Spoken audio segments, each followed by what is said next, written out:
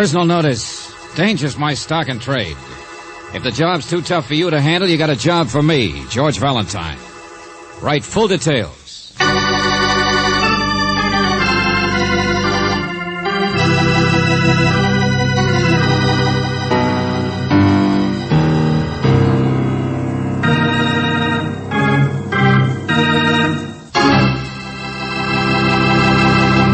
Do you remember way back in the 30s how the blowhards went around with the spiel? A car in every garage, a chicken in every pot. Do you know why they didn't have more success? They left something out. A Valentine in every closet. Think of all the trouble he'd have saved you. Like the time Junior ran Rover through the lawnmower, as he figured he'd look better in a crew cut.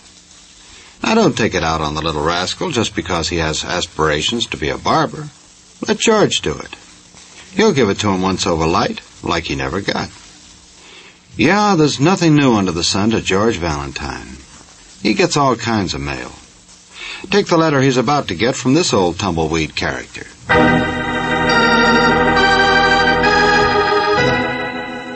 Mr. Valentine, sir. I'm a cowboy movie star. I'm sure you must have seen me sometime, even if it's only on television. Well, anyway, I know how silly it sounds, but I need help. There's a most desperate situation that requires the action of a hero. And while I'd like to qualify, this same situation requires certain proficiencies that I haven't got. Notably, there's a mystery. Mysteries aren't my longest suit. You see, I met her.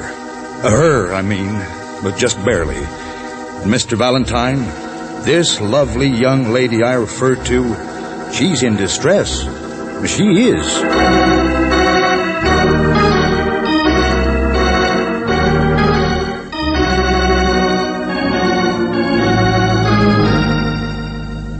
But, Mr. Disbrow, in your letter you didn't tell us... Daphne. That's who she is. Daphne. Daphne, huh? Yeah. I met her just the other day, you realize. I was talking to a man I know, a song plugger. That's like a Fuller Brush man, only with music, you see. He pointed her out. The little school teacher type that's always having westerns, you know, big, bashful blue eyes and hair like honey and a heart just as big as all out of doors, you know. With a head to match. I know. Who cares if she's smart? I don't. Anyway, I find this little girl lives all alone, way up in the Imperial Crest Apartments. Uh-oh, I take it back. Daphne does all right, doesn't she? She has money, but she's nervous, if you know what I mean. So nervous she'll hardly talk. And afraid? I think somebody's watching her up there. Well, I'm not surprised. A big bad wolf, maybe. Me? No, this is different. No. It is. She didn't even want to meet me, and most women do. Oh, now look, cowboy. Yeah, and today when I tried to talk to her on the street, even after I'd been properly introduced, she just walked away. So am I. Now, wait a minute, Mr. Valentine. Now, she wanted to talk, and she would have, if the man she walked away with hadn't been carrying a gun. Oh. So maybe it is a case, huh? What man? Big. Bigger than both of us. Black hair and sour face. Her husband, maybe. No, she told me she wasn't married. I don't know who he is, but she's afraid of him, all right. Uh-huh. And what do you want me to do, scare him away? Now, figure it out, Mr. Valentine. Go meet her and protect her before something worse happens. And then let me know before it does. Oh, I see. That's it. I do the dirty work, hand you the answers, and then you step in to scare away the rustlers. And win the girl, of course. Well, that's right, honey. And having keep my public name intact, my fans and all, you know, I'm a beautiful patsy. Okay, partner. But don't think you got a corner on the market.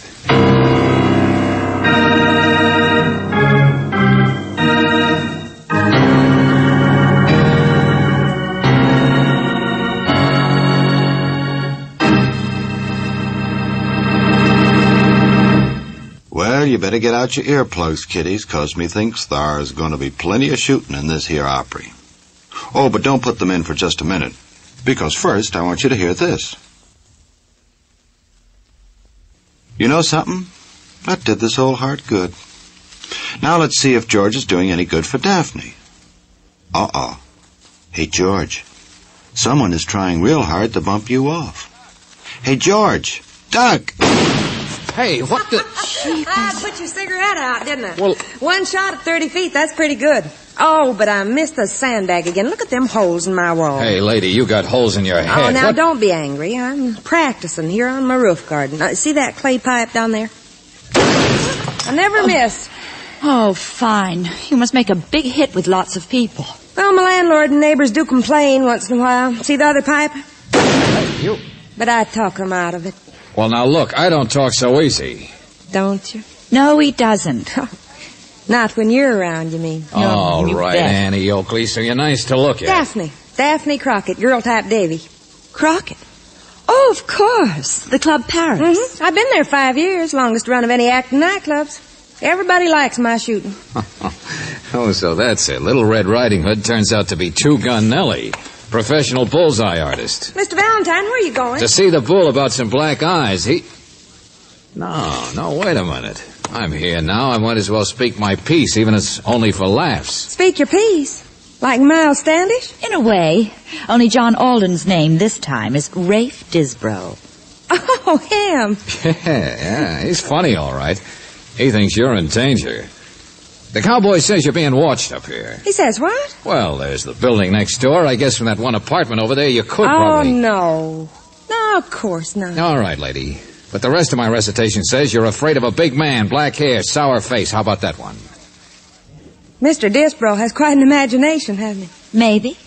And maybe not. I suppose he sent you over here to protect me. That was a general idea. And think twice before you say no. I'll show you what I think of Mr. Disbrow in spite of that lovely Texas accent. You see those 3 little dolls in a row? Lady, I said think twice. And there are 3 bullets left in this gun. Oh, now look, if you are in trouble, 3 Daphne... answers you can take back. Okay, lady, never mind. We get the idea. This is where we came in, Angel. Hey, that was 4. Miss Crockett, Daphne! No, I'm all right. Oh, God. It missed me. What missed you? Where'd that extra shot come from? No, there wasn't one. Get out of here, won't you? Please leave me alone. Please, leave me alone. Don't waste your breath, lady. We've already gone.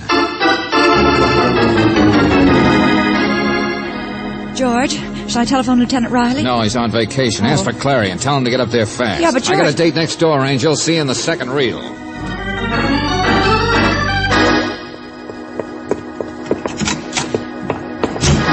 There's a card outside this apartment. Says R. Seaver. You him? I don't know. Are you? Now look, Bright Eyes, I want What's some... to look? A guy comes busting in, upsets my equilibrium. I'm teaching myself canasta. Now go away. All right, don't mind me. I won't tell if you cheat. Your manners get worse. The door's back that way. Remember? Yeah, just call me a building inspector. Come to take a look at your window, that's all. Don't fall out. Yeah, this is it, all right. The only apartment from which you can see the roof garden. You don't say. The only apartment from which you could take a pot shot at a woman across the way there. Sit down. Maybe we could both learn canasta. You always wear a hat when you play cards? Sure. What woman? What's it cover up? Black hair to match your sour face? I said what? We don't like each other much, do we? Daphne Crockett. I was there when it happened. Now we like each other less, huh? I don't know. Friendship begins slow sometimes.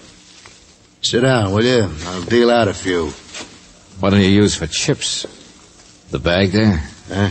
The black bag there by your foot. The one you're trying to keep me from seeing. A real observant boy, aren't you? Wait a minute. I can see a hand when it starts to move, so stop moving it. I'm dealing this, Inspector. Oh, no, you're not. You're... Too bad nobody can argue with a blackjack, Inspector. We might have had a nice little game.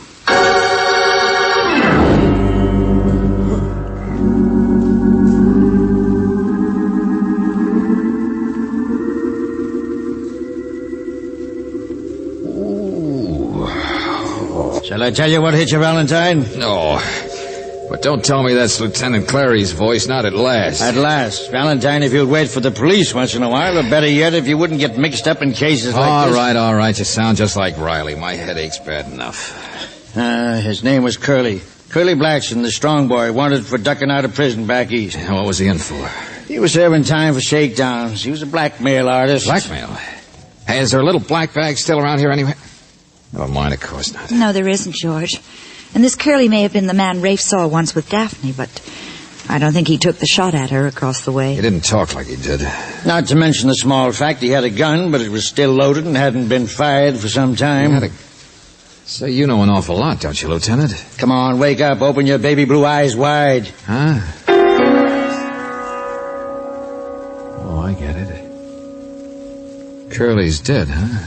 Mm-hmm. Well, I know I didn't do it. No. You just slept through it, that's all. First you get mixed up in it, but then when you might be useful, you take a rain check while Curly takes a bullet. Bullet? One shot, clean as a whistle, right through the heart, from a short distance. Yeah. And he was armed. Somebody outdrew him or surprised him. And a marksman, too, huh? Or a markswoman. Yeah, where is she? Where is she? Where do you think she is? Gone, of course. And while we look for her, there was all the time in the world for this to happen. All the time for this. Listen, take it easy. Hey, somebody's coming. Yeah. And remember, Lieutenant, the girl didn't shoot it herself out there on the roof. And if Curly had... Shh, wait a minute. Keys. Sure, it's the guy who lives here, R.C. You want to bet?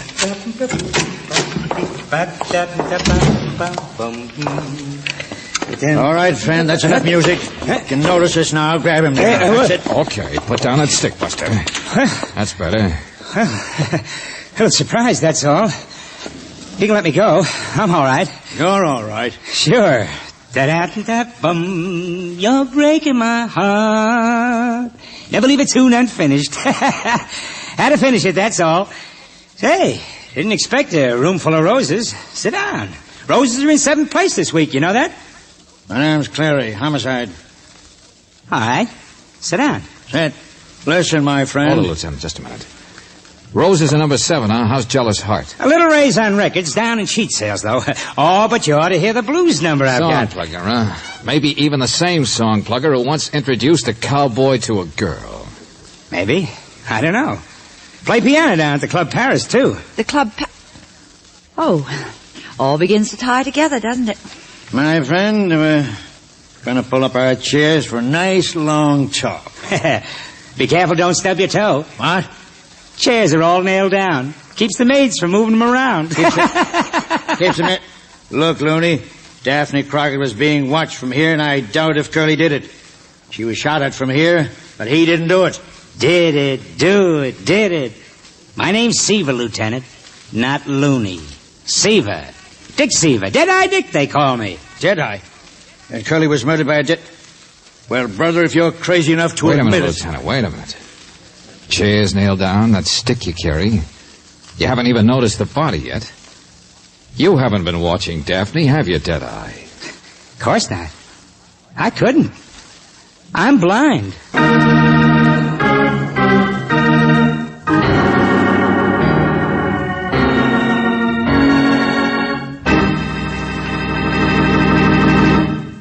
George, if I've told you once, I've told you 100 times. Don't jump at conclusions.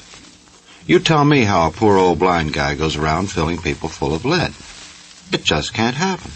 Unless maybe he uses seeing eye bullets. Hey, you know, that's all right.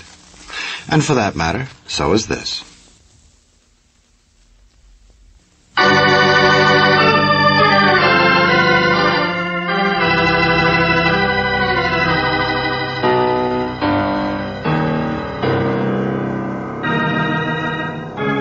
Say, before the shooting starts again, I think we should pause briefly for story identification, don't you? It seems that a self-styled cowboy named Rafe Disborough, who got himself fired from Monogram because he could only ride side saddle, hired Valentine to keep his beady brown eye on a doll named Daphne. He figures that only one eye will be necessary, as he will have to keep the other one peeled for a guy named Curly, a black-haired character who was very repulsive. On further investigation, Daphne turns out to be an up-to-date Annie Oakley, who's been knocking him dead at the Club Paris with her fur-lined six-shooter. However, some patron who doesn't like the cover charge takes it out on Daphne and starts shooting back, only he misses and plugs Curly. Meantime, George has been sleeping it off in Dead-Eye Dick's apartment, a song plugger around town, as he has become very drowsy from a hit on the head. George immediately points the finger at Dead-Eye, only Dead-Eye is blind and can't point back. Still, George figures that if he can plug songs, he can also plug people.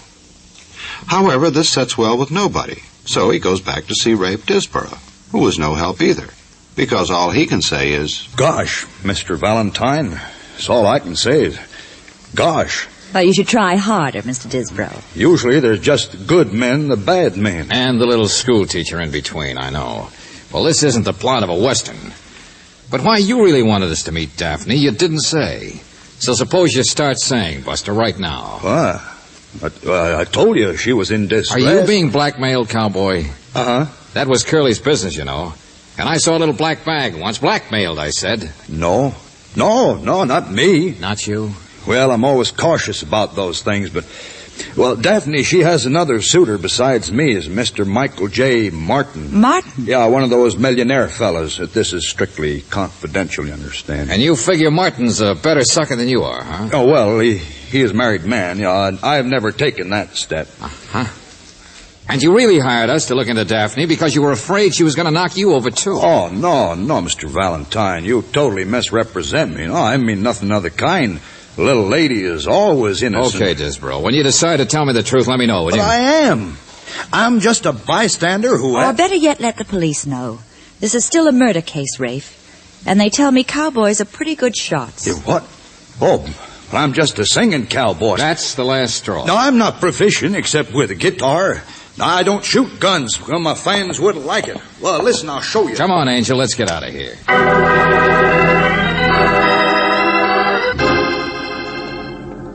Here we are, George.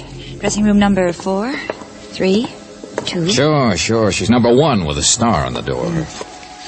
In just a moment, please. I'm very sorry, but no one's allowed inside. Well, I'm sorry too, Shorty, but we want to Miss see... Crockett isn't receiving any callers this evening. She hopes you understand. Well, now, that's real thoughtful of her. Just step to one side. You needn't raise your voice, but if I haven't made myself clear... Oh, George, just pick him up and throw And him. I really don't feel like arguing about Shorty, it. get out of the... Oh, hello, Mr. Valentine. Goodbye. Oh, no, you don't. Stand still, sister. Well, I've really got nothing to say. Come along, Mike. Okay, get out of my way. Shorty, wait a minute, you. Please don't be difficult, Mr. Valentine. Mac, Fred, Joe. Slow down, I said. Would you... Hey, quit. Oh, George. Let go. Will you... Bye-bye, Mr. Valentine. Hey, will you... All right, Mac, Fred, Joe, she's gone. You can let go. Sure, don't get sore. Let me brush your coat. The boys, huh? Stagehands, that's all. Don't want to see you getting in trouble. Buster, I'm not the one who's going to be in trouble. Oh, yes, you are. Little guy's important, tough, too. The what? Little guy went with her, the Michael J. Martin. Martin? You mean that little shrimp was Martin? Lucky we saved you, huh? Lion hunter, you know. Toughest little guy in the world. Best marksman, too.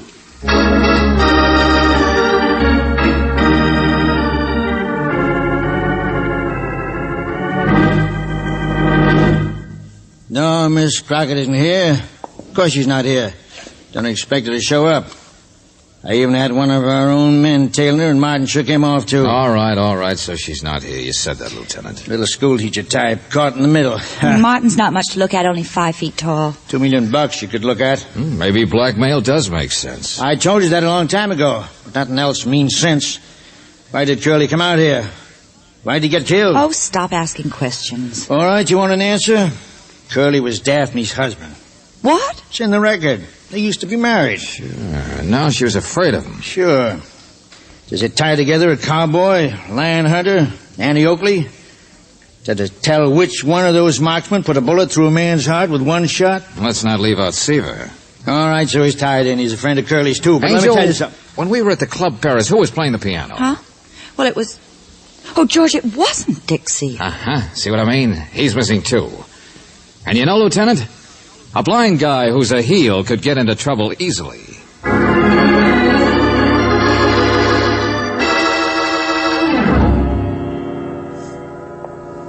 Now his heart's beating. Now he's just unconscious, I think. Come on, Seaver. Come on. Snap out of it now. His door's still open. Somebody must have slugged him when he was running out before he could get away. Oh, Daddy beat me. My head. Oh, he's okay. Take a look inside. That's what I'm doing. It's quite a mess. It's been ransacked. All the drawers, only thing still in place are the furniture. Michael J. Martin. Dead. Would you look at that? Another one-shot victim. Sharpshooting. He went about the same distance. Yeah. Got Martin a little higher up, though. Yeah, look here. Hit him right in the neck. So what? He's as dead as Curly, isn't he? Oh, yeah. I'm just... What is it, George? The window. Lights just went on there, opposite. What? Yeah, so they did. The roof garden. Little Nell has finally come back home, huh? And, Lieutenant, if you work a process of elimination... Come on, let's get over there. I'll stay here. But, George... Go on. I'll take care of Seaver here. Now, I'll take you 5 minutes to make it from building to building anyway. All right, we'll keep our eyes open, but you watch from here. Don't worry, I've been wrong before. I'm not going to be wrong this time. Get going. Oh, Daddy, what a head. What's happening? What's happening, Mr. Valentine? Here. Come here now, I'll give you a hand. Thanks. That's my chair, by the poker table. Okay, careful now. There she is. Whew. Sit down yourself, Valentine. It's good for the rocks in your head. From the chair opposite me, the wing chair there, you can see out the window. Yeah, thanks. Already there, aren't you? I tell by your voice. What you doing now? Nothing. Taking off a coat. Take off your coat. Take off your hat. Cigarette? Got some right here on the table. No, thanks. Gone into the kitchen now. I bet you can't cook. You've never seen her, huh? Nope, blind since I was 21. Lost him in a stick-up I got messed up in. Stick-up? Nice guy. I've been around, but I'm straight now. She's back on the roof now. Why do you say you're straight, Seaver, when you were all mixed up with Curly? I didn't know he'd taken a hop from prison. He was up here all the time watching his wife, wasn't he? Sure. It's a cinch I wasn't. You were in on the blackmail with Curly, too, weren't you? Somebody must have tipped him off that there was a good touch going, that Martin here was a pushover. All right, so what? What have I got to lose? Conspiracy to blackmail, but everybody's dead. You're right, we can't prove it. I've been around. You're not. What's that? Oh, she's just practicing, that's all. Funny, isn't it? Everybody's a marksman. You know, poor Martin there has a gun in his pocket, too, but he was outdrawn, just like Curly. That cowboy can shoot, too, Mr. Valentine. I don't believe that stuff he says, do you? No, I'm not talking about murder anyway. I was thinking about when Daphne over there was practicing early and somebody took a pot shot and missed. What about it? Well, that couldn't have been a marksman, could it? So it must have been somebody who just stuck a gun out the window and shot to attract attention. You've been around, too, haven't you? You knew somebody'd come running over like I did and find Curly and lock him up. He was a fugitive. Good way to get rid of a partner, huh, Seaver? Well, she's going to work on the clay pigeons now. Good shot. Never mind her. Then what happened? Well, it didn't work, obviously. Curly knocked me out instead, so when you ducked back into the room to pick up the dough in the black bag, you found Curly alive and plenty suspicious. So you had to kill him, I guess. Oh, is that it? Now, how could a blind man do that? Then maybe later Michael J. Martin figured out who'd been in on the blackmail and came up for a little talk. So you had to kill him. Well, I guess you can't be blamed. Lots of people think I'm not really blind, but I am, see? Look at the match in front of my eye. Never mind, skip it. It's because you are blind that I know you killed both of them. Who else but a blind man would shoot two men at the same height? A big man in the heart and a 5-footer like Martin in the neck. You're crazy, Mr. Valentine. I'm blind. I don't even know where people are. You can tell by the sound of a voice, can't you? What? But not close enough to... Tell what chair they're sitting in? The chair that's always in the same place because it's nailed down? Well, come on now, tell me the rest, Buster. What happens? Yeah. You'd like to know how it works, wouldn't you? You'd like to know which chair. Well, I'm not going to tell you. I'll show you. It's the chair you're sitting in.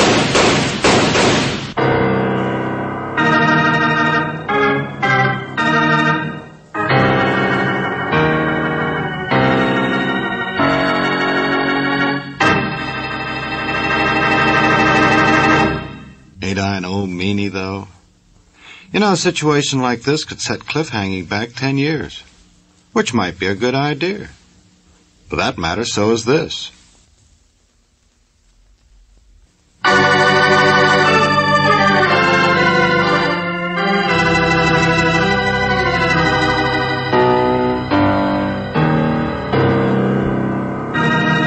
Now let's see how the little game of blind man's bluff is turning out. It can't be good for George, because old Deadeye is getting his jollies over something. Simple, isn't it? The blind man can fool them all. A little heavy on the downbeat, maybe. Won't look like a marksman this time. But the coroner won't care. I'll just move him out of the chair and... Valentine! Valentine, where are you? Where are you? Just where I was, Seaver. Huh? Standing by the side of this chair.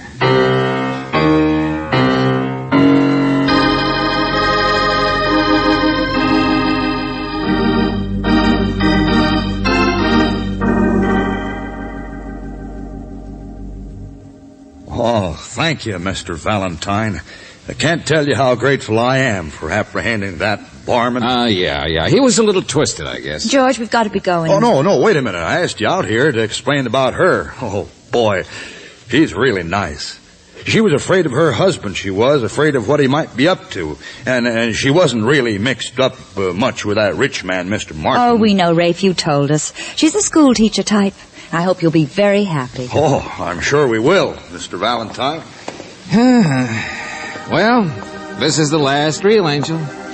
So look out for the cactus while we mount up and ride off into the sunset, leaving the little ranch house behind. Huh? Well, George, at this point, doesn't the hero usually kiss the girl? Oh, no, ma'am. Huh? He always kisses the horse. Oh.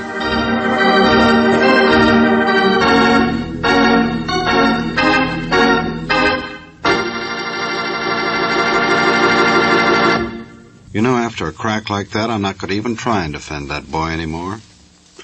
I'm just going to say that Robert Bailey played George Valentine with the story by David Victor and Jackson Gillis. Now, this is yours truly inviting you to another visit with Valentine, when you will again hear what happens when you let George do it.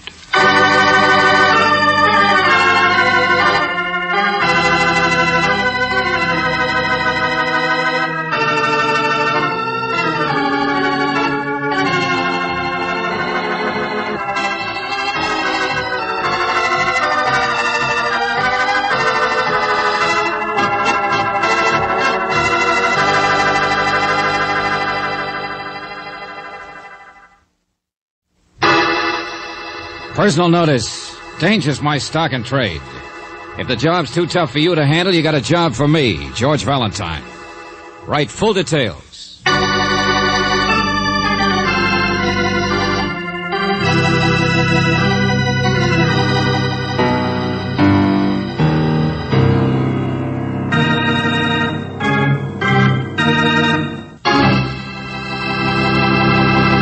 Say, you all set for another visit with Valentine? You know George. He's the boy whose motto in life is let George do it. Nothing too small, nothing too big. Better still, nothing too dangerous. He runs an ad in the personal column, but some of his clients are sent by friends.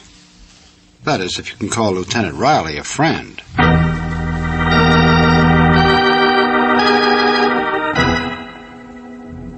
Dear Mr. Valentine, I am without doubt the ugliest man in the world. Hey, wait a minute. Who is this? However, I need your help or the man standing beside me will go crazy. Because, Mr. Valentine, Riley, it's you, isn't it? Lieutenant Riley. Yes, it's me, and I'm the one going crazy. All right, have it your own way. Only what are you talking about? Valentine, I've got a client for you. A little ugly stumblebum wants your help. A slot machine repairman, no less. He needs help, or at least he won't help me unless somebody helps him. Only he won't trust the police I don't blame him. You make so much sense. Okay, then let's say I need your help. Sure, this little guy isn't much, but the idea Riley, is... hold it, will you? You said this guy's dying? Yeah, police hospital.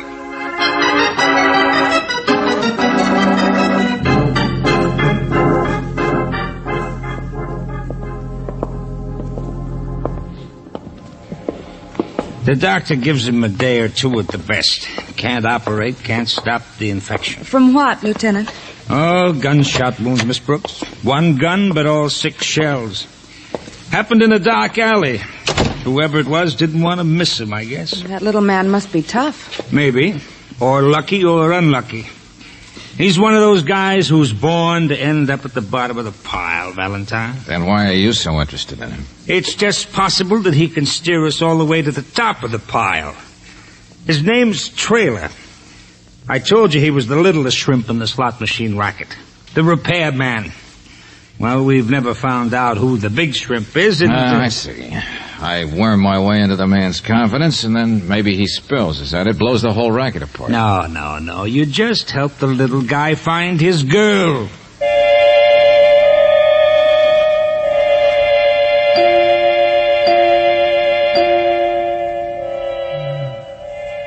Betty. Betty, that's her name. I was going to see her tonight. Betty who, Trailer? What's the rest of her name? She's beautiful. I'm not, but she is. I'm just her bill, she said. But you don't believe it either, do you? Trailer, can you understand me? There's nobody in the world to believe it. You gotta be careful. You can't trust people. You gotta test them and test them and test them.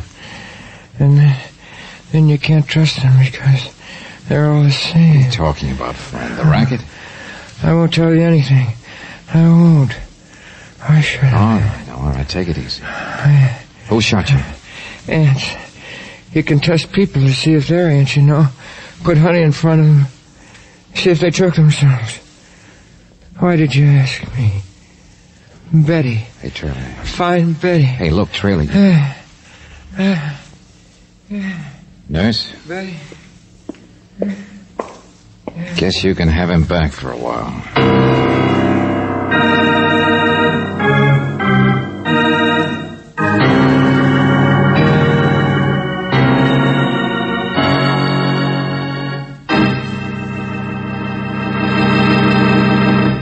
We'll return to tonight's adventure of George Valentine in just a moment.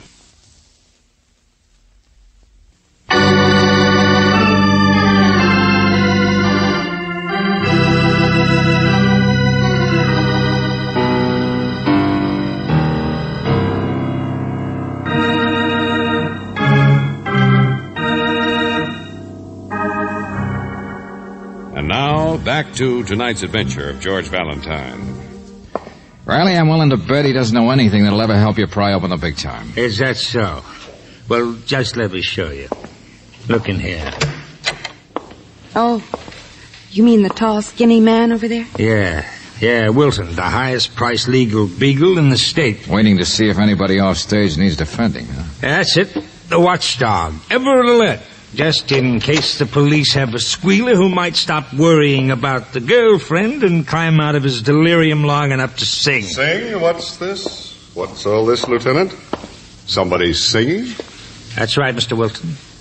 Trailer in there tells me you own all the slot machines in this state. Yes, of course. It's just a sideline, though. Rather a bother, particularly when I don't live in this town.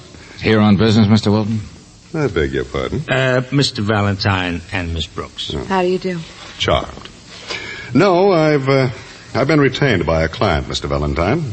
Oh, who's that? The Black Company. Riley here knows about it. Oh, yeah, sure. Out-of-town corporation. Manufactures will-o'-the-wisps. Well, I'm only a lawyer. I'm not familiar. Oh, the Black Company's quite an outfit, Valentine. Perfectly legal. Only nobody knows who runs it.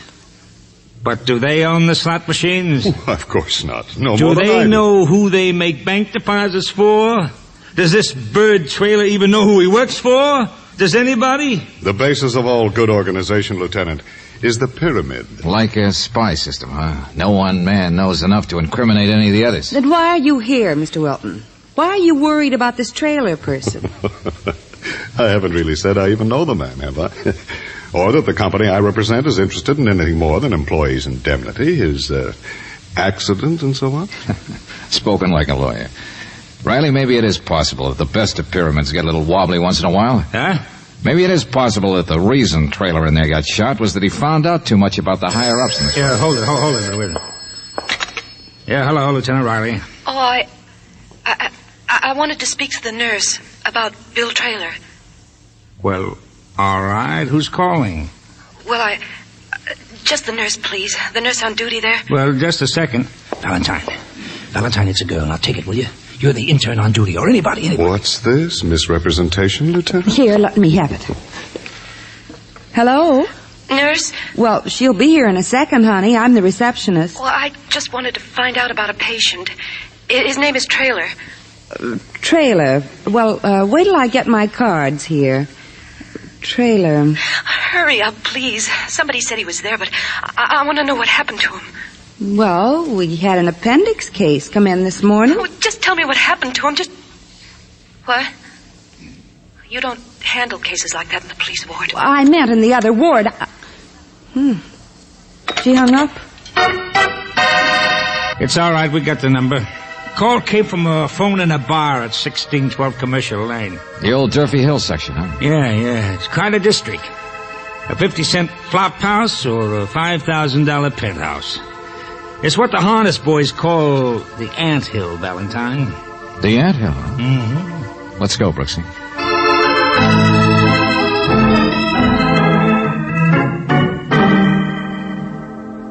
A million people a day use that phone, my friend. Every third one tries a slug. But, bartender, all we wanted to know Besides, was... if you whistle at a dame, where's it get you? Maybe your boyfriend's a prize fighter. Me, I'll take television any day. The girl used the phone only a few minutes ago. Who was she? Should I know? Should I watch the cash register and be a bulldog for the phone company at the same time? All right. You don't know. Or maybe you don't want to know.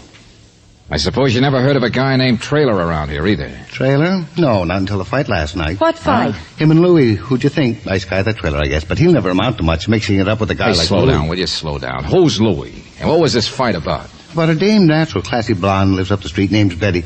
Fight ended quick. We threw them both out. Betty. Sure. See what I mean about whistling at dame? You mean this guy, Louie's tough? Go on. More about Louie. Not a prize fighter, no, but a real sharp boy just the same. Working his way up for a good outfit. Makes collections for the black company. That's slot machines to you. Oh, fellow employee, huh? Only Louie's higher up in the pile. He makes collections from guys like you. From me? You're crazy. Sure. What's the rest of his name? Louie what? Ask me no questions, I'll tell you no lies. Good day, friend. Brooksy, this is where your job begins.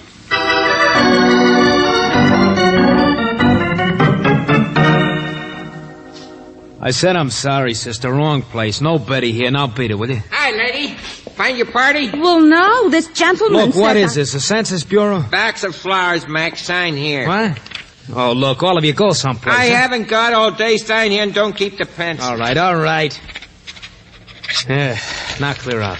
A dime. People send you flowers? Come on in. I don't know where Betty is. What do you want? Well, just to see her. Betty sings down at the nightclub, I found out. She mentioned to me once about a job, and I thought maybe dancing or selling cigarettes might... Oh, the great unemployed, huh? Look, you gotta be a jerk not to get along in this world, sister. What's the matter? No angles? Oh, I'm just new in town. Gee, that's a pretty box, isn't it? You gonna open them? How do you like that? Dated yesterday. Now, there's a florist who's gonna fall right out of business. Betty gets them like that all the time, sister. She knows her way around. Nothing better than the best. Gee, I met Betty's boyfriend, too, once. Trailer or something. That's what he told you? Boyfriend. There's a laugh. Well, sure he wasn't dressed so good. Oh, hopeful Harry. She can do better than him any day. I didn't know. You mean you're the one she... Say, roses. Look, I'm Betty's brother. My name is Louie. Oh. Now, where did you say you met Betty? Gee, has a girl got to relieve all of her privacy? We was only in the beauty shop. I was seeing about a tent. Well, don't look at me that way. She spoke to me because I complimented her on a corsage she said her boyfriend gave her. Boyfriend? Look at that, sister. Those aren't just roses. A wristwatch wrapped around them, you see? Holy smoke. I'm an admirer, see? Guy she hasn't even met. Told you she was good looking. You ought to hear what they say about her singing. We're going places, her and me. You don't have to hate my wrist about it. So go be unemployed. Beat it, will you? Dear Betty, I look forward to meeting you. What's that? I'm on the level, and I don't mean just opposite your eyes when I say I'm not a masher, and won't you please telephone me at Durfee Hill? Yeah, give me that. Hey, let go. It's just a card with the roses, that's all. Come on, get out of here. Gosh, I'm not going to try to beat Betty's time or anything. I'll say you're not. I never heard that name anyway, Mr. Black or... Black!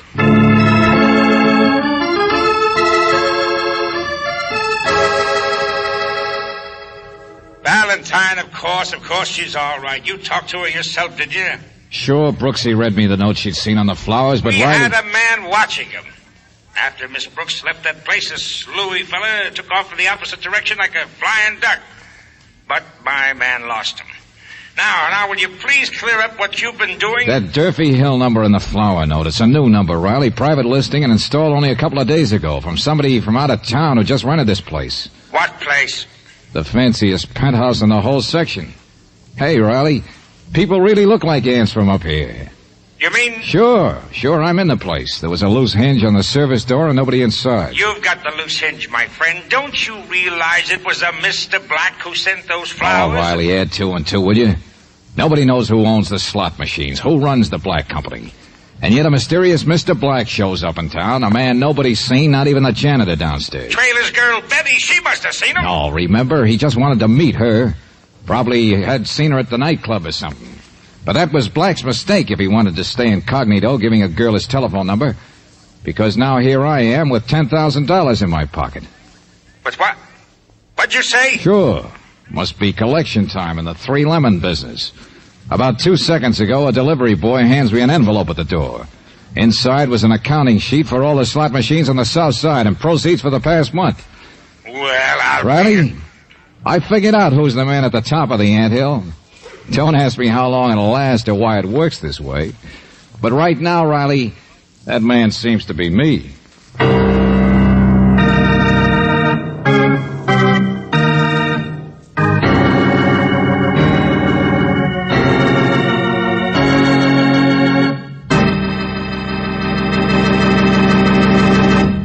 We'll return to tonight's adventure of George Valentine in just a moment.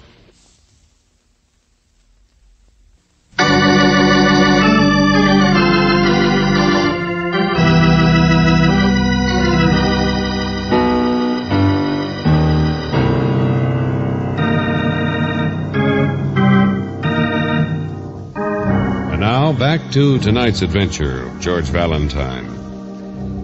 You go to help Lieutenant Riley because there's a man dying in the police hospital who might tell what he knows about the slot machine racket, provided somebody helps him find his girl Betty. Well, so far you haven't found Betty, though you have discovered that there's someone else in her life. Someone a little more successful than Trailer, a man who calls himself Mr. Black, who owns the slot machines, whose identity is a secret even from his own employees. Only if your name is George Valentine, now it's you who occupy Mr. Black's apartment. It's a dangerous game, and no one realizes that better than Claire Brooks. Down at the police hospital now, she seems unable to help. I don't know anything. I tell you, Trailer, I don't know. If you could just remember why you and Louis had that fight last night in the bar. Was it over Betty? Betty? Or is something wrong in the business? In the Black Company? Find Betty. Just find Betty.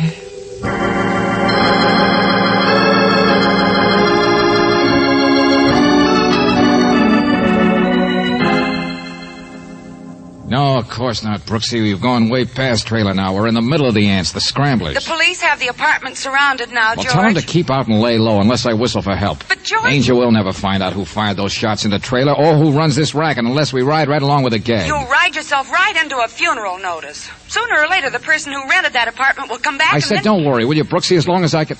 What? Go on, George.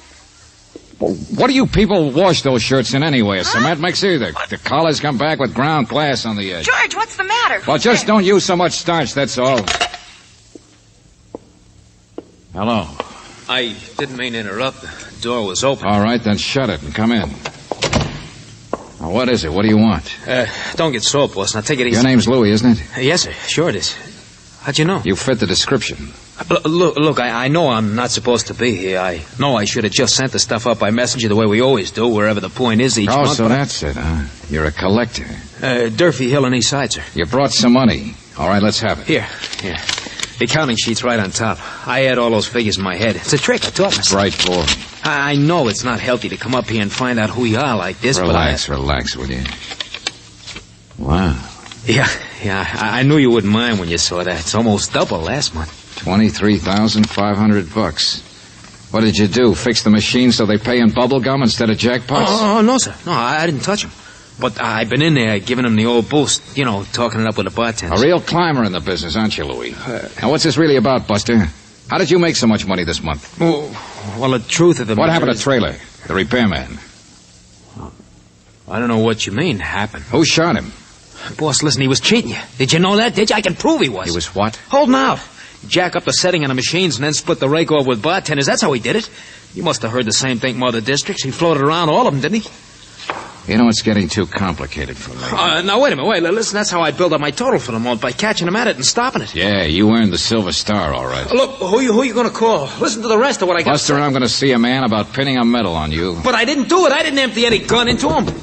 Well, everything happens at once. You want me to get it for you, boss? No, I'll get it. Go mix yourself a drink or something. All right, don't mind if I do. I know who it is anyway. Huh? This is great. Oh. Hello. I guess you're the man, huh? Are you the girl? Don't be funny. I mean, well, after all the notes you've been sending me with the flowers. Oh, sure. Come in, Betty. Thanks. Say, you live all right, don't you? I hope to. You know, you're not so easy to find, Betty. I've been wanting to meet you for some time now. Yeah, I got the idea. Do you always use that whirlwind stuff, flowers and presents on a girl, Mr. whatever your name is, Black? Hey, slow down. Take your coat off. Sure. Well, you wanted to meet me. You saw me in the nightclub and you heard my singing and you wanted to meet me. Well, now, who wouldn't? You're very beautiful. Do a girl good to be known she associates with you. No comment. Any girl would break her neck to get up here. She'd give her eye teeth to walk up close to you like this. Hey, what's the matter? You dirty... Hey, sis, cut it out. Cut it out, sis. You said you'd be nice, now stop it. Will you cut it out? I don't know what's the matter with the boss. Honest, I don't. Suppose you both be quiet. She said she was coming up here to see you. She promised you would, you know. I told her what a great guy you are. I said, shut up, killer. Now, look, boss, this is my sister. Say, one of the greatest kids in the world. I know. A guy could go places if his sister associated with a big shot like me. What was it you said? You called Louie... Betty, you came up here to find out about Trailer, didn't you? To slap my face and ask the big shot which one of his hired hands was responsible for your boyfriend being down there in the hospital. Wasn't that it? He's not a boyfriend. She's 10 times as good as him. He's only been hanging around a couple of months. Sure, he's not an eager beaver like you, Buster. He wouldn't try to use his own sister to get him ahead in the world. No, they just thought about it. In that bar the other night? Oh, yeah, but that was all. I told him to stay away and he got mean and took a One at a time, will you? Honestly. You live with the Louie ants. wouldn't- Don't you know what they're like yet? Or was that what you saw in Trailer? That he was a little different from the Scramblers? It was a dope. He was stealing, holding out. You want to bet it was you who was holding out from collections, Louie, and he caught you at it? Boss, So no, along no. came a chance to get rid of two birds with one stone. Get in the boss's good graces and cover your own Louie. tracks by being the guy. You said you didn't see Trailer after that fight. All I know, Betty, is that your brother said something to me a minute ago about a gun being emptied into Trailer. Well, it so happens he was shot 6 times. Only how could you know about that little specific thing, Louie, unless you were Boss, the guy? look, everything I've done is for you. It's for the good of the company. I'm looking ahead all the time. See, I want to... He did it if you like. What? Hey, who's that bird? Got a gun. Shut up. Hello, Mr. Wilton. Party's over, huh? Yes. Yes, the party's over, I'm afraid, and besides, it's making too much noise. Next door? No, I've been in the back of a wardrobe you overlooked. Oh, sure.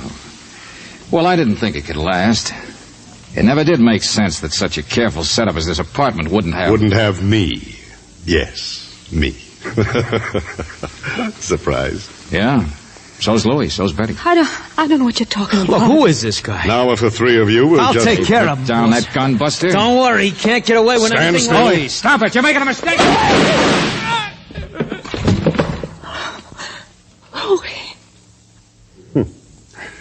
Ambitious to the end. Couldn't resist trying to make one last impression on you, could he, Mr. Valentine? Mr. What? Yes, Betty. I'm afraid I'm the Mr. Black who's been so anxious to meet you. Yeah, it's too bad. Things couldn't have worked out better for us. But if you're Mr. Black... The great organizer. The best of pyramids totter once in a while. I was here to make my own collections this time. I thought it was about time for a visit to South America. So if you'll just hand over my money... Why don't you come and get it? You've caused enough trouble already, Valentine. Sure, come on. Shoot some more people. I'm warning you. No. It's the only way you're going to get out of here. Valentine, That gun. Well, thanks, Riley. Mr. Slot Machine King, see what the sound of those shots brought you? 3 lemons.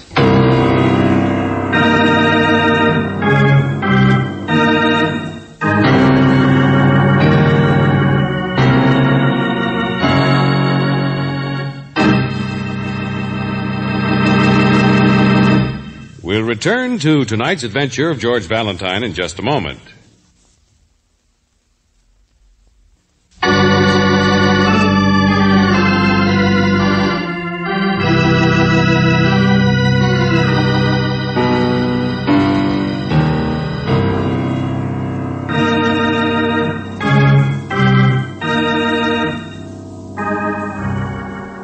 And now, back to tonight's adventure of George Valentine. And that was it, Trailer. A gun test proved that Louis shot you. Yeah? Why? Well, ambition, I guess. Cover his own mistakes, get in good with the big boss. Can you understand me, Trailer? Can you understand what I'm saying? Yes, ants. All scrambling around. That's all Louis was. Sure. That's all Wilton is, too. But the girl's different. I think she'd like to see you, Trailer. Yeah. Yeah, we found Betty. She's a nice girl. Yes, I know. Since when? What? I said, since when did you know? I mean, that she was the kind of a girl who's a little different. Who might have really meant it when she said she liked an ugly little guy like you. Mr. Valentine, I'm very tired. Wilton isn't kidding anybody. I just want you to know that I know that, Trailer. I've begun to guess that His biggest mistake was trying to take over the slot machine empire tonight. Like the rest, he couldn't resist the opportunity. George. Think back, Angel. Wilton's tall and skinny. Would he have ever written a note to Betty, just an ordinary-sized girl, saying, I'm on the level, and I don't mean just opposite your eyes? No, of course he didn't. He's only a lawyer. A rat trying to grab what he can off a sinking ship. But Valentine, I had no idea. I'll say it for you, Trevor. Wilton didn't ever own the slot machines like he claimed he did at the last minute. And he wasn't the Mr. Black in the notes. No, they'd have to be a short man, probably. A little guy. Yeah. A little guy. Like maybe a man who'd made such a success out of not trusting anybody that he couldn't believe a girl liked him. He had to test her by making her think a big shot was after her. To see if she'd drop him and run for the honey.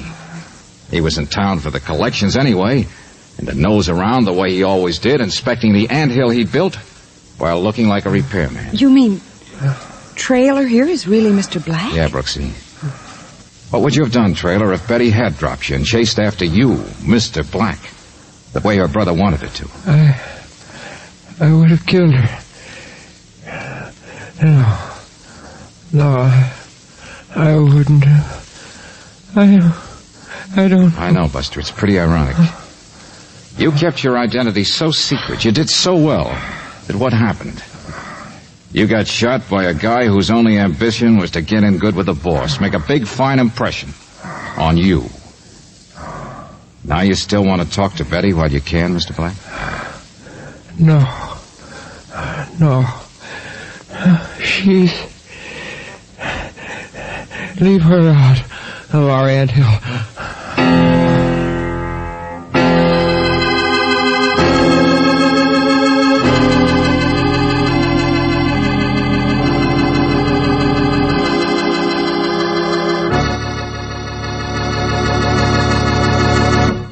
You have just heard The Anthill, another adventure with George Valentine. Robert Bailey stars as George Valentine with Virginia Gregg as Brooksy. Tonight's story was written by David Victor and Jackson Gillis, with music by Eddie Dunstetter. Now this is yours truly inviting you to another visit with Valentine, when you will again hear what happens when you let George do it.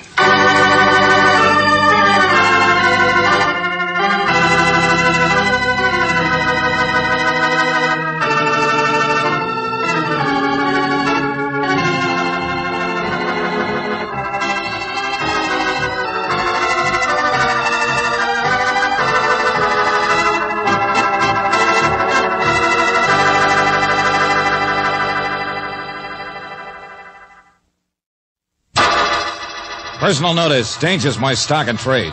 If the job's too tough for you to handle, you got a job for me, George Valentine. Write full details.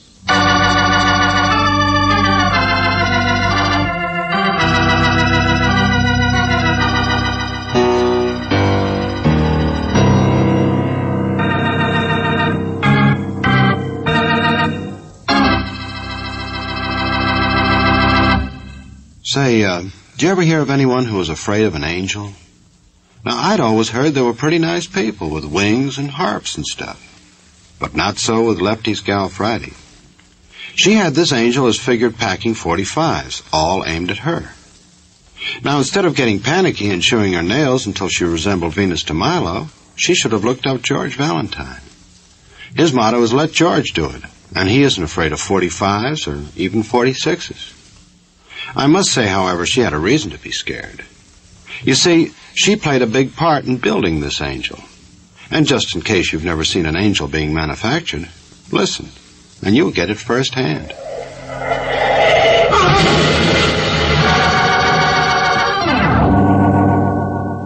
Extra, get your paper. Lefty Lumpert killed an auto crash. Law couldn't get him, but wet pavement did. Here you are, Lefty Lumpert. Big shot.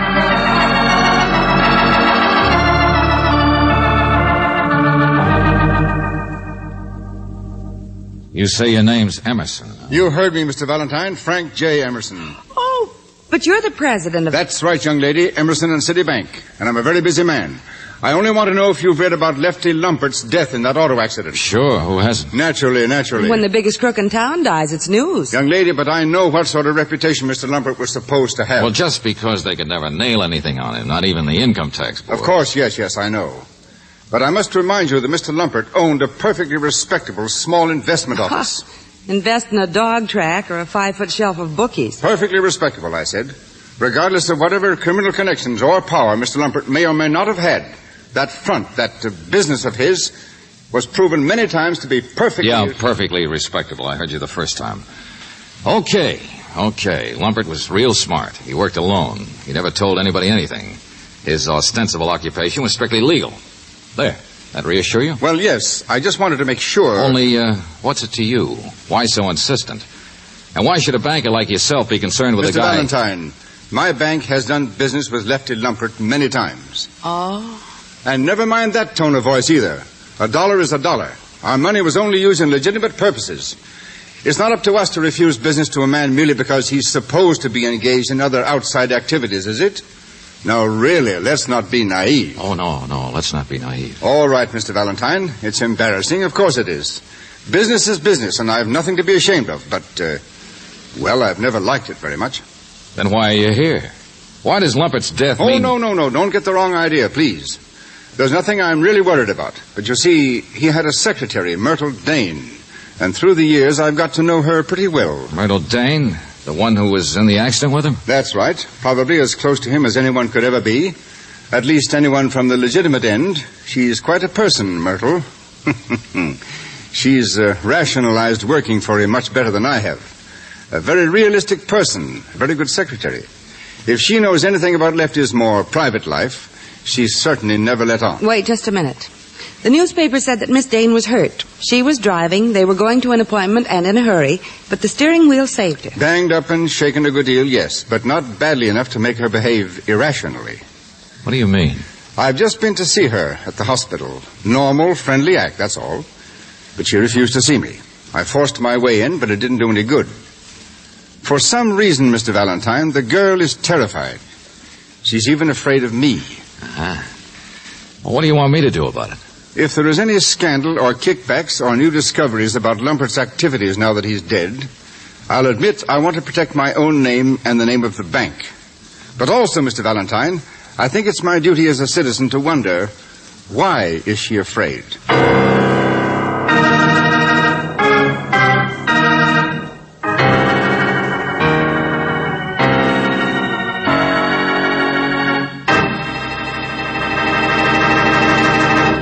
You know, I think that's a pretty silly question. Now, if you'd taken part in bumping off the town's leading gangster, how would you feel? Now, don't start looking for the nearest cave, because I want you to hear this. Now, let's see how George is doing with Myrtle. Nope. She's still standing her ground. No, I don't want to see anyone. I told you. They brought you some candy, dear, in the doctor. Please, nurse, how many times do I have Myrtle, to... how are you feeling? What? Will you excuse us a minute, nurse? Yes, Mr. No, come back here. I told you. Sorry, but she's a friend of Miss Brooks here. Hello. Who are you? What do you want? Nothing. Brought you some candy. Take it away. Get it out of here. Hey, take it easy. Myrtle, look. It is just candy, that's Won't all. blow up or anything. A little nervous, aren't you? I'm sorry. The nurse called you Mr. Valentine, didn't she? You're George Valentine. I know you're all right. There's a hall full of flowers and fruit and candy out there. Lots of people have been pestering you, huh? Suddenly I'm popular. At my age and with my face, can you imagine? Who sent you? Emerson? Oh, the banker. Well, you can tell Mr. Emerson that I am not just another working girl out of a job. I have been very well paid. I don't want another job. That I am taking a year off to take a trip around the world and will probably never come back to this town or ever talk about the time I've spent here. Hold on, will you? I don't believe you. What? Mr. Valentine, the doctor says I can leave this hospital in about 10 minutes. And I tell you, I'm going straight to the airport. I know, sure. You're running away fast. But to work for a guy like Lefty Lumpert, you must be a very sharp and cold-blooded girl. Certainly smart enough to know that people will raise their eyebrows and say, oh, she only worked in his legitimate enterprises, huh? Running away, huh? Keeping her mouth shut. You wouldn't believe me one way or another. Any more than anyone else would when I tell them I know nothing about Lefty's criminal connections. No, you're wrong again. I do believe you. Thank you. $1's $1, you know. But it takes some rationalizing to work at a job like mine for so many years. And ignore the other kind of remark. Whose remarks? What makes you so bitter, Myrtle? Oh, no, you don't. My personal life is still private. Big shot dies unexpectedly. Faithful, tough private secretary is suddenly scared to death. Why? Well, that's the only reason I'll believe you didn't really know anything about Lefty. Because now you don't even seem to know whom you should be afraid of. Mr. Valentine, there's an assistant district attorney by the name of Bill McCoy. Do you know him? No, but I can certainly find Find him and meet me at Lefty's office. Give me an hour to get dressed and checked out of here. Why? Because the two of you are like cold water in the face. Oh, no, I'm not afraid of Bill. Maybe you've just reminded me of my debt to society, that's all. Is he the one? Bill? What one? I'm not very good at double talk. Yes, you are. Because I'm doing it right now, of course I am. He's the only person who hasn't come to see me. Bill McCoy. All right, so I'll go see him. And we'll all try to solve the riddle of Lefty together, shall we, Mr. Valentine? Well, that's the general idea. I'm scared, Mr. Valentine, but you're wrong. It's not because I don't know whom to be afraid of. No. And it's not any mysterious partner of Lefty's either. It's an angel. I'm scared to death of Lefty's angel.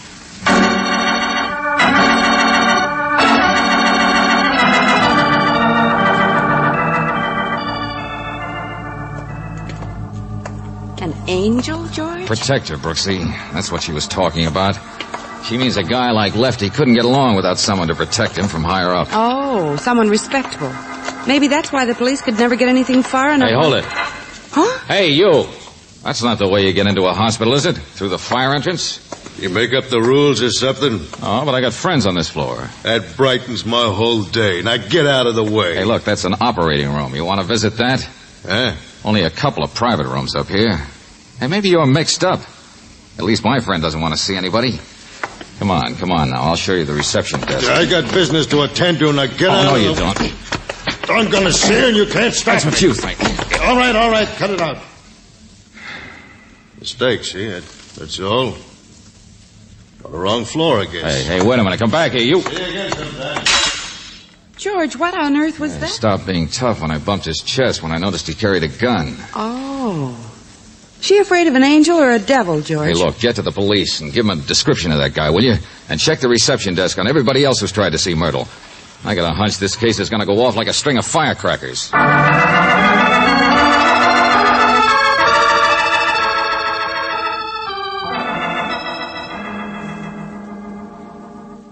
Did we keep you waiting, Myrtle? Found your friend here in the barber shop. Hello, Myrtle. Hello, Bill.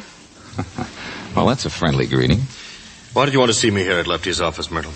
I thought the big investigator might enjoy a chance to search through Lefty's private papers. Well, McCoy, it seems like the place to start if we're going to try to find out who his angel was. No, I just thought it would be a good idea. Hmm? We're too late.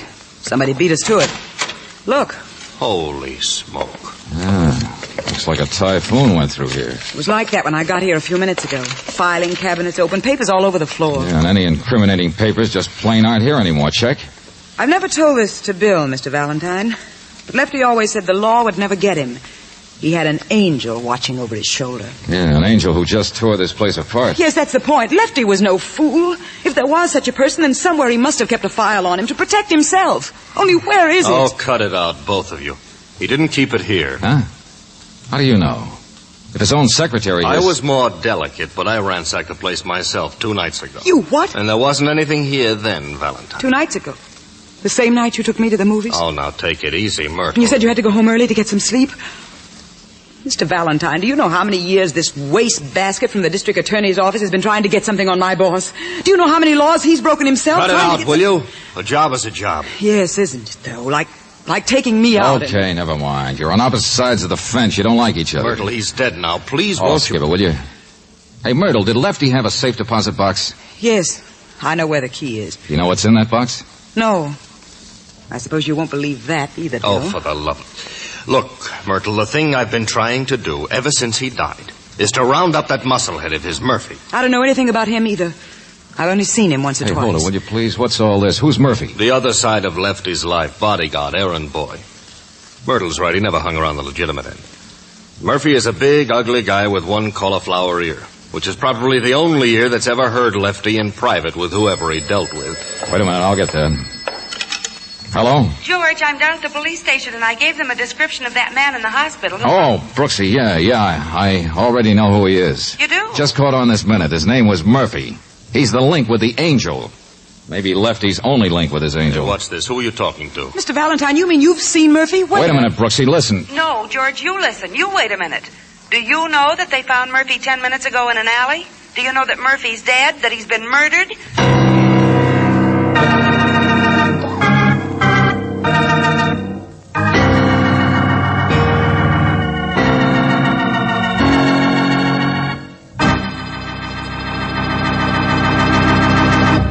Say, this angel really gets around, doesn't he?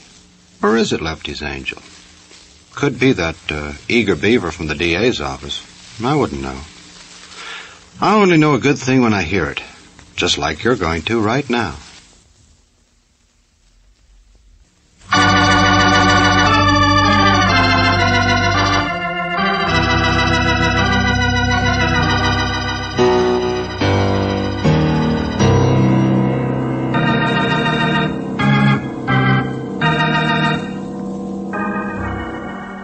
And now, Lefty Lumpert, the big shot no one could ever nail, least of all Bill McCoy, the DA's man who's always handled the case, is finally dead from an automobile accident. But what's to become of Lefty's mysterious underworld empire? Well, the secretary who handled Lefty's legitimate business says that Lefty had an angel, a protector, but she doesn't know who it is, of course. A faithful bodyguard named Murphy might know, but he's just been shot to death. So if your name is George Valentine, you know that now it'll take some fast flying to catch up with an angel. But Brooksy, where was That's all I know so far, George. The police are down there now. It was in the alley, just a block from the hospital. So it must have happened just after we chased him away from Myrtle. Okay, Brooksy, stay there at headquarters. I'll meet you later. Hey, Myrtle, you said you know where Lefty kept his safe deposit key. Yes, of course. All right with you, McCoy? Sure, if Lefty had a file on the angel Okay, somewhere. then let's go. Sometimes files have teeth.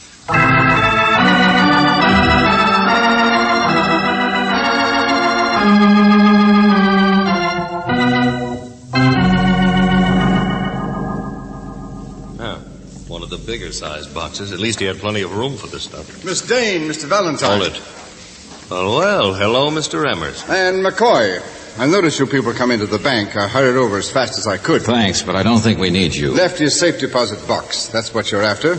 Any objections? Well, no, not at all, as far as I'm concerned. I've got the authority. I'll take the responsibility for approving it with a court order. Well, my signature's on file as Lefty's secretary, if you'd rather we handle it that way. No. Go right ahead. Yeah, you just wanted to watch, huh?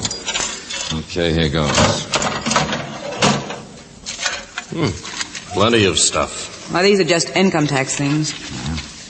How about this? Oh, wait a minute. No, it's the same. And these are audits from the investment office, see? Bonds. Brother, look at this. I know he had a lot of money invested in buildings. There's $1 million worth here, or I'll eat it. Lefty never talked much about his money. Say, look, let's not be naive, Emerson. Lefty couldn't have made that kind of dough with his legitimate business. Of course not. Not a tenth of it. So you prove he had other enterprises. So what? We already know that.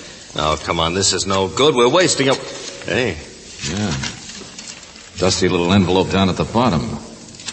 Acme Rental Service. Here, let me have that. All right, take it easy. A key. Nothing in it but a key. It looks like a house key. We can trace it, all right. There's a date on the envelope. Acme will have a record. Sometimes I've called Lefty at his house and there wasn't any answer. I mean, lots of times when he was supposed to be home. And his own home is pure as driven snow. So maybe he had another house. A place nobody knew about. The guy playing it safe would keep a duplicate key in the bank. Okay. I'll see you later. What? I'm running over to Acme. Valentine, you worry about the murder. Running down Lefty's other life is my worry. Well. After all this time of getting nowhere, the heroic DA's man steps in. Sure, I'm after a headline. So what? Skip it and I'll call you back in an hour.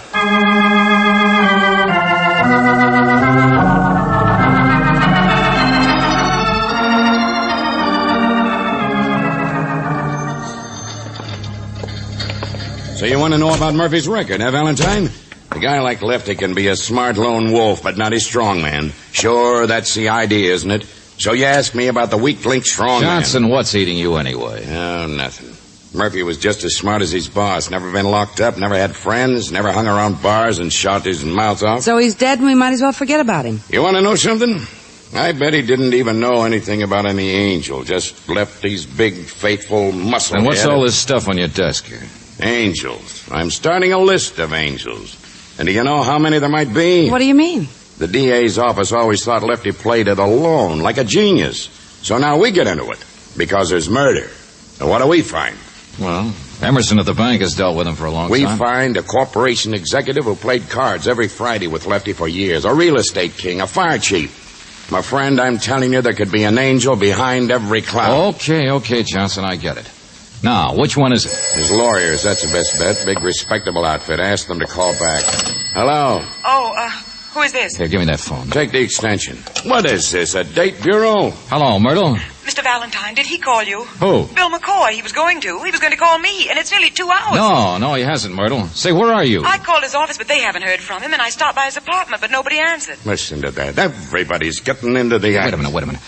Myrtle, I'll ask the police I checked the Acme place, and they gave me the address he went to. It's a houseboat. What? But I still can't find Bill. Amateur detectives. Listen, lady. Mr. Valentine, come out here fast, will you? That's where I am. Lefty's hideout. The houseboat.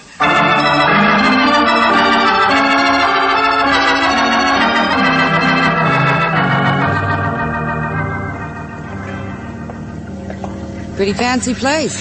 Yes.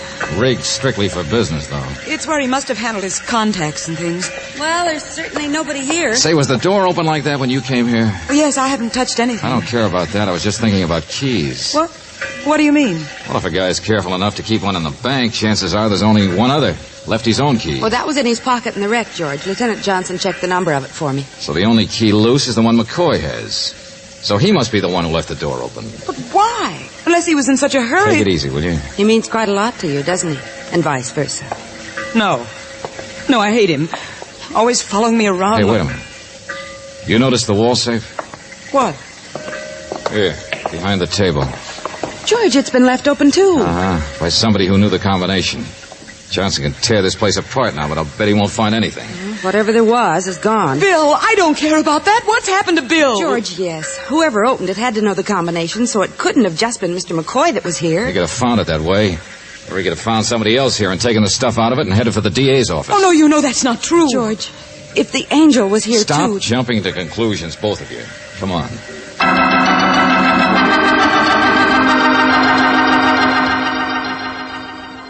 You heard me? No. Hasn't shown up at his office. Hasn't phoned anybody. Look, Johnson, what about asking the traffic department? They can't find him either. They're checking taxis now, but no luck so far. Hey, where you going? McCoy's apartment. Try to get some more leads on him.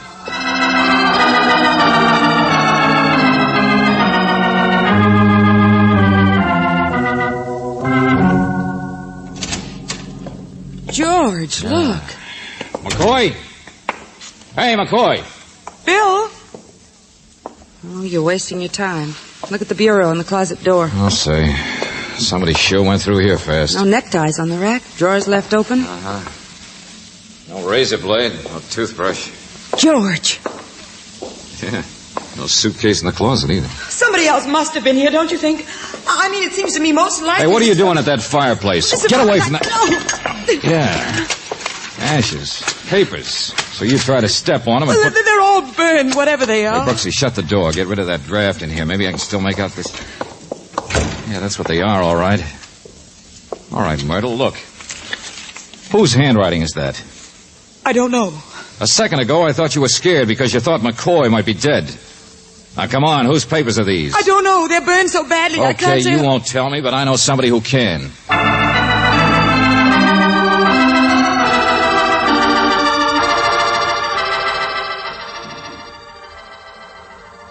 Naturally, I've seen Mr. Lumpert's writing many times. I doubt if the lab will get much out of them, Valentine. But that's what the papers were, all right. Records of payoffs, dealing with gamblers, the whole works. Whole underworld empire. Lefty Lumpert. His records. Except for one page concerning his angel. Mr. Valentine, no, it can't be true. He wouldn't His have. angel by the name of Bill McCoy.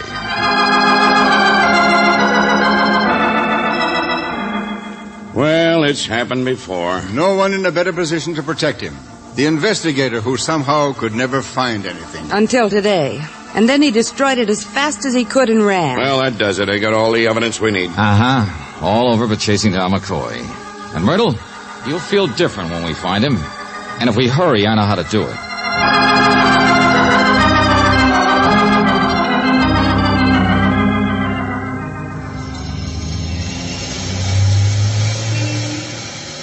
Once you said I was tough, Mr. Valentine. Well, now you know why. Take it easy, take it easy. You rationalize yourself into taking a job like mine with Lefty. You deal with phonies. And the first nice guy who pays you a lot of attention. Turns out to be a phony, too. It's that kind of a world. I know. You said you knew where to find him. Uh-huh. Yeah, I phoned the River Patrol to meet us. Who? Lefty Lumpert's underworld business is still really intact. Those ashes won't tip off any names or places. And it's a good business, worth continuing. You mean you think Bill is planning? Suppose Bill wasn't the angel. He was really a partner of Lefty? Suppose there wasn't any angel. After all, you're the only person who ever said there was one. What? Just like you made a big show of being frightened. To prove there was one, I guess. But Lefty so often If Lefty told me wasn't a lone wolf, the way everybody else figured, then the only possible associate was you. Mr. Valentine, You're I really tough, don't know all what right, sister. Suppose that's what Murphy knew. Suppose that's what he wanted to see you about. You, the new boss. What? Suppose that's why you shot him in the alley near the hospital where he waited for you to come out. Shot him to quiet the only person who knew your real position. This is the most ridiculous accusation. Oh, wait a minute. Except Bill McCoy, of course, sure. The man who was breathing close to the truth. And that's where we're going now. To drag the river real fast before the mud and silt keep us from finding his body forever. His body? Sure. But he was the angel. You saw Lefty's own Private file secretary for years. That forgery would be a cinch for you. Just like you had time to murder McCoy there at the houseboat. Then tear over and fix up his apartment to look like he'd run away. Burn those papers, but leave just enough so we think... Stop it, I won't listen to you. If we find his body where you dumped it, then there's no other way it could work, is there? Yes. Yes, there is. Like you could keep on driving right across the bridge, right out of town. Put that gun away, sister. And never mind attracting any attention to speeding.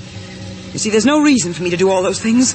Why would I? Lefty was my... Where did he come from? What are you trying Right behind to us, sister. Head of the traffic department. I asked her to pick me up. What, you? Oh, no. Careful with that thing, sister. I'm going to ask the department to reinvestigate that accident of Lefty's. The one with you driving. Because that'd explain everything, wouldn't it? If this case really had 3 murders. Well, Myrtle, those policemen are getting out of their car.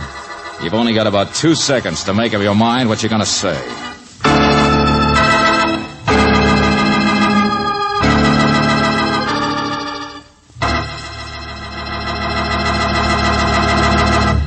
You know what I'd say if I was in Myrtle's shoes? Bye. Of course, you couldn't count on it working. Not to the extent, anyway, that you can always count on this.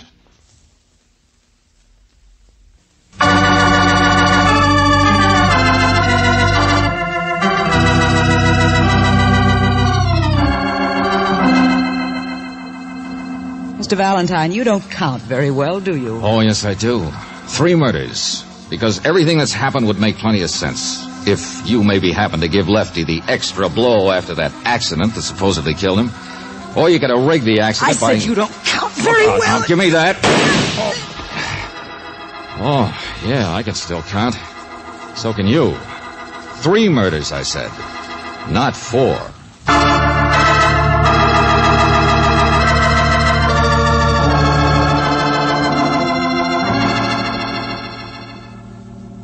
First Lefty, then Murphy, then McCoy. Real tough woman, Brooksy. But she wanted to take over Lefty's empire. Simple as that. Well, at least one thing tonight, George. I noticed this case made you stop calling me Angel. Yeah.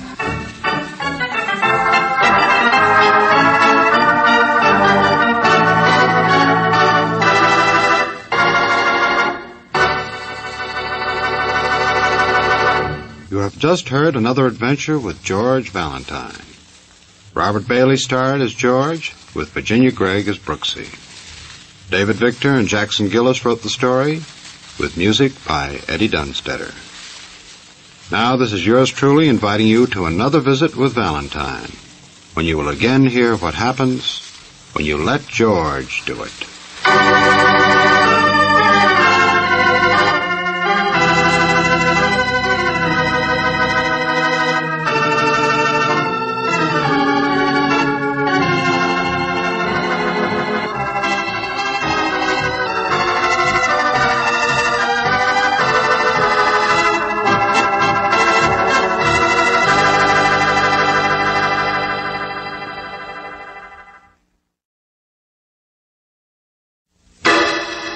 Personal notice. Danger's my stock and trade. If the job's too tough for you to handle, you got a job for me, George Valentine. Write full details.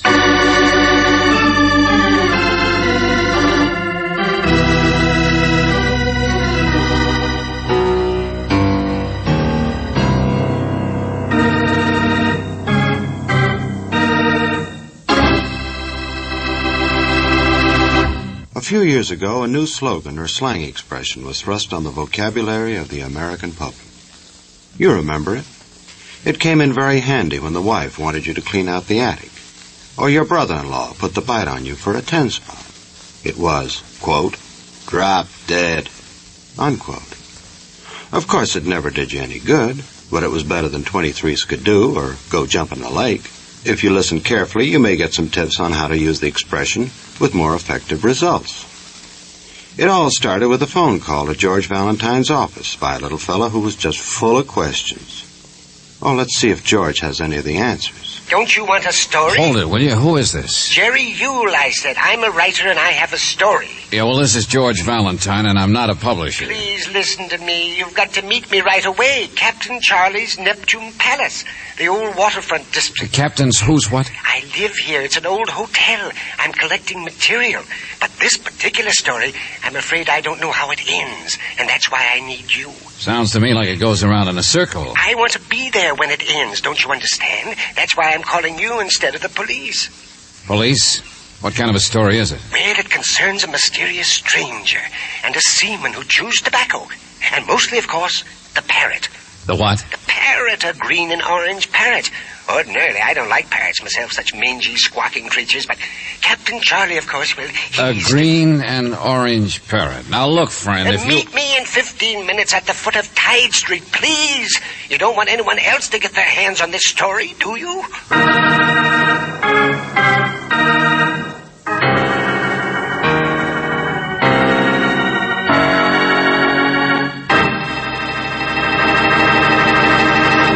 Well, I don't know, Mr. Yule.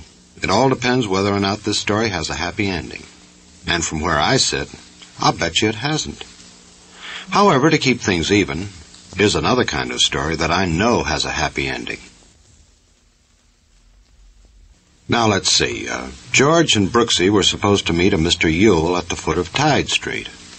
Say, that's a pretty rough part of town. You better watch it, George. You might get in over your head. Is it always so foggy down here? Well, only in the summer. Captain Charlie's Neptune Palace. Quite an ornate old place, isn't it? Oh, the rooms are empty now, most of them, and Half of it is locked off, of course. It tips like a one-legged man there where the pilings underneath are sinking. The commercial docks went away and left this district, you see, when they built the new piers farther down. I know. Beer and sandwiches. Step into the kitchen and make your own. Rooms 50 cents. Quite a come down from the kind of hotel it must have been once. Oh, but there's no transient trade, you understand, Miss Brooks. Just the ones Captain Charlie asked to stay permanently. Like writers who specialize in foggy stories.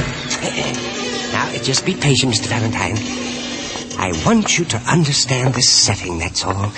Its mood, its character.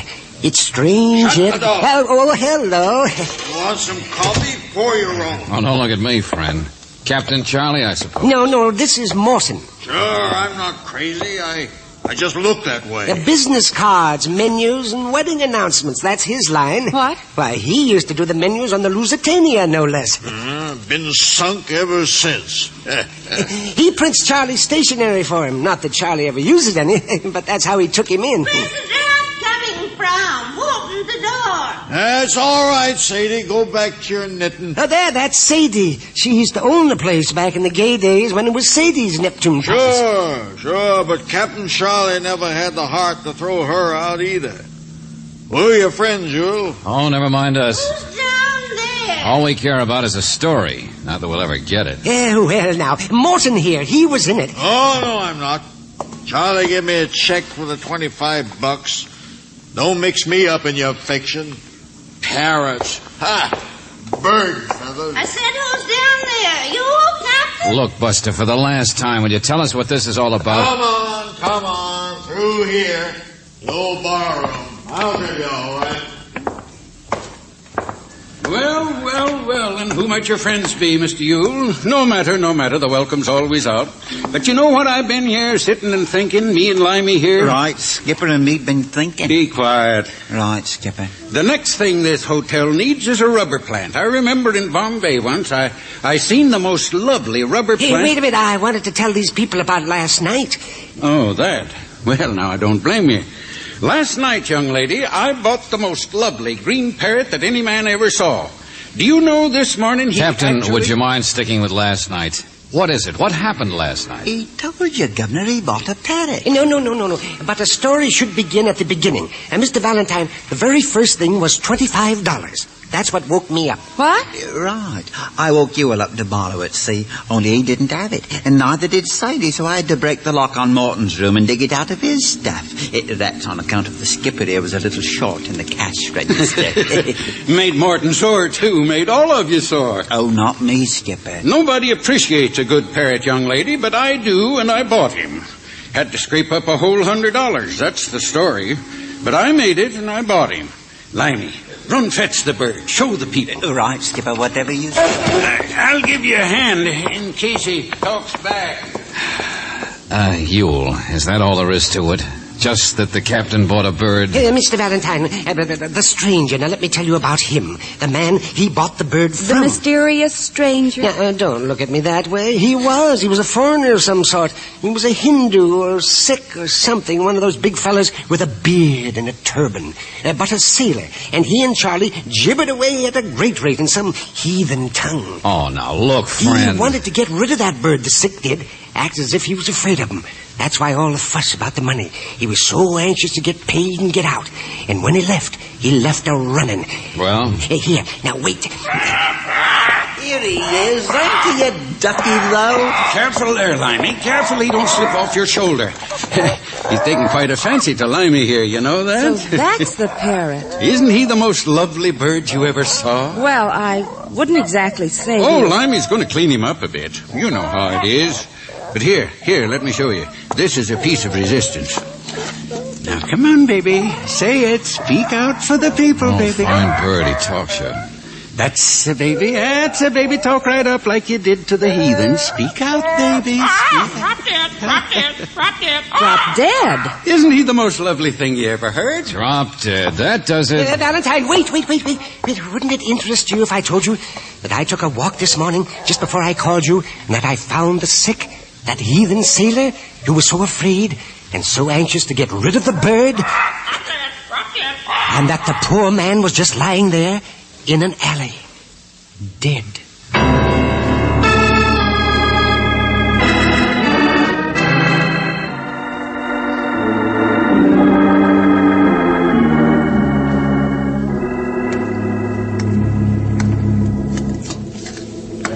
wait a minute. That man didn't drop dead. He was rolled. Look at his pockets. See for yourself.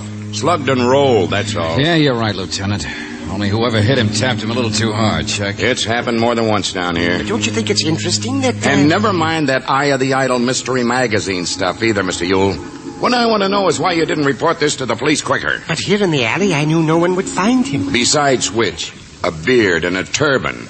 You don't even know he's the same guy you saw last night. I think he is. There's a whole shipload of these birds in port. Can you tell them apart? Routine, that's all. Routine case, and you got to clutter it up. Big mystery. Okay, boys, where's that wagon? Well, Mr. Yule? I wrote a story about one of these fellas. Hey, wait a minute. What are you doing? Johnson will cut your gizzard out if you touch that body. You're in enough trouble as it is. Let go of me. The turban. Here, hold that flashlight. Oh, brother. There. You see? I told you it was the same man. Yeah, whoever rolled the sailor just wasn't so bright about where he'd carry his money, huh? 60, 70. Here, give me that. Yeah, it's the $100, all right. No, I'll keep it. Only so what? This still doesn't mean the parrot had anything to do with it. Hey, Mr. Valentine, look at this. Did you ever see an Oriental who chewed tobacco? What? A plug. Okay, so there's been somebody around here lately who chews tobacco, but... Oh, yeah, I remember. You said on the phone something about a seaman who chews tobacco. Yes, a big fellow, but an American seaman. Well, where did he creep in? Now, look, Buster, you'd better spill the rest of what you know fast. I've told you everything, honestly, I have. He was just a seaman, that's all. I didn't get much of a look at him, but this morning when I woke up, he was peering in my window. And when I shouted, he ran. I came out to look around. That's when I found the body. And then I ran. Well, that's a good idea. Mr. Valentine. All right, you too, Doc. Miss Brooks is still back in the car. You will out of the other way. Tell Johnson I went to get her, will you, or some other lie? What? But I... No, you stay there and hold hands with Johnson. Hey, Valentine. See you later. I'm going to write a story.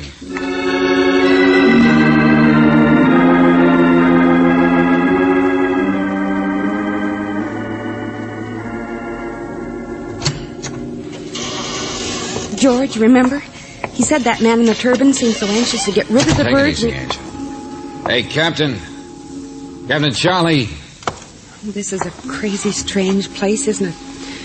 That captain gives me the jitters. Never mind. I don't want to see him anyway. Limey's the one who'll talk for us.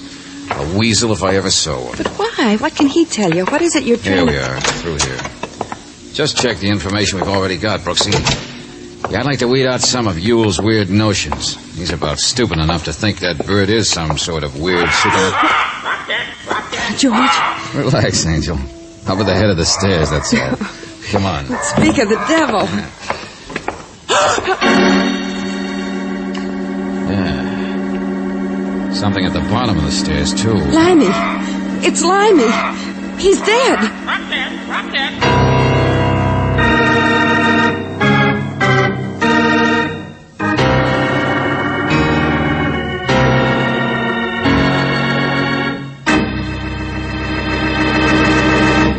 You know, I've always found it pretty tough to squeeze juice from a lime. Well, that can't be true with everyone, because here's a case where somebody squeezed a limey too hard. Couldn't have been the parrot, but he might have been the inspiration. Now, if you're in need of inspiration, why don't you give this a listen?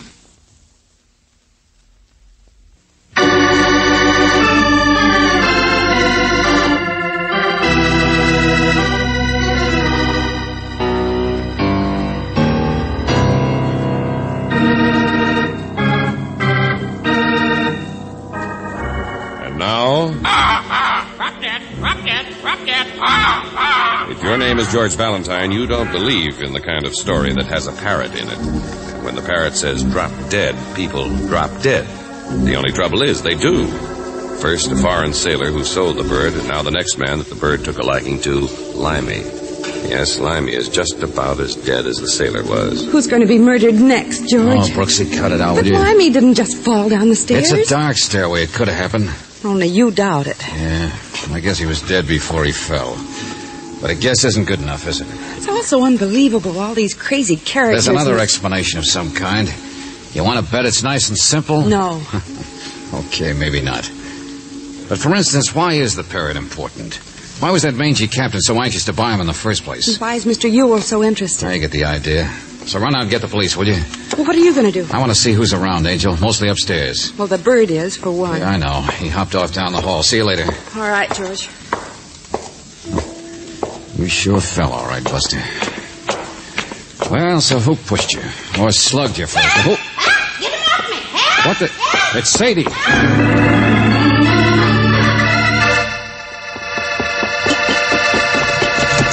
Sadie. Get him off that awful thing! Oh, what? Get out that window! Boy, shoot! All right. Just a parrot, that's all. Just of all the ugly, mean, All right, take it screeching- easy. He's out the window now, huh? Sitting there on the kitchen roof like he was real proud of himself. Only what happened? Hopped through here across my face. I was sound asleep. I told Captain Charlie I wouldn't stay here if he kept that bird.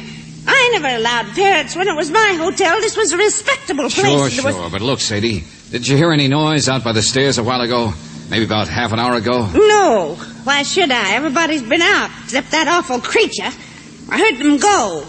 Why? Skip it. Only tell me something, Sadie. How long have you lived here? 40 years now, I'd say, off and on, barring a couple of marriages. But I always come back. Oh, my lands, I wouldn't know any other place to live. None of us would. All been here for years with Captain Charlie, huh? Well, of course. Except that Ewell, naturally. He's recent. We're all sort of has-beens, but the captain, he keeps us all under his wing. He's a wonderful man. So generous, honest. That was what you wanted to ask about, wasn't it? Yeah, Captain Charlie. Ask anybody in the district about Captain Charlie. He's Okay. nothing bad about anybody here, except for that bird. Yeah. Well, I better get him off that roof. Well, don't you bring him back in here.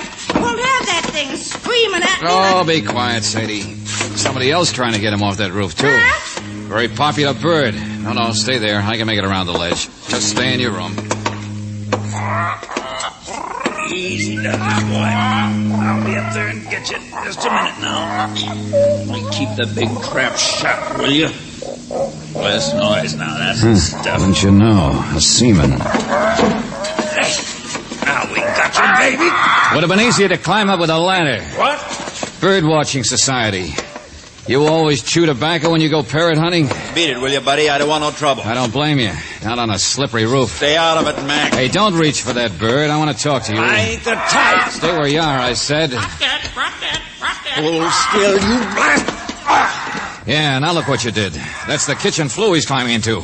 Now we can all have fun getting him out. Yeah, well, let him stay there. Forget him. You're the one I want. There's a little matter of people dropping dead. No, you don't, Mac. I had enough. I don't want no trouble. This is where I came in. Don't try that. Hey, you. So long, sucker. Look out. You'll slip.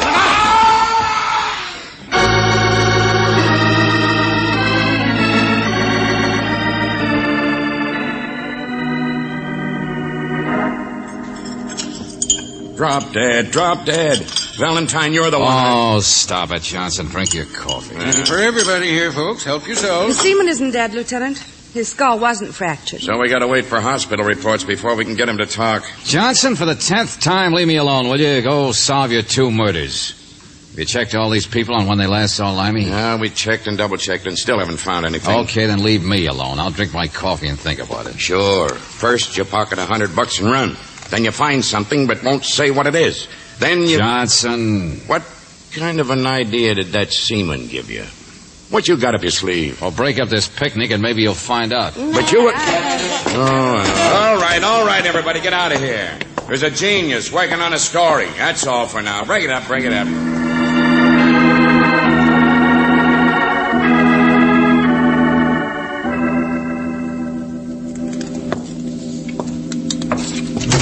George. All right, they've gone now. So come here, brace me, Angel. Then you can beat it, Brace too. you? What in the name... George, get off of that stove. It's a big one. Got a big ear, man. What? The flu. Hope he's all right. Yeah, now I can reach you. Oh, where are you, boy? Come on. Oh, brother, soot, grease, and cobwebs. You mean he's been there all this time, the parrot? I hope he's in here. Hope I can reach it. Yeah. Sure, here we go. Oh, look at the poor thing. Yeah. Well, I'll clean him up a little. He'll be all right. George, what are you going to do with him? I wouldn't touch that bird if it laid golden eggs. All right, hold still there, Abner. Now, Brooksy, listen. We got to find out once and for all if this bird really does have anything to do with all the crazy stuff going on here. You're sure hard to convince. Hey, get off my coffee. If you're thirsty, boy, we'll get you a drink. Now, Brooksy, you go in the bar where Johnson is. Give me 5 minutes head start, then tell people I found the parrot and took off down the alley. Well, of all the ridiculous... Well, this is the only way to find out, isn't it? To see who comes after me. The bird itself can't have any value, but maybe somebody thinks it does, or... Drop dead. Oh, Brooksy, now look, just because everybody who's been around this long-nosed chicken has got into trouble... All right, I'll do it. But there must be easier ways to find the end of a story. Okay, bird. Let's get some of the grease off your feathers. Bird of Elomon, huh? Big mystery bird. Oh, you like that, huh? Well, get yourself all stretched, because in about 5 minutes we'll go outside and see if anybody meets us. We'll find out just how dangerous it is to hang on to you when you're... Drop dead. Hey, shh, cut it out, will you? That's better. Drop dead. Drop. What? Hey, bird, snap out of it. What's the matter with you? Hey, Abner, come on, boy, come on. There's nothing wrong. Oh, brother. Drop dead, huh? Coffee. The coffee. You took a drink of my coffee. Brooksy. Johnson, what? John.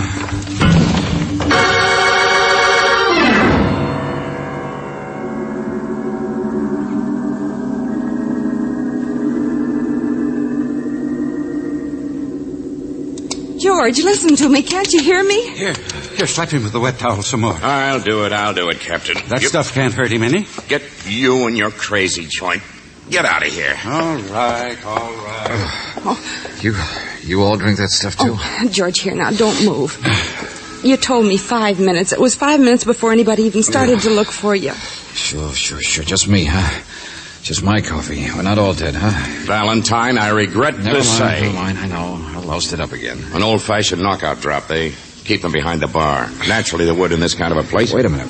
The bird. He's all right, George. And making a lot more sense than you are. Okay, Johnson, somebody doped my coffee. Everybody had a chance. Everybody knew I was going to be here alone. But at least it proves it's somebody right here, doesn't it? Eliminate the semen? Yes, but why did this happen, George? We found you and the bird hadn't been touched. Hey, did you move me? What? Here, I'll help you. No, get up. Don't touch me. If it wasn't the bird they were after, it was me. Only why me? What have I got that they... That $100. Look in your pocket. See what was taken. Yeah. I thought I had it in this pocket. Oh, the wallet's okay. Everything else? 60, 70, 80, 90.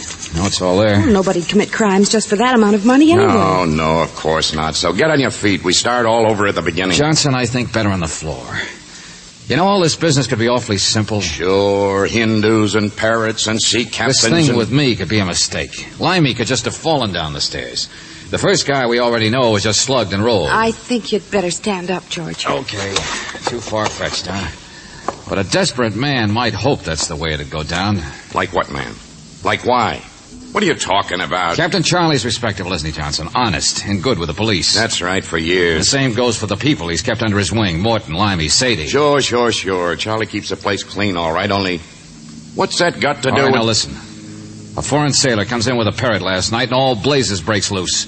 Everybody's imagination dives off in 7 directions. It isn't imagination that the bird was involved in every crime, though, is it? Here with you? With Limey who took care of him? With the sailor who brought him in? Sure, and you get so wound up you don't notice something else that was involved with everyone. What, George? The money that paid for the parrot. Huh? But you just said that dough in your pocket hadn't been touched. I thought I had it in the other pocket, that's all. But suppose while I was out, suppose the reason I was doped was to get at that money and do something with it. Now, look, if it's there, it's there. And that something was the last crime that needed to be done. From here on, the mysteries could stop. George, for heaven's sake, tell us... Okay, Angel, okay, words of one syllable.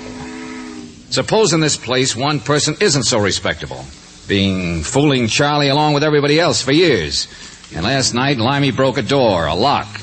Why would anybody lock a door around here, incidentally? But who are you... Because Charlie needed $25 more to make up the $100 the sailor wanted for his bird, remember? Well, Limey got it all right. He found it in Morton's room. Well, Johnson, from there on, 1, 2, 3. Morton was mad, remember? But the sailor had already gone. Then the sailor was slugged and rolled. But if it was Morton, he couldn't find the money he wanted to get back. George, Limey didn't have any money. Limey was a weasel. Suppose he got to asking Morton about that money he took. Suppose he caught on to what I'm catching on to. So Morton killed him, scared to death of discovery now, with one accidental murder already to his credit. All right, then came me. Do you want to bet I was doped so that 25 of that 100 could be replaced with a different 25? Holy smoke. Sure, that's right. Replaced with genuine money. George, Martin's a printer, isn't he? You got it. His press must be in the locked room. He printed menus, remember? Green ones with pictures of Lincoln and Washington and people like that on them. That's the idea. And it explains everything. A counterfeiter, trying to keep from being discovered. Well, come on. Don't just stand there.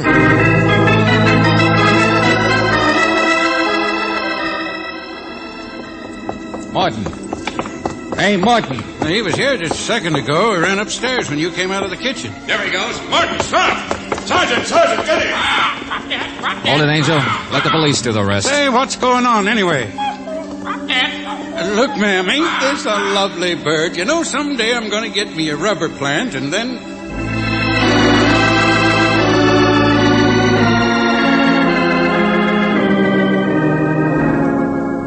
But George, even if Morton did commit those crimes, it still doesn't explain everything. There's still that tobacco-chewing seaman who fell off the roof and the parrot. Hey, you didn't start this story. Yule did.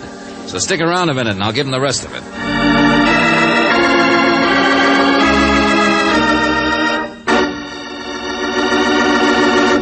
You're right, Brooksy. There are a lot of questions that still need answering. So, while George is getting his story straight, suppose we all give this story a listen.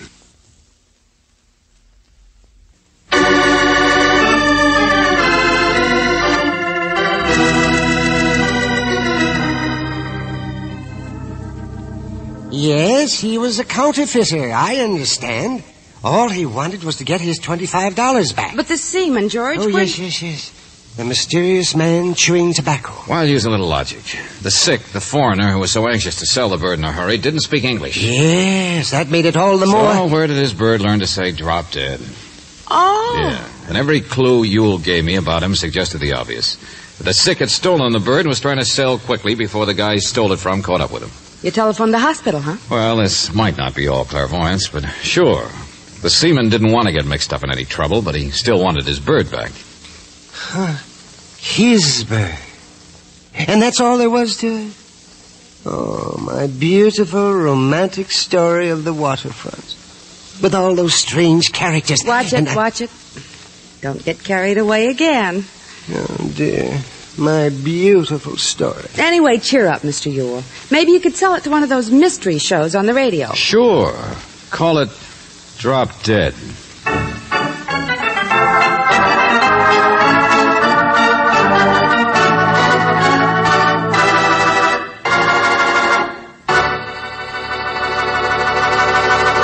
Just in case we lost you somewhere along the way, George Valentine was played by Robert Bailey, and Brooksy, played by Virginia Gregg. David Victor and Jackson Gillis wrote the tale, and Eddie Dunstetter played the music. Now, this is yours truly inviting you to our next visit with Valentine, when you will again hear what happens when you let George do it.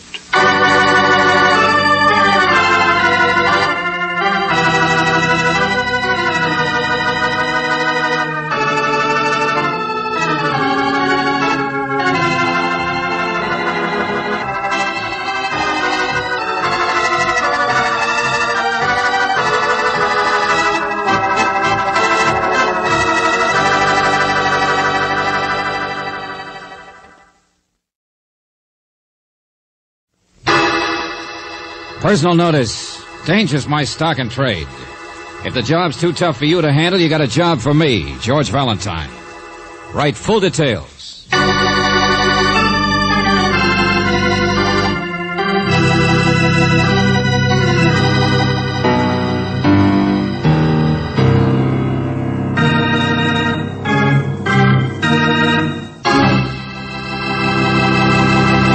Say, have you got any skeletons hanging in the closet? If so, dig them out and set them by the radio, because we have a dandy story that's going to make them feel right at home.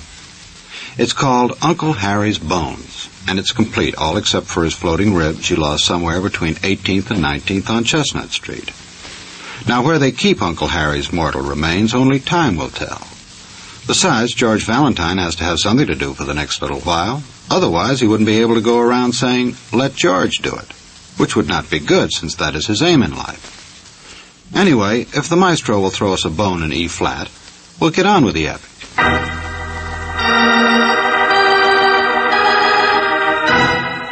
My dear Mr. Valentine, you will please report to me at the Stedman Farm. That's 2 miles down the road from Pine Lake if you turn right at the Red Silk Post Office, or the house with the unpainted shutters if you come over the hill. I want you to clearly understand that you're working for me, no matter what anybody says. And Lordy knows the people around here know how to say things. For instance, they all say Uncle Harry is their uncle, but he's not. He's mine, and nobody else's. Mr. Valentine, please come quick. My trouble is I don't know if Uncle Harry is Uncle Harry or somebody else's who's not important. I've got to find out, now don't you think?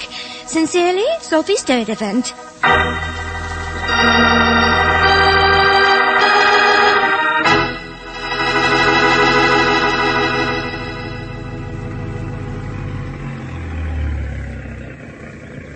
Hey, friend.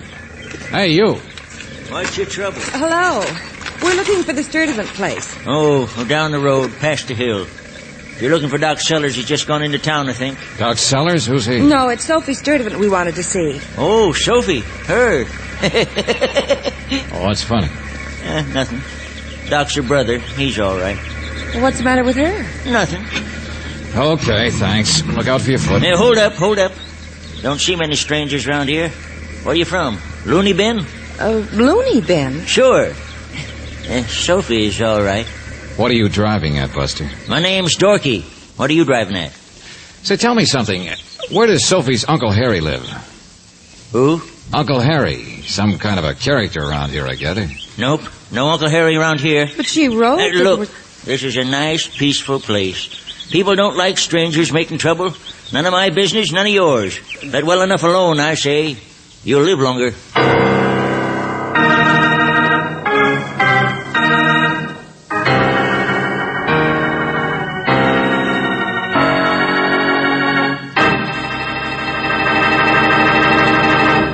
You know what I'd do if I were George? Go back to town. But not Fearless Valentine. Besides, he's got Brooksy there to help him. Just like I've got this to help you. Now let's see if George and Brooksy took the old-timer's advice to get out of town. Nope, I guess they didn't. Because there they are, walking up to Sophie's front door. It's kind of a run-down place, isn't it? And all the places around here seem to be, George. Yeah. Mrs. Sturdivant? The door's open. She's probably out back in the kitchen. Mrs. Sturdivant? Sophie? She's not in the kitchen, George. Of course she isn't. What do you think does the cooking around here anyway? Hello. Yeah. We didn't mean to walk right You must in. be Doc Sellers. Well, I ain't Abraham Lincoln. You looking for Sophie? Uh-huh. I'm George Valentine. This is Miss Brooks. I seen your car out there. Just come in myself. Hey, sis! Come to the party. You're a doctor, are you? Sure. Want a pill? Here. Oh. Pretty good size, huh? No, I haven't practiced for years, but I still got these. I was over trying to unchoke a neighbor's horse yesterday. Eminent Sawbones, that's me. Uh-huh, you're a vet. Yep. Retired livestock killer. Sophie! Hey, Soph! Upstairs, I guess, working on her butterfly collection. Come on through.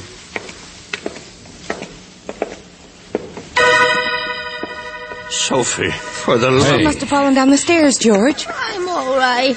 I'm Here. all right. Get her over to the couch. I'm all right. Clumsy ox, what'd you do? Trip over your own feet? Oh, here, let me. She didn't fall downstairs. Huh? Yes, I did. That's what I must have done. But how did your face get those blotches on it? How'd you get that black eye? No one hit me. What'd you say that for? I mean, I fell, that's all. Look, did somebody slap you, knock you No. down? No. Who was it? Why? When did it happen? No, stop it. We've come to help you, Sophie. So I want you to tell us what... Oh, Huh? What are you looking at me for? no reason. Just wondered why she's still so scared. Oh, no, that's ridiculous. Doc's my brother. Oh, hey, Douglas!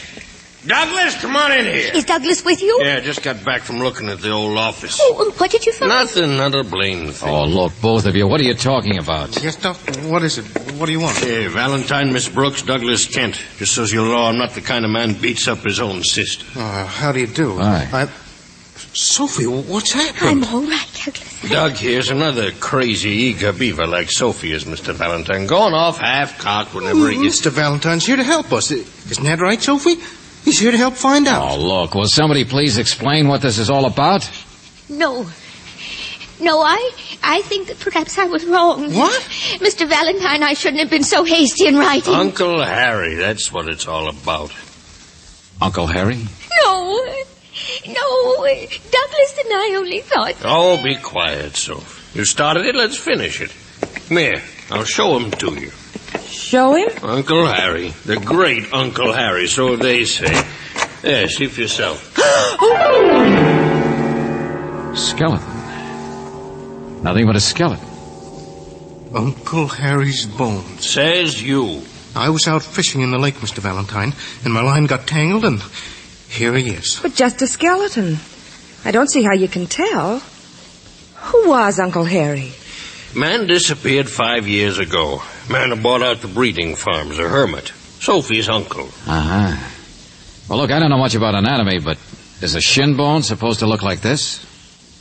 Well, go on, Doc, tell him. Oh, sure. Jump to conclusions, yeah.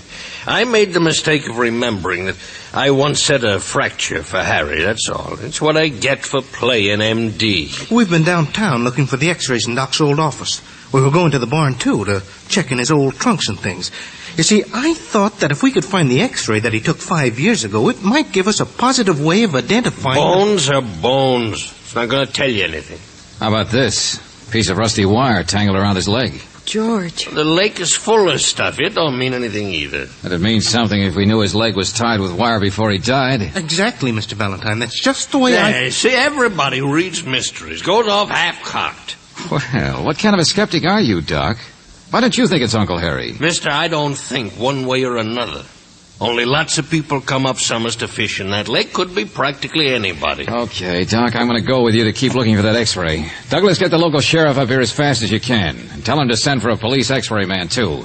Brooksy, take care of Sophie. Look, I'm just as upset about Sophie as you are. Don't bother, Doc. I finally got the idea. It's a skeleton in the closet we're after. Well, come on, then. We're going to start opening doors.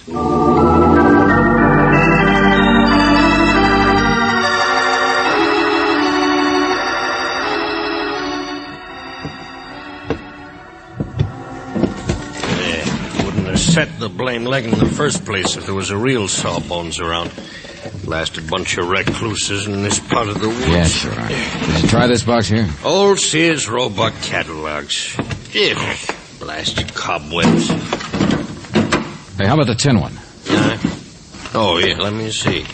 Your x-ray stuff ought to be boxed up somewhere that you could find it. Doc, where are you? Oh, that you, Sheriff? Right here. Come here, meet Mr. Valentine. Worse than cleaning out an old attic. Hi.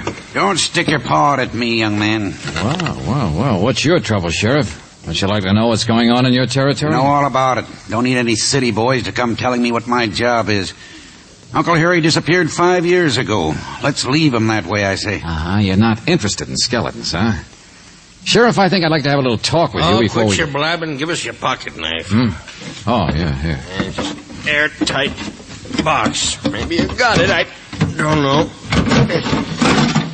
Yeah, sure. Yeah, that looks like negatives. Hey, look out for that spider. Open up closets. Got to expect being bit. Here. Let's see. Uh-huh. That's a horse, isn't it? Uncle Harry, horse, spider, what difference does it make? Uncle Harry, there you are. Yeah, name, date, shin bone. Yeah, that's him, all right. Here, let's get it in the line. Well, Doc? Well, could be the same as the skeleton. Looks the same to me. Set crooked on top there. Like 100 others, I suppose. Holy smokes, Mr. Valentine, I can't tell for Sheriff, sure. Did you get that police x-ray man? Yeah, over at the house. Mr. Kennedy. Okay, give me that x-ray. Come on.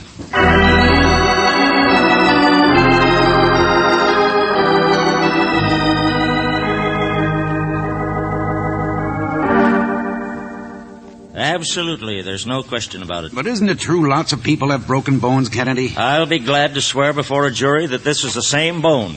Before a jury? Of course, Mr. Valentine. Hasn't anyone here noticed the fracture in the skull? Here, right here. Why, no. Enough to cause death, I should say, in that location.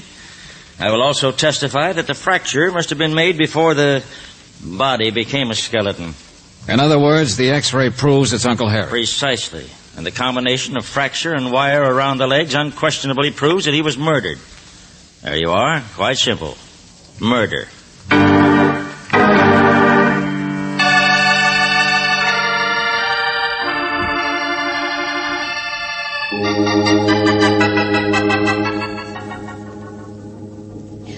I knew it was Uncle Harry, all right, Sheriff, but the important thing is who did it. Sure, Sophie. Now me and Mr. Valentine Wait a minute, listen to her. Young lady, I've known Sophie for years, and anything... But she knows who killed him. She what? Of course I do. And I always knew it had happened, too.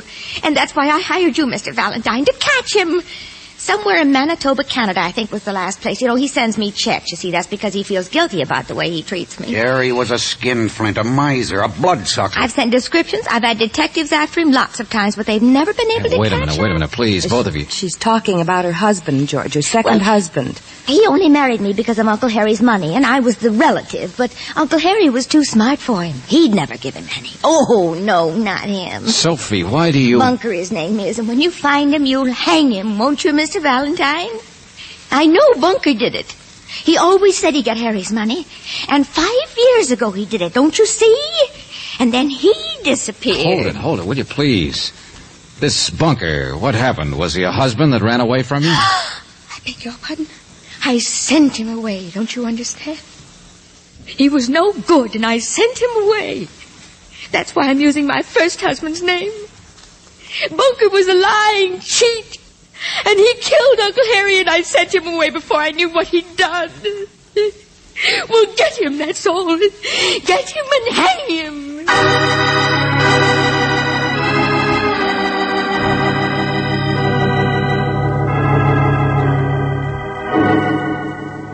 And now, Valentine, will you listen to the voice of reason for a minute?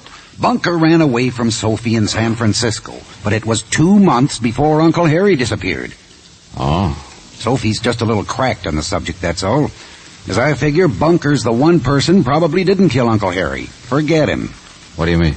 Lonely area around here. Anything can happen. Nobody will be able to remember. 5 years is a long time. Mm-hmm. Okay, I understand it all now. It isn't just the skeleton in her closet, is it? Nope. Sophie wanted me to prove it was Uncle Harry so she could prove it was her no-good husband who did it. Instead, now we've got to solve a 5-year-old crime that everybody else would have to have hushed up. Because everybody in the whole area is a suspect for murder. And you know who'll get the last laugh? Uncle Harry's bones.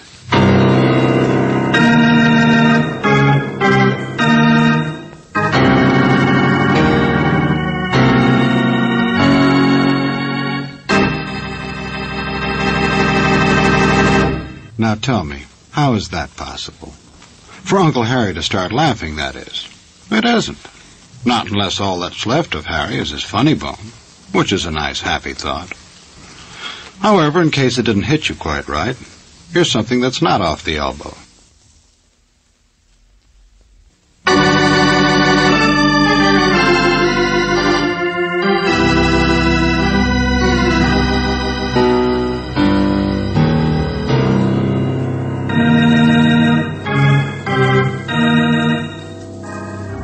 And now, it seems your client, Sophie, is the only one who ever liked Uncle Harry. Everyone else, including the sheriff, would prefer to let sleeping dogs lie. And if your name is George Valentine, you know how hopeless it will be to try to solve a 5-year-old crime when everyone in town is a suspect. Sheriff Harry was a miser, wasn't he? A hermit and a miser. What are you getting at? I don't know. Gold. Misers have gold, don't they? Of course they do.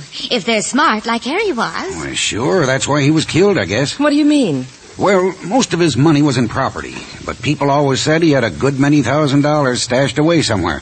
Somewhere like where? Up around that place of his. I could never find any, and I'm the one who boarded the place up after he disappeared. Uncle Harry's place. You mean there's a house, a farm or something? It's a cabin. Nothing but a cabin. Well, come on, Brooksy. What are we waiting for? About a mile around the lake from here. I boarded her up solid in case he ever came back. George, what about Sophie? Never mind her. Now I know who smacked her.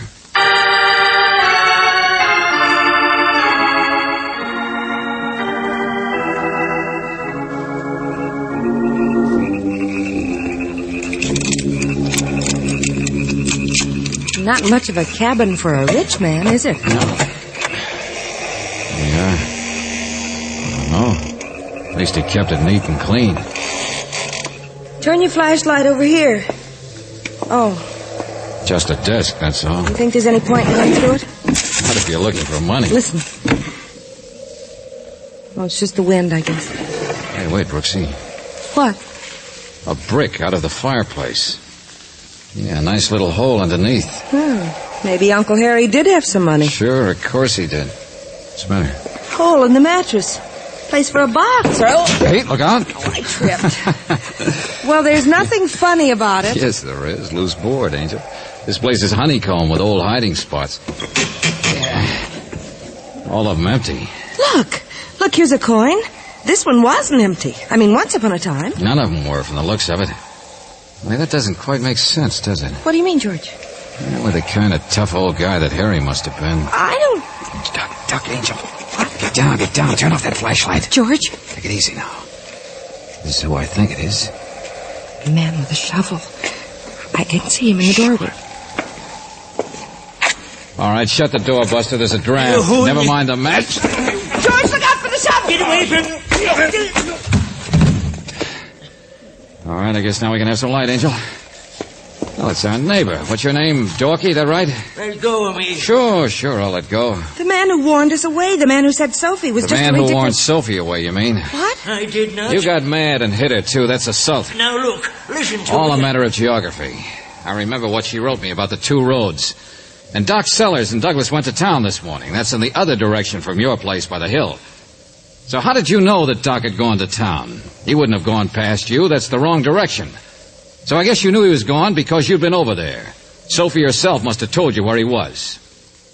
All right. Don't prove anything. No, but your shovel does. I wondered why a guy who'd committed murder 5 years ago would be stupid enough to commit an overt act today. Murder? Now, look, I hated Uncle Harry, I sure, didn't but say I... you did I? Relax, Buster. You're just a little greedy, that's all. Come digging for the miser's cash. George, I don't understand. When people thought Uncle Harry disappeared, they'd naturally assume he took his loot with him. Now it seems he was murdered. That makes it a little different. Nobody alive would be smart enough to kill him and find all of it. An old cowhide skinflint like that... I know. That's why you wanted Sophie to stop raising alarm. If everybody knew for sure Uncle Harry was dead, why, you'd get trampled in the rush up here. He bilked me out of some of my property. You can't blame me Buster, for I'm not blaming you for anything. That's not my job. Now get out. Go on, go home. George, what on earth... Come on, you heard me. There isn't any gold around here. Well, what's the matter, Angel? Don't you understand? We're all through with this case.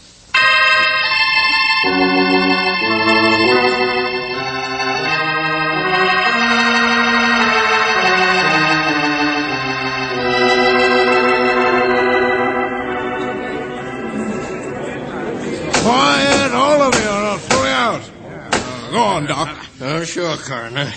There's not much to say. I've given my testimony. He's identified the body. That's all we need from Doc Sellers. Well, Sheriff, who has got something to say? I understood this fellow Valentine had caught somebody up at Uncle Harry's shack. I know this isn't a court, but we sure want to hear everything that... I haven't got anything to add, Coroner. No, see here, Valentine. No, Coroner. I'm all through with this case. Yeah, I'm on my way back to the city.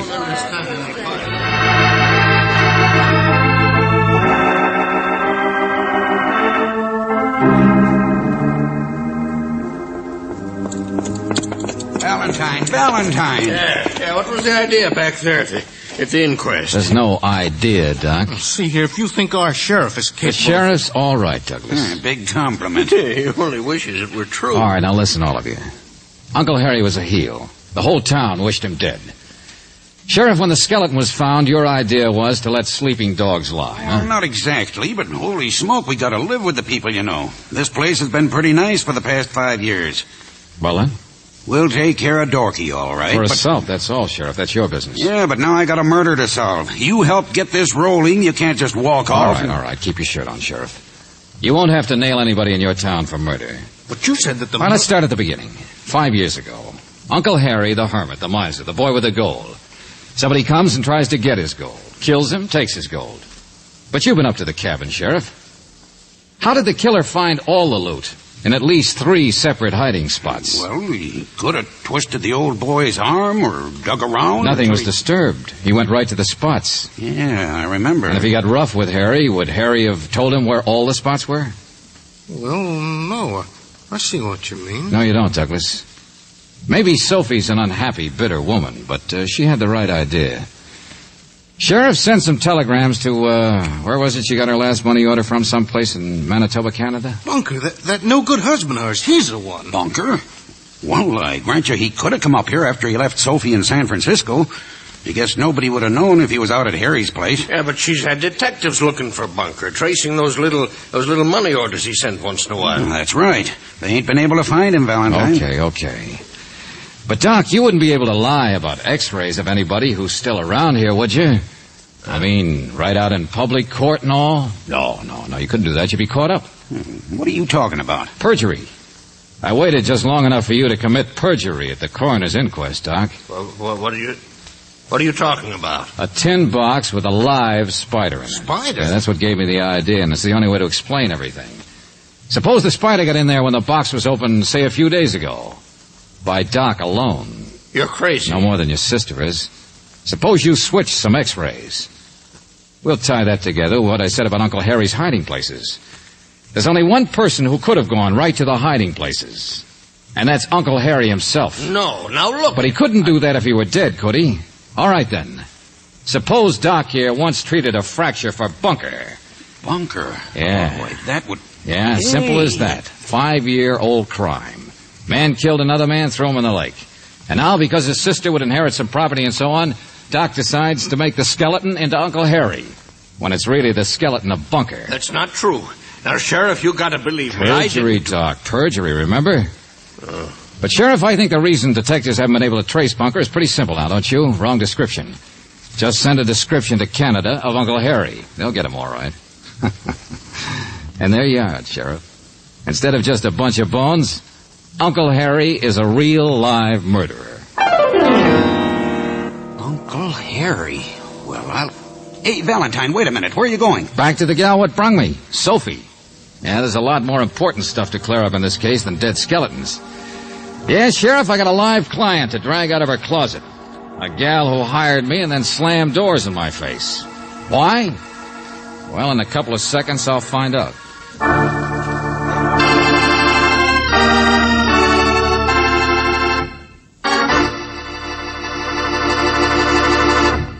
You know, I'm kind of sorry for old Sophie.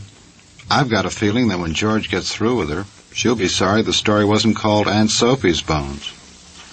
But while we're waiting for the worst, let's give a listen to the best.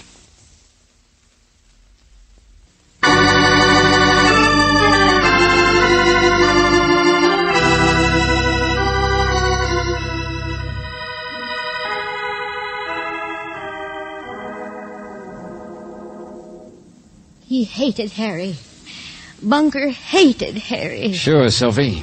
He must have come here to get some money out of Harry, and, well, Harry defended himself, I guess. It's been sweet of Uncle Harry to send me the money orders all this time. Even if it is trapping you. I wouldn't be too sure it was sweet. It's kept the illusion that Bunker was still alive. He'd do that on purpose. Oh, yes. Perhaps. In fact, I wouldn't be too sure you love that uncle as much as you claim. I think you just hated Bunker. But now Bunker's dead. Now you know he's dead. People can waste a lot of time hating, can't they? Oh, Sophie, I'll tell you something. You wasted a lot of our time before I caught on why you hired me, then didn't want to talk. Well, I told you were working. Well, I didn't think it was just Dorky's getting rough. It was the fact you began to remember whose leg had really been fractured, wasn't it? Well, I couldn't understand what the doc was up to. I'm so glad it was only perjury. Makes me feel much better. He'd been willing to wait another 2 years. You might have had Uncle Harry declared legally dead and collected his property that way. Yeah, but Doc wouldn't wait, that's all. Too good an opportunity. And the ironic part is, if it had worked, Uncle Harry couldn't have done anything about the inheritance slipping away from him. Not without admitting the whole story. Oh, I can see why Doc was tempted, all right. Doc hated Harry. Such a waste of time. You said that before. About hatred being a waste of time. I collect butterflies, you know. People say I have about as much brains as one. But anybody who wastes time is crazy. Sure. Butterflies, I suppose so, yeah. He's stupid, isn't he? Doesn't learn any lessons from seeing what happens from an unhappy marriage. Don't worry, Sophie. I'm the teacher. What? Hey, what is this? Come along, George. Time to say goodnight. Oh, now you haven't seen my butterfly collection. You come upstairs with me and I'll show you my rare prizes.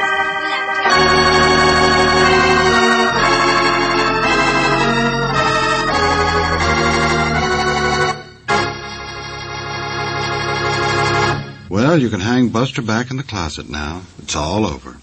Oh, but before you do, be sure to tell it that George Valentine was played by Robert Bailey, and Virginia Gregg played Brooksy. The story was written by David Victor and Jackson Gillis, and Eddie Dunstetter dug up the music. Now, this is yours truly inviting you to another visit with Valentine, when you will again hear what happens when you let George do it.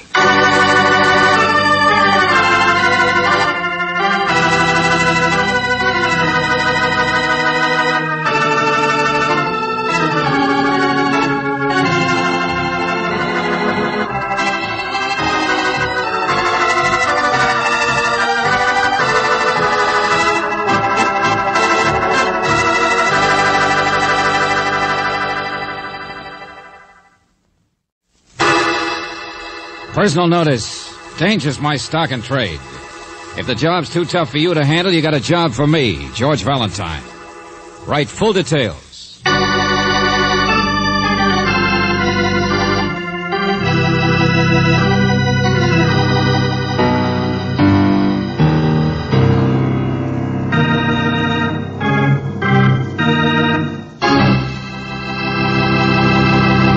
I wonder if the time will ever come when George Valentine runs into a problem that's even too big for him to handle. So far, he's been lucky. But you never know. Take this Peter Van Rassel that he's about to tangle with.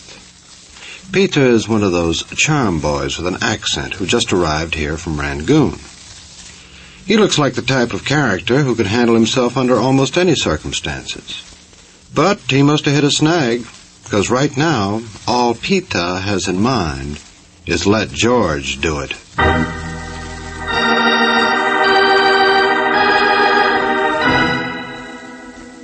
My dear Mr. Valentine, my name is Peter Van Rassel. I'm a research chemist for one of the rubber companies with offices in Rangoon. I have devoted my life to my work, which I suppose to someone else would be about as dull as my own person. It has been years since I have even followed the American newspapers, let alone kept abreast of your customs. I have never been in your city before.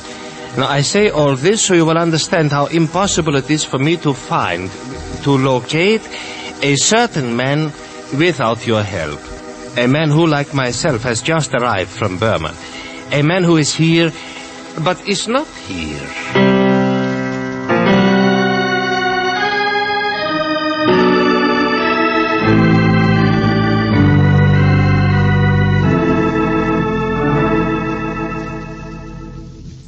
It is a debt of honor, you understand, purely a personal matter.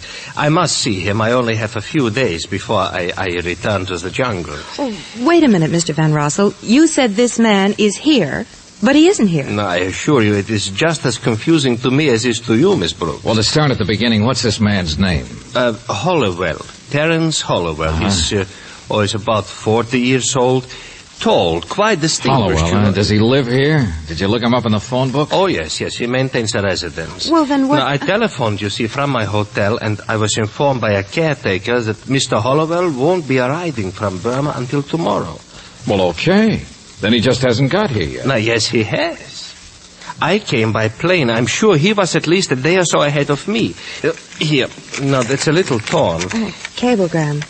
Van Rassel, Pan Am, Honolulu. Was waiting for me at the airlines office in Hawaii. Let me see that. Waste of time, you're trying to contact me.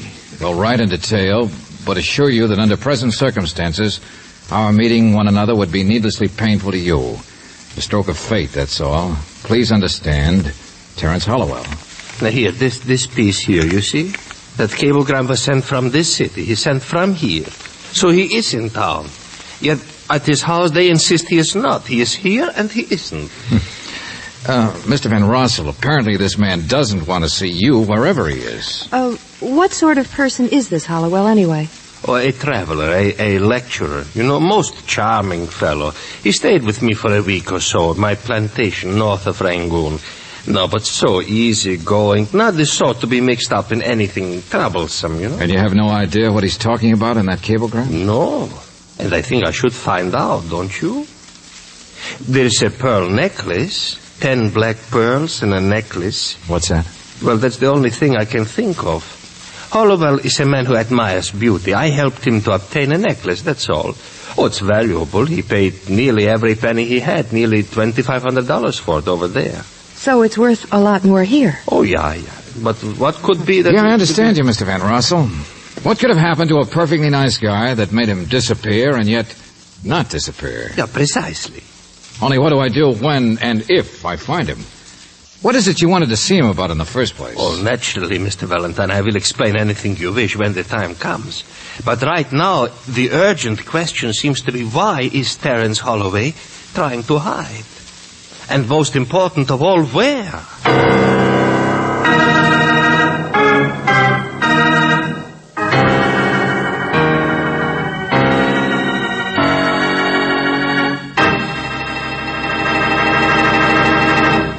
You know, if I had a monster like this Peter on my trail, I'd hide too. This boy spells trouble with a capital T. But then George is smart. He'll know what to do. And if you're smart, you'll know what to do when it comes to this. Now let's see how George is doing in his search for old Terence. I guess so far not so good. And Brooksy isn't being a bit of help either. George, Mr. Van Rossel has already tried calling the house here. I can't see any reason for our Always try. start with the obvious, Angel. Maybe this Hollowell just doesn't want to be bothered with our Dutch friend. You know, look me up sometime, and then the people take you up on it and you're stuck. But he was his guest in Burma. He wouldn't be rude. Hold on a minute. Good morning. Good morning. Are you from the house here? I mean... It seems so unusual. All those wonderful little birds out at this time of morning. Don't you think? Well... They should be sleeping in the middle of the day. Yes. But it's not hot, is it? There's no reason for them to be sleeping here. Well, we just wondered if you... Oh, no, I'm not from the house. No, indeed. You see? I have my umbrella. Yes, I see. Yes, this is Mr. Hollowell's house, though. I only carry my umbrella from habit, I suppose. It's ridiculous, isn't it? You haven't rung the bell yet? Yes, it's Mr. Hollowell's house. It's his. It's not like him, though, do you think? We've never met him. Oh, you've never heard him talk. You've never heard the beautiful words he uses. With such a sad expression. But so exciting. All the romantic places. The intimate, beautiful thought. What did you say? Oh, no, I haven't rung the bell, no. You may if you wish, but it won't do any good. Why not? She's at home. Perhaps she'll throw you out like she did me. What? His wife, Mrs. Hollowell. Yes, his wife. Oh, don't mind me. I'm just waiting. Just waiting.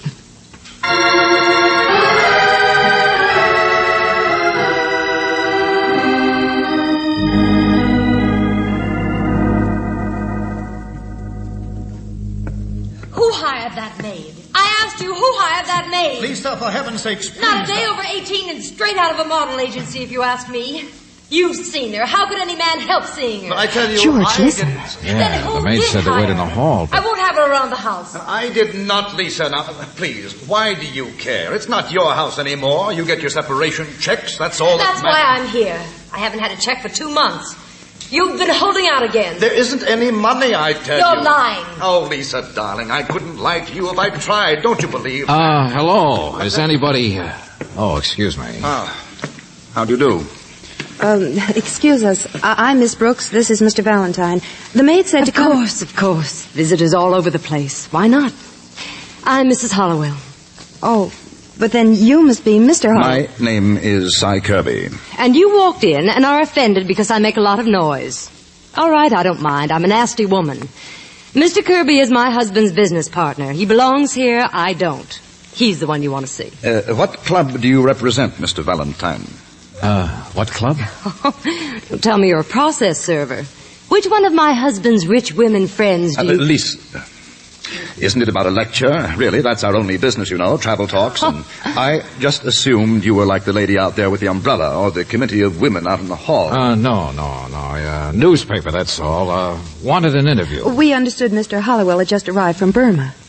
He won't be back until tomorrow. Yes, that's right. Tomorrow. Oh, I see. Well, I understood he might have arrived already. No, but I'm sure Mr. Kirby can tell you everything you want to know about my husband. Of course. Every bit of publicity counts. Uh-huh.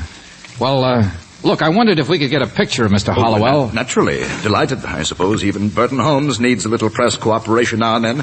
Come along. We'll find a photograph in his desk.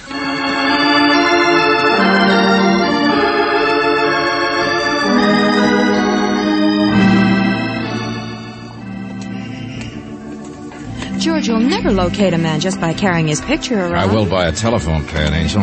What? Yeah, it was on his desk. There's the name of an employment agency scribbled on it. It may be just a cockeyed hunch, but come on. Flavin Home Service Employment Agency.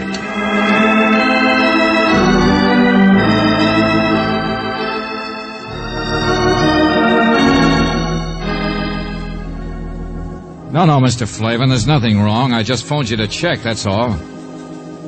So Mr. Hollowell did hire the girl himself, huh? I see. And he phoned from the Benson Hotel. Okay, thanks a lot.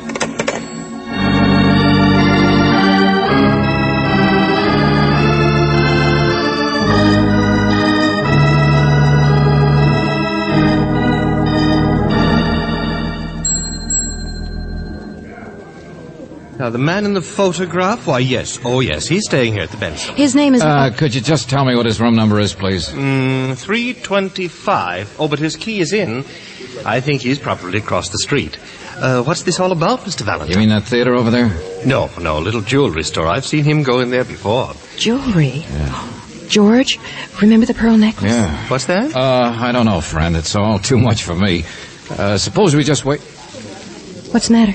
Give me that photograph. George. That's him, isn't it? Oh. May I have my key, please? 325. Mm-hmm. These people were just asking about you, Mr. Smith. Oh, they were? Mr. Smith? Why, yes, young lady. Mind if we step over here a second? Well, no, not at all. But, what do you wish to see me about? It's Hollowell, isn't it? Isn't that your name? Oh, why, yes. But who are you? I don't understand. Neither would the clerk over there if you told him. Neither would I. Well, I don't think there's any law against a man being incognito, is there? Who sent you? My wife? Her lawyer? Well, that's the obvious explanation, isn't it? She has a little trouble collecting money from you, I understand. Well, I suppose everyone has money troubles. Never mind, I'm not interested. But, what is it you want? Every minute I want less and less, Buster. Come on, Brooksy. We've done our job. Nice to have met you, Mr. Hollowell.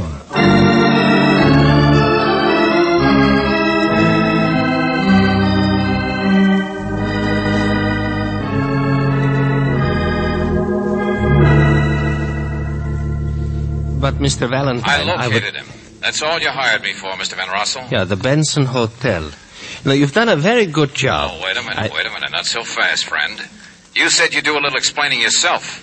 Why he sent a wire brushing you off is another matter, and I want to know... Of course, yes. I said I would tell you. Well, a debt of honor, that's all. And I appreciate so much your finding him.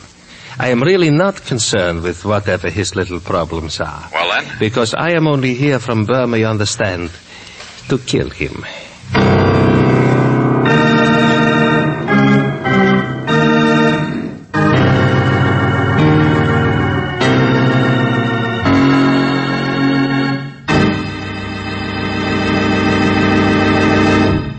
This boy Peter is just full of good news. Wonder how he has the nerve, though, to go blabbing it to George. You know, if I were George, I'd hot-foot it right over to police headquarters. And if I were you, I'd pay close attention to this.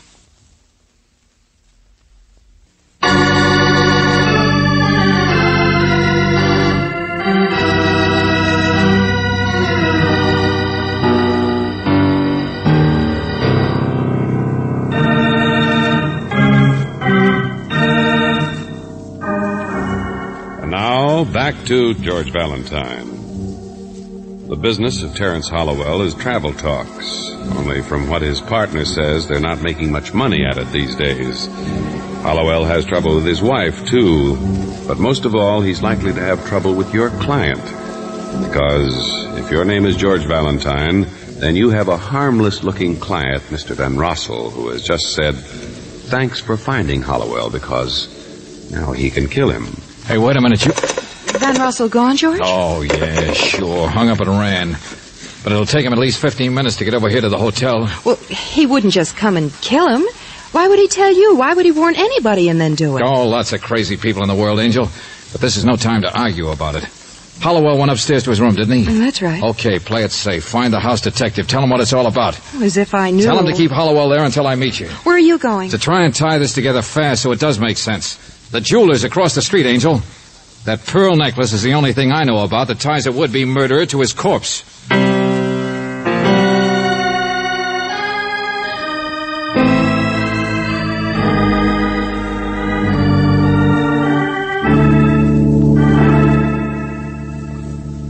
Yeah, beautiful. Such pearls I have never seen. You mean this is it? This one right here? Yeah.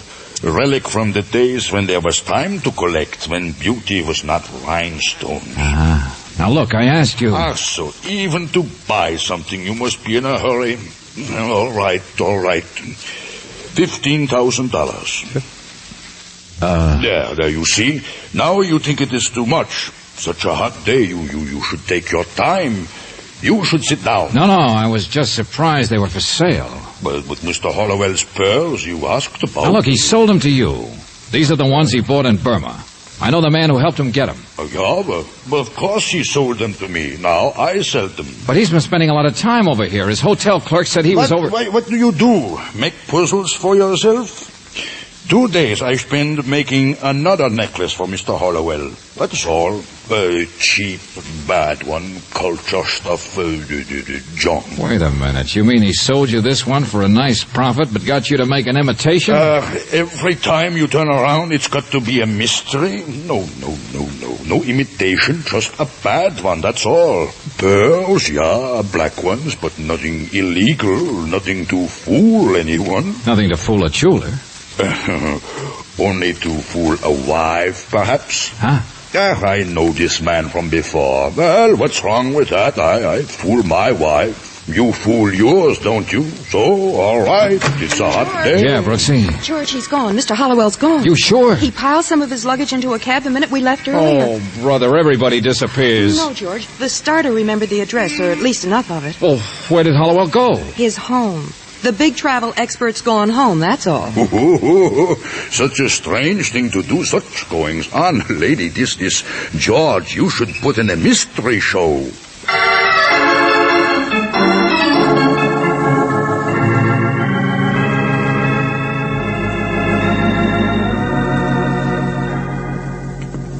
Mr. Valentine, I'm so sorry I was rude this morning. Oh, not at all, Mrs. Hollowell. Through here, please. He's unpacking now. And look here. He brought me this. Pretty necklace. Oh, you already noticed it. But see, it's real black pearl. Nice husband. He bought it with his last penny in Burma. I know it was because Cy keeps the books and he told me. How could I stay angry at a husband like that? Oh, Terence. Terence, darling. Yes, my dear? I won't keep him long, Mrs. Hollowell.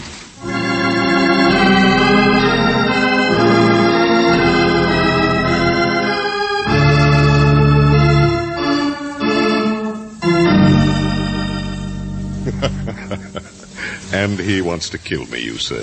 Van Rossel. Imagine. Imagine his even being here. Sure. It's very amusing. He's insane. Of course you know that. Lived in the jungle too long. Nothing but work. I think it's very amusing the way your wife fell for the phony necklace, too, Buster. What's that? Oh, don't worry. I'm not going to tell her. She'd start worrying again about that pretty maid you hired. How much does your partner, Cy Kirby, know about that little profit you made on the necklace? Buying it for $2,500. Buying? Well, didn't you? In Burma, the real one? Or is that what Van Rossel is upset about? Something to do with that necklace? Oh, get out of here. You've given me your little warning, and thanks very much. Goodbye. Oh, no. My curiosity gets bigger and bigger the more I talk. This is my house. I've done nothing criminal. I got out of here, I said.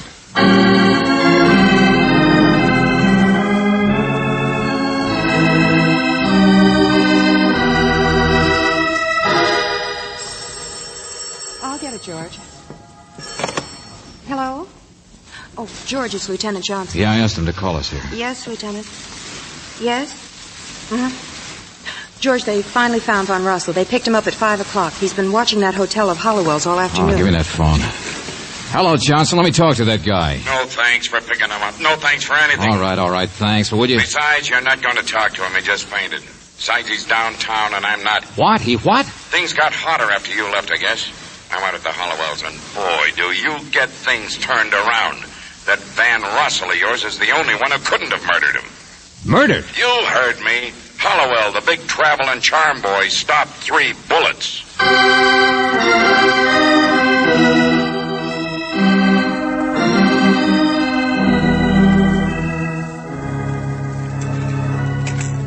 I don't know. I barely got here myself, Valentine. Well, his wife was upset. First she was hating him, then she was... Yeah, I got that. But after you left, she drove to the hotel to get some more of his baggage for him. Took the maid with her. They were the ones found the body when they came back. Yeah, right here in this hammock. That's right, in the hammock. What a light. Not if you did. We got the place pretty well roped off and fast, but it's big, lots of space. Cy Kirby. Been this guy's partner for years. Says he was upstairs and didn't hear a thing. We tried it out, and you can't hear from there. Johnson, wait a minute, will you? What's the matter? Look, Johnson, I could have stopped it. I could have added up all the little tips and stopped it. Take it easy. The guy was a heel, big soft soap artist, big fake, romance with a bucket. But I could have figured out why a man would tell me he was going to kill in advance. Sure, a debt of honor. Look, I told you Van Rossel wasn't within miles. He miles. hired me to find the guy. He showed me a wire. But suppose it wasn't his wire. Yeah, Torn, that's right. First part of the name was Torn. Beat yourself with something I can recognize, will you? Look, Johnson, every little thing adds up in one direction. So funny the bird should be awake in the middle of the day, she said. Said it wasn't hot on a very hot day. Look, I know I'm crazy, but so's murder. We don't even scratch the edges of it, Johnson. But an umbrella does. Huh? Yeah, look. Suppose she came from Burma. Suppose Van Rossel was chasing after her, too. Trying to protect her in advance. Or trying to get Hollowell protected in advance to stop it. Well, the umbrella over there. Can't you see it? Suppose it belongs to her. Suppose she's not a clubwoman, Johnson, but Van Rossel's wife.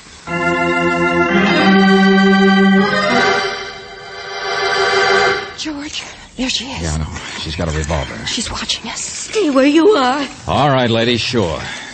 Now, don't worry. My name isn't Hollowell. I killed him. Did you know that? I know. But take it easy, please. It's all over. No, it was all over a week ago. He told me that when he left Burma. But I wouldn't believe him. She was in love with him. Oh, George, the poor thing. I know, just waiting till he got here to shoot him. Oh, leave me alone.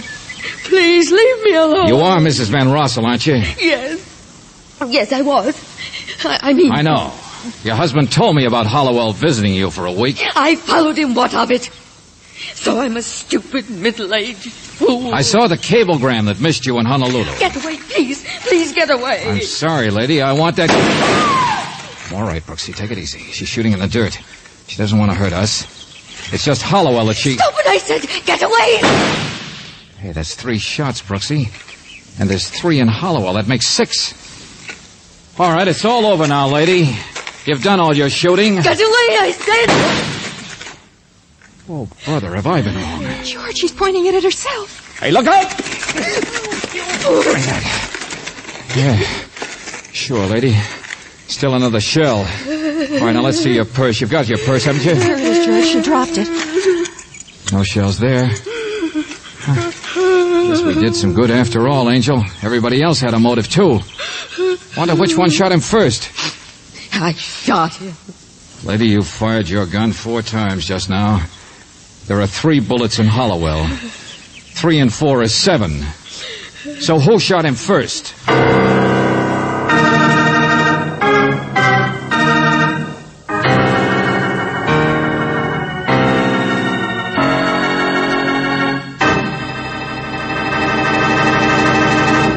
George, that's a very good question. Now, how are you fixed for good answers? Oh, you want a minute to think it over. Okay. You give it some thought, and we'll give this a listen.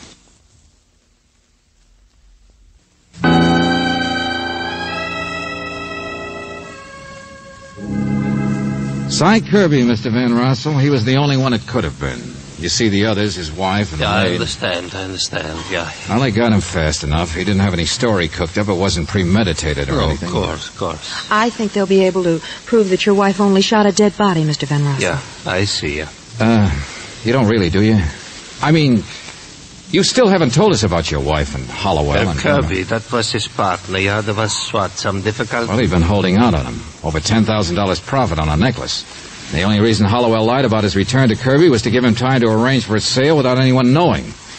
Been going on for years, apparently. This time, Kirby caught up with him. Oh, it wasn't really that, though. It was Mrs. Hollowell. No matter how mad she got at her husband for carrying on with other women, no matter how many times they separated, she always went back to him. And Kirby couldn't stand it. He loved her, too. It's always love, one way or another. The same as your coming after your wife, even after she'd left you. I suppose there will be a trial. I suppose my wife... Well, there certainly will be an investigation. Maybe about shooting somebody who's already dead, but...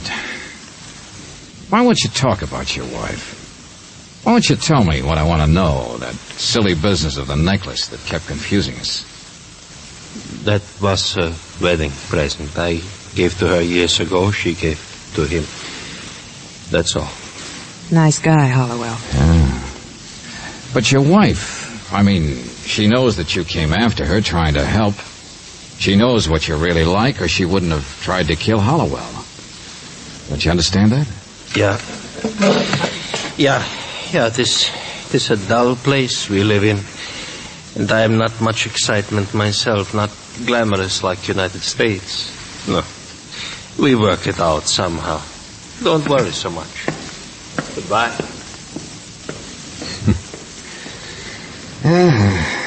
What was that line of yours, Brooksy? One way or another, it's always love. Go on, darling. There's nothing I'd rather hear you talk about.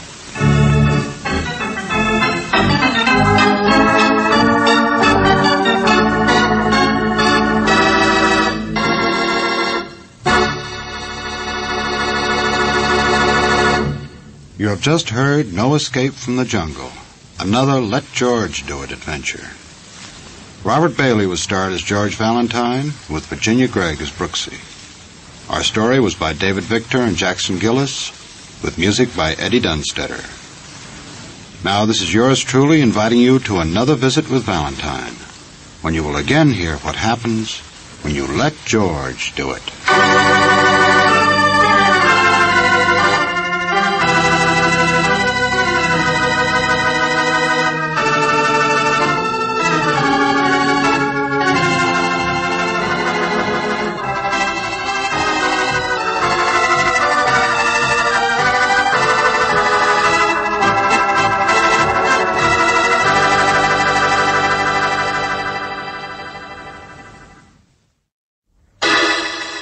Personal notice. Danger's my stock and trade. If the job's too tough for you to handle, you got a job for me, George Valentine. Write full details.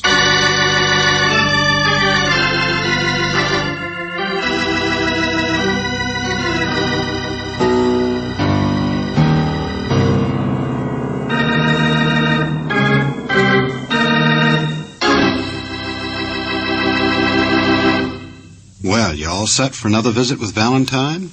Ready or not, here he comes. And is he loaded. Now, don't get me wrong. I don't mean in the true sense of the vernacular, nor is he toting a Tommy gun. He's just up to his chin in bliss. You know why? He's going on a vacation. Now, whether you think this is the proper time of year to take a vacation, or whether you think he deserves one, is of no consequence to George. He just got tired of letting George do it, and packed Brooksy and his bags into the car and took off for his favorite seaside spot. Now, at first glance, this may look a little on the dull side, but stick around. It's only the beginning. Fish stew. George, are you sure this is the right road? It's so dark, all I can see is fog and sand. Yeah, I know, and they're both the same color. Now, don't worry, I can tell them apart. I tell you, Brooksy, the Italians call it Giuppino, and the French call it bouillabaisse. But this stuff here tastes so much better than what they... I know, and Miss Gallagher just calls it fish stew. You've only told me about it 10 times. Well, now, look, everybody else in the world gets a vacation. Why can't I? At least once a year, can't we go off somewhere George, and have I'm some not fun? complaining about a vacation. I think it's wonderful. No mysteries, no letters from people getting murdered. But, I mean, it's so silly just picking up and going someplace you happened to be once where they have fish stew. Oh, but, Angel, you haven't tasted it yet. Besides, I wrote to her, didn't I? Still like to know why she didn't answer. Miss Gallagher? That's right. Why look on the gloomy side? Maybe she's been poisoned on her own cooking. Oh, darling, if I sound like a gloomy... What's the matter? Road sign. Oh, I guess I'd better powder my nose, hadn't I? Sandy Spit, 1 mile. Yep, almost there. Fog's clearing a little, too. Here comes the moon. Looks cold, doesn't it? Sandy Spit, I don't blame you. Even the name of the place is crazy. But it's quiet. Nothing ever happens here. Nobody ever comes here. Aren't there any tourists or summer visitors? Not many. You've seen the roads. Just sand, fleas, and seagulls, mostly. Oh, a few artists or hermits, maybe. But I think most people are afraid of this kind of country. Too lonely. Just miles and miles of sand dunes and Yes. George, I take it all back. I think I'd like something warm and friendly, like a fish stew.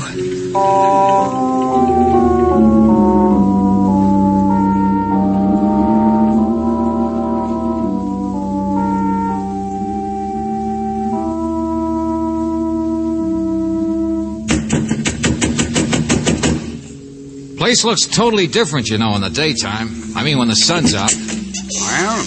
Oh, well, hello. I was looking She's not in. Yeah, I was going to say Miss Gallagher. Well, obviously I'm not her, am I? My name's Dr. Crowell, and you can take my word for it, she's not in. Good night. Well, you see, we're down to visit. She might not remember, but Mr. Valentine here wrote for reservations, only she didn't answer, so I'm not surprised. Probably wouldn't answer if you were standing in the same room. What? She don't take in guests anymore. I'm the only one left. And the way things are going, I won't last much longer. Well, what's happened that Or changed? am I wrong? Sure. You're not here for hospitality, are you? Wasting my time, aren't I? What on earth are you talking Like about? all the rest, just nosing around. Well, I'm not going to show you no gold cup. Gold cup? For my money, it ought to have stayed buried another 300 years. And Gallagher along with it. Her and her big secrets and mysteries. Yes, and you, too. You should all be dead.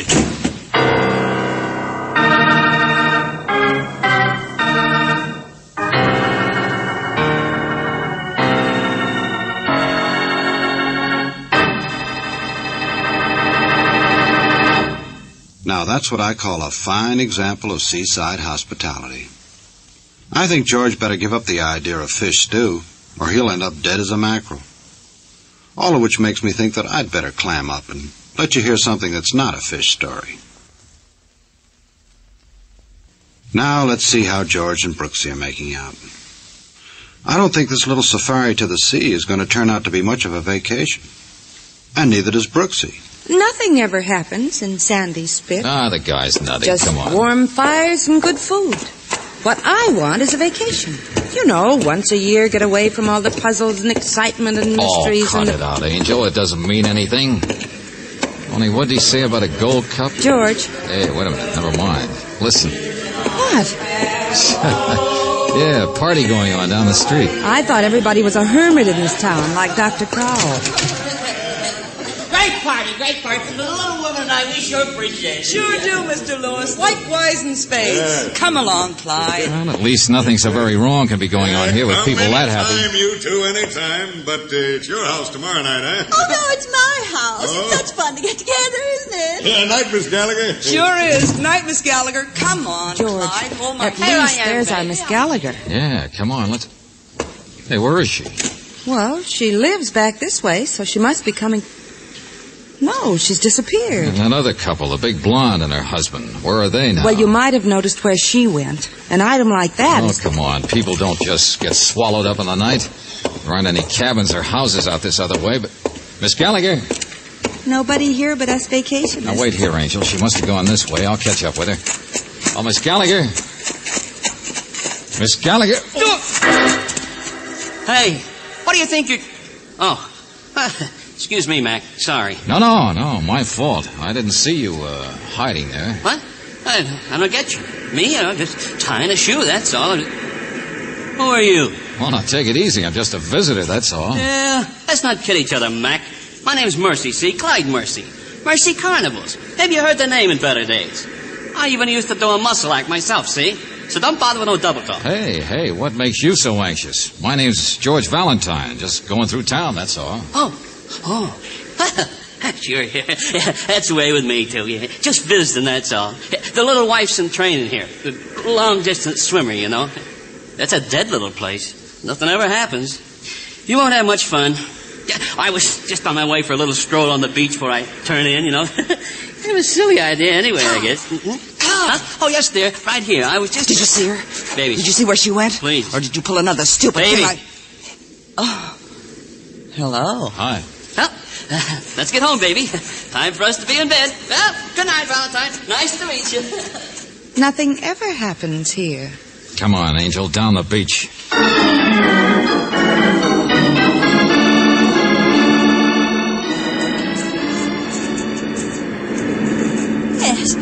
Yes, I'm Liza Gallagher. That's right. Well, we didn't mean to scare you. Hey, you know, the climate must make people jumpy around here. Miss Gallagher, don't you remember my name? I'm just going for a walk on the beach, but you didn't see anyone else, did you? Clyde Mercy Look, or... Miss Gallagher, what's happened to this place? In the old days, people didn't go in for parties. And afterwards, they didn't go sneaking off at this time of night to go in for... Huh? Oh, I'm sorry, but I thought I heard... What do you know about the old days? What do you mean? Well, I was here last year, don't you remember? George, wait. There is somebody. Stand still. Please don't move. Mr. Lewis. It's Todd Lewis. Don't let him see us. The man who gave the party. Yes, he's a sculptor. There. Now he's gone. Uh-huh. Does he always go walking up the beach with a clam shovel at this time of night? Is that the secret? You all sneak off to dig clams? He pretended he was going to bed. That's what he told everybody at the party. Well, he could be going to that other house out there, that big, empty, lonesome place at the end of the point. Oh, no, that's rented by somebody named Brown from the city. But he's only here weekends for his health. He has a bad heart, Mr. Brown does. Besides, he wouldn't notice if anybody came walking past his place up the beach. Notice what, Miss Gallagher? George Valentine. What? That's who you are. I remember now. You're the one who was sort of a detective. Well, yes, but... The post office sent you, didn't they? It was because I didn't report the fire. Hey, What's wait all a minute. This? Fire? And now you've come to arrest me. Oh, Miss Gallagher. She's fainted.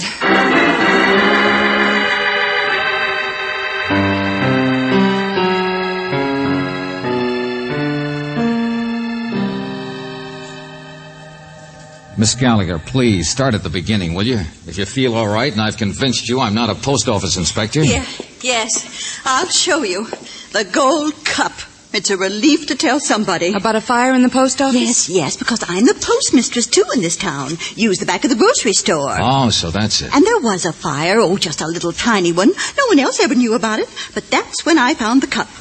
Go on. I keep a sack out for people to mail things, and everybody sends packages, sends shells or paintings, or even once that Mr. Lewis sent a whole bust of General Grant, in concrete, too. You must sell a lot of stamps. Oh, I didn't do anything dishonest. It's just that somebody dropped a match or a cigarette, I guess, and this one package got burned, and I couldn't tell who was sending it. You know, the return address. It was all charred. But it was going to a jewelry buyer in the city. I know that because I rewrapped it and sent it on. Only pull down the blind first, will you? Oh, here. Now, look, if this cup was in that package you sent on, then how can you show it to us now? Wait. There, you see? I made a cast out of it with some of Mr. Lewis's clay. It's sort of a funny-shaped cup. It was found someplace here on Sandy Spit. It must have been, because someone was sending it. Found it buried in the sand. They must have. Mm-hmm. This is just like the original? Oh, yes. You can even see the markings. Oh, well, that's what I meant. I don't read Latin so well, but it's a good 300 years old, I guess. Spanish. It's Spanish. I looked in a book. I mean, the design and everything. And made out of hand-carved solid gold like that. You know how much it weighed, Mr. Valentine. Don't mind. I get the idea. A thing that size. Somebody went digging for clams or fishing for a stew and made a fortune on the haul.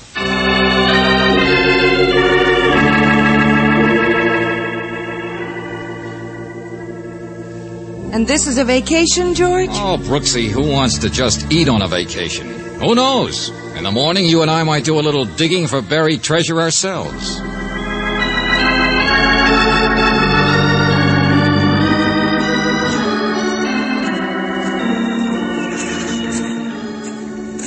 Who really found that cup, Mr. Lewis? The $64 question. Me, I'm about as subtle as a hammer. I just ask people. And somebody's a liar? Well, would you tell? Or would you tell where? Or would you let people follow you to the right place? Nah. You were a boy once yourself. Okay. Some rich guy named Brown from the city owns this property. Oh, that bird was never out here? No. Property lines don't mean anything where treasure's concerned. Finders, keepers. Now there, see? A guy like that. Yeah, he's my choice. What? Well, look, over there in the sand, taking a nap, see? Hey, come on. Let's give him a thrill. It's that carnival guy, isn't it? Clyde Mercy? Right. The one with the blonde wife? Yeah, don't talk so loud. Wind's behind us. Yeah, get around to the other side of this dune. Carnival. Clyde's a big-time failure. I don't know how he ever snagged a babe like her, but shh, easy. Oh, brother. Not enough we got a treasure hunt. We have to play games, too. Well, what do you come to the beach for if it's not to have a little fun? Come on. These people all take it so seriously. Here, now wait, this'll wake him up. Put it, hands up, Clyde. We want the gold in your teeth. And don't pretend you haven't found something. Yeah. Clyde's not laughing.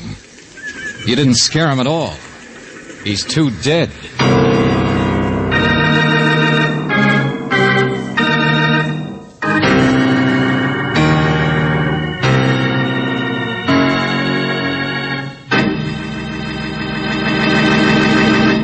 Say, I wonder what inside information Clyde had on that buried treasure. Must have been pretty good to have someone rub him out for it. Or is that the way it happened? Well, let's give a listen to this first, and then maybe we'll find out.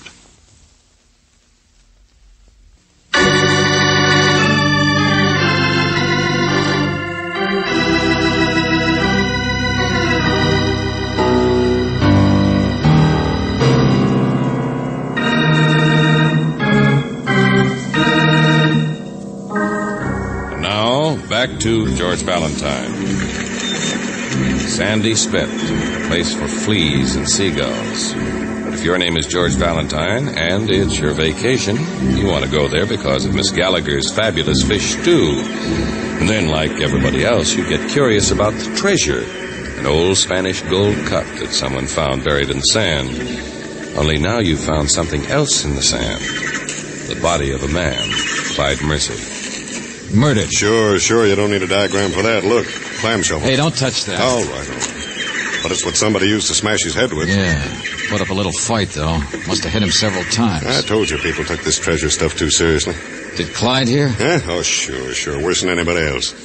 Yeah, you see his wife, the blonde, she's in training for long-distance swimming or something. She'd go trotting off in a white bathing suit every morning, and the minute she was gone, this little guy would sneak out into the dunes and start his daily prospecting. Get rich quick. Hope springs eternal. I wouldn't be so sure. Clyde here found some gold. What? Yeah, his hand here, look. Holy smoke. Hanging onto it for dear life. That's right. Gold coin, Spanish. About the same date as that cup.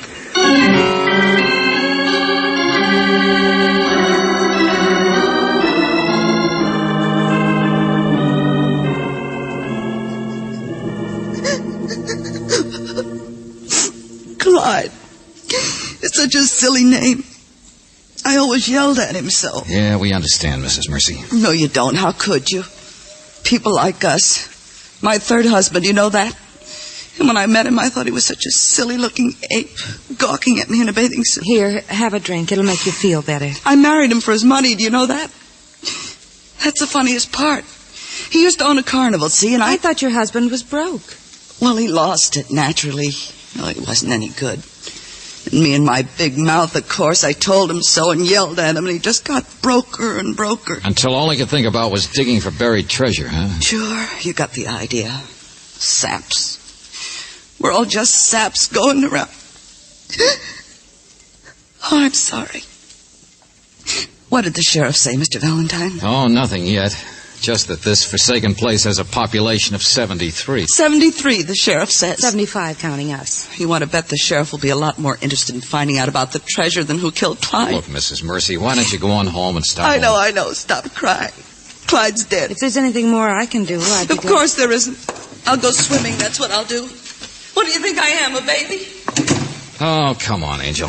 Let's go back in and talk to Mrs. Gallagher about... No, how do I know who it is? Who cares? They're out in the back. But Dr. Crow, wait! Don't get in such a lather about things. Hello, Miss Gallagher. Oh, Mr. Valentine, he's gone. He took his bag and just ran out. I told him to wait for you. What are you talking about? A phone just came from Mr. Brown's house. Brown? Rich guy out at the Point, Angel. He's sick, remember? Oh, no, that's not what I mean. Dr. Crowell couldn't tell who the voice was, but of course that doesn't mean anything to him. He doesn't believe in mysteries and Never treasures. mind, I get it. Brown's only home on the weekends. Yeah, I remember. So then who called the doctor and why?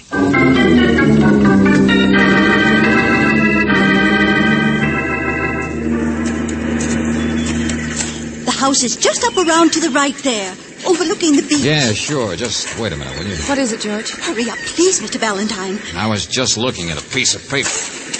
Taxi slip, see? Oh. Somebody's been here, all right. Been here pretty often, too. Look, another one over here. Here's still another one. And those little slips they tear out of the meter. That's right. And one of them's so fresh it isn't even damp from the salt air. Come on, step on it.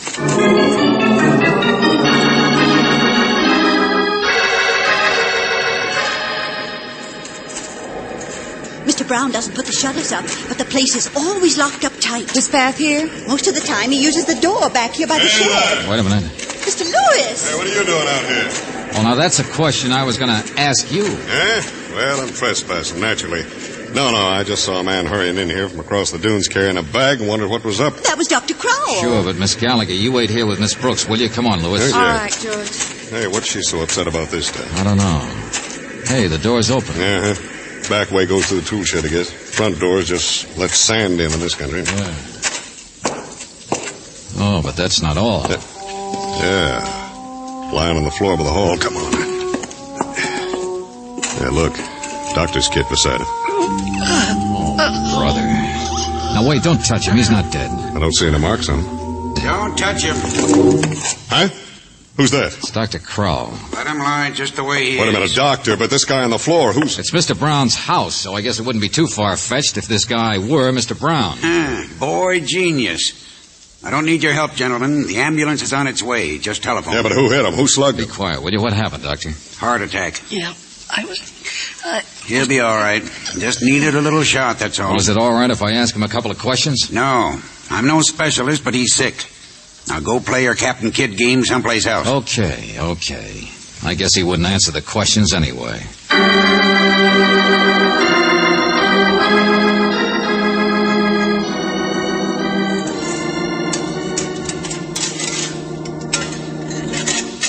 You know, Mr. Lewis, you seem to be around every time something happens. And you're the one that I saw out walking last night with a clam shovel. Everybody here's got one. There's 100 of them. Several in some homes.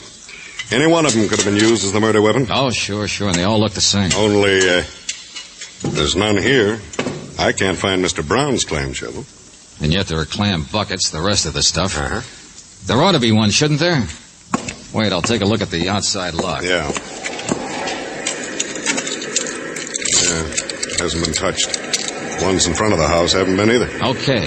So if there was a clam shovel in there and somebody wanted to use it, they'd have to have a key. So you eliminate the mystery, don't you? It's the person with the key who used the shovel that's missing. In other words, Brown himself. George? Hold it, will you? Yeah, here, Angel. Did you get hold of that taxi driver? Yes, the driver remembered all right. Now, what's this? Go on, Brooksy. He says he drove Mr. Brown out just half an hour before we came. Yoo-hoo! What did she tell you, Mr. Valentine? It's Mr. Brown who found the treasure, all right. Mr. Brown even paid the driver not to tell anyone he was coming out here. I mean, during the times when he was supposed to be in the city. Today, George, the driver told Mr. Brown all about the excitement here. Over the murder and the treasure and everything. Oh, simply everybody knows now. And he said Mr. Brown suddenly looked very ill. He didn't want to talk about it. He seemed frightened. Then he went in and had a heart attack. Well, that's it. What more do you need? It's been him all along. Yoo-hoo! Mrs. Mercy! She's out there swimming. Yeah. So, Brown found the treasure. Poor little Clyde stumbled into what he was doing and... Come here, Mrs. Mercy! Come here, quick!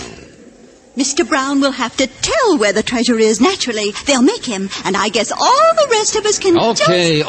We'll all be rich. It's all over with the shouting. Come on, Angel. Yeah, George. What did I say? Oh, I wouldn't worry. What's the matter? Gold makes people do funny things. But I guess there's more than one kind of gold, isn't there? What? She has beautiful hair, doesn't she, Brooksy? Oh, that Mrs. Mercy. Yeah, that's one kind of gold, white bathing suit and all. George, I don't understand. And then there's another kind of gold, like Mr. Brown has, the kind in the bank. Oh. Are you trying to say a rich man wouldn't be likely to commit crimes and then be so surreptitious if he'd found a buried treasure? Mm-hmm. But he might be surreptitious about something else. Mr. Valentine. Hello. Oh, there, I feel lots better. Water's wonderful. Hello, Mrs. Mercy. This is the only good place around here to swim, I guess, isn't it? Down here by Mr. Brown's diving platform. Oh, sure. Do it all the time. I'm in training. Uh-huh. Well, when a man is struck several times, when he's fighting for his life, do you think he could be greedy enough to still hang on to a piece of gold? What's that? Oh, please don't talk about Clyde. Why not? Your third husband, who was getting broker and broker. You left him every day, didn't you? To parade in front of the window of the man who would often leave his job to be here. What? Say, what's eating you? The gold coin. Clyde fought for his life. His hand would have been open. The coin would have dropped out. So somebody put it there after he was dead. And certainly that wasn't the one who found the treasure. Why put the finger on himself? So there must have been another motive. I don't get you. All right, take a package being burned in a post office sack. Somebody could drop a cigarette or match, and it might burn just the right part of the package. But it would be a lot easier to do the burning first, and then put it there for Miss Gallagher to find and be curious about. Again, there must be a motive. I'm going up to the house. I think you're crazy. Mrs. Mercy, you should have put another shovel in there, so that Mr. Brown wouldn't see his was gone and catch on to what you'd done. Mr. Brown's not here. He's in town. So Mr. Brown wouldn't realize what you were really like. Realize you'd murdered your husband and have a heart attack because of it. No, I didn't. Heart attack?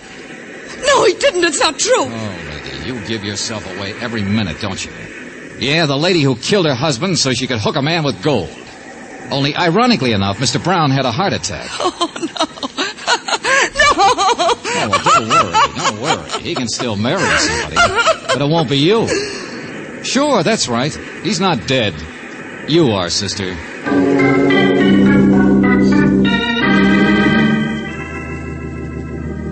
But the gold, George, that cup and the coin, the treasure. Oh, there isn't any, Angel, don't you see? Mrs. Mercy just used it to set up a perfect murder. This is Sandy Spit, remember? Just a place for fleas and seagulls.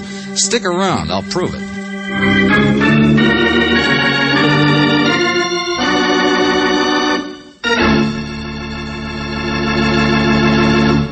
Well, now that we know who bumped off Clyde and why, I still have a question. When is George going to get around to having some of that fish stew he's been yapping about? This I gotta see. Just like this, you've got to hear.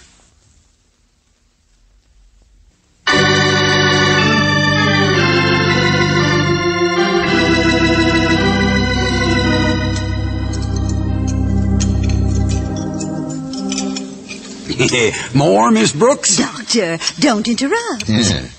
Well, anyway, Mr. Brown wasn't mixed up in it at all. It was just Mrs. Mercy. He confirmed that finally when he got over the shock of finding out what she was like. You see...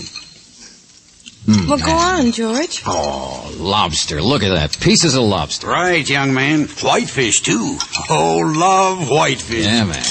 But she started the whole treasure fever with an old gold cup and a coin. Mailed the cup. Made sure Miss Gallagher would see it and spread the excitement. Oh, dear. Oh, Gallagher's all right. She's back on the job now. Pass the bread. Yeah, sure. Hey, you know, the idea was a good one. With evidence of Clyde having been killed by the person who found the treasure, the police would never think of his wife as the murderess. 73 suspects. A crime blamed on greed. Sure good idea, but it didn't work. Yeah, women should stay where they belong. Isn't that so, Liza? Oh, now, Doctor, stop it. At home, you mean? Yes, I think so, too. I couldn't help noticing you and Miss Gallagher, Doctor. You seem so happy now, so different from when you... What's that? What's that? Me and who? Now, don't get any wrong notions, young lady. Valentine here, he understands. Woman's place is in the kitchen. Sure. That's all the doc wants, Angel. You see, I do understand. I'm a fish stew man myself.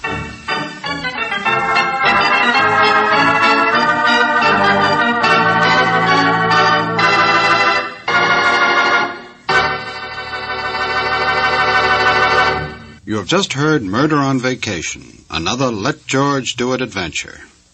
Robert Bailey was starred as George Valentine, with Virginia Gregg as Brooksy. Our story was by David Victor and Jackson Gillis, with music by Eddie Dunstetter. Now, this is yours truly inviting you to another visit with Valentine, when you will again hear what happens when you let George do it.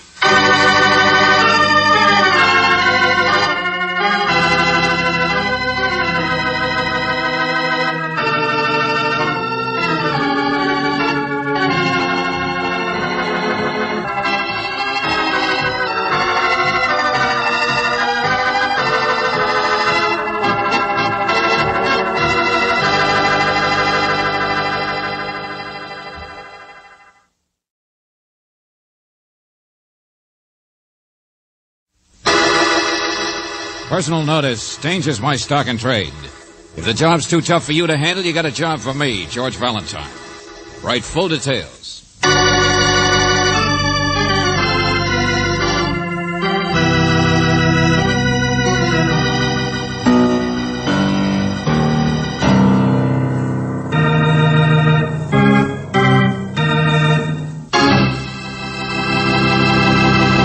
You've all heard of the man behind the plow, or of the man behind the gun. But have you ever heard of the man behind the frame? Well, if you haven't, you are right now. Because that's the title of our Let George Do It adventure. Now, one does not have to have a high IQ to figure out that the man behind the frame is not some small character who keeps that picture of Uncle Egbert hanging up over the fireplace. On the contrary, he's the kind of schmo who likes to have others fight his battles for him. And George Valentine is a fellow who is always ready to put on the gloves, with or without horseshoes. Now, it all started with a bunch of the boys getting together for a little ad-lib sing-fest, which is a pretty sour way to start anything. It's the best office machinery. Hold it, you guys. Shut up. Shut up, will ya? I'm trying to talk on the telephone. How can I... that's better. Bunch of crazy banshees. Hello. Yes, now I can hear you. Lawrence Ferguson? The kid? Well, sure he works for me. Came down from Emmetsville with me just yesterday. What'd he do? Get high on too much soda pop? Oh, look, friend, whoever you are, I'm no nursemaid. Don't bother me with any of this. Shut up, you guys. He what? When? Where did he... Look, Lieutenant, for gosh sakes, tell me. All right, of course. County jail. I got it.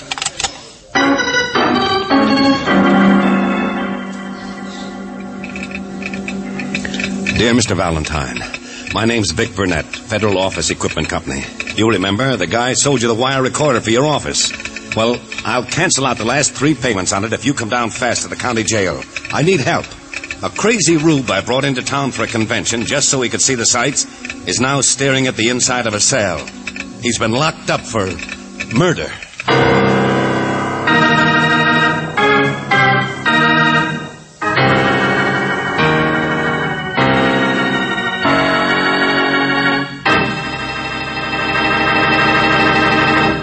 I think that this Mr. Burnett should have coached this young hothead on how to act before he brought him to town.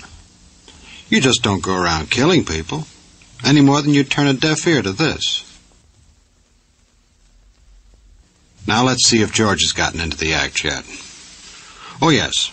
I see he and Brooksy have just walked into Lieutenant Johnson's office. Okay, Mr. Burnett, But I feel responsible for him. He's never been down here before. He's not even a salesman. You see, up in Emmetsville, You I want have to this see him, kid- Valentine, or don't you? Just a minute, Lieutenant Johnson. He's never done anything but read comic books, but I can't let him get railroaded like a Well, common I'm sure he's not being railroaded for anything, and a woman is dead, isn't she? Miss Brooks, listen to me. This kid That's is a good absolute... idea. You listen to him, Brooksy. Come on, Johnson. Gladly. Valentine, wait a minute. I just want to hear it from the kid himself, that's all. What a job. My poor boy's in the hands of the law. Oh, well, that guy's just trying to help. I'm an old man.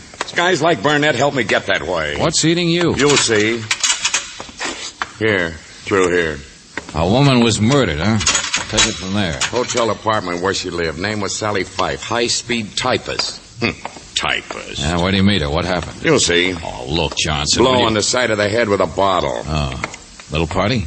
Little gal about 35, fast talker, neat, clean, small business of her own that didn't amount to anything. Fight. Sure, a fight of some kind. What else? This is a very refreshing original story. Why was the kid picked up? Were there witnesses? He was caught trying to run down a fire escape this morning. Taking us all day to even pry his name out of him. Well, I don't see. He's 26. Skinny, sandy-haired, pimply-faced 26, and probably never earned more than 26 a week in his life either. You see for yourself. Hey, wake up. Ferguson. Oh, excuse me. Hello, sir. Sure. Oh, don't stand up. Just thought you were asleep. No, sir, I can't sleep. I just shut my eyes like that. I do it in the office sometimes so people don't know I'm thinking. Okay, I'm not sir. This is Mr. Valentine. Sure. How do you do, sir? Whatever you say. Yeah, hello. Sit down, Lawrence. Yeah. You want to hear it too, I guess. I don't feel very good, you know. Last night you had some drinks. Yeah. See, Mr. Valentine, I'm just a clerk in the office. Up in Emmetsville, I mean. Been there 9 years. I begged so many times to come to conventions. The boss, it's Mr. Burnett. He Last night you went to a movie, and after that a bar called the Silver Duck, and you had some drinks. There was a banquet on the schedule, but of course, I'm not a regular salesman. I mean, just a clerk, you know. But I do handle the boss's correspondence and the district records and things. Well, I was alone last night. I don't know anybody in the city or anything. You knew this woman, didn't you? This Sally Fife? No. What? No, I didn't. Not until then. In the bar, I mean. He met her there. Very refreshing. It's true, too. Go on. Well, I had several, I guess. You know how it is when a guy's alone, on the town, so to speak. I don't remember very well, but I guess I met her. She was awful nice. Anyway, sometime later, I didn't feel very well. Yeah, sure. It was a long way back to the hotel, and she said she'd make me some coffee up at her place, close by. But she was nice. I don't want you guys thinking anything. Yeah. We know all about it. Tell him what happened when you got there. I've told you, I don't know. It's not clear. I'm not used to... I mean, I don't know whether I drank the coffee or not. All I know is that it's daylight and I'm asleep on the sofa. All right, hold it, kid, hold it. There was a fight, wasn't there? You had trouble with this girl, and then... Stop it. Leave me alone. All right, I ran, sure. I ran. I tried to get out the fire escape, only my head was all dizzy. I would have got away if it hadn't been for that. That's this morning when they caught you. Get back to last night. Well, there she was. Dead. What do you think? I killed her. Oh, you did? Well, tell me about it. Refreshing original story. I don't know, tell you what. I wanted to have excitement, what it feels like to be kicked around and yelled at by all them salesmen. A clerk, sure. He'll never get any place. Well, they're all fakes, all of them. Loud-mouthed jerks I could wrap around my finger any time you ask. Salesman, I'm better than any of them. Cut it out, kid. Now, easy. You said you killed a woman. I must have, don't you see? Nobody else was up there, I remember. I'm sorry I shoot my mouth off, but I'm just trying to forget. I wish I was just being a clerk now. Remember, forget. It was her idea you have some coffee last night, I suppose. Well, it seems that way. It wasn't mine. How did you know? Oh, for the love of... Kid, haven't you ever heard of a thing like this happening to anybody besides you? What? Well, nobody ever got in trouble like this before. Nobody ever did the things that I must... Oh, cut it out, Rube. I can't stand it, eh? Yeah, the facts are all true, Valentine. The ones we could check. Same old story. What are you talking about? I'm just a guy who... Hasn't it ever occurred to you you might be a sucker? Oh, never mind, Johnson, never mind. What's he held for? He signed a confession of anything? You think I take milk away from babies? Suspicion, that's all. Then how about taking him out of here? What's the name of that bar you said? The Silver Duck? Come on, Lawrence. I want to see if you know how to swim.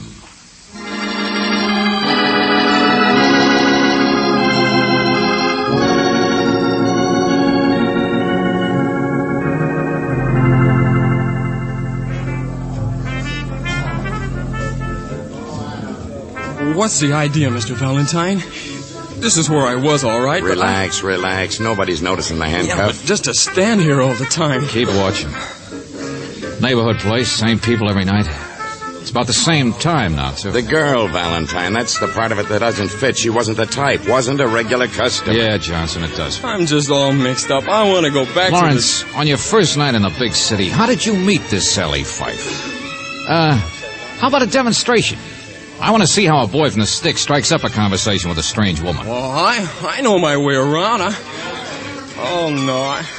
I don't know. She said hello to him. What do you think? He probably blushed, too. Johnson, you contradict yourself. You said she wasn't quite the type. Brisk, sharp lady with a job. There's one. That guy. Which one? Point him out. There with a cigar. Just came in. Oh, I don't know. I'm not sure. I must have seen all the people who were here last night. I remember the waiters. Excuse me. Valentine, Lieutenant, wake up. What's the most likely way the kid here met Sally Fife? Got picked for a patsy or whatever it was. Somebody probably introduced him, don't you think? So I'll see you later.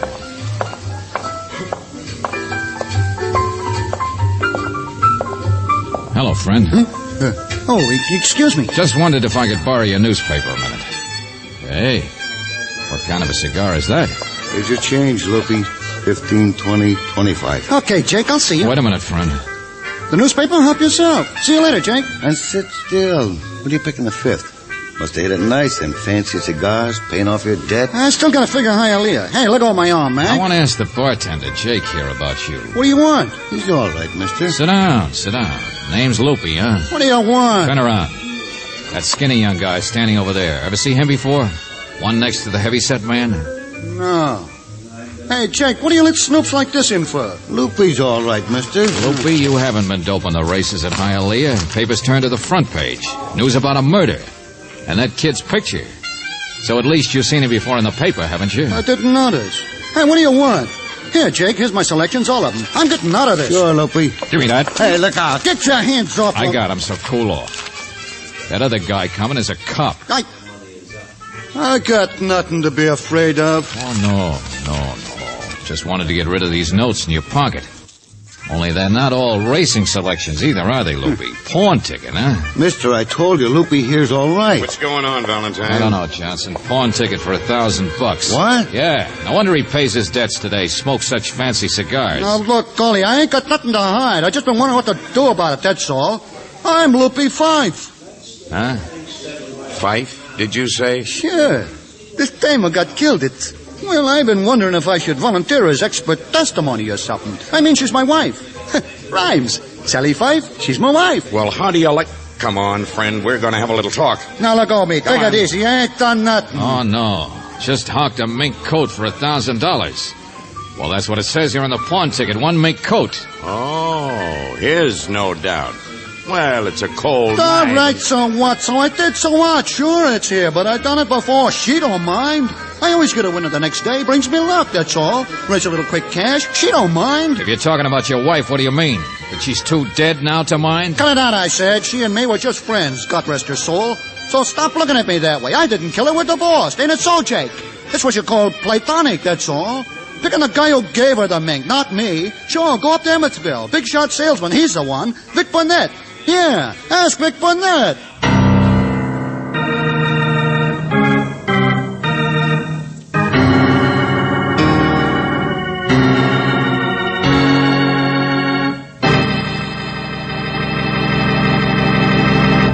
Well, what do you know? Mr. Burnett goes around giving out mink coats to little married girls.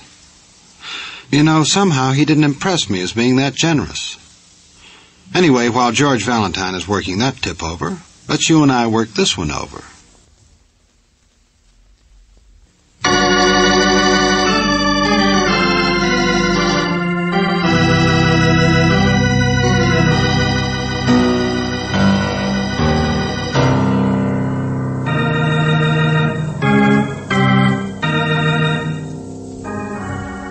And now, back to George Valentine. Vic Burnett, the big man from Emmetsville, here in town for a convention. He wanted you to help one of his employees, the young clerk, Lawrence Ferguson, because Lawrence was locked up in jail for murder, too confused even to defend himself. The only trouble is, though, the girl Lawrence said that he met for the first time last night, the night of her murder, now seems to have been mixed up with Vic Burnett himself. So, if your name is George Valentine, you're pretty much inclined to agree with Claire Brooks when she says... I never did like his looks, George. From the day he sold us this wire machine, I didn't like the kind of stories he told. Oh, sure, Brooksy, but don't break the recorder on account of him. You get the rest of my notes on it? Oh, didn't you finish? I'll hook it up on the phone again. No, that's all. Burnett didn't tell you where he was going after he left the county jail, did he? No. How do you like that? Write up your notes for a client that doesn't even... Well, we can't find him either, Brooksy. Salesman must have sold himself a powder and then taken it. Mr. Valentine, now you're just getting my boss in trouble. He wouldn't have done a thing like that. Kid, you want to save your job or your neck?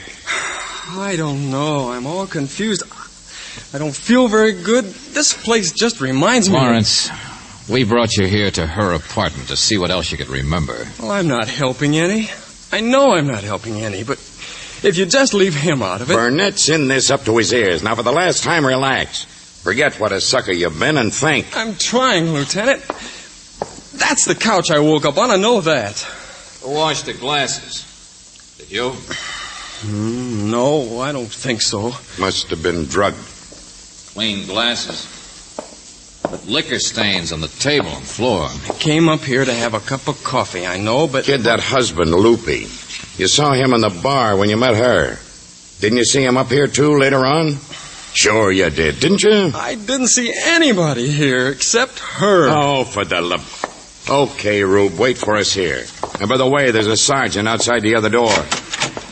Well, going to get around to me now, huh? Just wanted to give you time to make your story good, Loopy. I know you guys think if you keep me cool and I'll get hotter, hey? Well, let me tell you, I'm just a husband, see? But we're divorced. I'm not surprised. She was a businesswoman. Little sharp around the edges, maybe, but standing a guy like you as a horse of another color. Incompatible, that's all. Just one of them things. Give the little lady her happiness, I said, but still platonic. Soft spot for old Loopy. You know how it is. Which brings me to the mink coat. A little matter which was over and done with yesterday afternoon. A little loan of the mink, so Loopy could pick the horse of the right color. If you don't mind my lifting your figures of speech. Just saw her for a minute in that bar, but I never came up here later on. Vic Burnett gave her the coat, huh? Yes, sir, but you see... When? Last year. How long's he known her? Several years, maybe. Fancy apartment. Her typing service didn't buy her all this. It's how she met him. Special work on his district records or something. He's down here a lot. And she used to write to his office when he wasn't. Boyfriend, that's all. It's perfectly legal. In love with business. And he paid her in mink. All right, so she knew a few things about him. So she had a liking for the finer things. Now you're warming up, friend. She blackmailed him, huh? She did not. You can't talk that way about my wife, God rest her soul. A shakedown artist, so that's what you was. I didn't say that. Oh, stop it. Huh? Well, look what's here. You see, I wasn't running any place. Just dodging a little. I know, Mr. Burnett. I guess you don't need me anymore, so I guess I'll just... Oh, no, you don't, Loopy. Stick around. Okay. Listen to me. I want you guys to understand something. I hired you, Valentine. Don't forget that. Yeah, to rescue a guy so dumb he walked into the oldest frame-up in history. So old, no matter what he said, no jury would ever convict him. But that doesn't mean you couldn't be the man behind the frame, does it? Sure, he must be. Listen, I said, I would have told you everything, but you know how it is. When did you see her the last time? Last night, supper. Go on, make something out of that. There, you see, supper. He saw her at supper. How was she dressed? Huh? Well, I don't remember very nicely. Was she wearing a mink coat at supper, or wasn't she? Sure. The one I gave her. Why? Grab that guy. Lloyd! Oh, no, you don't. I'm no Come back sucker. here. Grab him, Sergeant. Grab him. He's the one. He didn't get him.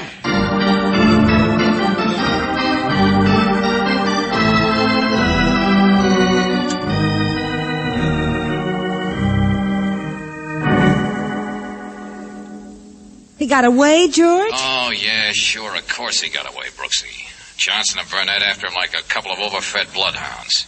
The kid's here with me. Oh. Well, why didn't you go with Wanted you to read me back some notes, that's all. You see, the closet's been all torn up, ransacked. So it had to be Loopy who got the coat, we know that. But he didn't get it until after supper. So he was up here late. Probably after he'd been in that bar. George, he saw his wife with Lawrence, so it would have been easy for him to follow them up there and... Yeah, sure, it was... George? Yeah, I'm right here. Look, I'll be back up to listen to those notes myself instead, okay? Well, I'm just typing. Yeah, I'll be up at the office. Let Johnson look for people. I'm all through. Wait for me.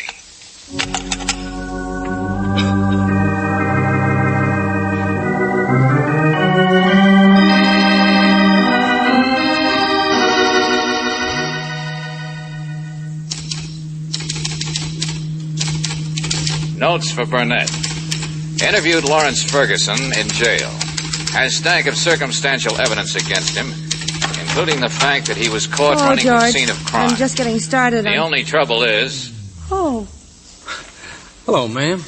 I heard that voice and thought it was Mr. Valentine. I thought you were. You're Lawrence Ferguson, aren't you? Yeah, that's right. You mind if I sit down to wait for him? How'd you know? No, sit down. He described you, I guess. Oh? I was all dressed up last night. I don't look like much anymore. Oh, don't be silly. I thought George was with you. I can't afford to buy the kind of clothes that salesmen do. They're jerks. You know that? Where is George? Oh, I don't know. He was on the phone. I was waiting for him. Then he hung up and took off like lightning. Thought maybe he'd come over here. Go on with your work. I'll just sit here and wait. Well, thank you. Only trouble is a matter of a mink coat. Loopy, Sally Fife's divorced no-good husband, Hoskins. Oh, Mr. Valentine didn't know yet, I guess. Loopy got the coat last night. That's what there made... is, with a man who committed murder, maybe even with a coat as motive, Hockett, seems to me he'd be a lot more likely to sell it. Mr. Valentine's a smart man, isn't he? At the time Loopy hocked the coat, today, he didn't even know his wife was dead. I'm sort of like Mr. Valentine in some ways. Smart. Where is George? Tell me. If he left to come here and you were with him, he'd be here by now. I don't know. I'm waiting. Just like you are. Yeah. He said the closet at Sally's apartment was all ransacked. Loopy wouldn't do that, would he? He'd know where the coat was. Maybe he already got it. You mean while you were in that bar with his wife? Maybe. She wasn't wearing it. How did you know she even had a mink coat? I don't know, ma'am. I'm all mixed up. Yes. Play some more. That machine the salesmen sell. Big shots, jerks. They even got a song. Salesmen of all FOE, we will have prosperity. Isn't that a laugh? Like a bunch of high school kids at a football game. I see what goes on. I can make more money than any of them. Lawrence, stop. Stop. I'll play it if you want. Sell it. Also, Mr. Burnett, it bothers me you'd hire me and still keep things secret. But you did hire me, so answer a few questions. Your correspondence up there in Emmetsville, Sally Fife did business with you, so whoever handles your correspondence would know about her. Check? And that's your clerk, Lawrence. He would have known about her through the handling of district records, too. But he insists he didn't even know her name until last night. Why? You killed her. The poor innocent boy being framed. You killed her. Mr. Valentine's smart. You're stupid. You killed her and ran, but you got caught. Don't say that! That's what she said. I'm sorry. They were sorry for me. They thought I'd been framed because I made it look that way. I spilled liquor on the rug and the table. I pretended. I used to give Sally information about Mr. Barnett. And then she'd get mink coats and things. I don't care. I don't want to know. She wouldn't give me my share. She said I was stupid, the same thing you said. Don't touch me. Why not? I have to kill you. Get away. Sally wouldn't give me my share. But I got even with her. And even if they caught me, I still made it look like I'd been framed. I looked for the coat, but it was gone. Get away, I said. But he still got away. Stop it. Lawrence, stop it. You can see I wasn't framed. They thought I'd been framed because I made it look that way. I spilled liquor on the rug and the table. I pretended. I used to give Sally information about Mr. Barnett. She'd get mink coats and things. Listen here, I don't want to know. You turn that thing and try to record what I say. I was stupid, the same thing you think you've got a confession, don't you? There's a button on this crazy thing. I didn't know. No, I didn't. You bumped it yourself. Well, what kind of a prove I am? And so, Mr. Burnett, I guess you don't need a report. The kid you wanted me to help is nothing but a pin-brained loony. Where's the button? Turn it off. Oh, yes, it will, Buster. Oh, George, you're here. I'll show you the button.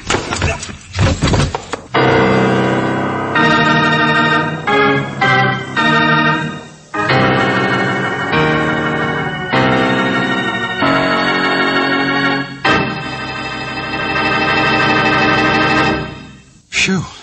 Boy, that was a close call for Brooksy. I wasn't sure there for a minute whether or not George was going to make it in time. Now, while he's quieting Brooksy down, let's take a minute to listen to this.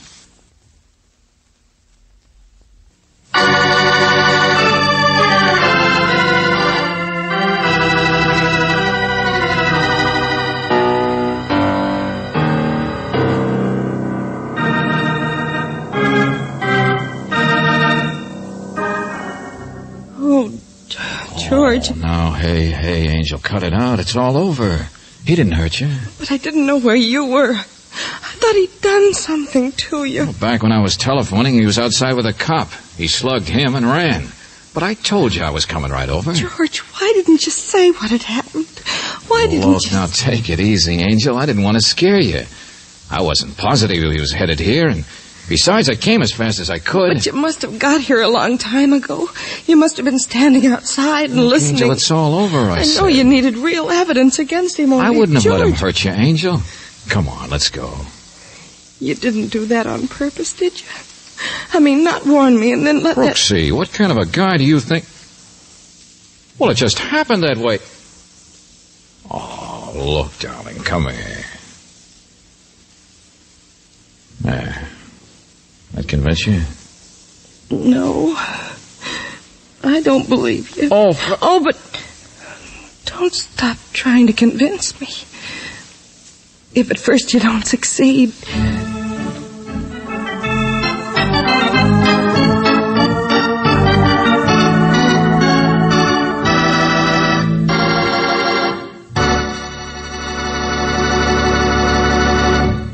You have just heard The Man Behind the Frame, another Let George Do It adventure.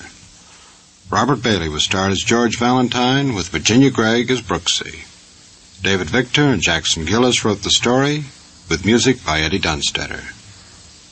Now this is yours truly inviting you to another visit with Valentine, when you will again hear what happens when you let George do it.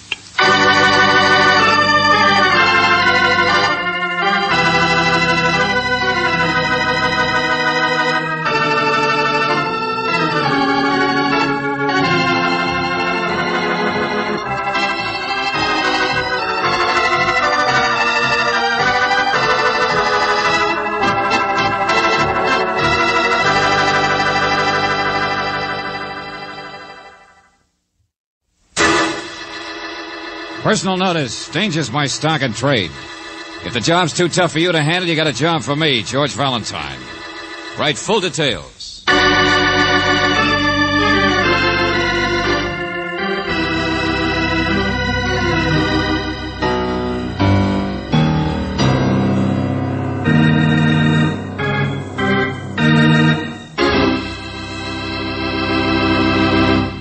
Say, I wonder if you like Runyon-esque characters like I do.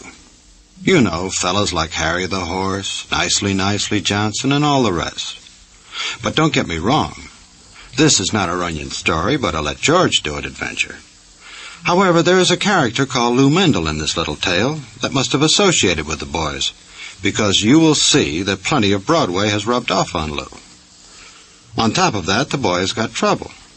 So much so that even his trouble has trouble, which is bad. So what is to do? Get in touch with George Valentine, which he does.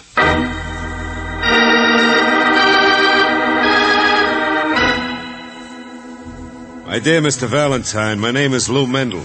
I own a nightclub, the Club Top Hat, which I'm sure if you've ever been there, you'll admit is a very high-class place. It's not the type place where we have any trouble, and everything is strictly above the board, which is where you fit into the picture puzzle, Mr. Valentine. There is this girl whose name is Dove. She's a new dancer on account of she can't dance, but I like to be big-hearted. But as of to date, my big heart has got me nothing but a blow on the head. This is the essence of the puzzle. Who hit me? Even more important is, what about Dove? She is somehow in the middle of the trouble. And for such a nice girl, I don't like it. Oh, yes. This is a lot more than just what you may be thinking. Because poor little Dove, you understand, looks upon me as her big brother.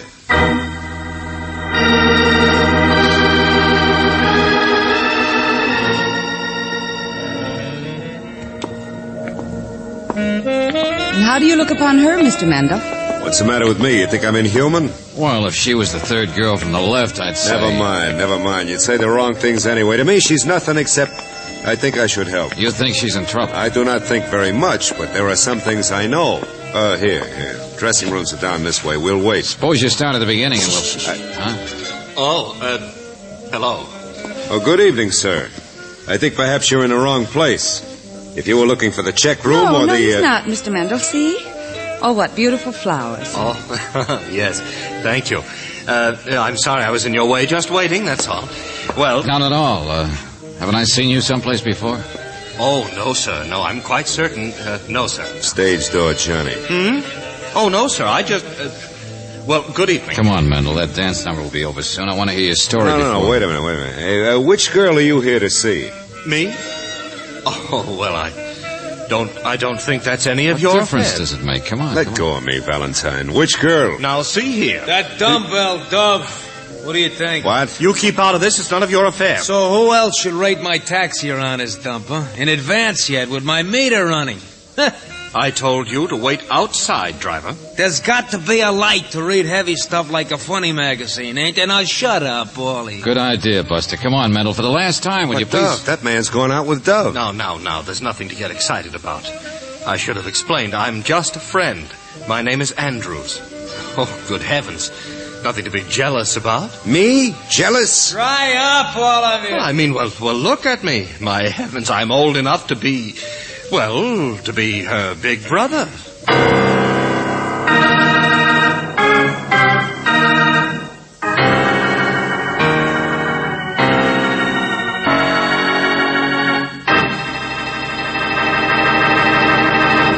You know, this Dove gal must be a real doll. Mendel says she has no talent when it comes to hoofing, so I wonder what the gal has got. Maybe it's those black net stockings. Or maybe she was smart and listened to this. Now let's get back and see how George Valentine is doing as to finding out who gave Lou Mendel a hit in the head. Mr. Mendel, please. Look at this. What happened? Look at this. See here? Just where my hair is thinning. Oh. Yeah, you got hit all right. Must have felt nice, but when and where? Last night, here, by the door to a dressing room. There wasn't a convention here then, huh? Well, after closing, I noticed a light. I'd heard a door shut, and I came to see what it was. It was a door to the street. Only then all the lights went out. I was hit. Uh-huh. Well, go on. Where does she fit in? Well, I stooped to look at an envelope lying under the door. In it was a $1,000 bill. Wow. Yeah, note, too. I was reading the note. Do you remember what it said? Yeah, it said, the picture was not even worth the price of a loge, but this is where I came in. Oh, brother, this is where I came in. Yeah, but it happened. So it don't make sense. So what? It's That any reason why you should turn up your nose like this? Oh, I don't doubt your word about what happened. It's just a little too simple. But it happened. The picture wasn't worth the price of a loge, but this is where I came in. No signature. I don't know who wrote it, but I got knocked on the head, didn't I? And when you came to, the $1,000 was gone, I suppose. Money, note, the works. Of course. Well, don't you believe that? Oh, yeah, sure. I'm disgusted because the note is so simple, and the money, too, that I wonder why you need my help. Hey, what's this really about, Mendel? What kind of a dumb act are you trying to play? Oh, no, please. Just because a man has a nightclub, does that make he's got to be suspectable? Can a man in a tuxedo be just people like anybody else? This thing I don't understand, this bump on my head, Yes, this what's... George, yes. Can a man who's obviously in love be blind when it Wait a comes minute, there she is. The dance number's over. Now, Valentine, quick, what did you mean by what you... Miss Dove, I brought you some flowers, and I have a taxi waiting. What? And I'll change in a minute. Well, hello, everybody.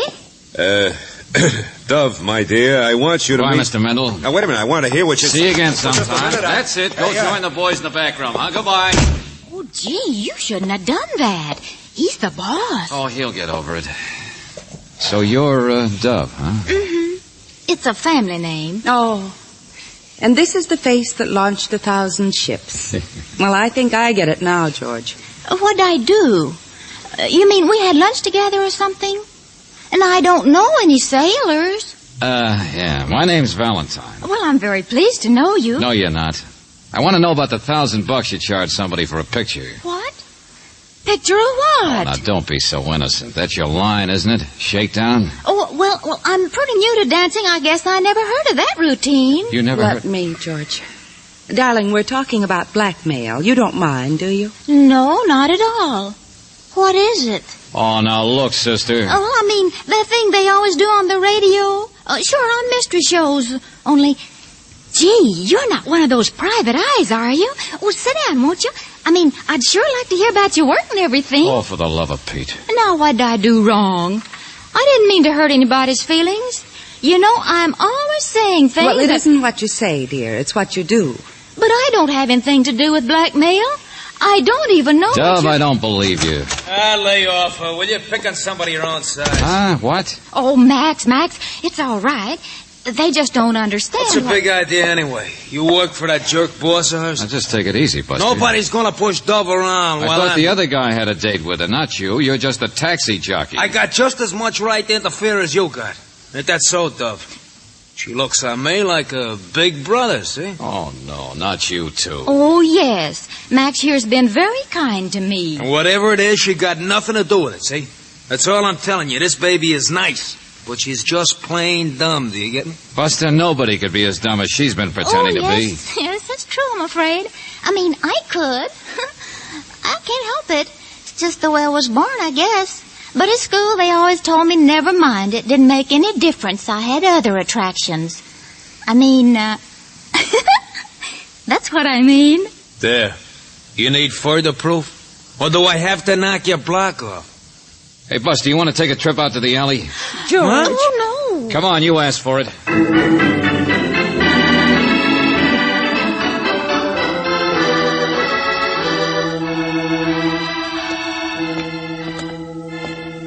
Now, look, miss, I got a wife and 3 kids. Okay, see? this looks like a good place. Now, look, it's only I can't stand people should think things about dumbness, that's all. Gets me sore. Dove is like my Myrtle. She wouldn't even know how to blackmail a butcher. Hey, want a cigarette? What? Relax, will you? All I want's a little private information. Oh. Well, now, look, don't think I was afraid of you. Oh, no.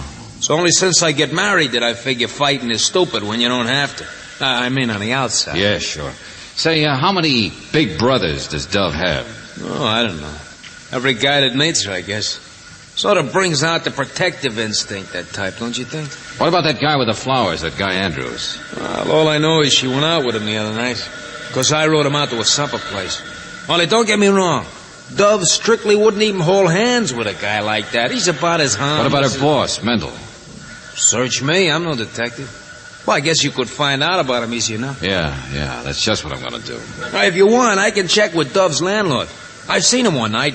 Looks like kind of a nice guy, but She says he's an awful snoop. Uh-huh. Well, now you get the idea. Who are her friends? Who does she go out with? You're a driver. It ought to be easy. Let me know, will you? Sure.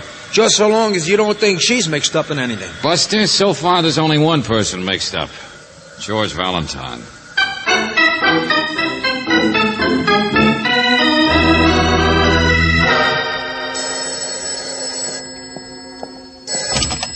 Yes? Oh, yes, he came back here to the office. Here, let me have it, Angel. Hello? That's me, Mr. Valentine. I thought you'd be with that Mendel. Oh, Max. No, I left him an hour ago. He's even harder to dig information out of than you are. But did you get anything on him? I mean, did you check his record? Hey, hold on a minute. Why do you want to know? Well, I'm at Dove's apartment, see? Only she's not here. And you remember that snoopy landlord I told you about? Yeah, sure. Only look, Max, I doubt if this case is worth all the... Well, he's here. The landlord, I mean. What? I guess he could give you information, all right, only he's dead. Hey, you hear me? Dead, I said, from bullets. I mean, it's a case, all right. Get here fast, will you? I got a wife and 3 kids. I'm bowing out. From now on, what Dove needs is a big brother like you.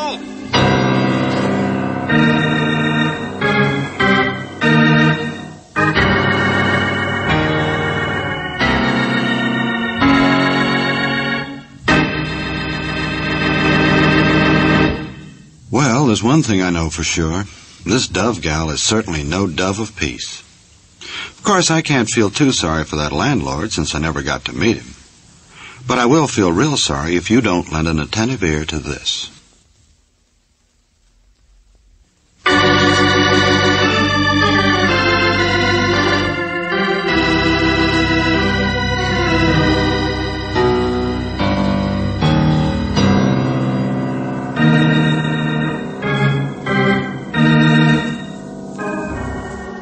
Now, back to George Valentine.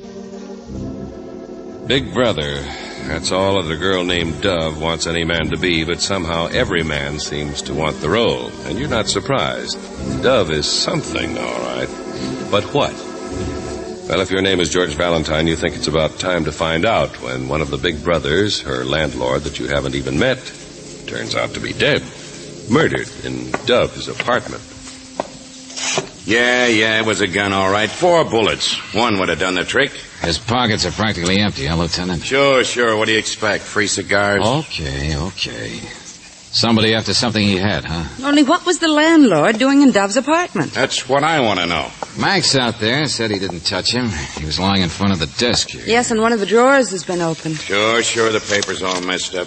Aren't there any fingerprints? Fingerprints? My friend, there's not a single one in this entire apartment anywhere. Oh.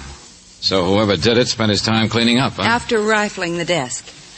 No, I don't think so. What? Oh, you don't? Mice did it. The landlord did it. Yeah. Huh? Well, look around. Isn't that what happened? The landlord was rifling the desk here when somebody came in and killed him. Looks like he even put up a little fight first. But since his pockets are empty, whatever the killer wanted was on the landlord, not in any desk. Big deduction. Solves everything. The picture wasn't worth the price of a loge, but this is where I came in. What'd you say? Double feature, Johnson. Uh-huh. Sure, I guess I was right. Look here, hole in his pocket. Yeah, it was down on the lining. What picture? Don't look so blank, Lieutenant. Remember that note I told you about with the alleged $1,000? It's a picture of Dove, George. Let me see. It's not very clear. It's taken so close up. Enlargement of part of a picture, that's all. Only look at that. Some guy's got his arms around her. Evening clothes. Which one is it? Which guy? It's a new one. Search me. I never saw him before. He looks awfully respectable. There's nothing really wrong, but a picture like that would be worth something.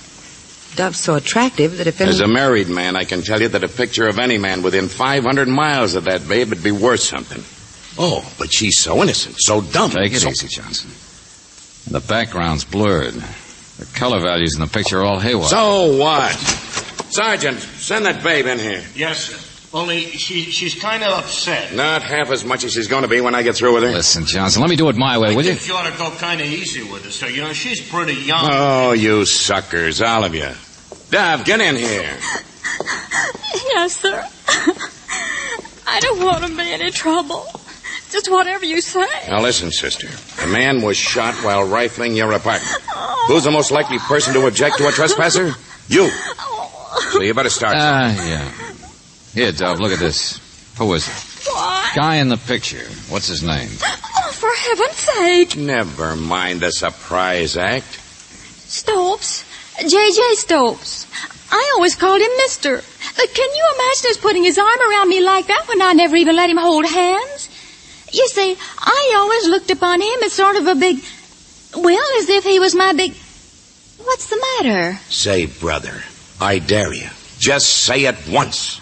Oh, Lieutenant, you're angry about something.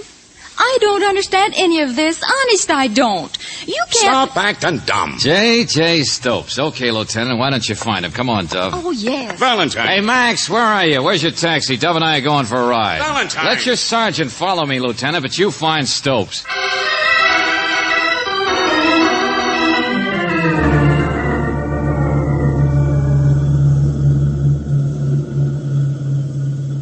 Did you try looking in a book, Mr. Valentine? Yeah, there were 17 Andrews. As you said, you took him home the other night. It's around here someplace. Don't worry, I'll find it. But I didn't go out with Mr. Andrews tonight. I changed my mind. I mean, Mr. Mendel got all upset, and that made me upset. So I went to a late movie. I mean, after you left and... Look, will you not talk except when I ask you to? I get mixed up every time I look at you. It's very sweet of you to say so. Yeah, well, that wasn't exactly... Hey, take it easy, Max. Just remember, that's all Andrew's place. I'm on the wrong street. So am I. What? Hey, Dove, tell me about that landlord. He was a snoop, is that right? Curious about you, watching to see who you went out with and so on, is that right? Shall I answer you? Oh, now look, Dove. Well, I mean, you mixed me up too, you know. Well, I mean, yes, sure he was. That's all I know about him. I mean, I don't go out with so many fellas, only there's no reason I shouldn't, is there, if they're nice and they ask me? And they usually do, you know. Max up there, he says I'm one of the forces of nature. Of course he exaggerates. Only I can't help it, can I? Well, here we are, Chief. Well, what are you waiting for? Turn her over to the sergeant back there, will you, Max? Oh, Mr. Valentine. So long, baby. I got another date for tonight.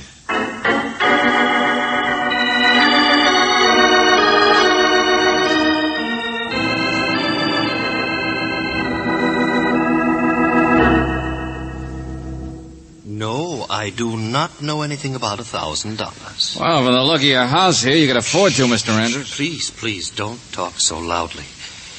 You'll wake up Mother. Huh? Well, this is Mother's house. In fact, it's her money, too.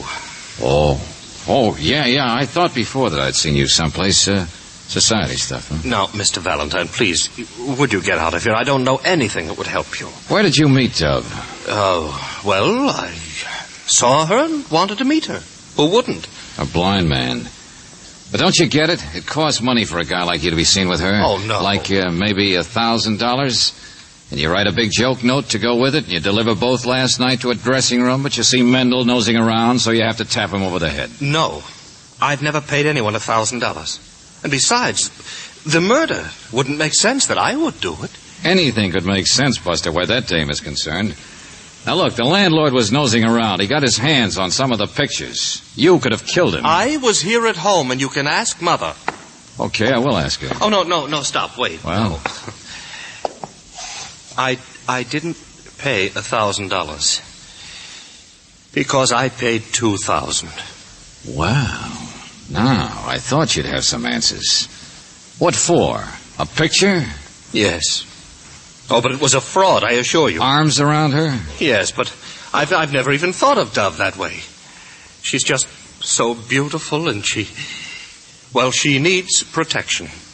It was some sort of process shot. Yeah, I already thought of that, sure. 2 pictures put together, maybe. Only why so tender about a blackmailer? Oh, no, I can't believe it. That's why I was at the club tonight. I wanted to ask her about it. Why didn't you ask when you gave her the dough? Well, I sent it to the post office. You did what? Well, there's a box number. It wasn't to her. You see, I received the instructions by telephone, and it definitely was a man who called. Man, huh? By telephone? Where's your phone? Oh, there, but it's an extension, and my mother might... Be quiet, will you? You'll wake her up. Hello, give me Lieutenant Johnson. This is George Valentine. Mr. Andrews, I think you just waked me up. This is a very simple crime. The clue has been lying right in front of me all... Valentine, where you been? Your sergeant told you where I'd be. Now listen, Johnson. I will not. You listen to me. I'm just on my way out. Traffic called in. That taxi driver, Max, had a wreck. What? That's right. All over a retaining wall at the bottom of Commercial Street Hill. You want to know who caused it? The guy who hired you, Lou Mendel.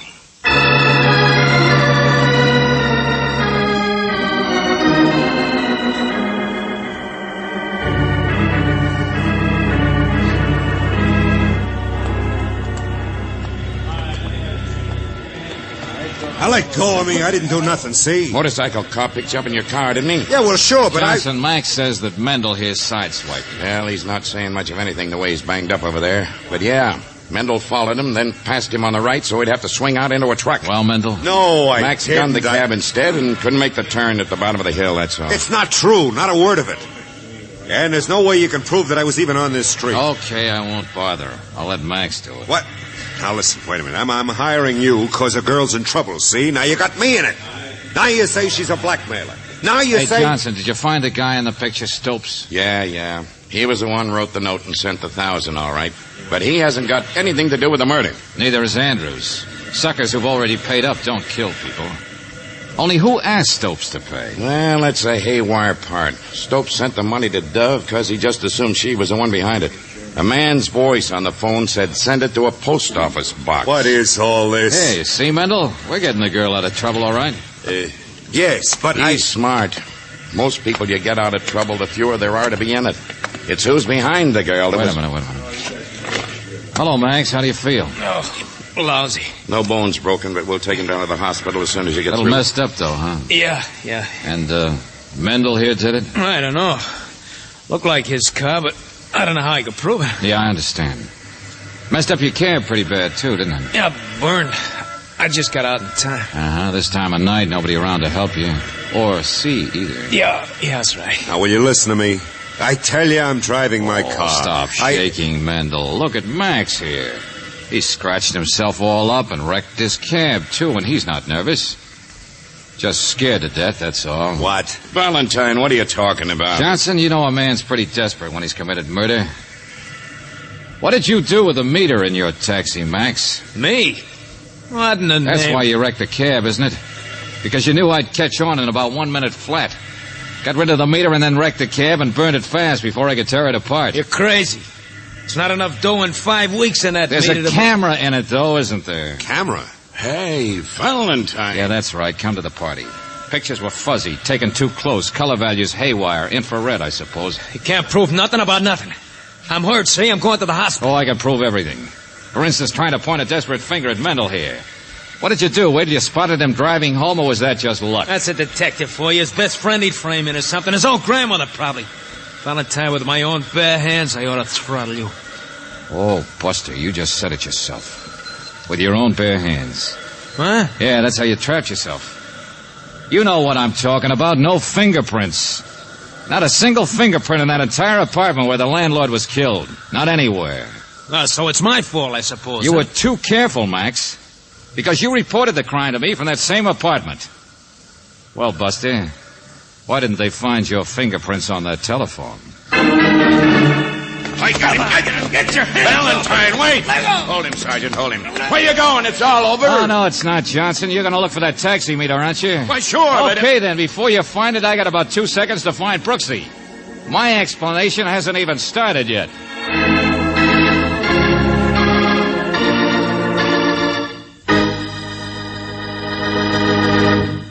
I wonder what George has up his sleeve. Seems to me this case is open and shut.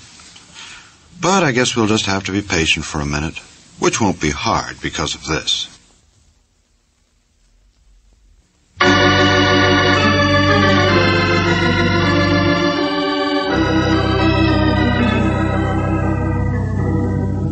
George, I understand all that. And I can read his confession in the morning. Well, I just wanted you to get it from me first. Hey, driver, get off the main street, will you, and go a little faster? Sure.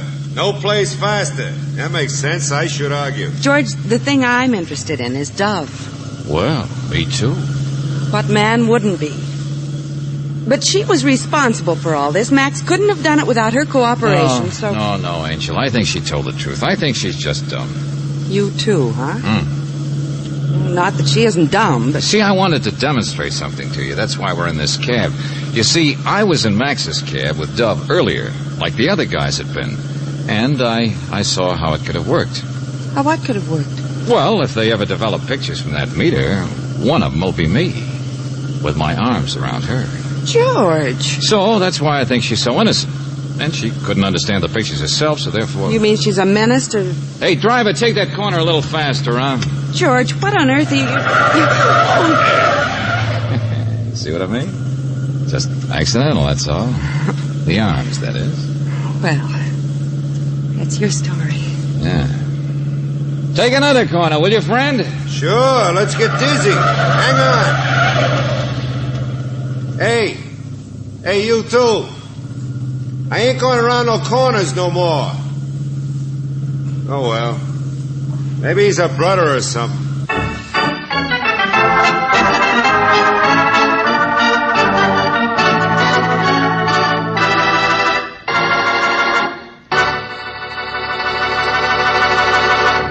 You have just heard Big Brother, another Let George Do It adventure. Robert Bailey was starred as George Valentine with Virginia Gregg as Brooksy. The story was by David Victor and Jackson Gillis, with music by Eddie Dunstetter. Now this is yours truly inviting you to another visit with Valentine, when you will again hear what happens when you let George do it.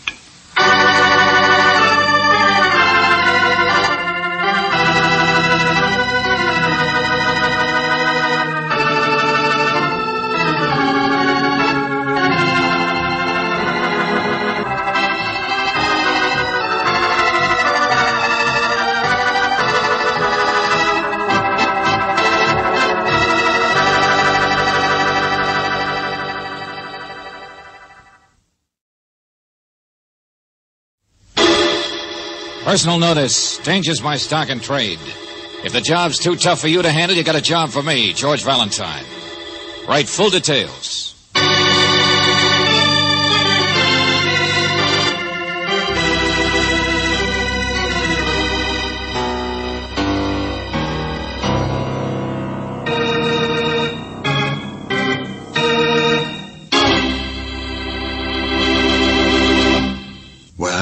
See, it's time for another Let George Do It adventure. Now, this story has to do with a worrywart by the name of Shorty McGowan, who runs a pub over on the east side. Shorty's the type of fella who, if he hasn't got a problem, he goes out and finds one. Right now, he's just returned from a most successful hunting trip. And boy, has he got a beaut.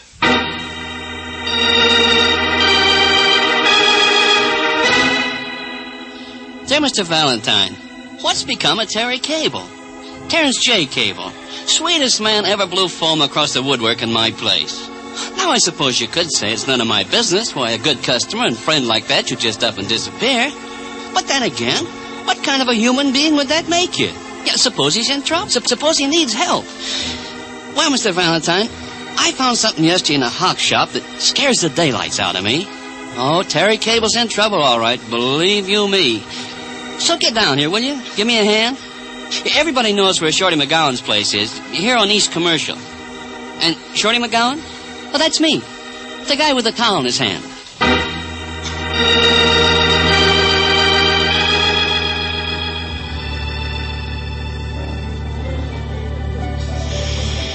Watch? Just a watch? Yeah, Terry's watch. Here it is. And that's what you found in the hock shop, huh? You know those ones down by the railroad station? Well, I was coming back from Mayville yesterday. Took a couple days' rest, and walking along the street, this thing in the window just up and hit me in the eye. Terry's watch, I said. That's Terry's. Let's see.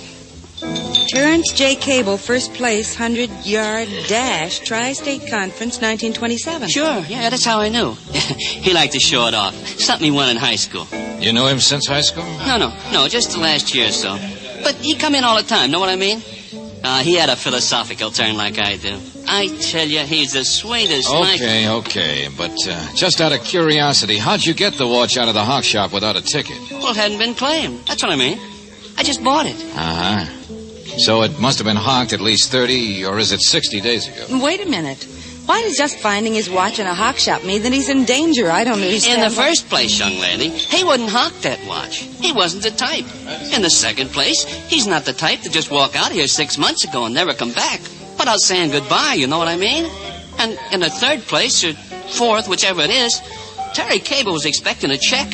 A big, big check. More than $50,000, he said. Okay, so what? Check from where? Well, how should I know? Rich Uncle Dudley, maybe? Uncle Sam? Search me. But a man wouldn't disappear without waiting to get it, would he? And only if he got it, then why hawk the watch? See what I mean? Yeah, I see what you mean. Maybe see why you're so interested in finding him, too. Oh, no, you don't. Not me. No, I'm more one of them ultras, you understand? Yeah, to me, he's just a fellow human being. I'm no more interested in his money than I was in his gun. His gun? Oh, this gets better all the time. Oh, sure. He had a gun, all right.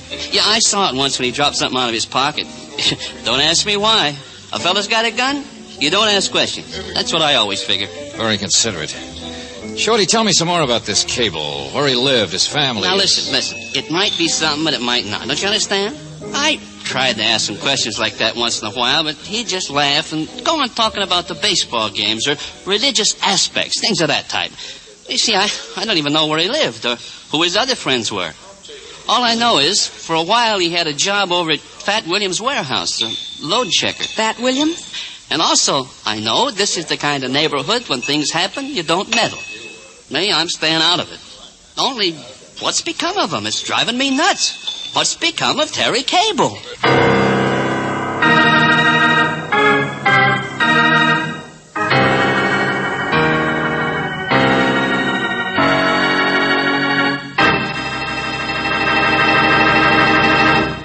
You know, I think I know what's wrong with Shorty. His needle is stuck. But George will figure that out sooner or later. And while he does, let's take a minute for this. Now let's get back to the old question. What's become of Terry Cable? Cable? Never heard of. They call you Fat Williams, don't they? Call me a lot of things, so what? In the warehouse business, Sonny, not lost and found. But we were told that Who told you? Who sent you around here to bother me when I'm trying to take a day off for a game of golf? Never mind who sent us. I'm just looking for Terry Cable, that's all. He worked here as a load checker once. Solve a couple of hundred other bums. See out that window there? Don't see any streets for 3 blocks, do you? All warehouse, all mine. Got a keg of nails, I'll store it. Sure. Got a hot car, you'll store that. What's that? Oh, I've heard your name before, that's all. Just take it easy. Sonny, I thought you wanted help, not a button through your collarbone. Skip it, I said. Your place burned down here about a year ago, didn't it? I didn't realize you were still around, that's all. You mean you wanted me to know you were a real hep character? So any information I got, I better give you. Oh, these eager beavers. I can pester your employees to find out about Cable. But it'd be so much easier to get information by just saying please. Now there. See? Terrence J. Cable. No home address, worked here 3 months, paid $52 a week. Where did he go when he left here? Fired for spending too much time in the gambling joints. Like Lou Sprinkle's place. And that's all, huh? That's all you gotta say. Well, for the love of dog food, yes. What do you think I am, Sonny, a day nursery? What do I care what happened to some jerk I never even... What's that? His watch. Why'd you say so in the first place? You want to find this guy and tell him what time it is? Oh, get out of here, will you? I got a game of golf.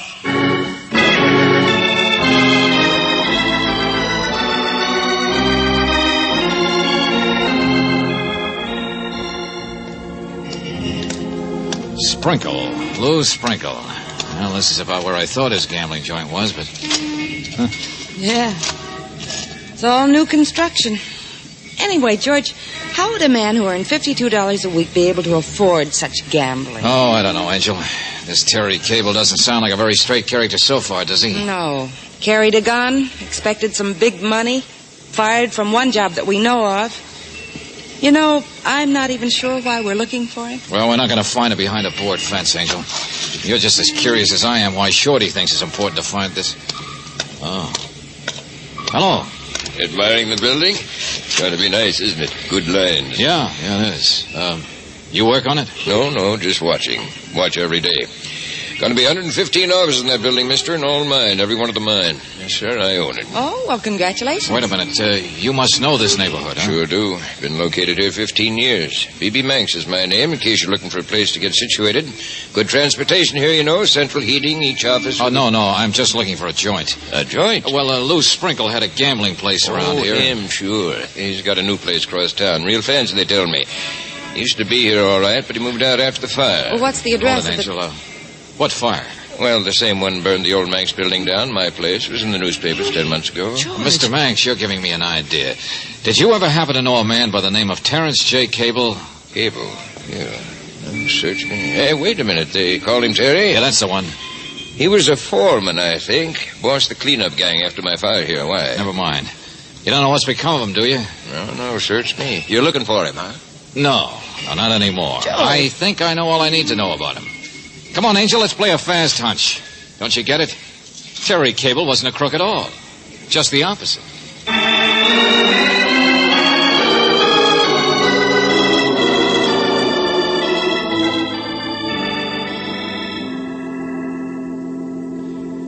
Yes, Mr. Valentine. Terrence Cable has been with us for years. Fire insurance underwriters. George, you're right. Yeah. Every place I looked, I seemed to run into a fire. Any guy who once in a while carried a gun and who so gratuitously could wrangle jobs in places that had burned... He had money to spend in a third place that burned. Had to either have an angle or an expense account, Mr. Everett. What is Terry, a fire investigator? Yes, that's right. So if that answers your question... Well, it solves the riddle. Yes, Mr. Everett. But what did he find? We can't help being curious. That Fat Williams warehouse had a lot of valuable furs stored in it when it burned. And the furs were never definitely linked with the fire. We looked them up in the newspapers. This B.B. Manx collected quite a bit on his fire, too. And as for Lou Sprinkle, knowing the kind of guy he's supposed to be... We investigated the fires, naturally. That was Terry Cable's job. But now if you'll excuse me, Mr. Valentine... But he didn't find anything wrong, is that it? He was just pulled off the case, and that's why he disappeared from that part of town. Yes, that's the idea. So there's really no mystery now, is there? You can go home and forget about it. Wait a minute, hold on. Yes? Why don't you tell us the rest of it? Where's Terry Cable now? What's become of him? Are you asking for a client or for yourself? Well, what difference would that make? Mr. Valentine, it wouldn't make any difference one way or another. You see, Terry doesn't work for us anymore. I really haven't the slightest idea where you could find him. Oh, you mean you won't tell me? Or you don't want me to look? I mean those cases are closed. Besides, Cable doesn't have anything to do with investigations anymore, so what business is it of yours? But he disappeared so quickly, we thought... Well, I don't know what became of him. Left town, I think. Now, really, Mr. Valentine... You're lying, friend. But okay, if that's the way you want it. But I'll be back. What? You don't want me nosing around because you know what's become of Terry Cable. Well, maybe your closed case will be reopened as soon as I find out why my client was so anxious to reopen it.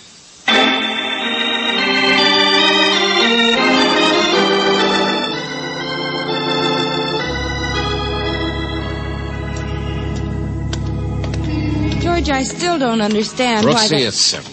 Look, don't you see why the insurance companies would want to protect their own good name? But what did Terry Cable have to do with Angel, their... now look, think back. It's all there. The kind of a guy Cable was, what he did, and why he disappeared. Hey, Shorty! No customers. Out and back, I guess. Hey, Shorty! George. Yeah, Brooksy. I guess the explanation of Terry Cable will have to wait a while. The guy who hired us seems to be dead.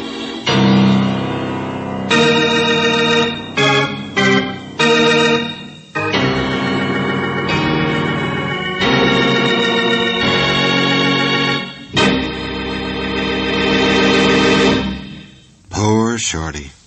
Someone must have gotten tired of hearing him spout that same old question and shoved a bar rag down his throat. Well, maybe it wasn't quite like that, but we'll find out all the gruesome details in just a minute.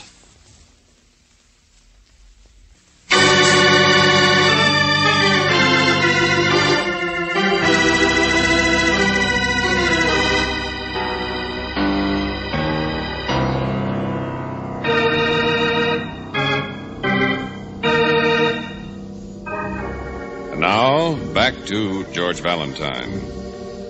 The man who hired you is dead, Shorty McGowan. He's been shot. Well, if your name is George Valentine, then the mystery of what's become of Terry Cable is now more important than ever. No, Brooksy, Lieutenant Johnson said there weren't any witnesses to our friend Shorty's death. And it happened just a few minutes before we got here? Yeah, that's what the doc says. Somebody stepped in from the street and shot him, and that's it. But, George, why? He was such a friendly little man. Yeah, but it seems he's been mixed up in a few things, too. Oh, what kind of thing? Oh, petty theft, hold up once. But what's important? Never arson. Arson? Yeah, come on, Angel. Where are we going? To get a new client. The insurance underwriters.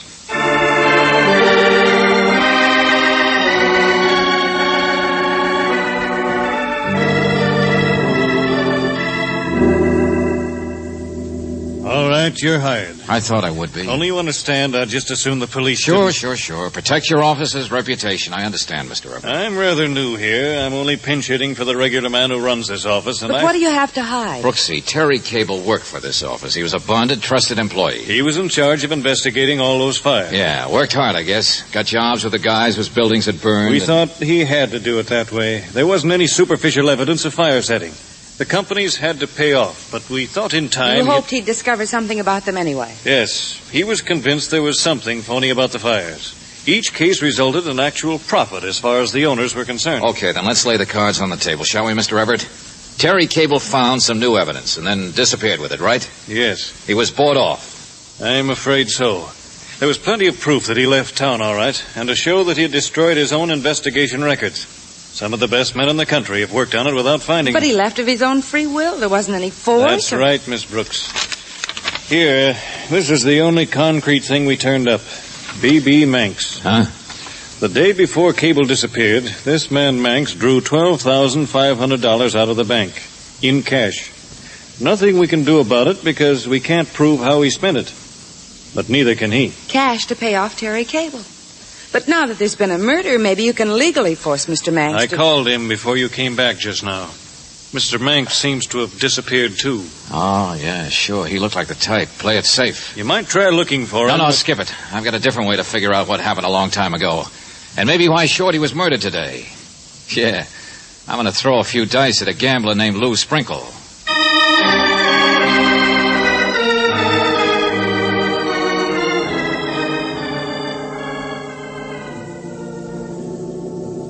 And what is this proposition, Mr. Valentine? Very simple, Mr. Sprinkle. I want some money. Does that make you a man from Mars? Who doesn't? No, I come from closer home. From Terry Cable. Is that so? Yeah, I think you've done business with Terry in the past. Yes, I remember. But I don't think the nature of the business would concern you. It was gambling, of course. If you say so. Maybe it was gambling on your part to think Terry wouldn't want to do some more business. Merely because I don't choose to make a definite statement doesn't mean that you can. All right, here goes. I come from Terry right now. Terry sent me. He wants some more money. I don't think I heard you correctly, Mr. Valentine. Now, if you'll excuse me, I'm a very busy And because you might not believe me, he gave me his watch to show you. Here, take a look.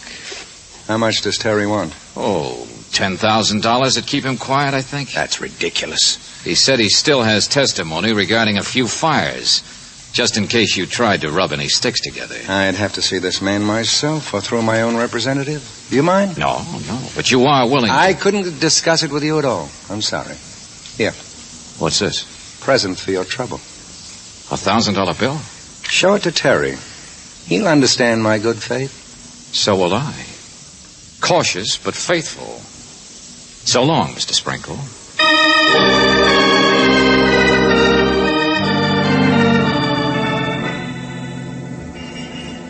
George, what did you find? Made money in a hurry, Angel. I know, The but hock what- shops are the next stop. Down by the railroad station, remember? Brooksy, what I may have found is the answer to this case.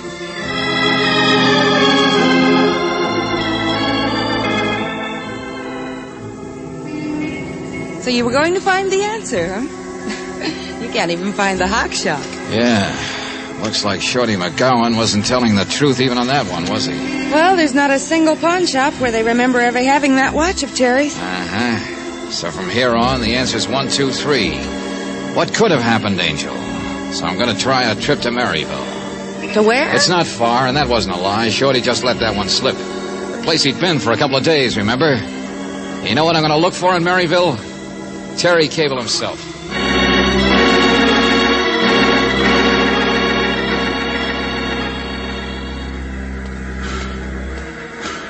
Hey there, Mr. Valentine. Yeah, right here.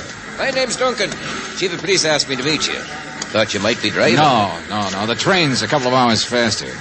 Only maybe you figure in this kind of a case, speed isn't important. Well, I wouldn't say that. Of course, we do things a little differently out here. Let me have your bag there. Okay, thanks. Did you get the description? Oh, yes. We got that all right. Miss Brooks phoned it up. They sent the wire photo fingerprints and all that fancy sort of stuff, but you see, we really haven't gotten around to your case yet. Yeah, well, as soon as you do... We're a little understaffed here, and we've been pretty busy with something else. Here's the car, Huffin. Okay. You figure this Terry Cable may be living around here? Well, it's not such a long shot. A man named Shorty McGowan apparently came up here and then returned with Terry's watch. Of course, that doesn't mean Terry would still be using his same name. Yes, I understand all that. Do you? Not quite sure I do.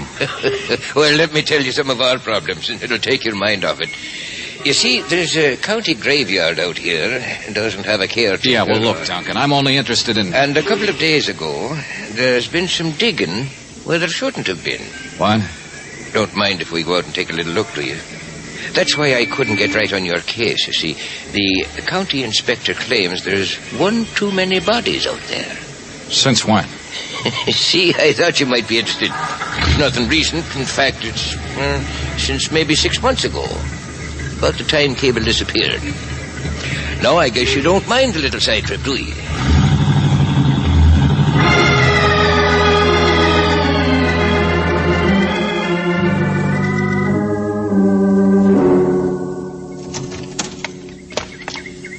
Got a man over there working on it now. The guy with the shovel, huh? Yes. You see, what happened was somebody noticed the earth had been turned up since the last rain. Only when we take a look, it wasn't a new body thrown in. It was just an old one. It had been put there 3 months ago. How do you know it was originally put there about the same time Cable disappeared? Well, that's the easiest time to do it, isn't it? Not a bad way to get rid of a body.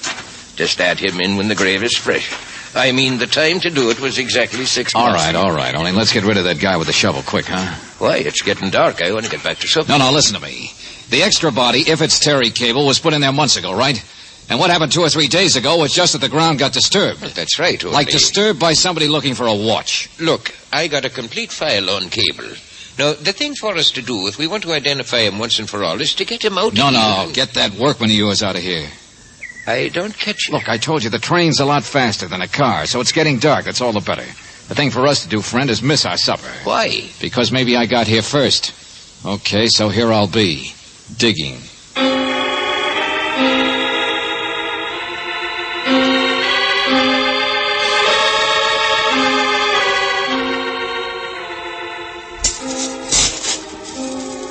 Be careful you don't strain yourself, Valentine. Quiet, will you? You're just supposed to be watching. You know, I watched a digging scene once in Hamlet. That's by Shakespeare. You don't say. The gravedigger, he worked just about as slow as you do. Come across a skull, as I remember, just when... Hey, shh, wait a minute. Automobile. Yeah, but no headlights. What do you know? You sure make a pretty target out there in the moonlight. You sure make lousy jokes sitting there in that... Oh, hold it. Automobile stopped. Yeah, somebody's getting out. Okay, stay out of sight and wish me luck, friend. All right. Back to work. Hey, you! Yeah? Come here. Who is it? Valentine, come here. Oh, you know me, huh? Been watching me all day, I guess, the way you watch Shorty. How'd you get out here? Oh, don't worry, I'm alone. I saw the body, though. Yeah, it's Terry Cable, all right. Pretty neat place to get rid of him 6 months ago. So neat you didn't even have to bother to take his watch. What Shorty did. He finally figured it out, didn't he, huh? Came up here, found Terry's body and the watch. And then hired me to put a little fear into you so he could shake you down the way you shook him. Go on, talk all you like. Only be careful coming through that fence. Yeah, sure, I'll be careful. You don't want another body out here to explain. Because that's what happened, isn't it, mister?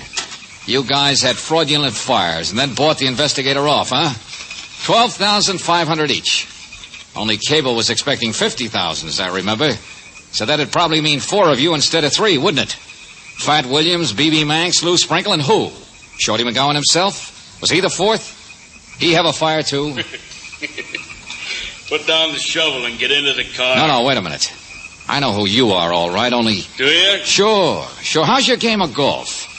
I guess the minute I left your office, you knew who'd sent me, and you headed right over to kill Shorty. To shut him up before he could go any farther. You've gone far enough, too. Fat Williams, the big shot.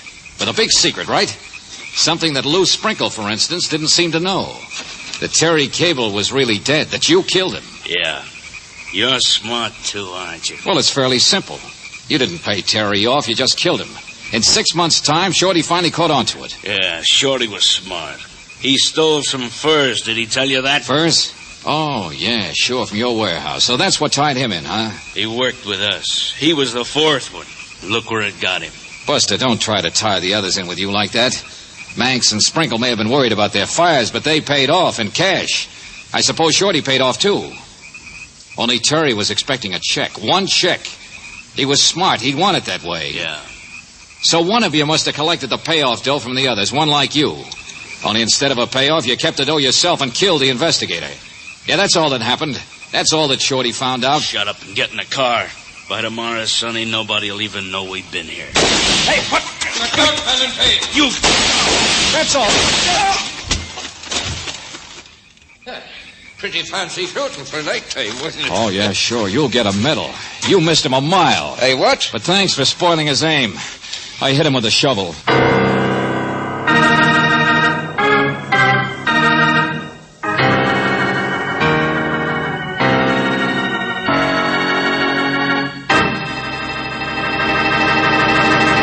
Now there's irony for you.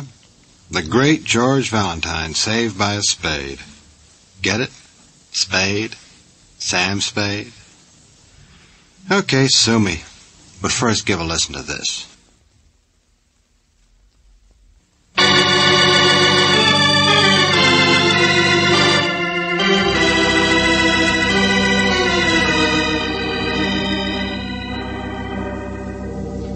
Don't you understand, Angel? Apparently Terry Cable wasn't even crooked. 6 months ago, Fat Williams just persuaded the others that Cable was. Then he pocketed their dough and killed Cable. The insurance people and his family and everybody will be awfully glad that you cleared his name. Only, George, I still don't understand how you knew it had to be Fat Williams. Well, you remember, Angel, he's the only one I showed that watch to before Shorty's death. So he's the only one who could have known that Cable's body had actually been found. In other words, that Shorty's nosing around had finally made it necessary for him to be killed. Oh, darling, you're wonderful. Well... No, I mean it. Your powers of observation, your logic. Well... You know, George, while you were up in Maryville, I did some shopping.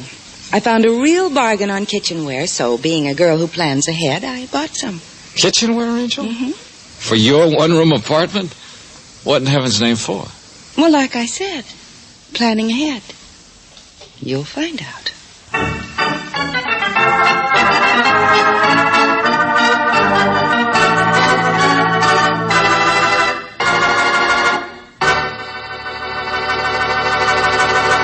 You have just heard What Became of Terry Cable, another Let George Do It adventure.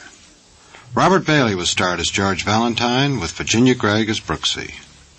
David Victor and Jackson Gillis wrote the story, and the music was by Eddie Dunstetter.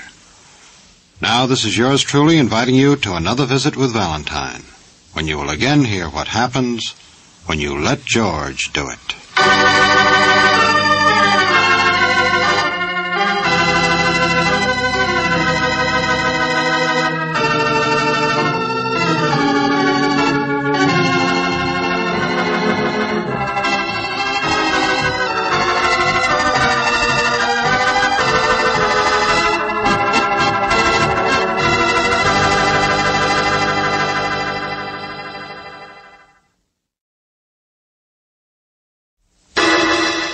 Personal notice. Danger's my stock and trade.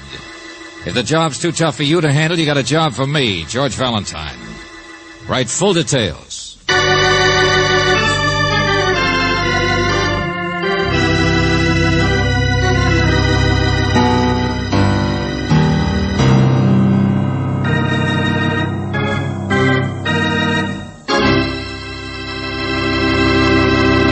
If you remember your history of early America, the name Ponce de Leon should strike an old chord. He was the rascal who went looking for the fountain of youth somewhere in Florida. But all he could find was orange juice, which may have helped, but not enough. All of which adds up to really nothing, except that the heavy in our Let George Do It adventure is a character named Ponce the Lion. And from my vantage point, he seems to be quite a character. But suppose I let Buster here tell you all about old Ponce.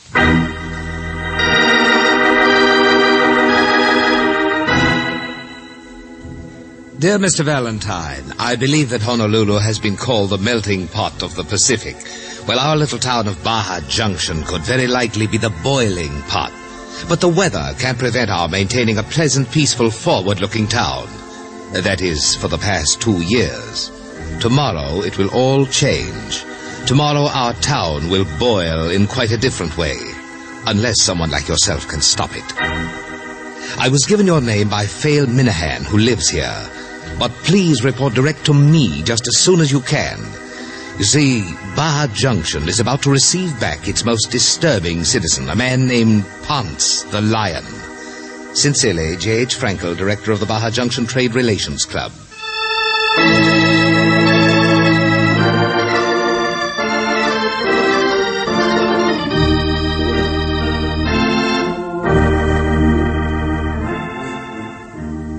From jail? Jail. Exactly, Miss Brooks, jail.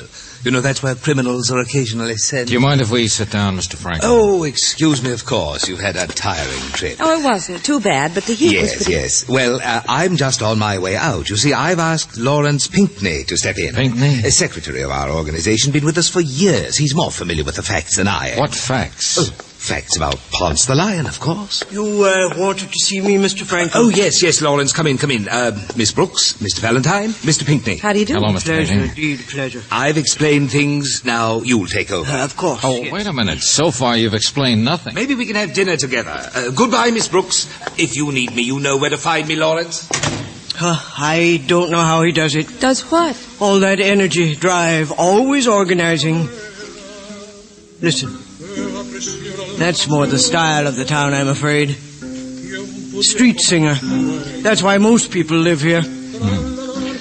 Sounds nice and sleepy. Like I am in this heat. But we must earn a living, mustn't we? The Trade Relations Club is giving a great boost to the business All of right, the Mr. town. Pinckney, let's get back to my business. Yes, of course. Please understand about Mr. Frankel's running off. He didn't think it would look well if he seemed too active in this, his position and all. This business of Ponce, I mean. Ponce the Lion, somebody just out of jail, right? Yes, Ponce is a strange fellow. Big, stupid, mean, conniving. Never did a lick of honest work in his life. Okay, he's unpopular. Where'd he get the fancy name? Ponce? It's his given name. Oh, you mean the Lion? He was a bouncer for years at Choli's dance hall. Been raised in the Oriental section, I guess. But he tacked that on when he tried to turn professional boxer. Town might have got rid of him then. We all hoped we did. What happened? Well, it was too much. He quit. Couldn't stand getting knocked out every night. All right, he's big and he falls down, but I don't see Mr. what... Valentine, I realize all this may seem unimportant to an outsider, but Ponce has been in jail for manslaughter.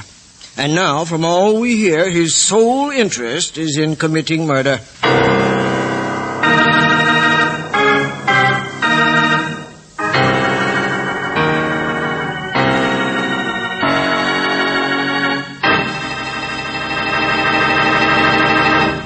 This Ponce is just full of the old Ned, isn't he?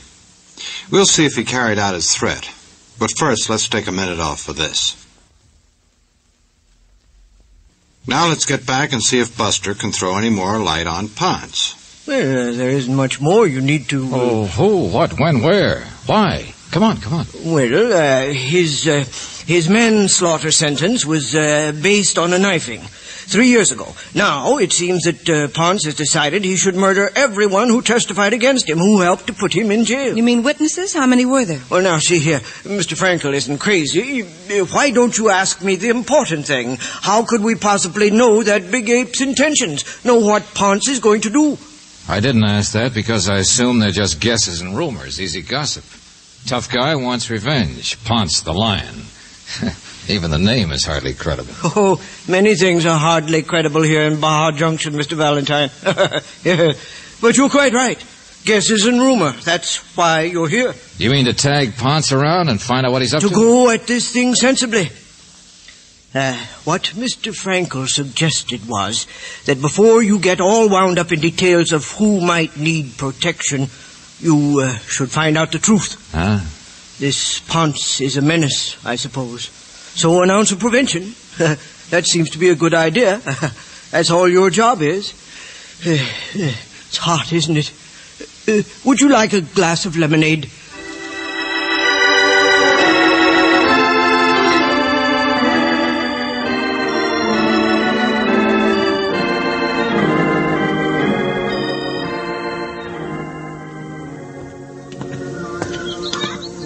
Oh, I don't blame you for looking me up, my lad. There's no better man on any park bench than Phil Minahan, to tell you the I looked you up, Mr. Minahan, because I'm curious. You recommended me for this job. Why? You don't know me from Adam. And vice versa, you're thinking. Of course, lad, of course. Well, my qualifications are a copious curiosity, a world full of people to waste it on. And a lot of words. Yeah. I was going to say, and a life full of time. All wasted. And this is the best place in the world for wasting.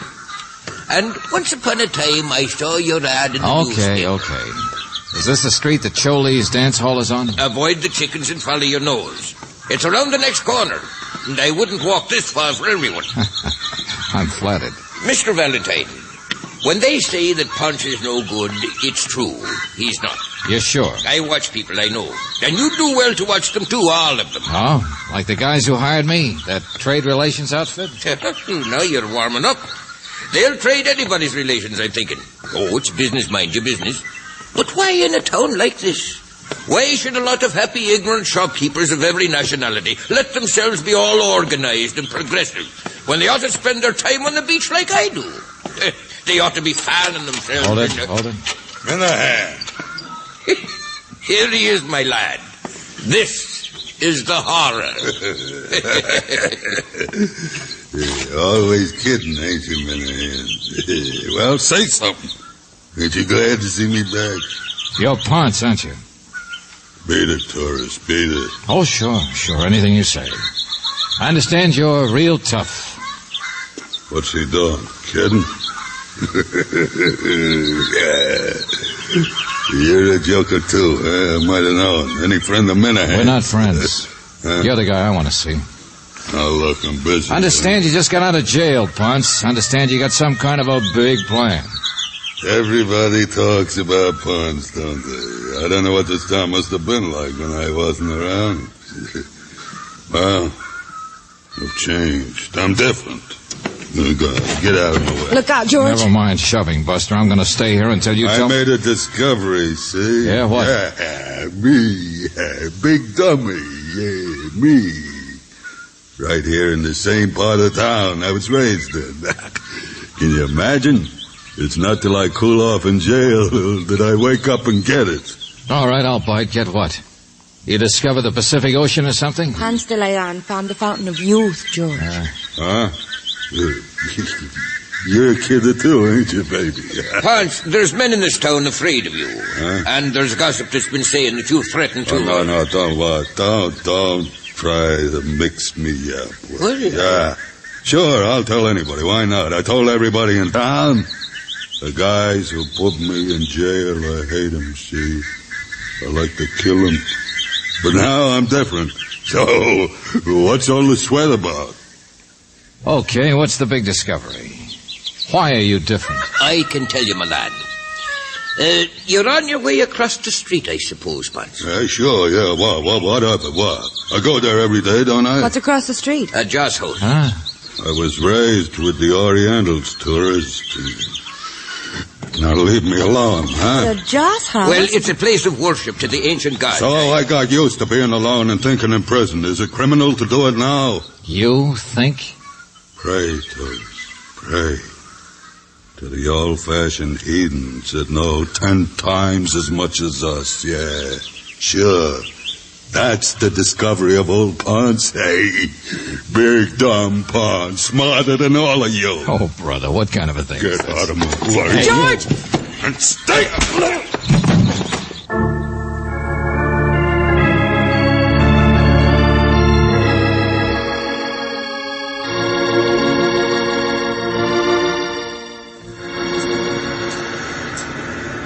He's certainly hard to find. At his house, they didn't know he decided to go swimming for the afternoon. This must be the cabana over here. Yeah, Mr. Frankel. Around this side, I guess. Wonder why he didn't tell us in his letter, Angel, that he was a witness to that manslaughter of Ponce's. I don't know. Taxi driver who brought him here knew it. I suppose everyone knows. Frankel.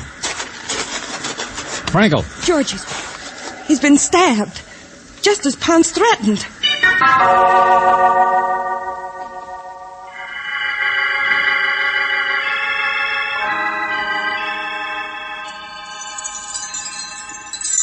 Oh, just a moment, please. Please, no, come in, please. I'm sorry, Grandpop. I'm looking for Ponce. Yes, every day Ponce comes to the Joss house, but it is not the custom to disturb I'm anyone. sorry, friend. Something's happened. He's the first man I got to see about it before the rest of the town comes here.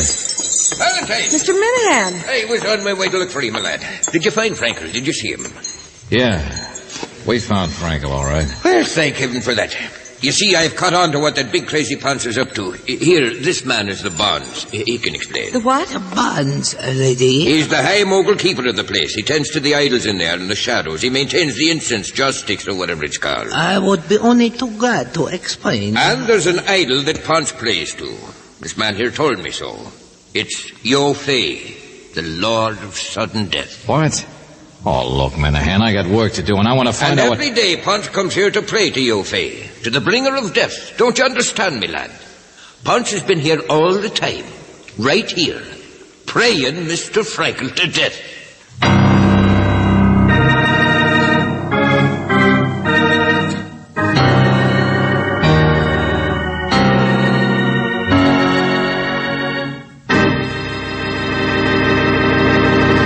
We'll return to tonight's adventure of George Valentine in just a moment.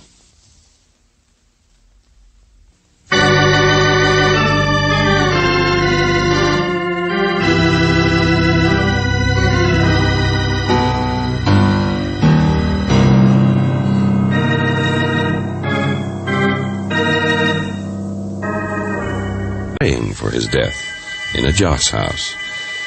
Well, if your name is George Valentine, you barely know what a joss house is. This Tao the Just. Over there in the shadow, Liu Hai, money god. Many joss sticks are burned to Liu Hai. That's more for the likes of us, Valentine? Hold on, Mr. Minahan. This Yo Fei you mentioned. It can be seen from here. There. The end of that room. Oh, it's a big thing, isn't it? Life-size, as it should be, as the bringer of death. Now, isn't that a ghastly idea, black-faced? Look at that, would you? And a clenched black fist stretched out before him, the Lord of Sudden Death. Please, not talk loud. Please, there are people in here. Is that him over there in front of the idol? There on the floor? That Ponce? It is forbidden to intrude when a man is alone with his own thoughts and prayers. I said, is that him under the fancy silk robe lying on that prayer mat? Sure, it's him. I've seen him carrying that robe around. Born and raised in the Oriental section, I told you he was. He's moving, George. I'm afraid we have disturbed Yeah, he him. saw us. Here he comes. It wasn't the Bonds who told me he was here. It was a woman. I told you to leave me alone. Like you left Frankel alone? Frankel? Yeah, let's get out of here, Ponce. I want to talk to you. I will not. You interrupt me, see? Oh, sure.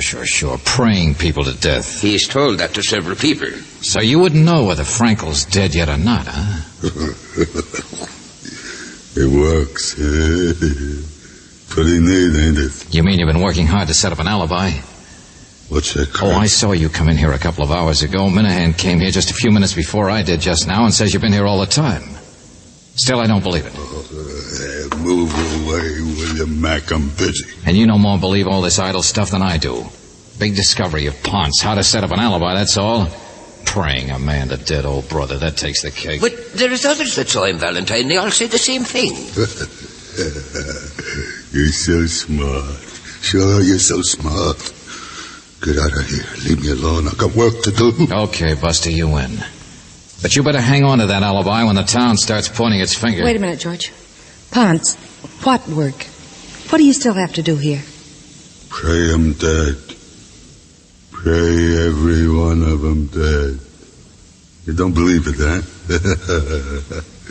Your face shows me how. He's a great old piece of iron. Pray him dead.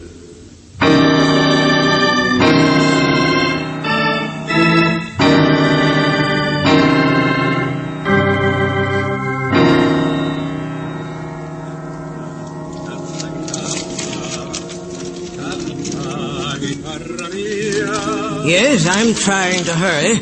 It was Mr. Frankel who prepared the note, you realize. But them, Ponce said, them. And Mr. Pinckney, you mentioned before there was more than one witness to that knifing that Ponce did 2 years ago. Well, there was Mr. Blake. He's with our organization here. Who? Blake testified. He helped put Ponce in jail. But if Ponce has an alibi, then I don't... The police are working on the murder. Miss Brooks is reporting to them now, but I keep worrying about my own job here. Well, here's the list. Frankel and Blake, they were the main ones, but there's a couple of others. It's a newspaper clipping. Yes, there were several other witnesses. Where does Mr. Blake live? Frankel had only told you all of this. My car's right outside. I'll show you. Only, let's see. Blake told me he was going somewhere. Oh, yes, his club, that's it. He's a member of a club here. Maybe if we round up all these guys, then we get to work on the murder. Until now, I've been wasting my time. The one guy in this town who couldn't have murdered Frankel is Ponce the Lion.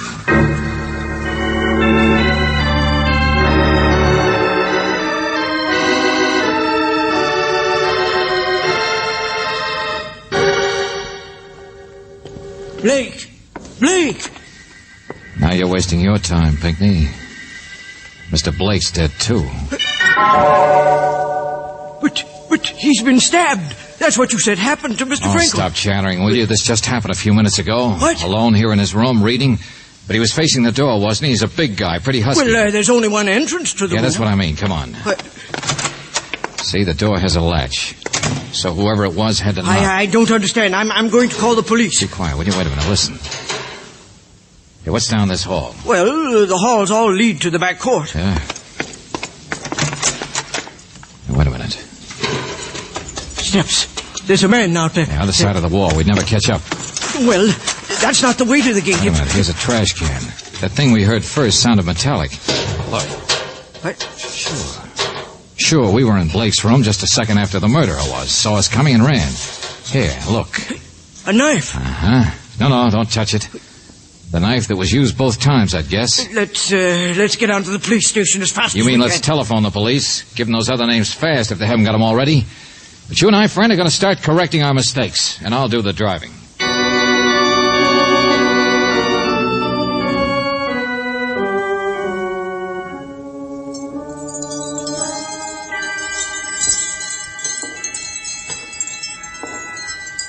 I've never been in a joss house. I've heard about this one. Yeah. A little more deserted than it was. Old boy with the beard's out for supper, I guess. It's so dark.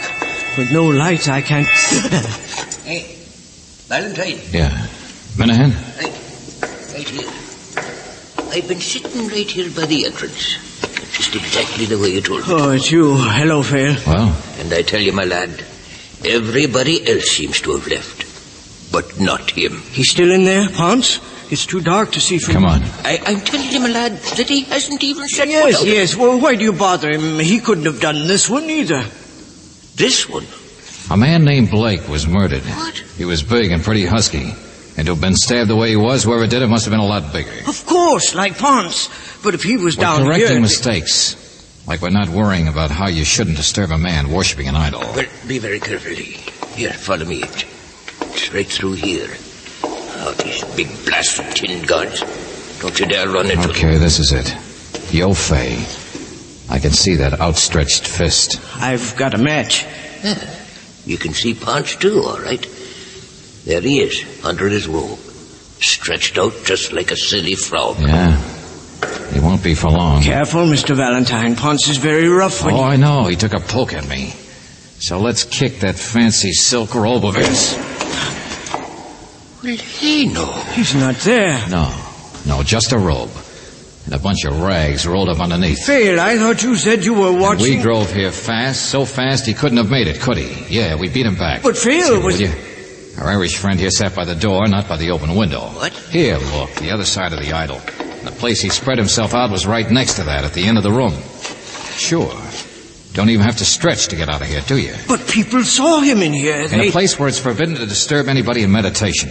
In a place where a man might lie flat on his robe and stay that way for hours. Perfect alibi. A place where nobody'd notice when you slip a few rags under your robe on the floor and then you slide out the window. And getting back in would be just as easy. I think I just heard something. Huh. Somebody's coming. I'm going to get out of here. Come on, quick, away from the window. Come on, back out by the entrance. Hurry. Valentine. Look back. Look. See the shadow in the window there? Yeah. Get through the curtains. Here, quick. This is where you were. Let's wait here until... Minahan. Hey, you still out there watchdogging? I've seen you all along from where I've been meditating. Pretty feeble fraud, isn't it? Back into the robe to finish his act. Sure, I seen you, Minahan. Yeah, me. Hello. Oh. It's a party. Yeah, sure. To get your fingerprints to match against those on a knife. To haul you in for 2 murders. Not tonight. Look out, Valentine! No. Get out of my way, will you? He's running away.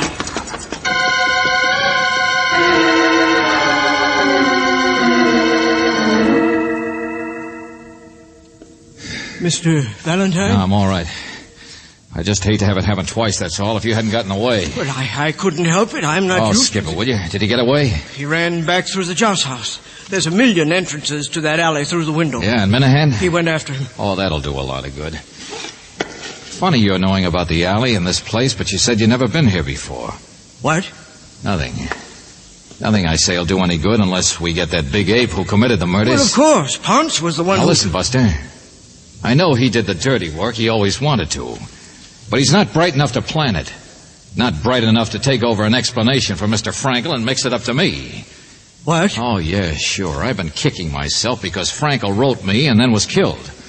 Only it was his own fault for handing the job of explaining things over to you. And you told me only what I needed to know for your time schedule. What time schedule? The one you cooked up for Ponce. I don't know what your angle is, but both Frankel and Blake were big shots in that same big money promotion outfit you're secretary of. So I guess there is something to gain. And after all, you only had to encourage and help Ponce a little to get him dead. No, Now, don't argue with me, Buster, because each time Ponce went right out from here and killed his man and came straight back. Well, how did he know where to find him? Now, see here. Unless somebody told him. Like you said Blake told you he was going to be at his club. Sure, you're the only one who knew where both men were. Because I still remember the last thing I heard Frankel say. It was, you know where to find me, Lawrence. That doesn't mean anything.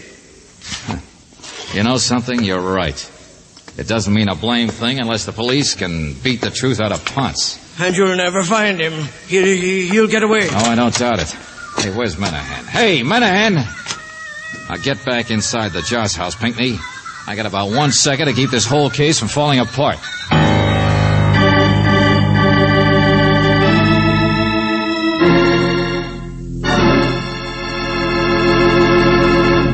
We'll return to tonight's adventure of George Valentine in just a moment.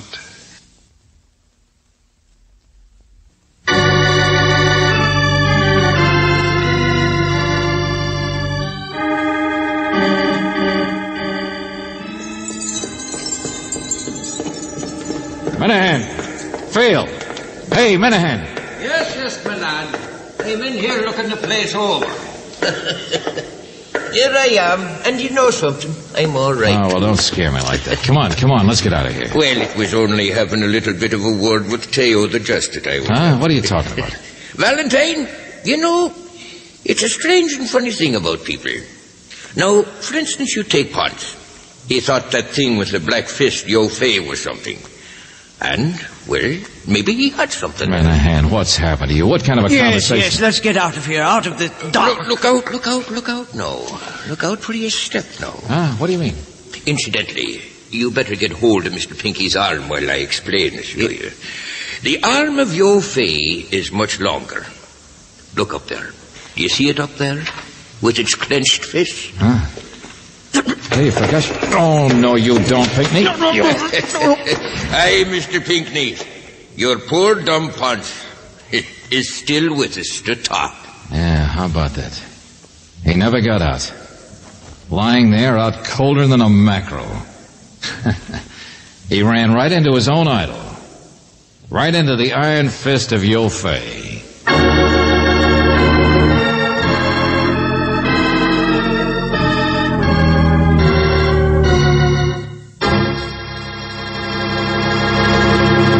You have just heard the discovery of Ponce the Lion, another Let George Do It adventure. Robert Bailey was starred as George Valentine, with Virginia Gregg as Brooksy. David Victor and Jackson Gillis wrote the story, and the music was by Eddie Dunstetter. Now this is yours truly inviting you to another visit with Valentine, when you will again hear what happens when you let George do it.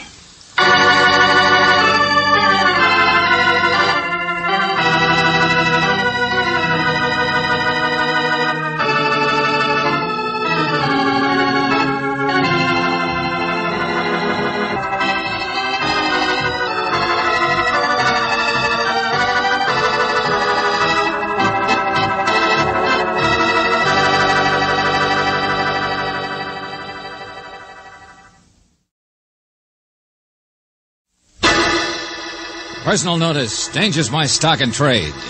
If the job's too tough for you to handle, you got a job for me, George Valentine. Write full details.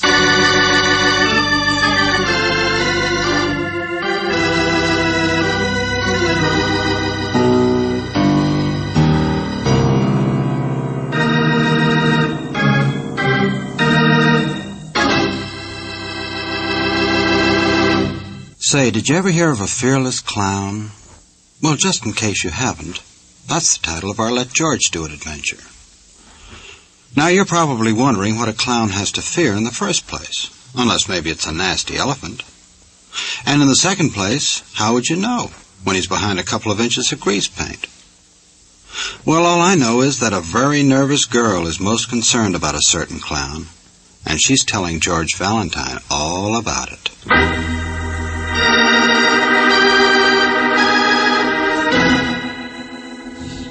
Dear Mr. Valentine, I'm sure you've heard of Fofo, the fearless clown. Maybe you've already seen his circus before, but it's here in town, opening tonight with an all-new show. And if he's ever scared you with a snake or made you laugh with his crazy tumbling, and I'll bet, like everybody else, you must have thought he's a wonderful person. But I know that he's not. In fact, if Fofo should happen to die, I am the person who killed him. What I mean is, Mr. Valentine, I've already practically confessed to his murder. And it's your job to keep the most horrible man in the world alive. Sincerely, Relita. P.S. I'm the girl in the strawberry-colored tights.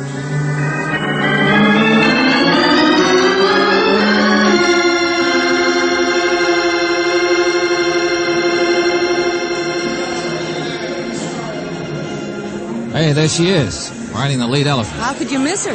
Oh, you spotted her before, this Relita? The tights, darling. Or didn't you notice them? Foolish question. Opening parade. She said we could catch her after the performance. That's a good idea. It'd take a stepladder to get down off that elephant any other way, wouldn't it? Brooksy, I'll tell you a secret. You don't get down off an elephant. You get it off a duck. Oh, George. George! Oh, no, take it easy, Angel. That's the star of the piece, that's all. Fofo himself. You know, he's about the only performer who's ever worked up to owning his own circus. Must be quite George, a guy. he's got a snake. It came right out of his suitcase. Sure. It's a good act to lead the parade But with. look at it. George, it's a cobra. Oh. Take it easy. Putty nose and the clown rig is what makes it look so He's exciting. jumping rope with it. Brooksy, I'll tell you something. The fearless little man with his snakes. Hey, look, he's turning somersaults now in front of the elephant. But he's the man you're supposed to keep alive. Don't worry, I told you. For your information, there's not one snake in this circus that doesn't eat with false teeth. What? Yeah, sure. It just looks dangerous, that's all. That guy's not crazy. All his snakes are a fraud. Maybe he is too, I don't know. Well, I should have known, but... Hey, the elephant. Relita's elephant. He's charging. But Fofo's turning somersaults right in front of him. Oh, George! Come on, get through the crowd. That job of mine sure ended in a hurry. That elephant just went crazy. Fofo didn't even see him coming. You didn't even have a chance to keep him alive. Brooksy, what I want to find out was in the first part of Relita's letter. Maybe it was the elephant who trampled him, but remember, She said, if Fofo should happen to die, I'm the person who killed him.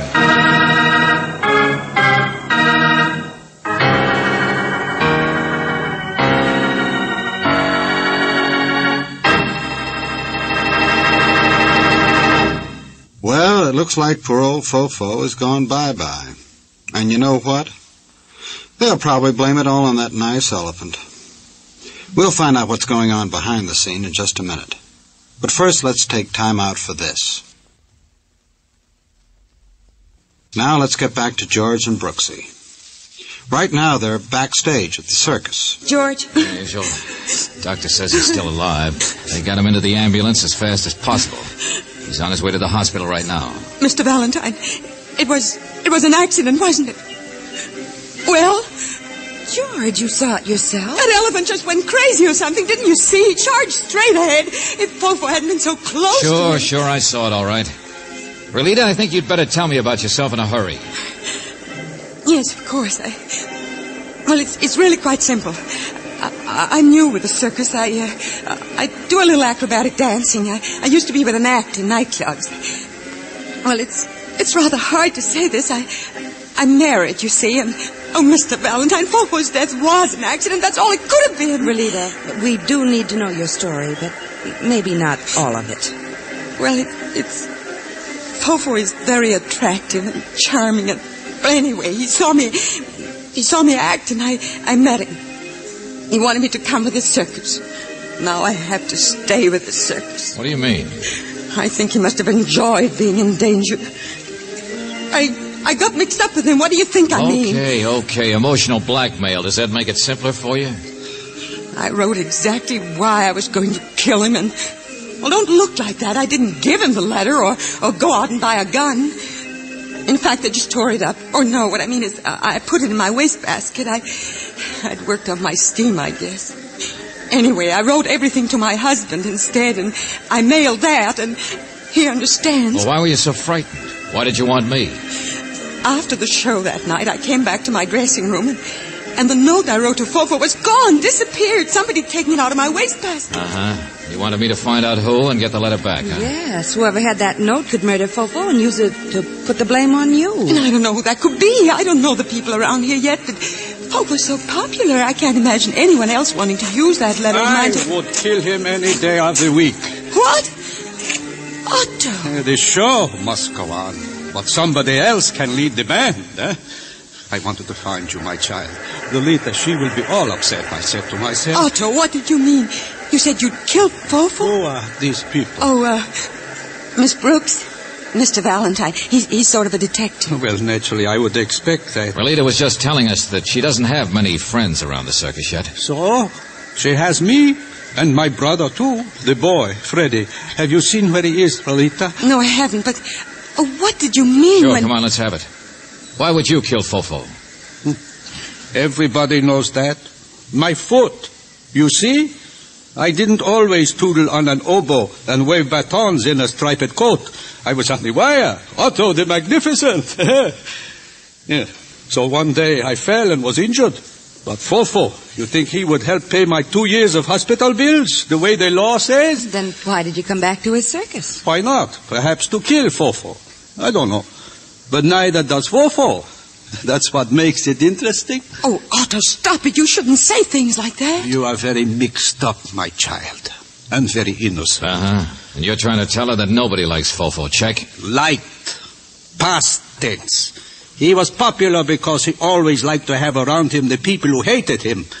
If this makes no sense, why try to understand that he's dead, isn't he? Yeah, practically. Killed by an elephant. Otto, is that true? That there were others besides me? Then that letter I wrote isn't so important at all, is it, Mr. Valentine? Everybody hated him. Even my little brother Freddie, the sweetest boy in the world. And a good entertainer, too, but out of a job. You think Fofo would give him work? No, Fofo laughs. He thinks it is funny I should have to support my brother. Skip it, Otto. What about the man who was with the elephant? What? The one walking alongside when it happened in there. Trainer, whatever he is. His name is Boxer. Well, I don't know. But he probably hates Fofo too. Okay, thanks. You've covered up enough for Alita. What? George, where are you going? Well, I'll start with the snakes, I guess.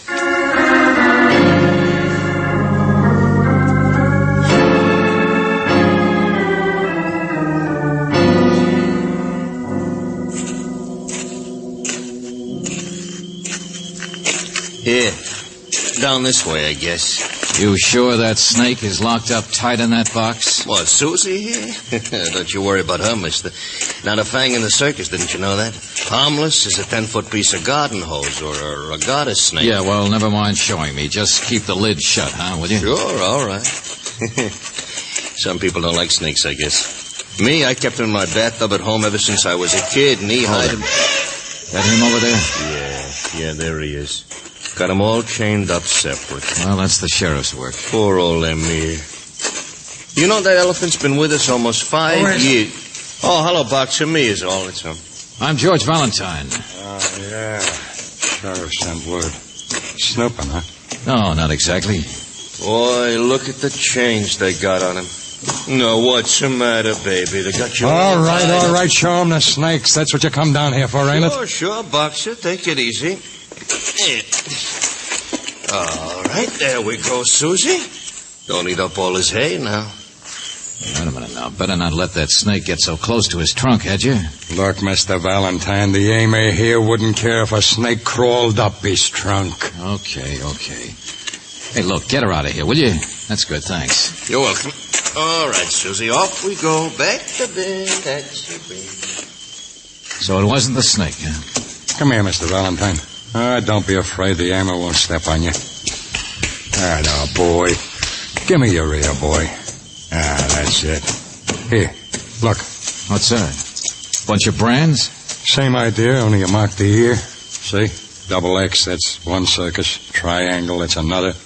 Crossed lances, little crown, that's for digging trees up for some Maharaja. Yeah, a whole string of them. In other words, the Emir's been through the wars, huh? He's older than you or I or anybody else around here. Been everywhere and done everything. And Mr. Valentine, never once has he caused a bit of trouble. A freight train couldn't make him nervous or jumpy. Then what did? I don't know. Suppose somebody put a lighted cigarette to his ear. Well... Suppose that stick you carry just happened to poke him at the right time. There was only me and the girl on top near him. Nobody did nothing like that. Well, if he's such a peaceful elephant, then how do you explain his actions? Maybe you don't explain it. Animals are funny, Mr. Valentine. Sure, I know. An elephant never forgets. So maybe he didn't like Fofo either, huh? Don't be ridiculous. All right, then what happened? Something sent the Emir off. George? Yeah, Brooksy, out here. I'm just trying Come to... here, quick. Here. Over here, George. What's happened? You here from the hospital? Yes, but here he is. Well, this is Mr. Valentine. Oh, that's right. Who are you? George, it's Fofo. Yes, of course it's me. A quick recovery, wasn't it? I think I have 9 lives. Oh, now, wait a minute. Fofo, what happened? What are you doing here? Now, hello, Otto. Relita? Well, don't all stand there as though I were a ghost or something. I've been down to the hospital. I was in town. I heard on the radio what happened. George, he died. The sheriff just called. Wait, I don't understand. Oh, I get it. Somebody else was doing your act for you. All that clown makeup and costume, Yes. Ach, but Otto, I'm so terribly sorry. Only you yourself kept asking me to give Freddy a chance. Freddy? Otto. Poor fellow. He loved his younger brother a great deal, and he wanted him to work so badly. It's really his fault, I suppose, that Freddy is dead, no? Well, it couldn't be anyone else's fault, could it?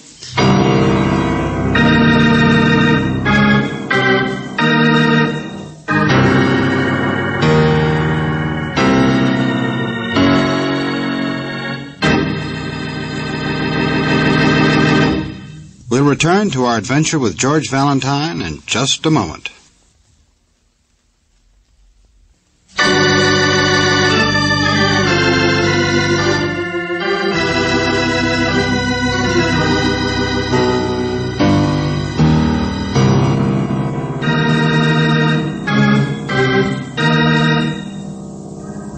Now, back to George Valentine.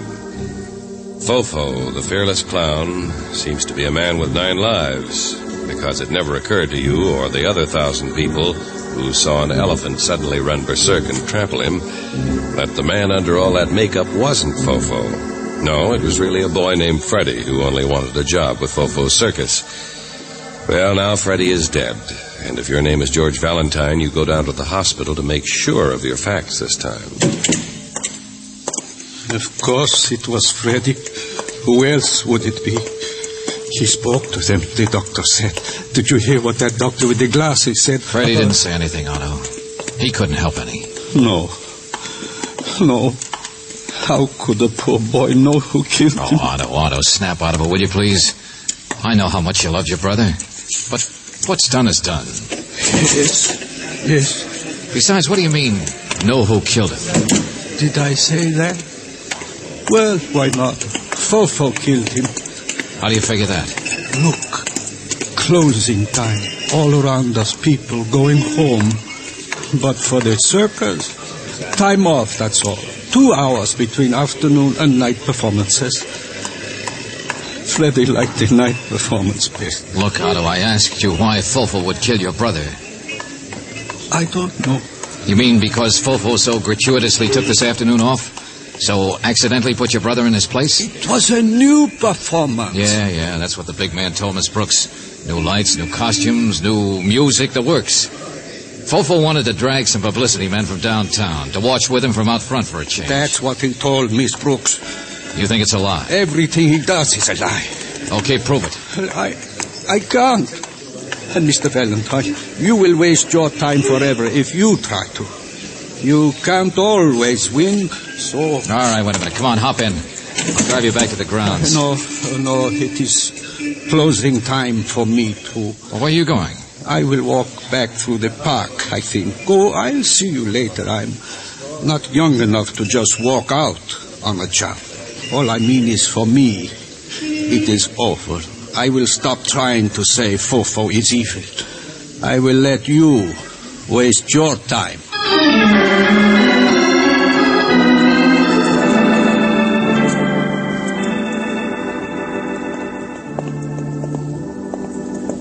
This his dressing room? In the railroad car, George. It's the drawing room. Oh, yeah. Nice way to live.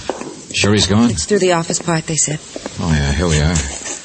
Keep out, private, do not disturb. Nice, friendly sort of guy. George, wait. Well, Mr. Valentine, you're snooping, huh? Perhaps you came to steal something, huh? Yeah, maybe I did, Fofo. A letter. Uh-huh. A letter? Let me see. You represent Relita, don't you? So, I guess I might as well start looking, huh? Where is it, the desk? You know, I like you. You are very shrewd. Now, look, Buster, she wrote a letter. It explained what kind of a guy you are. And why she would like to kill me. So the letter disappears. Somebody stole it. It doesn't take much shrewdness to figure you're the boy who took it. Relita is very young. She needed to be taught a lesson. She's already learned it. Stay away from clowns. But I suppose you got a lot of fun out of scaring her to death. Now, here. You may have it. It has served its purpose. Thanks a lot. Fofo, you enjoy things like this, don't you? What this guy Otto says about you is true. I think we can skip the psychoanalysis, yeah? Otto's stupid. He would never be able to do anything about the way he feels. I might. Sit down, Valentine. You know, you advertise for danger. You're the kind of man I've always wanted to meet. Oh, no thanks, Buster. My job's finished. Huh? Yeah, the reason I was hired, at least. So now the coast's clear to solve a murder, isn't it? And right now, I'd rather hear what Boxer has to say.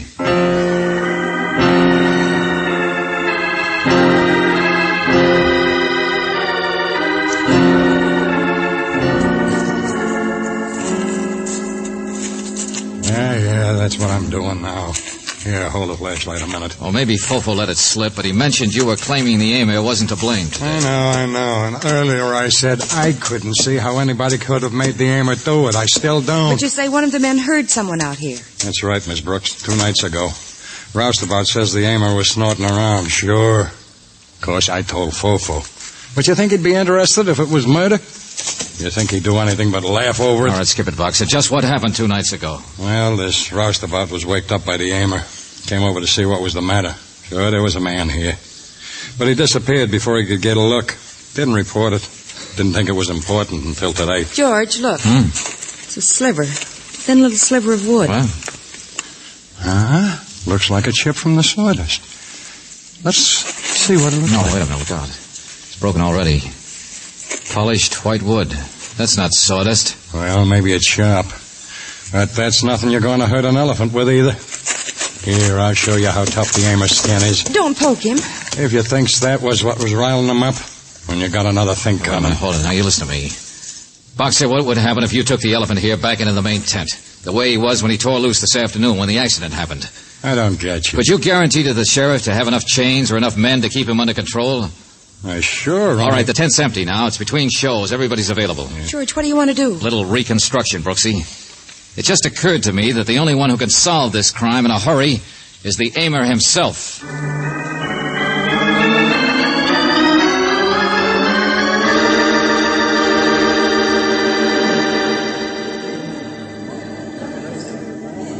You all set, Otto? You want everything the same. All right. Start your silliness. Old Sourpuss himself, where have you been? I'm back, aren't I? I guess Mr. Valentine has been thinking about what Fofo should think about. How you can't always win.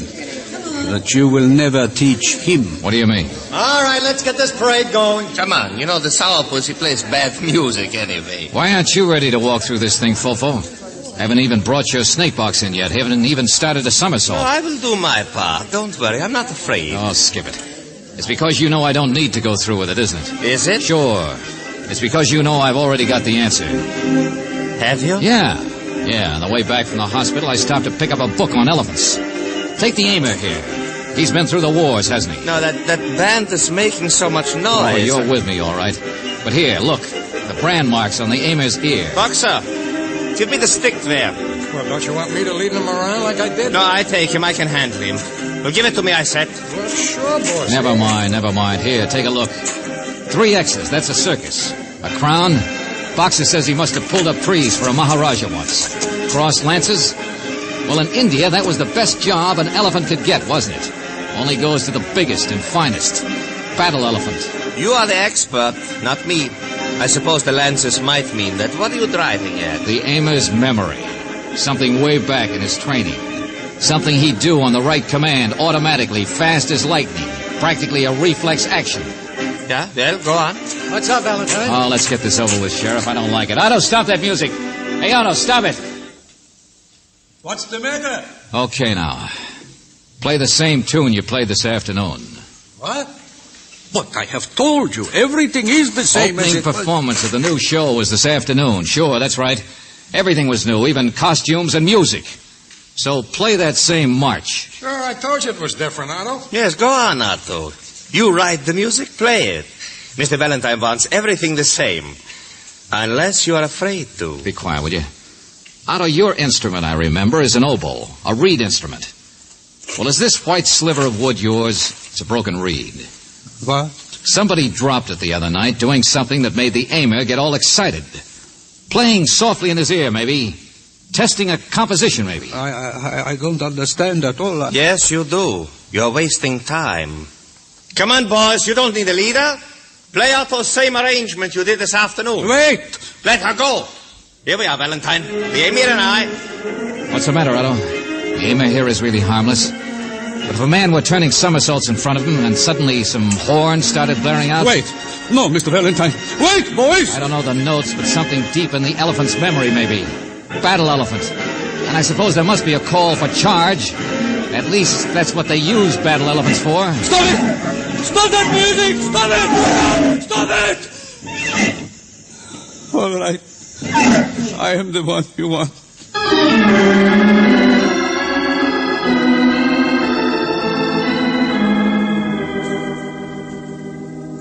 Imagine trying to kill me?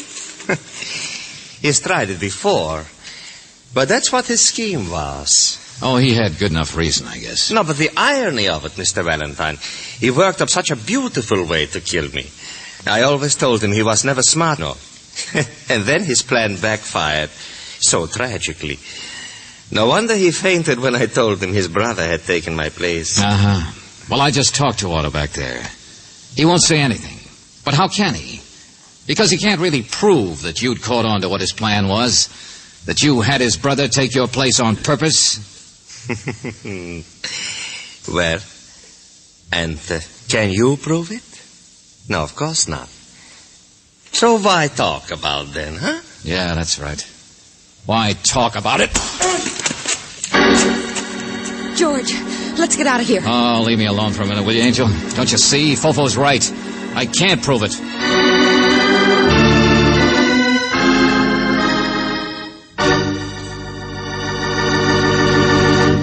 We will return to our adventure with George Valentine in just a moment.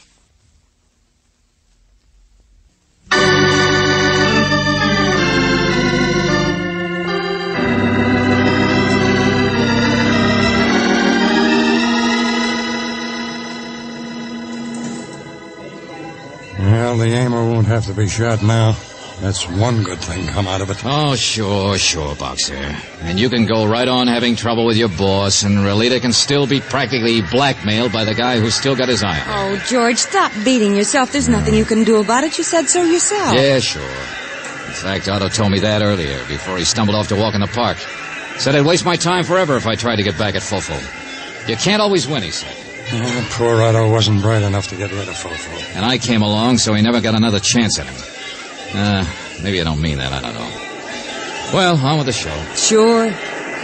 Listen to them in there. In a couple of minutes, the fearless fraud will come galloping in with his little suitcase, opening the parade. And the people will scream and clap their hands for him and the snake with false teeth and his somersaults in front of the emir. So we don't like the way it ends, Brooksy. Hey, there's a police car come back to meet us, I guess. Come on, let's go. Only... What's the matter? Otto said a couple of funny things. And it was odd his not being willing to talk about anything after he confessed. What? In fact, it was funny he didn't confess earlier. The shock of finding he'd been responsible for killing his brother-in-law. What are you talking about? That policeman getting out of the car is a funny cab. Made me remember Otto's wanting to go to the park, that's all, then showing up later. Mr. Valentine, this guy's from the park. Yeah, so I noticed. City Park Zoo. We need help fast. Along about closing time, somebody broke into the snake house at the zoo. And, buddy, our snakes aren't amateurs. Our biggest cobra is missing.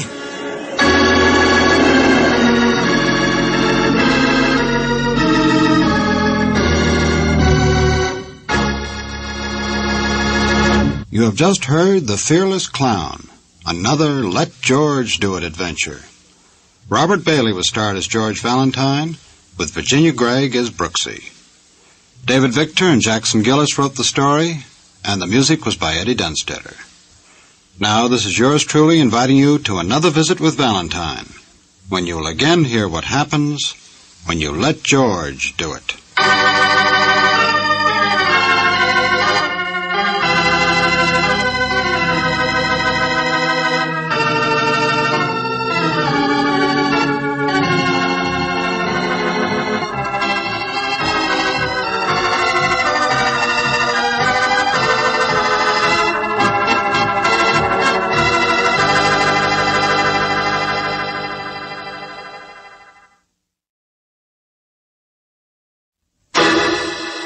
Personal notice, danger's my stock and trade. If the job's too tough for you to handle, you got a job for me, George Valentine. Write full details.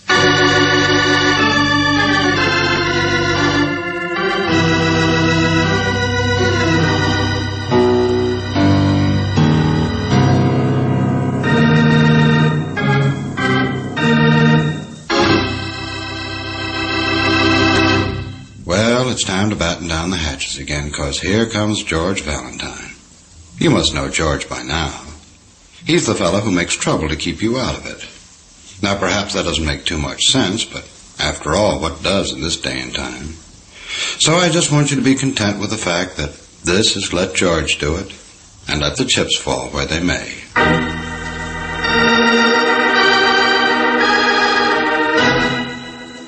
Dear Mr. Valentine, it's one thing to be the keeper of your brother, it's quite another to be the keeper of your brother-in-law.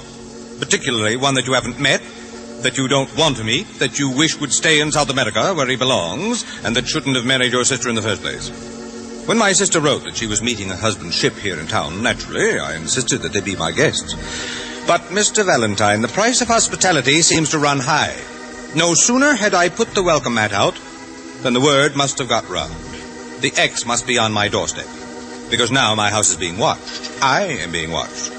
Well, Mr. Valentine, I am not an excavation, and I have no intention of letting brotherly love dig me into any sort of premature grave. Sincerely, Franklin J. Scott.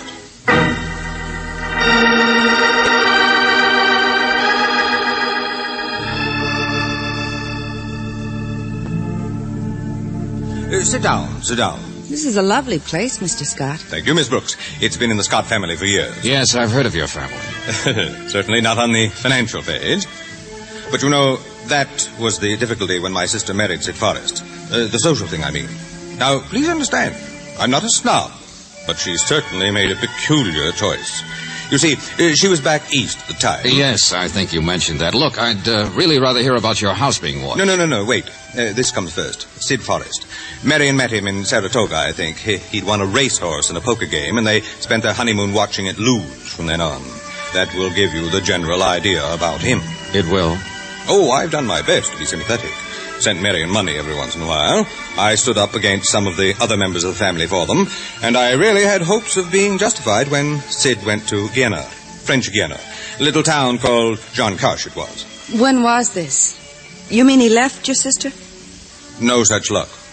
He left a couple of years ago to make something of himself in mining. Well, I don't think he did so well on money, but at least it's a try, and Marion assures me he's coming back quite a different man. Mm-hmm. But you're not so sure that he's as reformed as she claims. This house watching before he gets here. Exactly. Marion herself is arriving later on tonight. And you call me instead of the police because if your brother-in-law is mixed up in something irregular again, you don't want publicity of the law around, huh? Now I know I hired the right man. Well, don't be too sure yet. You still haven't said a word about who's watching you, why you're so afraid. Oh, here. That part's the easiest. Huh? What? The man who watches. He's out there every night. At least the past 3 nights. Quiet now. I'll turn out the lights. Oh, I'll get them. Thank you. Who he is, that's your job. I tried to speak to him once, but he just walked past me. Oh, what's this? Side porch, patio? Shh. Out this way. No, wait. There. Where? Under the street light. Oh, yeah. There is a man there, all right. Well, he's not doing anything. Oh, no, he never does. The first night, I'd gone out for a moment and left the house open. When I came back, I saw him running away from the porch, but not a thing had been touched. He's moving around in front. Come on. Mr. Scott, how do you know there's any connection between that man and your brother-in-law? Well, I know it seems far-fetched, but people in this climate don't usually wear white linen suits like that, do they? But down in French Guiana... There, wait a minute. Coming down the walk now. Uh-huh. Well, Mr. Valentine, what do you think? I don't think anything. I'm stupid. I'm just a guy who likes to ask questions. George, be careful. Okay. Excuse me, friend. You got a light? What? Light. Here, have a cigarette. Oh, no, thank you. Hey, wait a minute. I'm sorry. Slow down, Buster. Get away from me. Not tonight. There. That's better. I didn't do anything. Did you get him? Now, hang on to him. Take it easy now. He's not going anyplace. Who are you? I'm sorry. Oh, like that, huh? Please, let me go. The lady asked you a question. I'm sorry, I said. Why? You said yourself you didn't do anything. No, let me go. What are you doing here, watching this house? I don't know.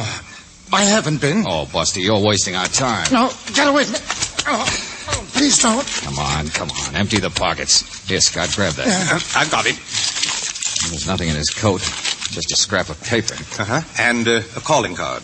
An old beat-up calling card. Yeah, the paper has your address printed on it, Mr. Scott. Huh? Let me see. Address, and that's all. Oh, you're hurting my arm. I won't try to get away. Okay, now you're getting smart. What's on the calling card, Mr. Scott? Mr. Jack McDonald, Rue d'Alvasso, Jean Cache, French Guiana. All right, is that you, Jack McDonald? No, please, I don't know. Buster, you said that once too many times. George, wait. Look at him. He looks sick. Okay, now for the last time, who are you? I'm sorry, I just don't know.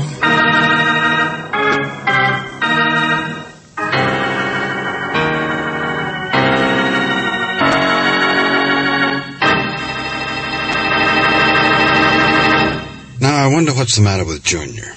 Is he scared of George, or did he take stupid pills for lunch? Well, whatever's the cause, we'll find out in just a moment. Now let's get back to George Valentine and the boy who lost his memory. Loss of memory? I don't believe it. Take it easy, take it easy. I'm sorry. Oh, any luck with the cablegram, Brooksy? No, not yet, but a man at Western Union looked up the address for me. He says something called McDonald Brothers Limited practically owns the town of Jean Cache, so we'll get the answer all right. Jean Cache in French Guiana. Have you ever heard of it? No, I don't think so. Just what do you remember, friend? That address in my pocket, it seemed to mean something. Where did you get it? I remember walking up here from the waterfront. Waterfront? I mean 3 days ago. I remember the past 3 days, all right. There was something about a fight, I think. But I don't know. All right, relax. We're just trying to help you. So maybe you got in a fight and got knocked on the head, huh? Maybe, yes. For instance, you've got a suit on, but just a T-shirt underneath. What do you mean, Valentine? Greasy hands, George. Yeah, all cracked and bruised. I'm sorry. So maybe you work around the waterfront. Does that check? Well, sure. Only this kind of suit. Jean Cache, down in Guiana. The waterfront is Jean Cache. Or he works aboard a ship for the... Yeah, hold it. I'll get it, George. Hello? I'm causing a lot of trouble. Oh, yes. Stay here, will you? Western Union, Angel? Any luck? Huh? Wait a minute, George. All right. Thanks very much. Well, that's one lead gone down the drain. What do you mean? He's not the man whose card he had. The big shot down in Guiana. Jack McDonald. Why not? Mr. McDonald committed suicide over 6 weeks ago.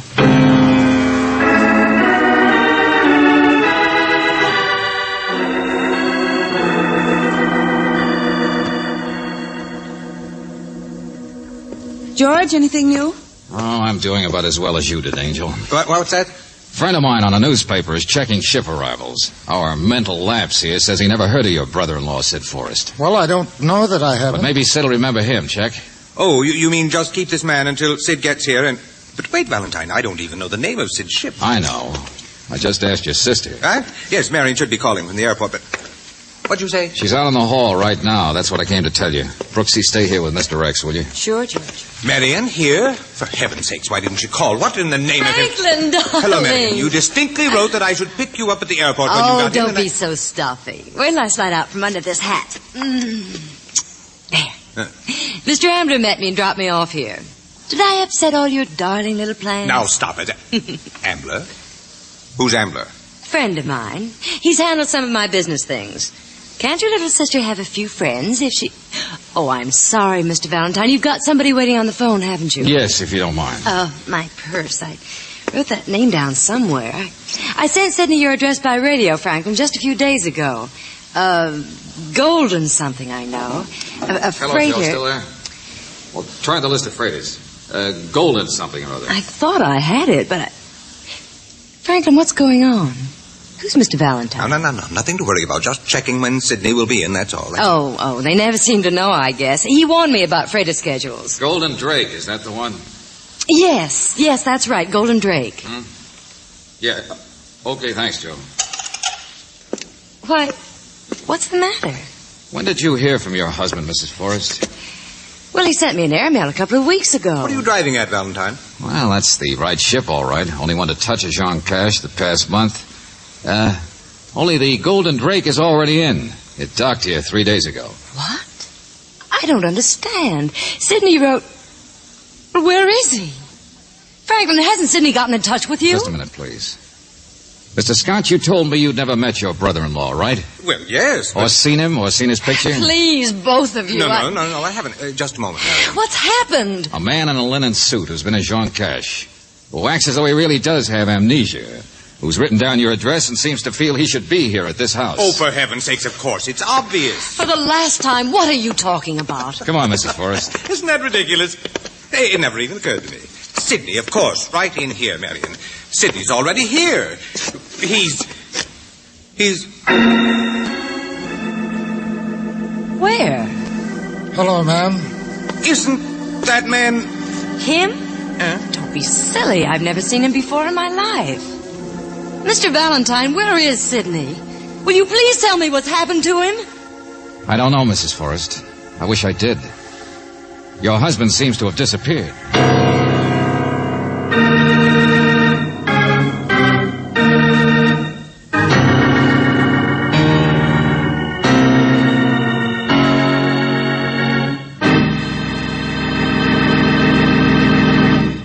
You are listening to Let George Do It.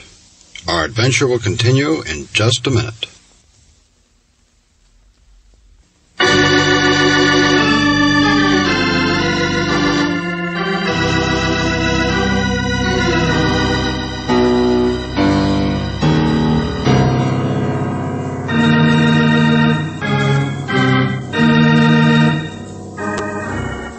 Now, back to George Valentine. You're hired because Mr. Scott is worried about a man watching his house, a man who doesn't know who he is or why he is there. He's carrying the card of Jack McDonald. But Mr. McDonald committed suicide in South America nearly 2 months ago. Is he Mr. Scott's brother-in-law, Sidney Forrest? Well, now Mrs. Forrest is here, and she should know, and she says he isn't. So if your name is George Valentine, you decide the only way to solve this problem is to find Sid Forrest.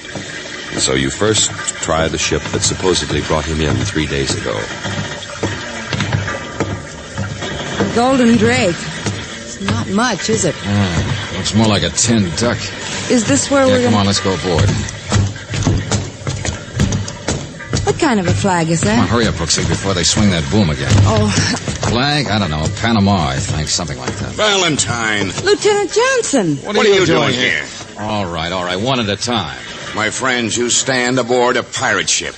What did you say? An illegal, irregular, should have been sunk scow. No, is that nice, Lieutenant? You shut up. Come on, Johnson. What's it all about? My friends meet Bluebeard himself. Captain Task, folks. Lieutenant here's a little sore, that's all. It'll wear off. Wear off? Oh, no, it won't. Your ship's been in port 3 days, and he waits until half an hour ago to report a man overboard. I told you I had a cargo to worry about. I've been tied up by you birds before, and when you got perishables aboard, you can't sit around waiting for red. Please. What man overboard? Oh, passenger, that's all. Had a passenger this trip. Man named Sidney Forrest. Sid Forrest? There's nothing to raise a blow about. Committed suicide, that's all. Overboard suicide.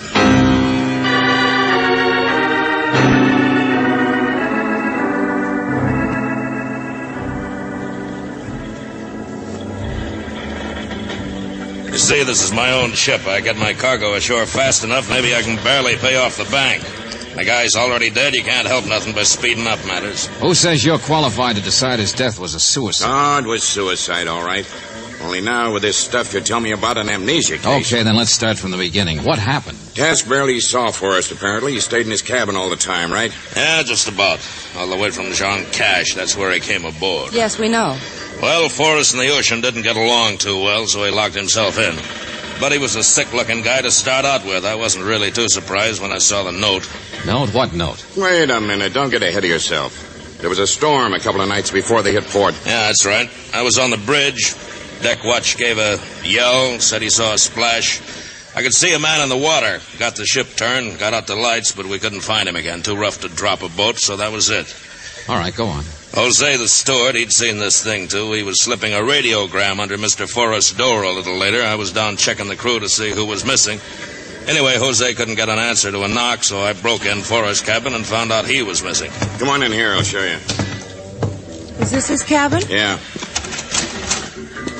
I didn't touch anything. As soon as I got in port, I locked her up tight in a drum. Yeah, sure. Yeah, this is the radiogram. His wife mentioned it, remember, Brooksy? Yes. The one giving her brother's address, Mr. Scott's. Here. This is a note you want to see. To whom it may concern, huh? Sitting just like that on the desk it was. Same place. I knew better than to even open that before I got into port and had witnesses. Oh, you're the soul of cooperation, all right. Yeah. Typical suicide note, all right. His health, he said. Like I told you, the guy was... Sure. Nothing wrong with the note. Only it's 2 suicides in only a couple of months. Yeah. And who says Sidney Forrest wrote that note? And, Captain, I want to know how many members of your crew are ashore and what they look like. Huh? Well, none of them yet. Deckhands, at least. From the engine room? Oh, sure. Engine crew's been ashore 3 days now. Engine crew. Remember his hands, George? Yeah, that's right. Captain, you're going with Miss Brooks to try and identify him. Hey, wait a minute, Valentine. Where are you going? Ambler. I think that was his name. A financial friend of Forrest's wife. Yeah, Johnson, I think it's about time we started checking everybody's story.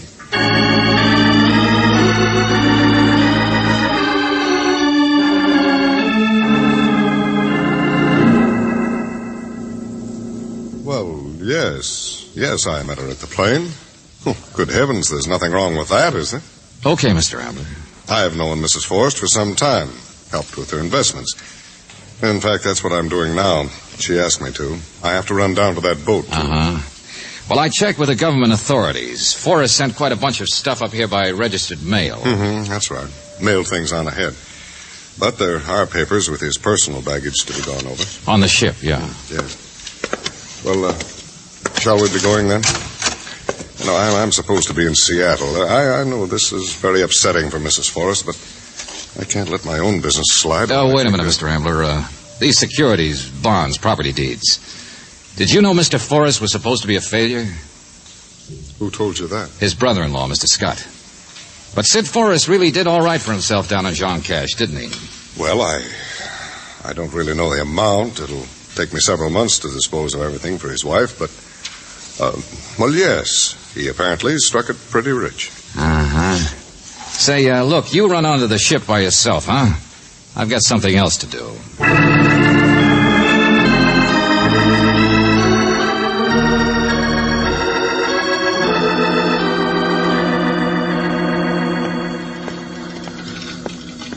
John Doe, John Doe. Is that any kind of a name? There's no law against it.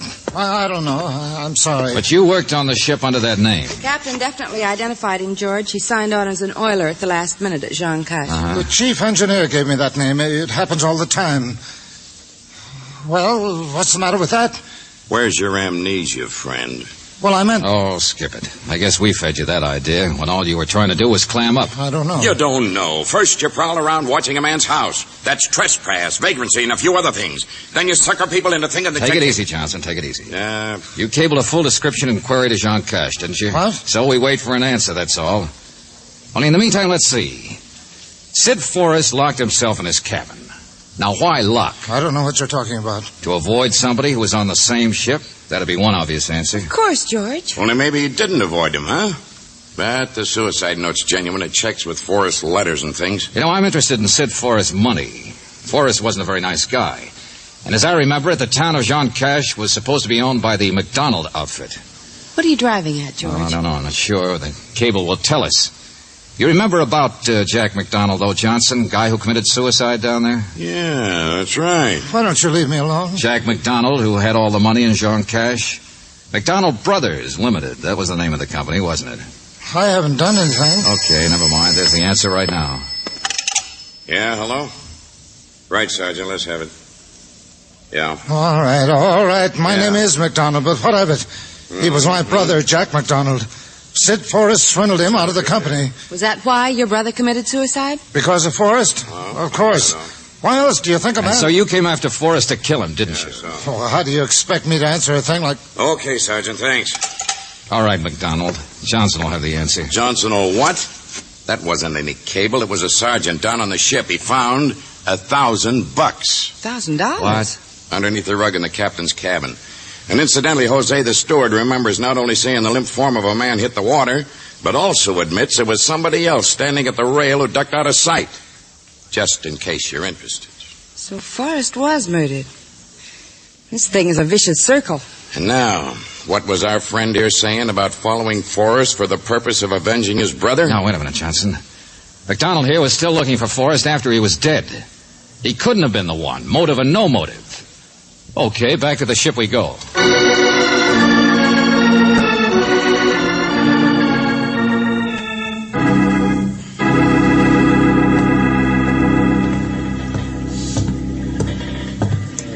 This case is upside down, I tell you. The further we get, the more complicated it is. I told Valentine Sid Forrest wasn't any good, Lieutenant. Doesn't surprise me that a man would be after him for the sake of revenge. Never mind, Mr. Scott, please.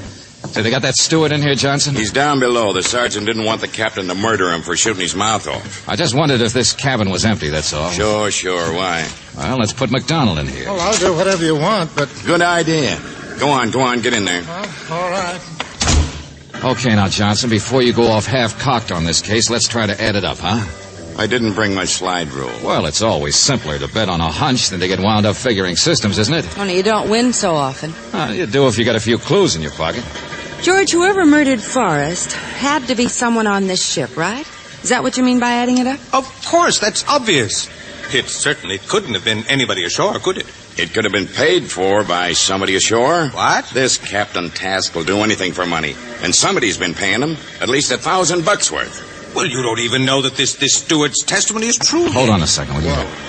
Hello there, Valentine. Say, your name's Ambler, isn't it? That's right. I got a few questions about money I'd like to ask you. Oh, wait, please, Johnson. Well, wait, what's the matter? Something new? Mr. Ambler, would you wait inside a minute in this cabin? Well, yes, of course. But don't make it too long. Well, Valentine? I was going to say that Mr. Forrest's money gives a motive to his wife. Now, see here. Or to her brother, like you, Mr. Scott. Cut it out, will you, all of you? Keep your eye on the clues, Johnson, and you don't have to get complicated at all. What? Yeah, listen. Don't you understand? It's all over. Now, And look. who even says there's been a murder? George! Look out there. Put that down. Unless you don't get out of the way fast enough. McDonald! Hey, what's going on in here? Put that down. What in the name of you crazy? Stop it. Leave me alone. Cut it out, McDonald. All right, you asked for it. What in the name of hell is going... That man's insane. He grabbed me and Mr. Scott, I told you it was all over tonight. Meet Mr. Ambler. Sure, your brother-in-law. Only I guess his real name's Sidney Forrest. And he's still very much alive.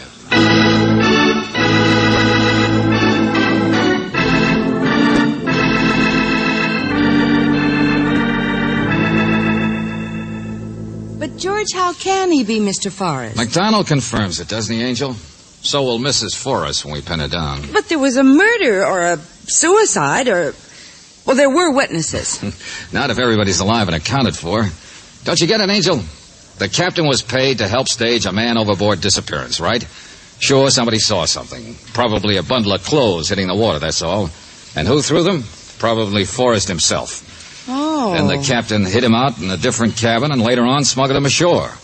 All those other shenanigans have just been one frantic man's attempt to escape from another. And complications don't worry you because you've got a crystal ball. Oh, I told you, I've got a clue. Stick around a minute, Angel. It's simple.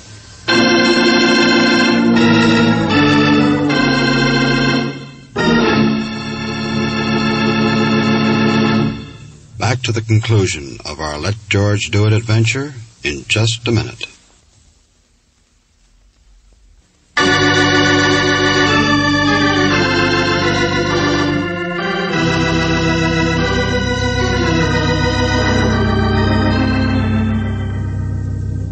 I guess McDonald is over it now, Mr. Scott. But he probably would have killed your brother-in-law if you hadn't called George and interfered. Wouldn't have been much loss. Well, I guess Forrest thought he had McDonald off his trail when he staged his own disappearance from the ship. Then somehow he found out about McDonald watching your house, waiting for him. So Forrest thought if he confirmed it as a suicide, then McDonald would believe he was dead and go back to South America. That's the idea. And that was the clue.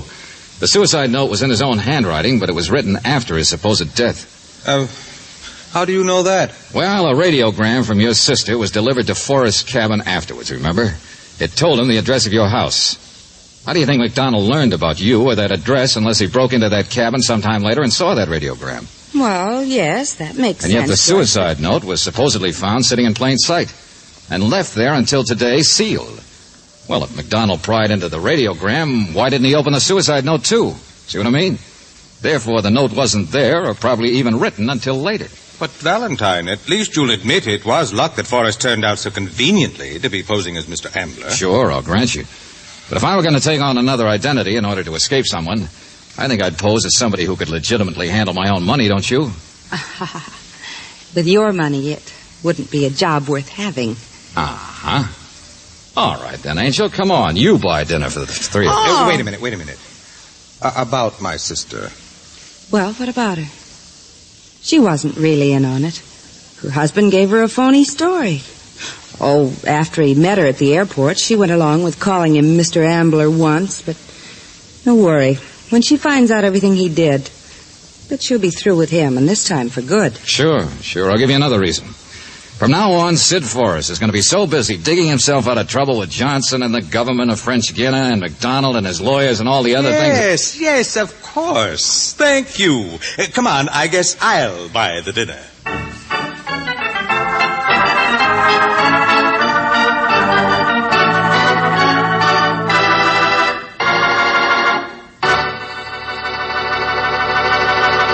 You have just heard The Man from French Guiana, another Let George Do It adventure. Robert Bailey is starred as George Valentine, with Virginia Gregg as Brooksy. David Victor and Jackson Gillis wrote the story, with music by Eddie Dunstetter. Now, this is yours truly inviting you to another visit with Valentine, when you will again hear what happens when you let George do it.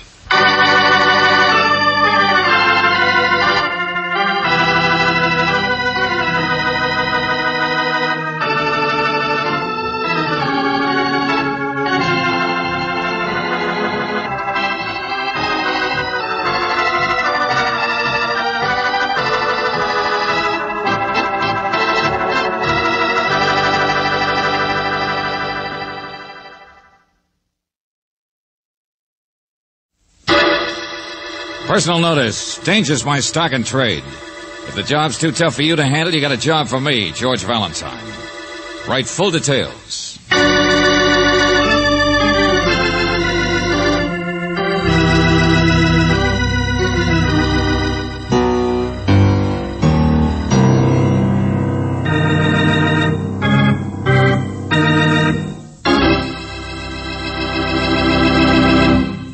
Say, you all set for another visit with Valentine? I hope so. Because, as always, we have what I think is a real peachy little bit of mayhem in store for you. It's a little thing called Sucker Stunt, which will give you a rough idea as what is about to take place. In case you want the gaps filled in, why don't you forget about me and watch how George handles the situation on Let George Do It.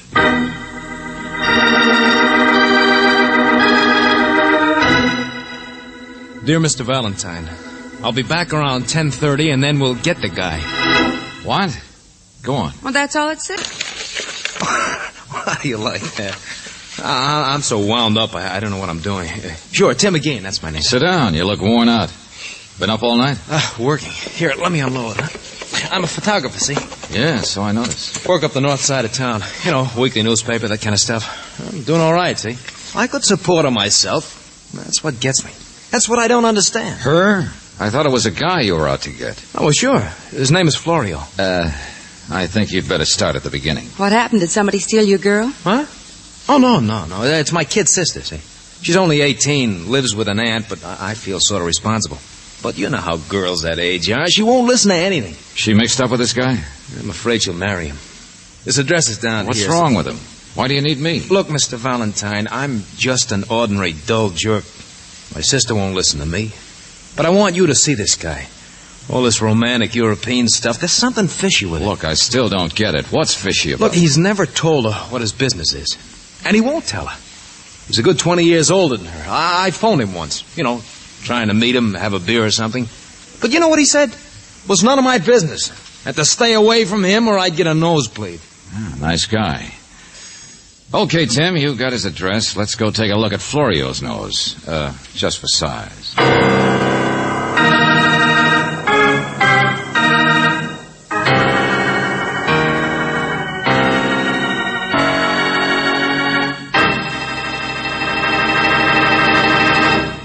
You are listening to Let George Do It. Our adventure will continue in just a minute. Now back to George Valentine and Let George Do It.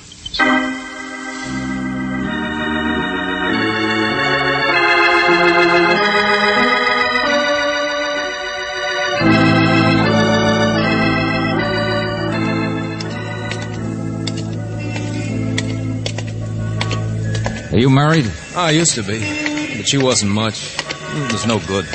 We're sort of separated. Maybe that's it. I've been a sucker myself. You said 412, didn't you? Florio's. We buy and sell.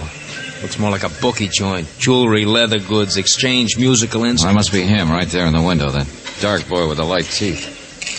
Busy as a beaver. Okay, I'll go inside and take a look. No, but what are you going to say? You'll spoil everything if you're telling me. Don't worry. I'll think of something. Look, if you can strike up a conversation, make them spend a little time, maybe you could... Wait a minute, here. Here, take this. Huh? Sell it to him. Your camera? Yeah, sure. It's got a couple scratches. Anyway, I got another. I get them wholesale. Well, from the looks of the place, you'll probably get clipped. Yeah, that's what I mean. It'd be worth the price even have that much on them. Here, ask for $175. That's what it was wholesale. Go ahead. Well, it's another sucker stunt, but okay. I'll wait for you. Good morning. Hello. You, Florio? You the boss? Also the cook and bottle washer, yeah. You have business? Yeah. Of course, Mr. Valentine. It's a pleasure. Oh, you know me? Oh, yes. I have been in this neighborhood 15 years. What is it, the camera? Yeah. Sell or loan? Well, see what it's worth. Mm-hmm. Don't think I've ever stopped in your shop here before. Pretty good business? Pretty good taxes. How is your business, Mr. Valentine? You must get a great many strange cases. Oh, I do. Well, a Jefferson Mini, eh? 2.9 lens. Yeah, good condition. Practically new. Oh, it seems a shame to sell. Do you have a little time? Why? Oh, not about the camera. I just thought you might have lunch. You see, if you wouldn't mind, my wife is a great admirer of yours. Your, wife, Florio? My boss. My better three-quarters. Not beautiful, but then so am I. And such a wonderful Florio, cook, let me see huh? that camera a second, will you? Oh, the scratches. I didn't even notice. No, neither did I. Nice compact camera, though. Hmm? Fits in my pocket without its even being noticed. Yes, why sell it?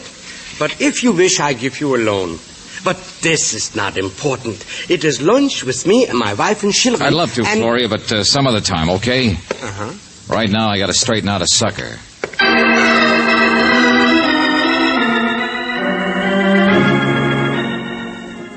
Hey, but what did he say? What did he Here's tell the money. you? $25. 25? What's the matter? Not enough?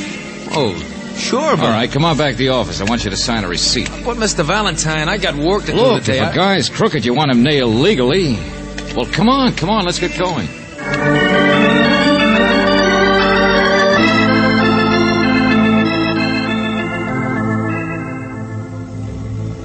Mr. Valentine, what is this? You've been driving almost 3 hours now. Mr. Valentine doesn't like to talk while he drives. But even when you went back up to the office, you didn't explain. I had some phone calls to make, that's all. I think he telephoned your sister, Tim. Oh, is that nice, Angel?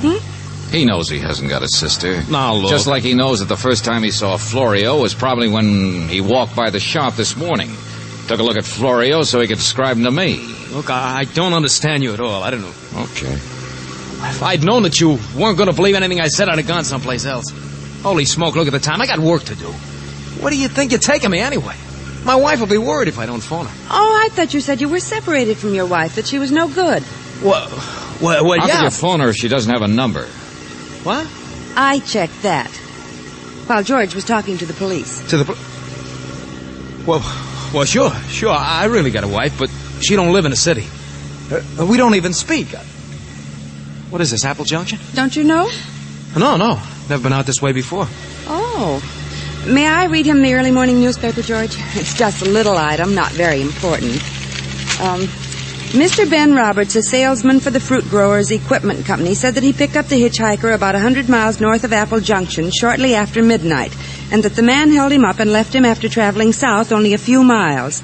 The man was described as ordinary in appearance, about 35 years old, about 5 feet 9 inches in height, wearing overcoat and hat. Well, I guess that could be almost anybody, couldn't it? Taken from Mr. Roberts was $112 in cash, including a $50 bill, a good luck Canadian dollar, and a brand new camera, Jefferson miniature with an f2.9 lens. Hey, that's a coincidence. Yeah, isn't it? Doesn't say anything about scratches, does it, Angel? Where the camera serial number should have been? No, George. Now listen, both of you. Oh, Tim, it's as old as the hills, that gag. You want to fence a stolen item, but you see a newspaper story about it, so you want to be careful. You get somebody like me who's known in the neighborhood to make the sale for you. After I'd handed you the money, you'd have made up another bright story and disappeared. That's not true. I didn't say it was. I haven't accused you of anything. But, brother, you used the word sucker a little too loosely. Oh, I know I stick my neck out putting an ad like mine in the paper, and all too often bright boys like you try to take advantage of it. George, turn right. There's the sheriff's office. Yeah. No, let me out. Please let me out. I'll explain everything. For once, Buster, I'm going to make a sucker out of the guy who tried to make me a sucker. No, please keep going. I didn't do it. I never even been in this town before, honest. Well, look who's here. If it ain't Tim again. Been away? Oh, no. Okay, sucker. Now I start enjoying myself.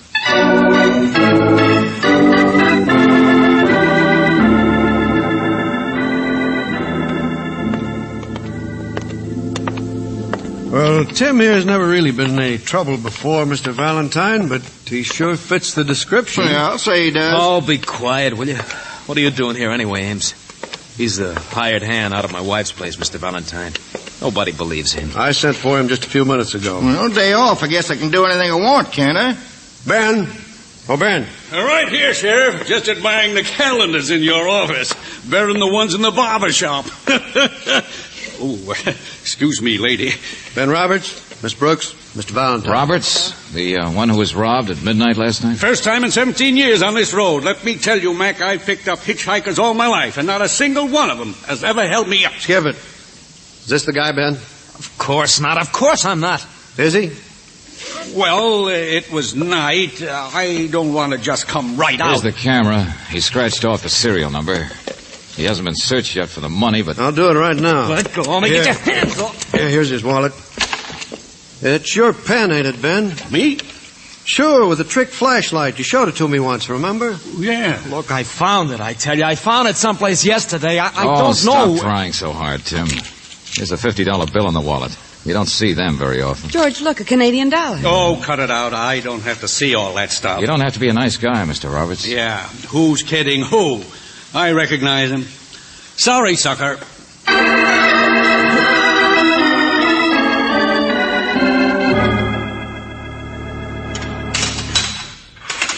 Okay, Sheriff, that's it. So long, Tim. I'll get even with you, Valentine. Hold on a minute, Valentine. You're not leaving. While you were out driving with this bird, I got another case. What do you mean? Well, apparently sometime around midnight last night, about 50 miles south of here, that's where Tim McGeehan's wife lived. Well, that's when the doctor says she was murdered. What's that? What'd you say? My wife? Oh, no, she can't be. And at the same time, Tim was committing a robbery 100 miles north of town. That's what I mean, Valentine. I really need your help. Tim's the only good suspect. But since you proved he couldn't do it, well, now you've given him a perfect alibi. Okay, Sheriff, don't rub it in. And all I wanted was to keep from being played for a sucker. Oh, brother.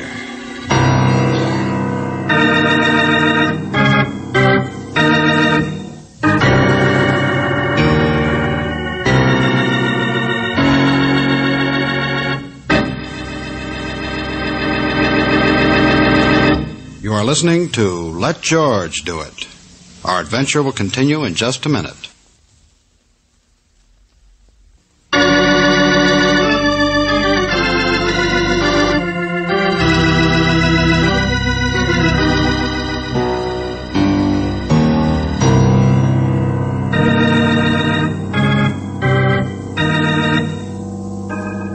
And now back to George Valentine.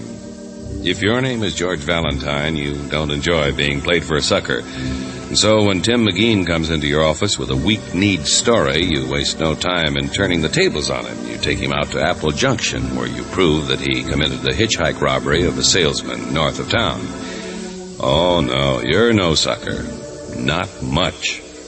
Because now you find that at exactly the same time, Tim's wife was being murdered south of town.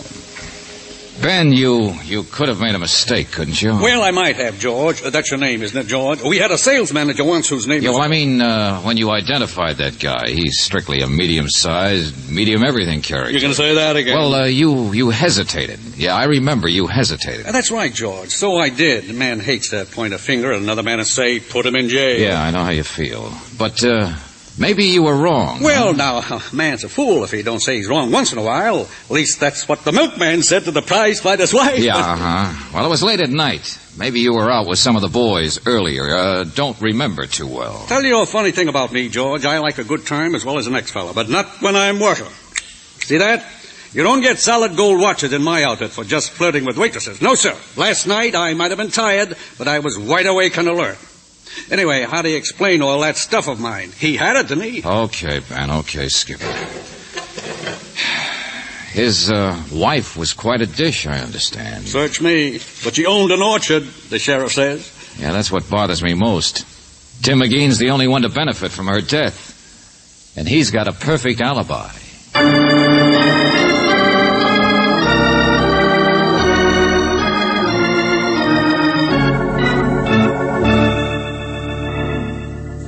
Don't take it so hard, Valentine.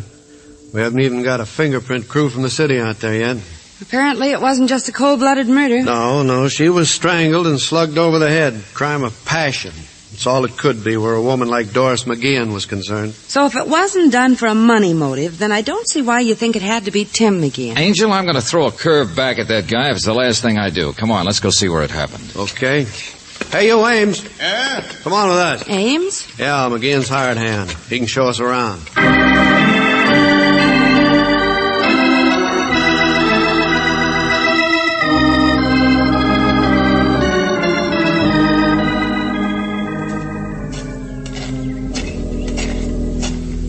Nice orchard. Not a bad-looking little place. Yeah, careful of the loose board there. Hey, get off the porch. Who is it? Hello, Joe. My deputy. Mr. Valentine, Miss Brooks. Oh, come in, folks. You weren't here yesterday, Mr. Ames? Oh, no, ma'am, not me. Day off. I always go fishing on my day off. Spend the night in the hills. Here, Mr. Valentine. Here's where the body was. Who found it? Joe here. Come out to ask a couple questions about Tim after you phoned saying you had him. Wow. It certainly was a fight here, wasn't there? You'll see. Table knocked over, rug kicked up. Yeah, and the front door was open, just the way it is now. George, where are you going? Back door. Through here, isn't it? That's right, Mr. Valentine. Yeah. Locked. Hey, what are you doing? Want to shut the front door, that's all. Latch was on this one, too, wasn't it? What are you driving at? Oh, simple type crime, Sheriff.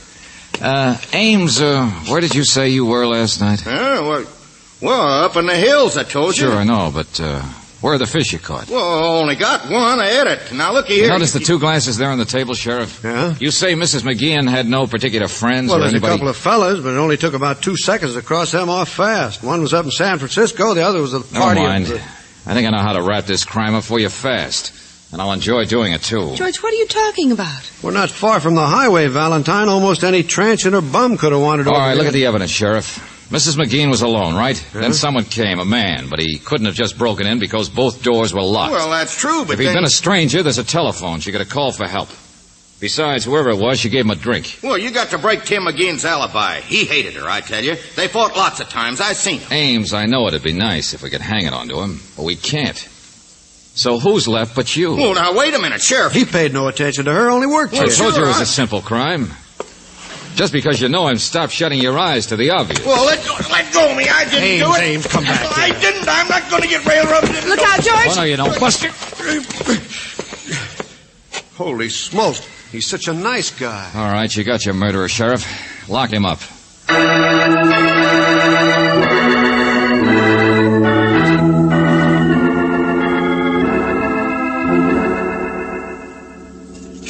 Valentine, I know you're sore at me. All right, if I use your one chair, Tim? Oh, sure. Not a very fancy sell, I'm afraid. Tim, now listen to me.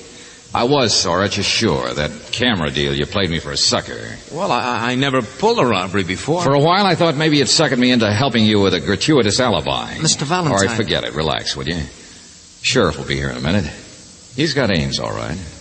What? Yeah, so I thought I'd better be a nice guy and warn you what the penalty is for armed holdup. Robbing a man of several $100 worth of stuff. But what did you say about Ames? You'd better worry about yourself for a change, Tim. What? Of course, first offense could be heavy. You might be out in a couple of years, but... Look, what are you driving at? I know what a dumb thing I did. Oh, no, maybe it was smart. This man, Ben Roberts, got held up last night up north and reported it as soon as he got into town. The early morning papers printed the story. Well, that was quite a break. Good piece of luck. Piece of what? Look, you're getting me all mixed up. You didn't come to see me until after the banks had opened, 10:30, remember? So you'd have had a chance to go get some money, pick up a Canadian dollar and a new camera. After all, the newspaper told you what kind to buy. No, that's not true. I don't know what you're talking about. Then, what's that you said about Ames being... Let go of me, will you? Let go of me. Cut it out, Ames. Get in there. Go Sheriff, listen, get me a lawyer. Lawyer's not going to do you any good. Get me a lawyer. Well, I'll be a... So that's it. He did it. Ames did it. He killed Doris. Now you see what I mean about thinking of yourself? The penalty for robbery, Tim, could easily be 5 years. You send for me, George? Oh, yeah, Ben. Stick around. You too, Sheriff. I can't get over it. Ames. He never even noticed Dora's just a hired hand. I ran. I didn't even think of looking for him. What did you say? I mean that... 5 years, Tim. So how about it? I understand what kind of a spot you were in. The only big suspect for her death. She played around and you hated her, even if you didn't live there anymore. Mr. Valentine, I don't know what... I gave you a start a minute ago, huh? You read about Ben's robbery in the newspaper. You knew nobody'd ever believe you unless you had a foolproof alibi. You figured it was better to take a lesser rap in order to make sure of dodging the gas chamber. Hey, what's all this, George? Oh, well, you gave me the idea, Ben. You wouldn't have described the hitchhiker in such general terms unless you really hadn't got too good a look at him. But he had my camera. Well, he was running. He was in the city. He saw a list of what was stolen in the newspaper. He realized he'd fit the vague description. So, he went around and bought the stuff, filed the serial number off the camera so you couldn't check it. And also so I'd be sure to see through his story and nail him. In fact, he hired me to nail him. Holy smoke. Oh, Sheriff, ask the other guy to step in here, will you please? Sure. You, come in here. That's all right. Just stand there in the door. Uh-huh. Medium-sized, about 35. Wearing hat and overcoat. What about it, Ben? Well, you mean, could that guy be the one who held me up? Oh, gosh, I don't know. Who is he? Cop, I dressed up. Okay, thanks, Joe. Don't that beat all? You know, I'll grant you it is pretty hard to identify a man. Never mind. I'll tell the truth. Well, now you're getting smart, Tim. Only what happened that made you so sure you had to pull all this? Yes, what did you mean a second ago when you said you ran? You didn't even think of looking for Ames. Well, I was there after it happened at Doris'. All right, go on. They'll need your testimony. Well, I went down to see Doris last night. I was good and sore. She'd been playing around with guys on the QT. Even if we are separated, it doesn't mean that you can... Well, anyway, my fingerprints are probably all over the house. When I got there, the door was open. She was lying there dead. I ran, hopped a truck to the city, but I had to make up something, didn't I? And a robbery north of town was the golden opportunity, sure. Brooksy, you get all that down? I've got it all, George. What? Sheriff, that does it. You can turn Ames loose now. I've broken the sucker's alibi. Why, you dirty... Oh, no. Stop him! Cut it out. All right, now take it easy. I didn't say you killed your wife, did I? Well, what's the matter? There's a fair chance he didn't. He just took advantage of a lucky break, that's all, the holdup. What are you driving at, Valentine? Hasn't it occurred to any of you that the holdup itself might be phony? What's all this? Yeah, that Ben here is just about the type guy who might have been mixed up with Doris McGean on the QT, the big traveling salesman. Oh, George, you're crazy. That last night he could have come into town from the south instead of the north after throwing away his camera and money and a Canadian dollar. Oh, Buster, it sure must have scared you today when the robber showed up. And of all people, her husband. You're going to let him talk like that, Sheriff? I never even met this Doris. When we searched you today, Tim, you had Ben's fountain pen, the one with the trick flashlight, remember? What, if he took it off me last night when he held me up? Careful, Ben, careful. Don't get tangled up now. If anybody had stolen it from you, they'd have taken it out of your pocket, right? And if so, why didn't they take that solid gold watch you're so proud of? George, that's right. Hey. Of course, Tim claimed he'd found the pen someplace. Sure, that's so the point. it couldn't have been stolen anyway, huh? Wait a minute. Let me think. Never occurred to me. Found it yesterday, you said, Tim. Come on now. I remember. Sometime yesterday, or last night. Don't listen to him. How would he know? I'm trying to remember. Shut up. Where'd you find it? Where, Tim? Someplace around your wife's farm, maybe. Last night, maybe. Wait, I got it. Yeah, sure, the pen. I picked it up. Sure. I know where. Sure. Mr. Roberts. No. Look out. Get out of my way. I'll kill you too. Grab him, Sheriff. That doesn't... George, I know Ben Roberts is the murderer, but the only trouble is, look at Tim McGean's face. Like the cat that ate the mouse. Of course, he did make a sucker out of you, but... Brooksy, stick around. In about 2 seconds, I'll settle once and for all who's the sucker in this case.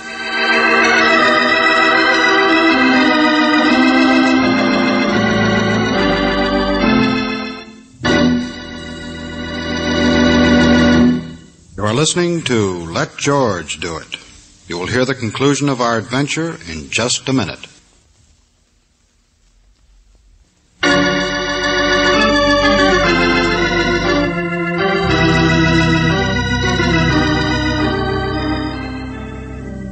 Mr. Valentine, he confessed, so what's the difference? Tell me now.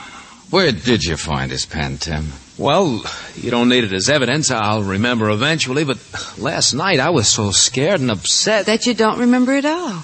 Well, it must have been around a farm someplace. Uh-huh. You just pretended you knew so that he'd... Well, it did the trick.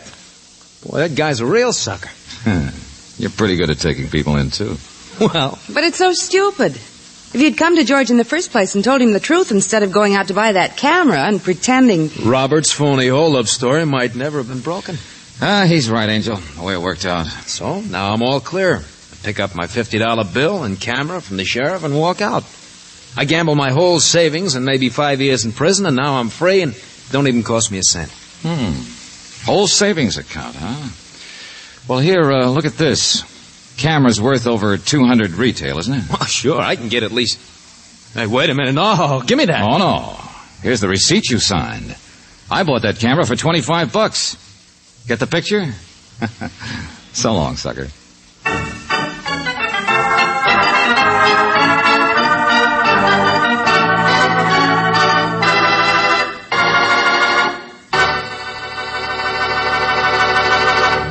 You have just heard Sucker Stunt, another Let George Do It adventure. Robert Bailey is starred as George Valentine, with Virginia Gregg as Brooksy. David Victor and Jackson Gillis wrote the story, with music by Eddie Dunstetter. Now, this is yours truly inviting you to another visit with Valentine, when you will again hear what happens when you let George do it.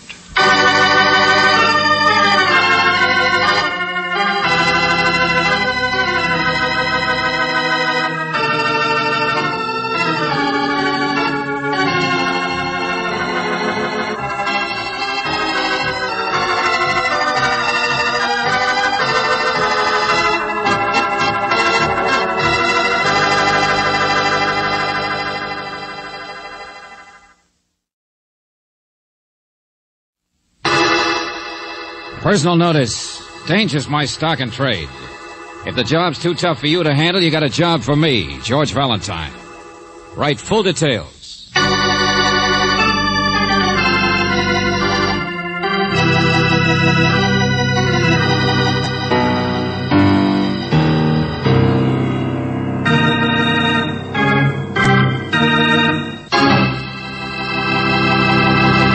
Just in case that voice you just heard didn't mean anything to you, that was George Valentine, with his usual commercial for Let George Do It. Now, before you listen to any more, you better make sure you have your winter woolies handy, because this is indeed a chilling tale. It's called The Marauder, and it's all about a guy who wants to bump off a cat. No, I don't mean his wife. I said cat, as in lion, tiger, panther, puma, or alley. Now, this may sound pretty silly, but just hold base a while. Then make up your mind.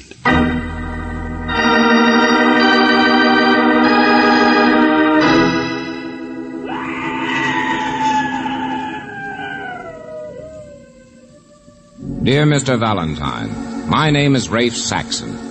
I'm a writer, a very foolish writer, because like all of my breed, I've had a lifelong desire to spend a winter in the woods, to get away from the tensions and fears and neuroses of the city, to live simply with simple, normal people. Well, here I am, a tiny deserted resort in the Lobo Range, and of course, it's all an illusion. I'm surrounded by more tension and fear than I ever knew before.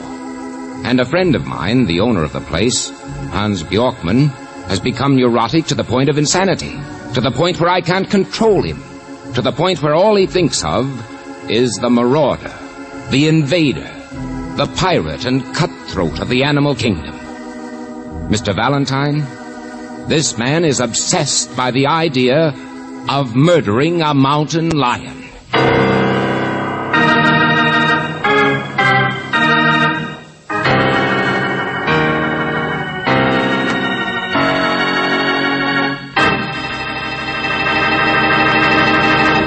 You are listening to Let George Do It. Our adventure will continue in just a moment. Now back to Let George Do It.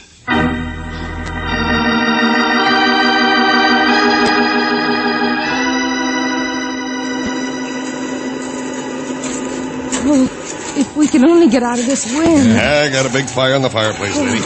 Hey, where'd you leave the car? About 5 miles back, that hill beyond the aspen grove. Oh. Yeah, the road was like glass. It was frozen practically solid. Hey, couldn't climb it, I know.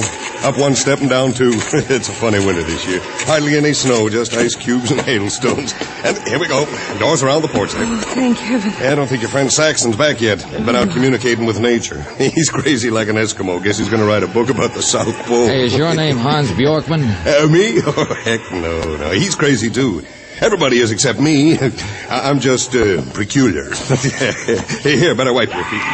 Listen. Hey? George, it's a woman. Something's the matter with her. What's it sound like to you, city boy? Well, it doesn't sound like a baby crying. What was it? Cat?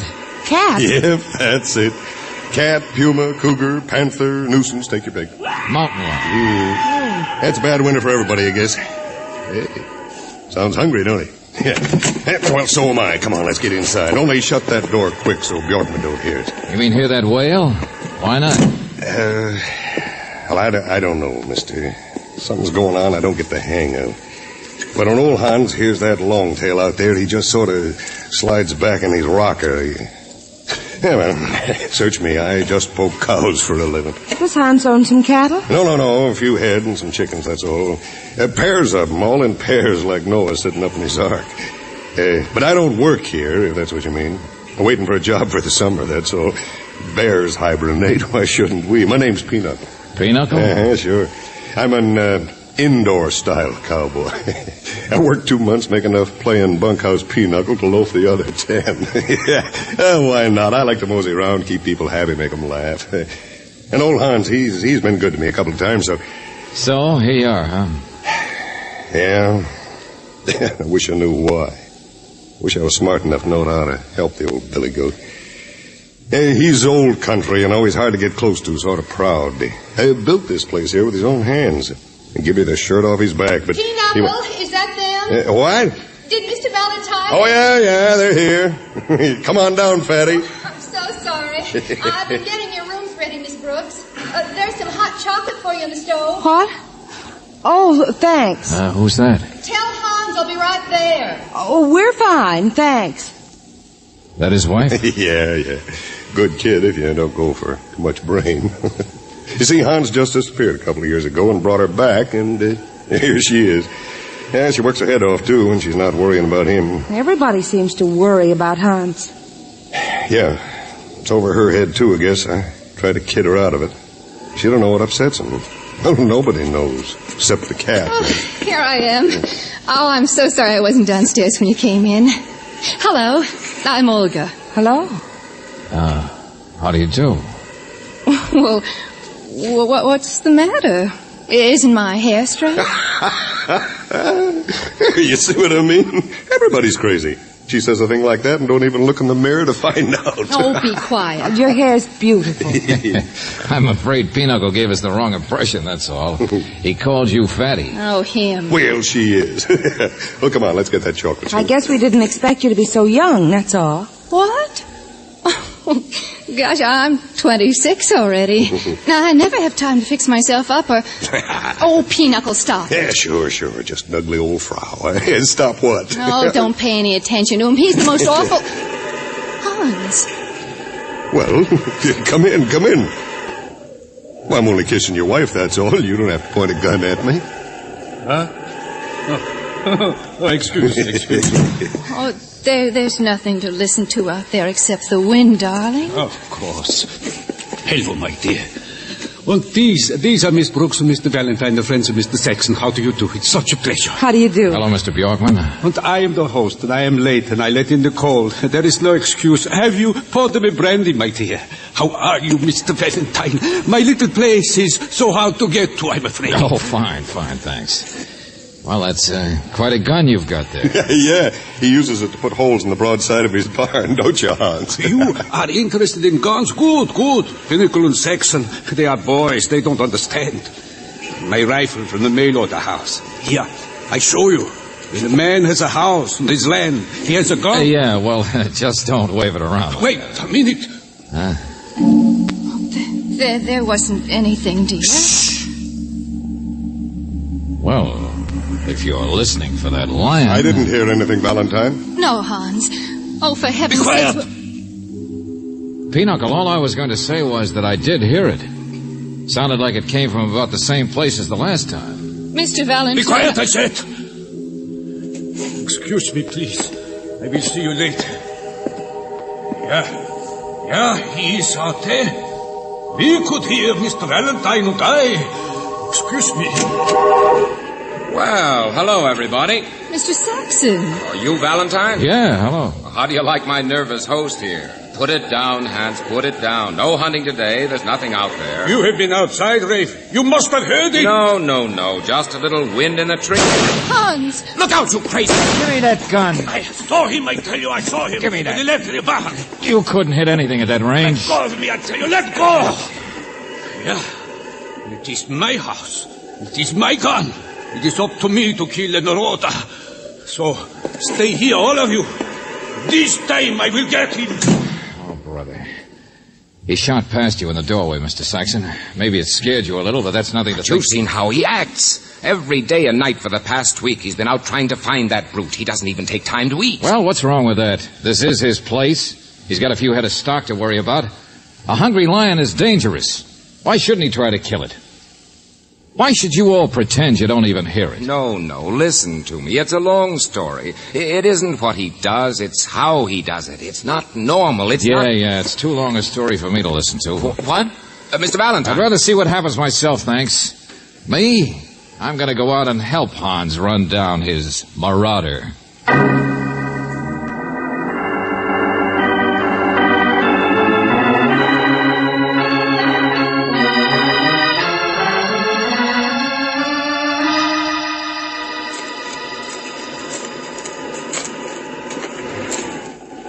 Oh, look, Hans, it's been an hour since we started. Another circle we're going here. Haven't even seen a track yet, have you? Ground is so hard. Look at the sky. It will snow maybe later on. Sure, and by then my feet will be frozen. Hey, Hans, how many chickens or whatever you got has this thing actually... I have good, strong buildings. Nothing has been touched so far. But he is hungry. You can tell. Can you? You're not much of a hunter. I have worked all my life to build what I have. There's been no time for hunting, but I will find him. I will kill him. Ever think of traps or setting out poison? I will kill him myself. I will kill him and see him die. Well, how about calling in one of the state hunters to get him? I will kill him myself and see him die. You will, huh? He has no place in the world. He is a thief. This place is mine. All my life I've worked on it. But at night, he comes with his flat yellow eyes. Oh, yeah, I have seen him several times besides this afternoon, snarling, hungry, long as a man, crouching in the frozen grass.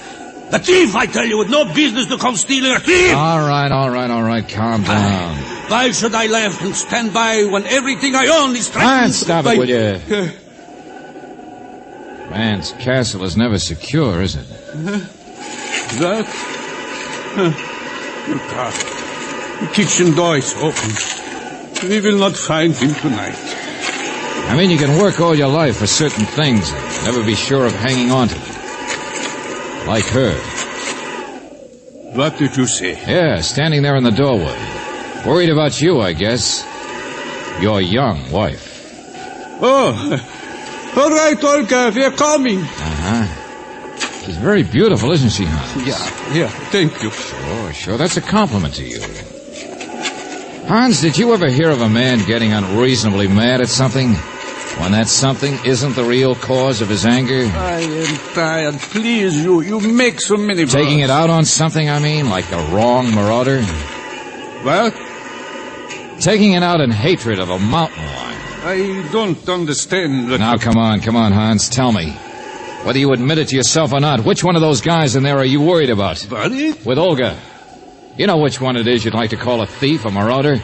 A sneak who comes into a man's home to steal his knife? No, stop it! Now take it easy. You can't say things like that! Oh, forgive me.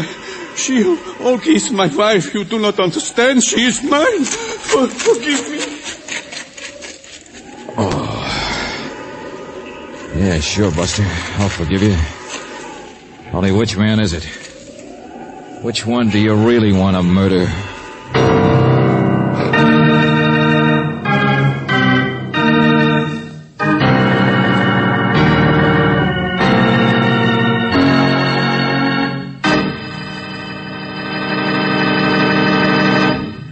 You are listening to Let George Do It. Our adventure will continue in just a moment.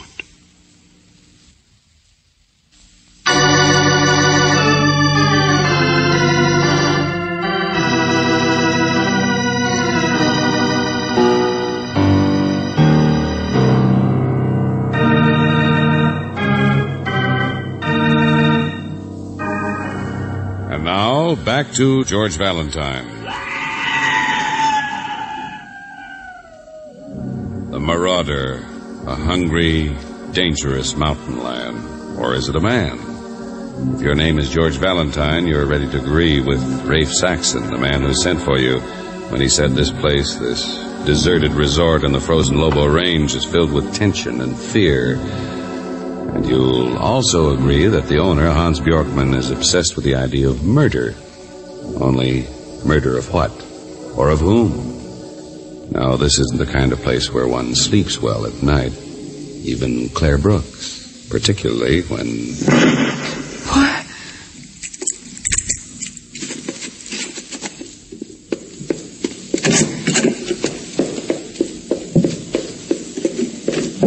George. George. Yeah, sure, I'm awake. Come on in. Did you hear that? Yeah, shh. It was a rifle shot. Way off. Uh-huh. And the wind's died down. Could have been several miles. Not in that direction, I think. Well, it's so dark. There's no moon. Mr. Valentine? Well, hello, Mrs. Bjorkman. Wake you up, too? I heard a shot. Where's your husband? Where do you think? The shot woke me up and he was gone from bed. But here, his gun was gone, too, but I found this on the pillow. A note, huh? Oh, here, let me see. Olga, my dear, don't worry. I will be back soon. This time I know where to go. This time I will kill him and watch him die. Signed, Hans. George. Yes, Mr. Valentine. How could he know? What could he know now that... Oh, well, I don't understand what... Listen. Yeah, he could know what he wouldn't tell me. He could know which one it is that he wants... The lion. Same direction. You got a flashlight, Olga? What? George, wait. I'm going with you. There's a lantern. Wait for me, too. Hey, come on. Step on it. Call Pinochle and Saxon, too.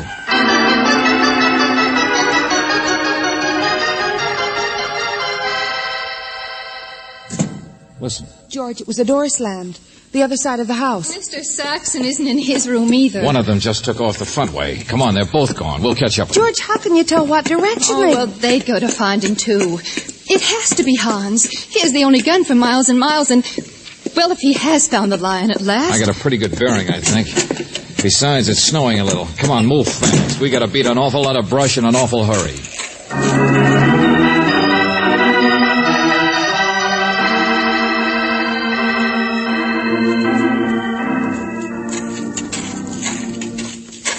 Hey, where are you going with that lantern? George, wait. Saxon, huh? Have you seen Hans? I know. I heard it. I'm looking, too. I saw your lantern half an hour ago moving through the trees, and then I lost it.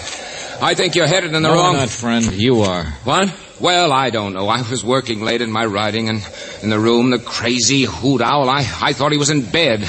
I came tearing out... Sure. Just give me your flashlight. Follow us with the lantern. All right, Mr. Valentine. He must have really gone off his head this time. Hans! Hans, can you hear me? Oh, save your breath, Saxon. It's still across the field and down toward the little lake, I think. You can see way back on a line with the lights from the house. Snow in the face. Miserable, insane thing to be doing.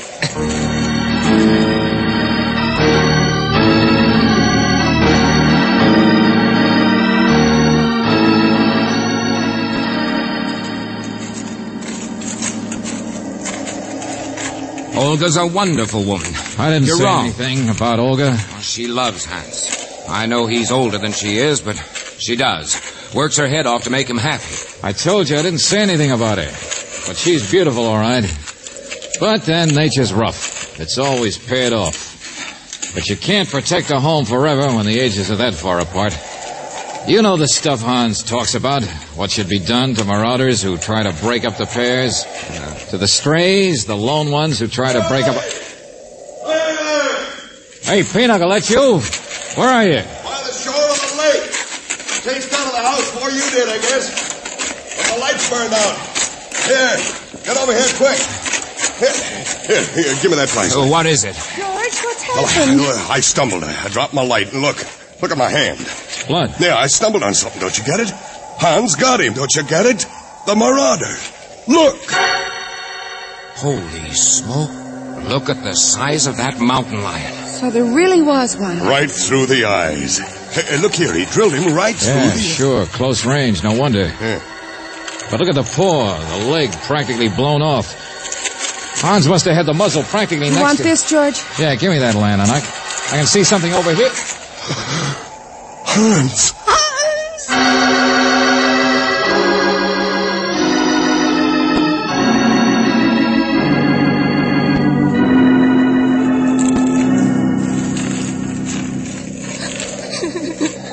Yeah, he's dead, Mr. Valentine. Look, only a few feet away, too. Now, the cat must have jumped him.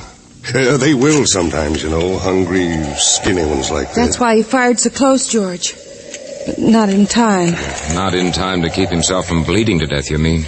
Look at those claw marks. All right, I got eyes. Now, take it easy, city boy. But we better get him back to the house anyway, don't you think? Snow's getting worse. Sure, it's a bad winter for everybody. Lion and all. Here, take this handkerchief. Get some water on it, will you? Oh, sure.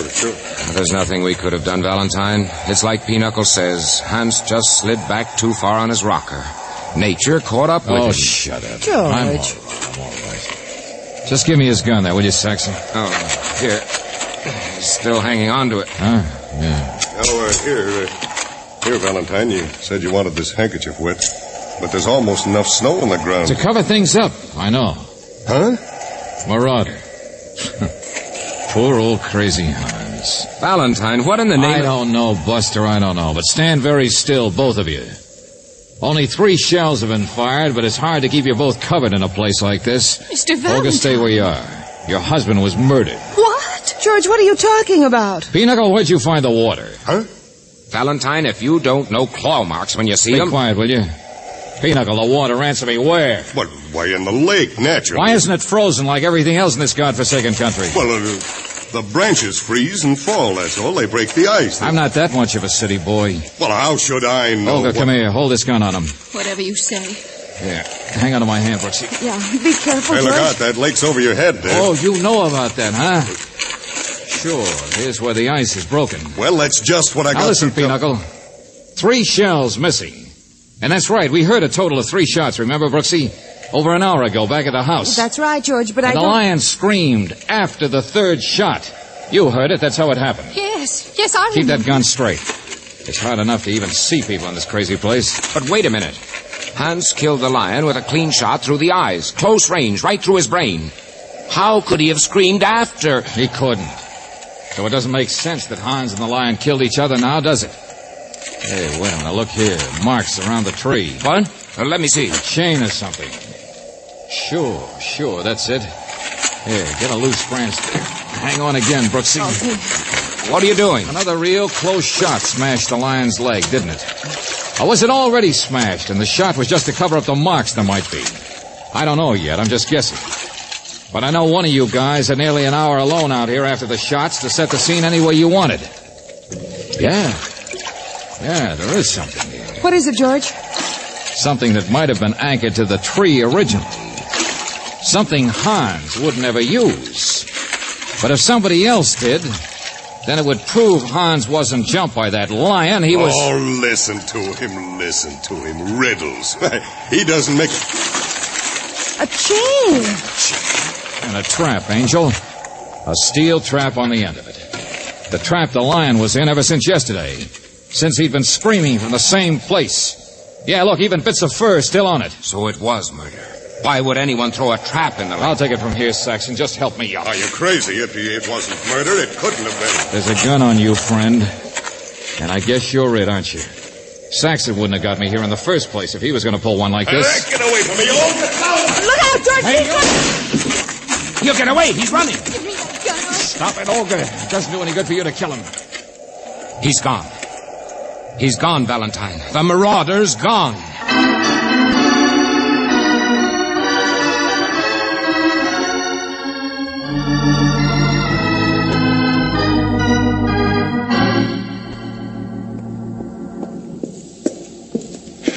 He beat us here to the house, all right. He even cut the telephone wires. Yeah. Big daylight in a few minutes. Well, I'll start out. But where? He could be hiding almost anywhere outside. Oh, they'll get him. Don't worry, Saxon. Hasn't even got a gun. And if you ask me, he's running. Marauder.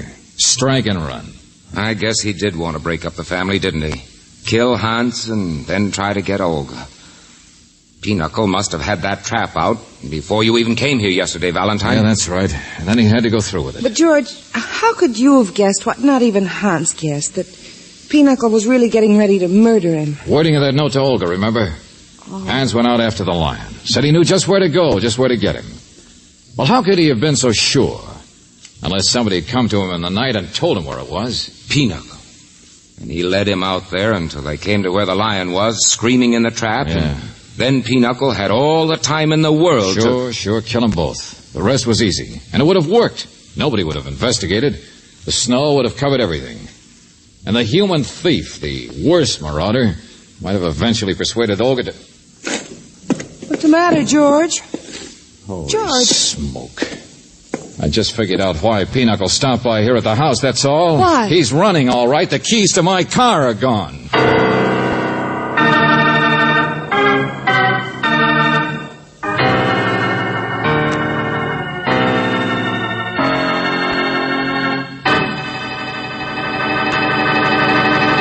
Back to the conclusion of our Let George Do It adventure in just a moment.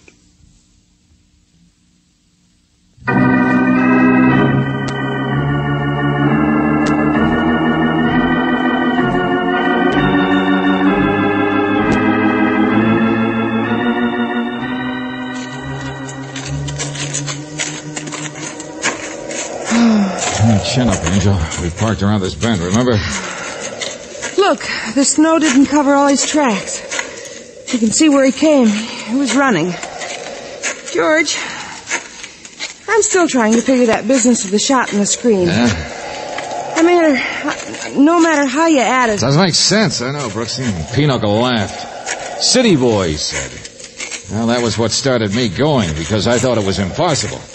But I've just realized even when we knew about the murder, it was still impossible. Look, the car, it's still down there. He didn't take it. Oh, Lord, no, those tracks. Well, it's nothing to... Where are you going? The marauder, Angel. Well, look at those tracks. Look why Pinochle was running. Something else I should have caught. Lion was in the trap all day yesterday, but Hans saw a lion and fired at it down by the barn around dusk. We just thought he was seeing things. But it was another lion screaming. Pinochle! There he is! There he is! Dead. He couldn't even make it to the car. Oh, no, easy. Don't look at him, Brooksy. Oh, George. It's all right, Angel. It's all right. Dangerous thing to be a marauder, isn't it? To murder a husband or a wife. Nature's the same all over, I guess. Everything in pairs. Pinochle was killed by the lion's mate.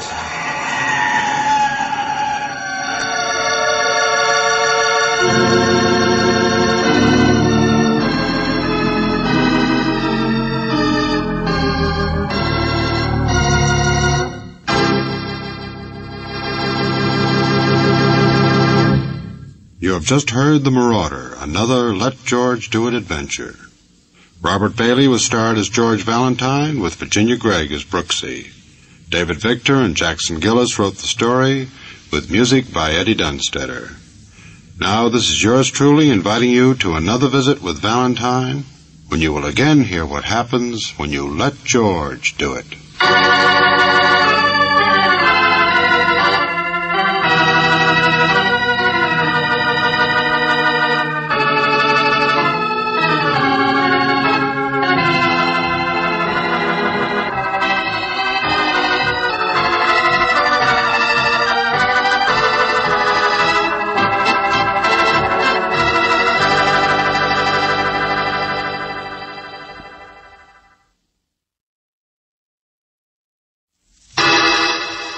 Personal notice. Danger's my stock and trade. If the job's too tough for you to handle, you got a job for me, George Valentine. Write full details.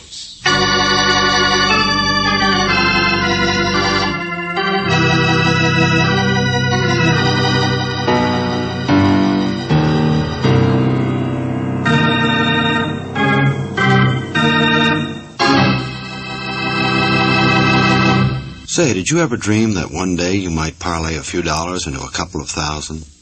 We all have. And we've all reached the same conclusion. It just isn't possible. But don't you be too sure. Because right here and now on our Let George Do It adventure, you're going to hear how 1 penny was snowballed into $1 million. It's called, and rightly so, the high price of a penny.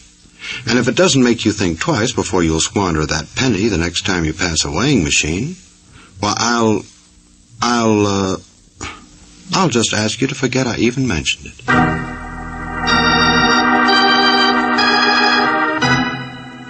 Dear Mr. Valentine, how high is the price of a penny? Well, how high is up? I doubt if you can figure it. In fact, I doubt if you'll be much of any good in the present case. And if you think I talk in riddles, you're right. However, Mr. Valentine, I'll waste my time by telling you the facts. I'm a prematurely retired lawyer and tax consultant. Neighbors of mine out here in the Fish Lake country, name is Mom, elderly man and wife, they spent a penny once, a number of years ago, on a lollipop. Let me tell you, the price of that penny is going to be more than $1 million. In plain words, those nice people are going to be taken. But just to really mix you up, I think you and I can stop the swindle with a diamond bracelet. Now, here's what I'd like you to do. Telephone the Moms. Tell them you're friends of mine and would like to come visit the country. I'll lay the groundwork. They know there isn't room for you to stay in my place anyway. Maybe you can't do any good, but at least you can wear down your teeth for a change, biting on the penny. Sincerely, Amos W. Fell. Spoken like a lawyer. He certainly has a lot of faith in you, doesn't he? $1 million penny, diamond bracelet, lollipops. Faith in your curiosity. Well, come on, Brooksy. Hand me the phone.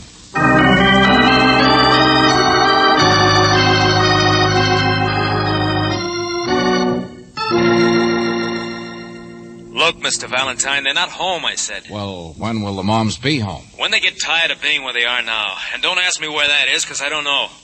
Playing 500 maybe, or helping somebody pickle some peaches. I don't know. They get all kinds of fascinating ways to spend their time. Well, who's this speaking? One of the servants? Mister, just call back later, will you? But I'm a friend of Mr. Amos Feld, and I wanted to talk to And the housekeeper isn't here either, in case you're thinking of beating Feld's time with her. Sure, Mr. Valentine. I'll be a good boy. I'll write it all down. You're too kind. Yeah, and don't be insulted. I'm right in the middle of a poker game, and my luck isn't good. My name is Clifford. I'm the Mom's nephew. Come to live here for a while, so don't worry. They'll get your message all right. Clifford, huh? Yeah. Good night. Keep 'em rolling. Well, Brooksy, maybe there is a penny. A bad penny. Name of Clifford? Yeah. Come on. We're not going to wait for an invitation.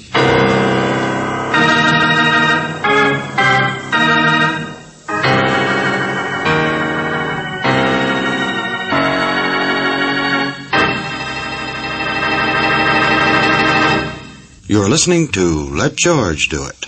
Our adventure will continue in just a moment. Now back to George Valentine and our Let George Do It adventure.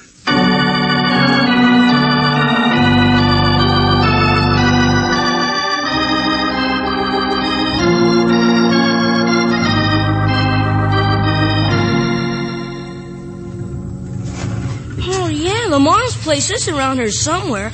Road to the right, I think, mister. How about Mr. Amos Fell? He has a small cabin or something. Gosh, I don't know. It's kind of late. My mother will Well, be mad. Fish Lake, you must know where that is. Kid your age in the summertime. Oh, sure, mister. That's where I was today. Well, I'm so late walking home. I got a bet on with another kid, see? And using only worms, I got 3 of the best looking... Yeah? Trout? Well, where are they? Well, anyway, it's the road to the right. First turn to your left. It's pretty far. I hope you have better luck than I did, but I'll bet you don't.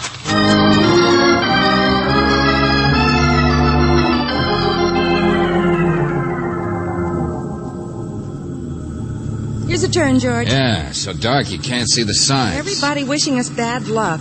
I doubt if you can do much good, says Mr. Fell. And that boy, there was something funny about the... George! See that? What was it? Down on the brush there, I don't know. It looked like lightning. Somebody with a flashlight, maybe. There, again.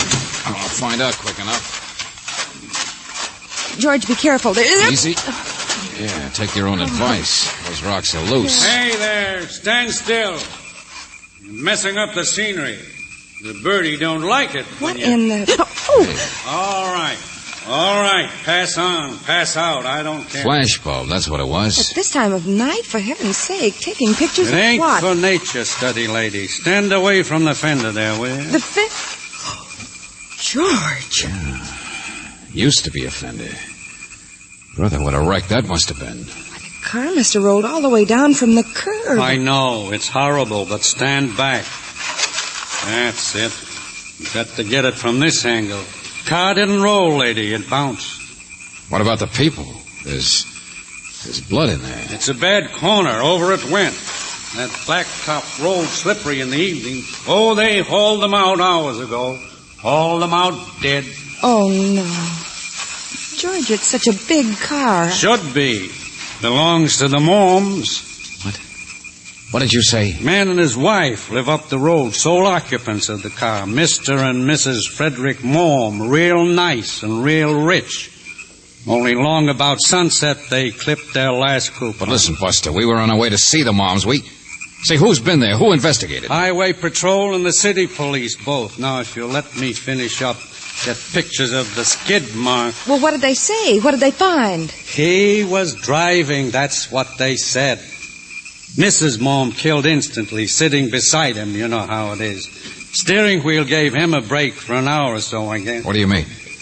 Found his body where he crawled back up toward the road to flag a car for help, I guess. Only trouble is there aren't any cars on this road, so he just died there.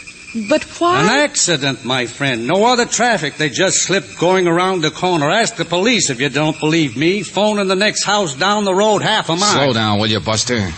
Why'd they leave you behind to take pictures if they were so sure it was just an accident? I'm losing my sleep for the insurance company. They want pictures to close their report, and they want to know what I see nosing around. And you know what it is? Nothing. Not nothing. Now you happy? No. Come on, Brooksy. This was no accident.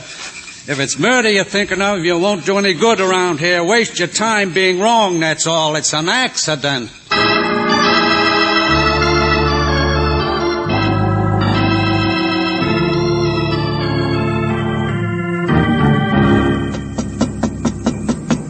Yeah. I'm coming. Yes. I just wondered if we could use your telephone for a minute. There was a wreck half a mile up the road some time ago, and I wanted to... Valentine. That's who you are. George Valentine. Mr. Fell? Yes, come in. How convenient I live so close, huh? Well, we didn't expect... To enjoy my meager hospitality? Place isn't much. Tired with bad health, you know.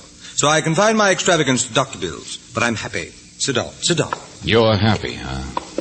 Yeah, I know. Bad taste. I heard about the accident. Shame, wasn't it? However, that's the way it goes. Nothing we can do. It's all over now. What was it in the first place, Mr. Fell? Oh, you mean... The double talk in your letter, bad pennies and bracelets. And you kept saying there was nothing we could do even then. Oh, yes. I'm a skeptic, Miss... Brooks. Oh, yes, of course. You were worried about this guy Clifford, this nephew of the Moms. Was that it, Mr. Fell? Worthless tramp. Of course that was it. He was the one the Moms bought a lollipop for 15 or 20 years ago. And he's been trying to get something better out of them ever since. He's one of those young men watches every angle. You know what I mean. Counts every penny. He came to live with them. They were suckers, I told you. Well, Mr. Mom made a lot of money, and the boy was his relative. But he even took in the missus, too. I tried to warn them, but they wouldn't listen. And I could stop the swindle with a diamond bracelet, you said. It's all over. What difference does it make? Yes, that's what I wanted you for.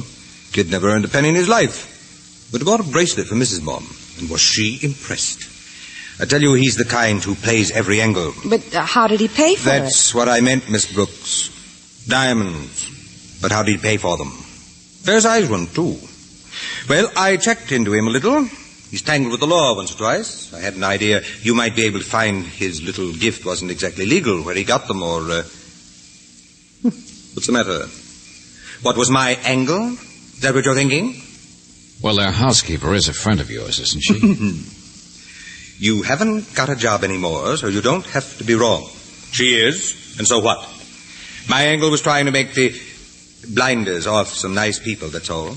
Mr. Fell, I want to check what the police had to Don't be a detective, will you? Mr. Mom's sole heir after his wife was Clifford. What? And her sole heir was Clifford, too. Don't you understand? They're both dead now. What can you do?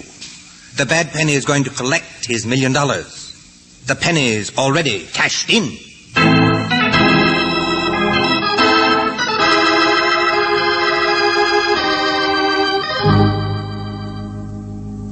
I know it looks fishy, Valentine. Look, Lieutenant Riley. The best accident men on the force say there's not one chance in a million that it was anything but an accident. This Clifford may have figured his chances, and there are some other angles we don't know about.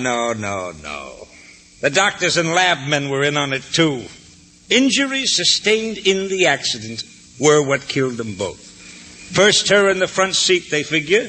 Then him when he tried to make it up to the highway for help. Well, what made their car go over? A normal skid at normal speed. Now look, you can't tamper with a car to make it go over at a certain point, can you? No, but you can't scare somebody off the road without making them jam their wheels sharp so it'll show, can you? I tell you, Valentine, it was absolutely nothing. I know, an accident. My client says there's no more job for me. You say go home and forget it. So maybe I can't do any good out here. Or can I?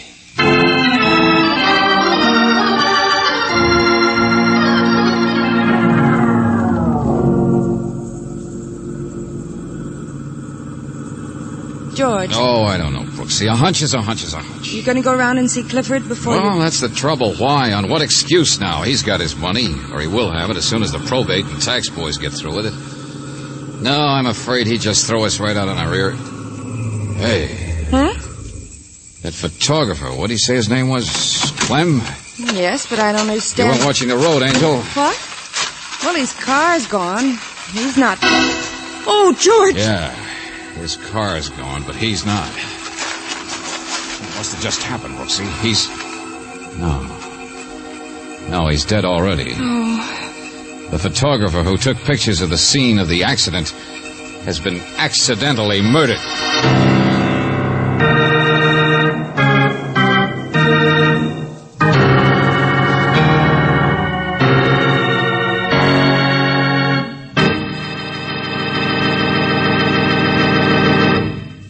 You are listening to Let George Do It. Our adventure will continue in just a moment.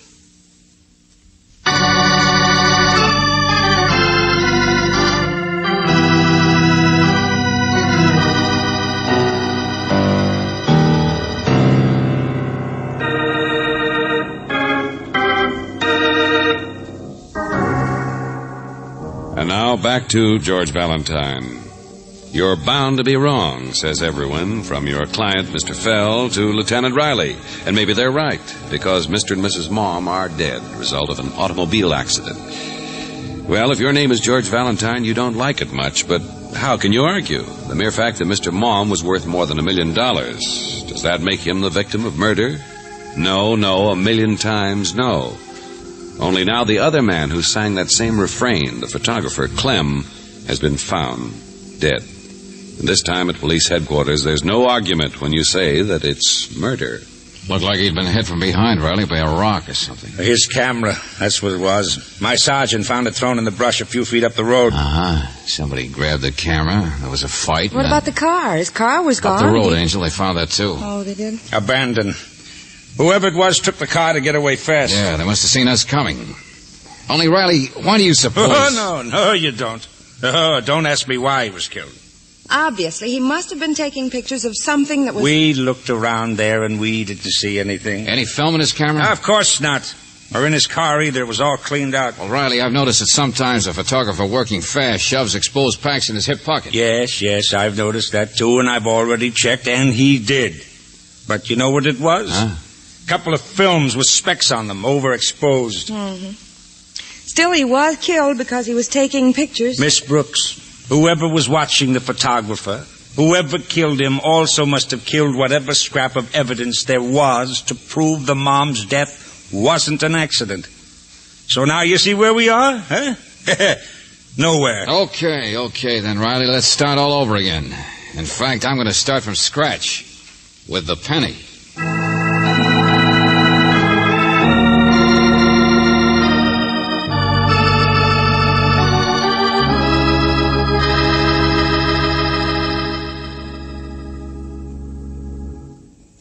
Clifford, I want to see that bracelet you gave your aunt. All right. Isn't much. Must be someplace around here, my answer.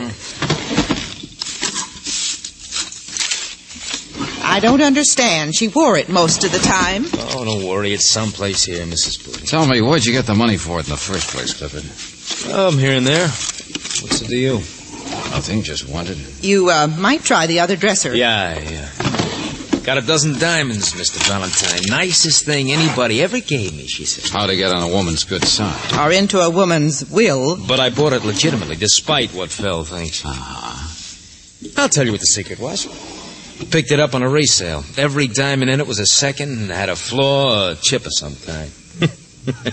Cost me exactly $600. Flaw, but she never knew that. Oh. You never told her that. Why should I? She couldn't see the difference. Oh, Clifford, you're a great boy. Indian gifts real close to the chest. George. Yeah, Brooksy? Lieutenant Riley called. He said no. What? Look, what's all this? Clifford, you better keep looking for that bracelet. Miss Brooks means that they didn't find it on her body. Your aunt wasn't wearing it when she died. Well, I'm sure it's just mislaid. But you just can't find it. Yeah, I know. Well, maybe I'll find it myself.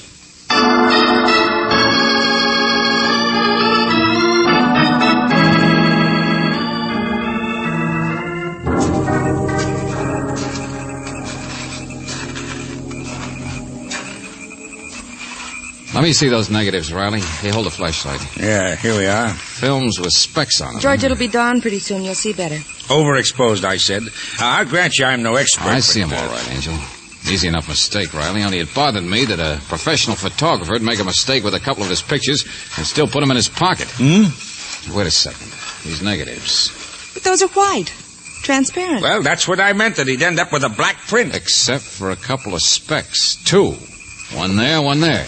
Hey, this little blur in the corner, it must be this skid here. Yeah, now we're oriented. It's a picture of the road, it is, isn't it? That's right, Angel, looking straight down on it. Then the speck should be right about... Hey, there's nothing here now. Wait a minute, knife mark. There was something, see it? And a tar here? Huh? The other one, just a foot over there. Some later car tracks have mashed it down a little, but... The diamonds, George, what else would he have taken a picture of? The two specks. Only they're so far apart. Yeah, the bracelet might have been broken. We know she generally wore it. Well, there's nothing here now, that's a cinch. Either the photographer dug them out of the road, or whoever caught him here being curious did it. Hey, Sergeant. Yeah, Lieutenant. Get those men closer in here. Have them beat every bush.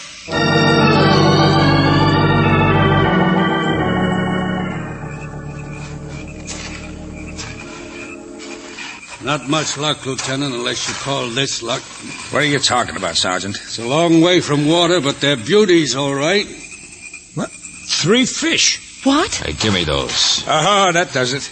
We got enough riddles, and you come up with... With fish. Fish, sure, of course. 3 of them. Huh? Remember, Brooksy?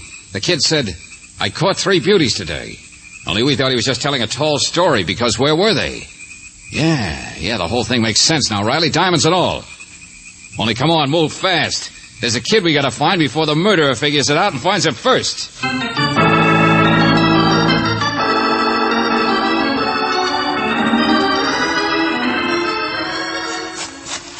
Hey, there he is, fishing. Hey, you. He'll scare him off. Oh, he's Yeah, it's me, kid. What in the heck Well, that's nothing. Just somebody shooting. Game warden will get him. Only... Mister, what do you want with me? Get down, kid. Up on the ridge. Keep him up on the ridge. Go on, Riley. We're all right. Get him.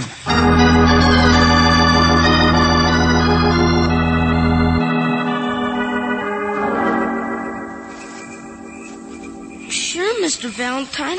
I'll tell you anything. Okay, kid, let's see the diamonds. I didn't know they were them. I would have told somebody. Sure. You didn't know who they belonged to? 6, 7, 8, 9 of them, huh? They were just scattered there by the side of the road. Not any of them down the grade where the wreck was? Oh, no, sir. I didn't think there was any connection with that. There was a clasp, a catch thing.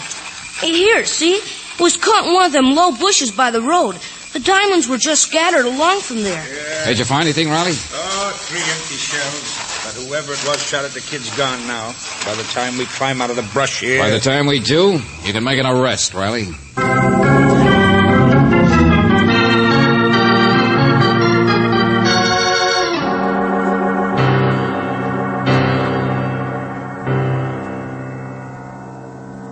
Mr. Valentine, before you say anything to Clifford here, I think you ought to know that he couldn't have killed his aunt and his uncle. He was playing cards at the time of their death. Well, I was playing cards with him. What's all this? And so were some other men.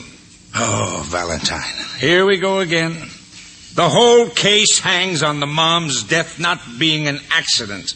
On all this other stuff being a cover-up for the fact that it wasn't one. Riley, take it easy, will you? It was an accident, all right. There's no argument. You and the experts persuaded me a long time ago. What's that? And Mr. Feld, you told me a lot of other things, I believe, too.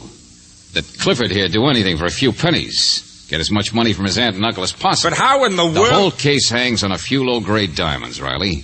That's why the photographer was killed. That's why Clifford tried to get at the kid. Only we beat him to it. And that's why you're a sucker staying around to listen to this, Clifford. Go on, Mr. Valentine. Sure. You're just counting on one thing that we'll never figure why that cheap bracelet is so important. Well, I know why. Double inheritance tax. What? Yes, What's that? That's right. Every penny counts. Every $100,000. It's the location of the bracelet that tips it, isn't it, Clifford? Is it? It's who died first, your uncle or your aunt. But we know that she did, remember? She was in the front seat, and he tried to get up to the road for help. Finally, that accident wasn't discovered for several hours. Huh? Well, suppose it was discovered first by the ambitious miser here. Suppose he was all happy about seeing him dead. Until he noticed a terrible thing. The uncle was in the car. The uncle died first. Hey, and it was Mr. Mom's money. So legally his wife would inherit, and then it would be passed on to Clifford. Now you're getting it, Riley. No matter how close their deaths were, a few minutes or an hour, both wills would have to come into play when the estate would be settled. And that means 2 taxes. You know what the tax is on $1 million inheritance? You weren't out just to save pennies, were you, Clifford? Because what you found was your aunt up by the side of the road. Now, wait a minute. How else could her bracelet have got caught and broken on a bush? Unless she was the one who died last, who struggled up that embankment for help. So it's pretty simple, isn't it? All you did was change the bodies around. So we'd think she died first, and Clifford would inherit from his uncle, and we would think It was a he had body outlived switch, it. Riley. A little investment in his future, that's all. Only the interest got compounded, didn't it, Clifford? You overlooked a bracelet. And then a photographer didn't and began to get curious. He might have even figured it out. And when you counted the diamonds he'd found mashed into the road, there weren't enough. So you had to run frantically someplace else, someplace we almost led you. To the kid who picked him up and couldn't see any harm in keeping him. Yeah, a gun makes a lot of difference, don't it? Go on, talk away, Mr. Valentine. Talk to yourself for a change. You won't get away with this. Let him go, Riley. But he's got a car. I said let him go. As if there were any argument. Much obliged, friend. Keep him rolling. Valentine of all this. Cool off, will you? Keep him rolling, he says. There's a laugh. I can see him from the window here. He won't get it very far in that car. What's that? He's got a flat tire, Riley. Yes. 9 diamonds from the boy, 2 mashed into the road. That makes 11. But there were 12 in the bracelet. The high price of a penny. The extra diamond. He's got a flat tire. He found it.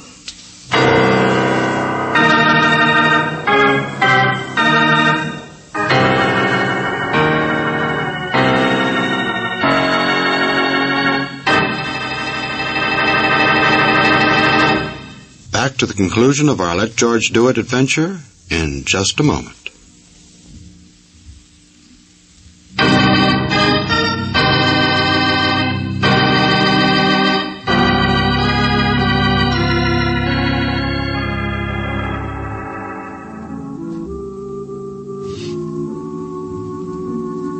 Mr. Fell, I grant you that a diamond is sharp enough. But one from that bracelet would be so small, it just couldn't have...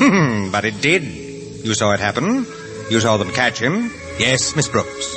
It was the stone, all right. Well, now, it would have been neat, Mr. Fell. Retribution and all that stuff, but... You see, Clifford had a flat tire because I let the air out of him. Huh? Oh, no, now, look. When did you have a chance to... Oh, a whole lot earlier. You see, I took the precaution, that's all. But how did you know then that it was he who... Oh, I played safe and let the air out of your tires, too. Oh. Mr. Fell, we're skeptical of clients who keep insisting we're bound to be wrong. Oh. I didn't want to say it, Mr. Valentine, but now I'll have to. This business of double inheritance tax. Oh, sure, I know. It's your field, not mine. There was a recent ruling. You made the same mistake Clifford did. I mean, about saving all that inheritance tax. What? Oh, it's a perfectly logical mistake. You and he would have been absolutely correct until recently. Courts decided in a case like that the same money can't be taxed twice. Oh. Then Clifford didn't have to move the bodies or kill the photographer. That's right.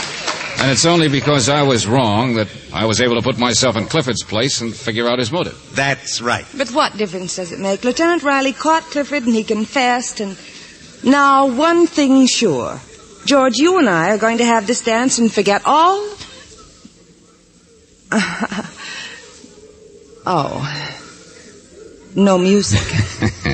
Angel, this seems to be the kind of case where everybody's bound to be wrong.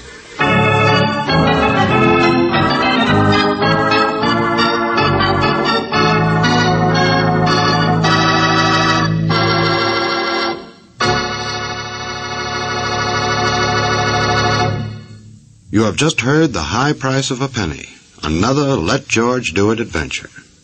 Robert Bailey was starred as George Valentine, with Virginia Gregg as Brooksy. David Victor and Jackson Gillis wrote the story, with music by Eddie Dunstetter. Now, this is yours truly inviting you to another visit with Valentine, when you will again hear what happens when you let George do it.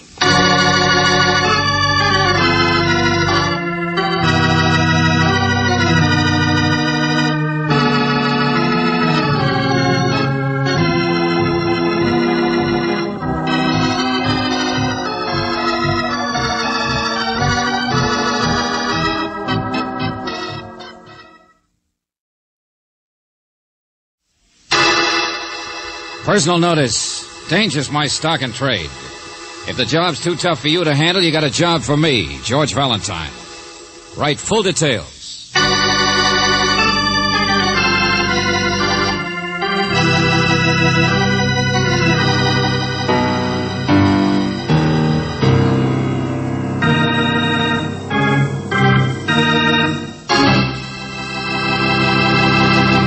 You know, for the last 2 days, I've been beating my typewriter trying to think of a way to let you in on our adventure without spoiling the plot. But after using up several reams of paper, I find that it just isn't possible. So you know what I'm going to do? I'm not going to tell you a thing, except that this is Let George Do It. And if you like to root for the underdog, you better start pulling for old George.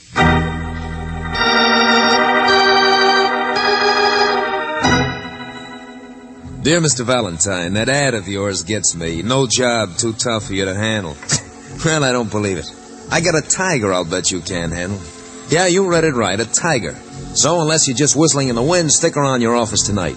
Meet me around 7:30. I got a wife and kids to worry about, so don't fail me. Signed, Jerry Briskin.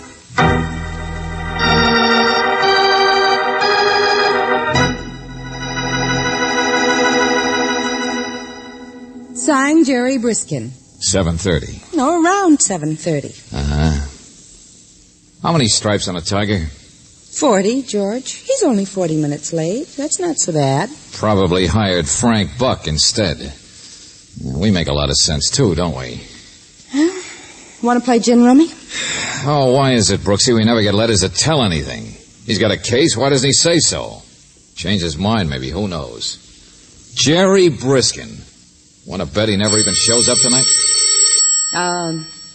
I'll bet $5. Give me that phone.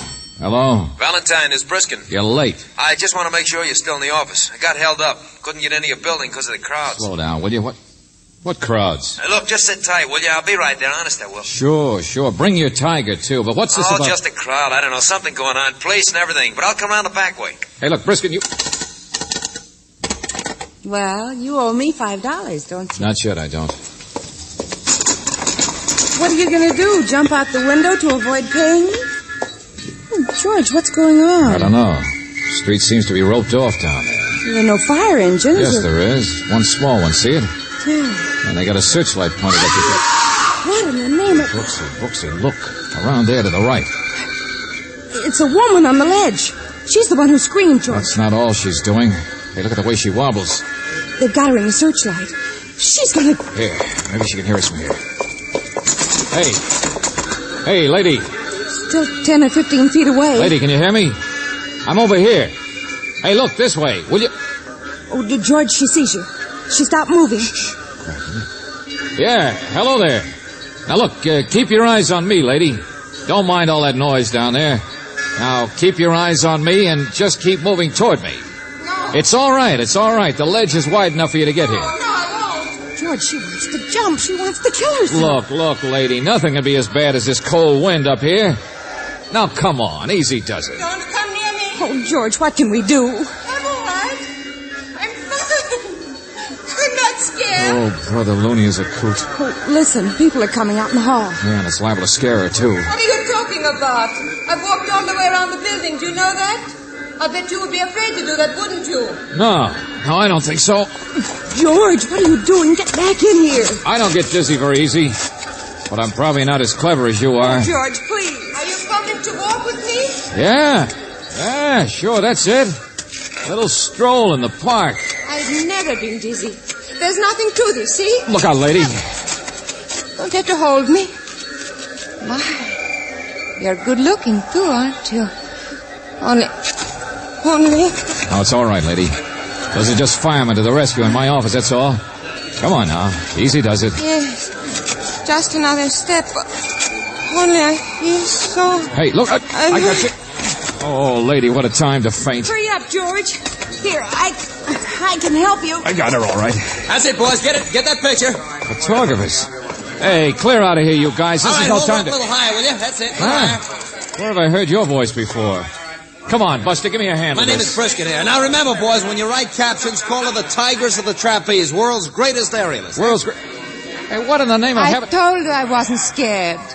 Were you, darling? Huh? No, don't drop me. Hold me tighter. That's it. The lady fainted. Publicity. So that's it. Why, you... That's it. Get it, boys. Get him, too. Get the expression on his face. Ah! Wonderful. And thank you, Fearless Fosdick.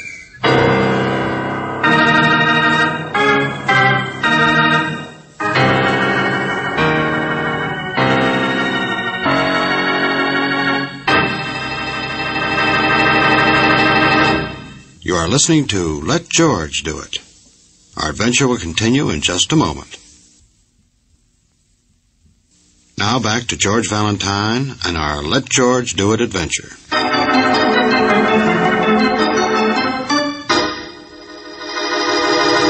Oh, now let me go, Valentine. Let go, I said. You got plenty of money. 100 ain't enough for you? Okay, we'll make it 2. It's worth it. Press agent, $5,000 couldn't stop me Look, from stop it, I said. I got a wife and kids. Oh, you shut up. It's a job, that's all. I got rid of them all, George. She went down to buy all the photographers a drink. Oh, she did. Bully for her. Now, look, Valentine, you can't sue her. You just get laughed at. Buster, for 2 cents. Okay, so you look a little silly in a few front pages. It's publicity, ain't it? And for you, too. She's pulled that stunt in every city she's played. You mean you pick a sucker in every town? No. They're walking around the building, that's all. You were something extra. Oh, come on. How could I resist that silly ad of yours? Hey, how about the feint she pulled, huh? Oh, I tell you, she's a great little artist. Briskin, that silly face of yours is about to be... Pay you $250. Will you cut it out? Huh? Wow. Brooksy, I thought you said you got rid of everybody. I am here, yeah. But I wait. Well, let me go. Go on, friend. Beat it. I wait to see you. You hold her. Huh? I follow. I am here. I see everything. Who are you? A man going crazy. Beat it, you big moose. The party's over. Go on, get out of here. Get lost. Hold it. Hello. Your name's Fedor, isn't it? Yeah. Leave us alone. I see how this man hold her. In the name of Wait a heaven. minute. Fedor's a husband, I think. Third or fourth and slipping fast. Well, husband. Another tiger, I suppose. Well, look, Fedor, just shut the door quietly and don't get your tail pinched as you leave. George! Oh, upset about something, aren't you, Fedor? I traveled 200 miles to get here. Who are you? You said that before. Never mind what. Jealous. Is that it? Didn't like the way I held it. I can see. I have heard the talk. Who are you? It was his idea, you know. Yeah, that's right. This guy, this Jerry Briskin. He and your wife are just like that. Who? Probably her lover, for all I know. So long, everybody. Oh, wait. Fedor, I'm very pleased to meet you. I mean, well, I got a wife and kids, you understand? I'm your wife's new press agent, that's all. Keep talking, sucker. I do not understand. Neither do I, big man, but then I only met your wife tonight when he brought her here. So, you know how these things are. Talk it over with him. Him? Briskin? Valentine, this guy had an accident once. Fedor, my name is Briskin. Our new press agent, that's all. Look out! George! Hey, cut it out. Wait a minute. Cut it out, you guys. You crazy big baboon. What's the idea? I'm sorry. Leave me alone. Leave you alone? What about me? He is the one. You said he is the one. He and my wife. Oh, well, it wasn't true. He just made it up. I don't know anything about your wife or about this guy who deserved to get kicked around a little, so who cares? Or for that matter, about any of this cockeyed business. I am sorry, I said. I am so tired. I travel all day. I make fool of myself, yeah? Yeah, that's right. So, good night. Valentine Fedor's her husband, Estella's husband. That's her name, Estella. Only had an accident a couple of months ago. As I understand it. Yeah. I am strongest man in circus. Only you got dropped on the head. Oh, be careful, George. Look, he's been in a hospital, hasn't been with the circus. Look. I don't care who's been where. Now get out, both of you. Please, I love her. She's my wife. All right, sure, that's great, that's fine. Every man to his own mistake. On the telephone, she said she's too busy to see me. She's my wife. Well, take it up with Dorothy Dix. And now you say that Fedor, we've been through that. He told you it wasn't true. It's not me. I'm a press agent, not her partner. Her partner? So? Oh, now look, both of you, Be will you quiet. please? She work with partner now. Is that true? There is partner? Look, will you just leave me out of it, Fedor? I work for a living. No, tell me. Get your hands off him. What do I have to do? Point a gun at you two to get you out of here? Okay, Valentine, we'll leave. I'll go first. No, not yet. Okay, if you guys think I'm kidding. No, please. You don't have to threaten. I'm sorry. It is lonely in hospital. I'm all confused. I need help. The man's bored with your story, Fedor. So long, Valentine. I'll send you a check in the morning. Wait, I say. Mr. Valentine, you don't have to get behind your desk like that. I don't, huh? I don't know what to do, but it would be easier with gun. Oh, watch him! Hey, get away! Right off, cut it out, you! Yeah. Easier with gun. Yeah. Thank you. Goodbye. Put that gun back here before I... Holy smoke. There is a lover, you know, and Fedor's got your gun. Now look what you started. Look what I started. What did you say? Well, somebody's liable to get murdered. Well, brother, I should have finished this part of it earlier, shouldn't I? All right, Brooksy, don't look at me like that. First a sucker, then a sourpuss. I know. I just don't like being thrown into the middle of a 3-ring circus, that's all. Not with all the animals running loose.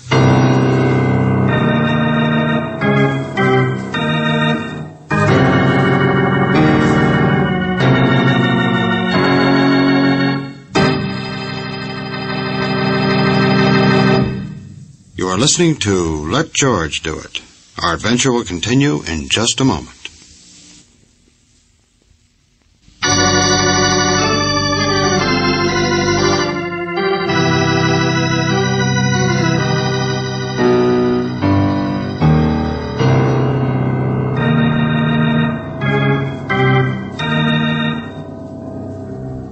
A press agent named Jerry Briskin gets you mixed up with a woman named Estella, Tigress of the Trapeze, world's greatest aerialist.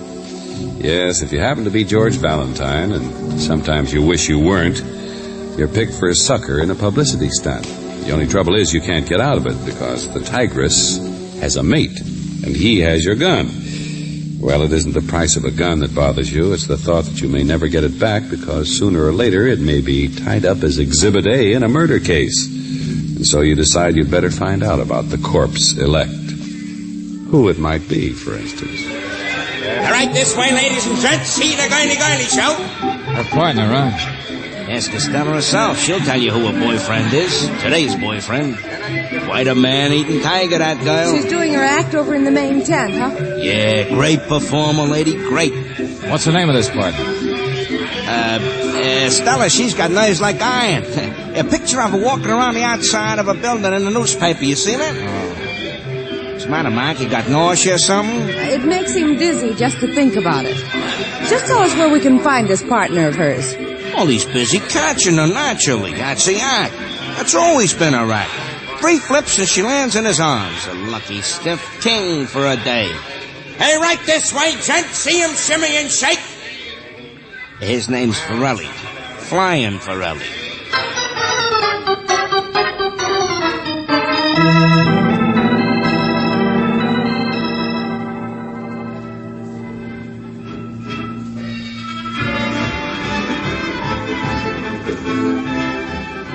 Flying Forelli? Bah, couldn't fly a kite. $60 a week bum, but big and good looking. All her assistants have been bums. She's the act, top number in the business.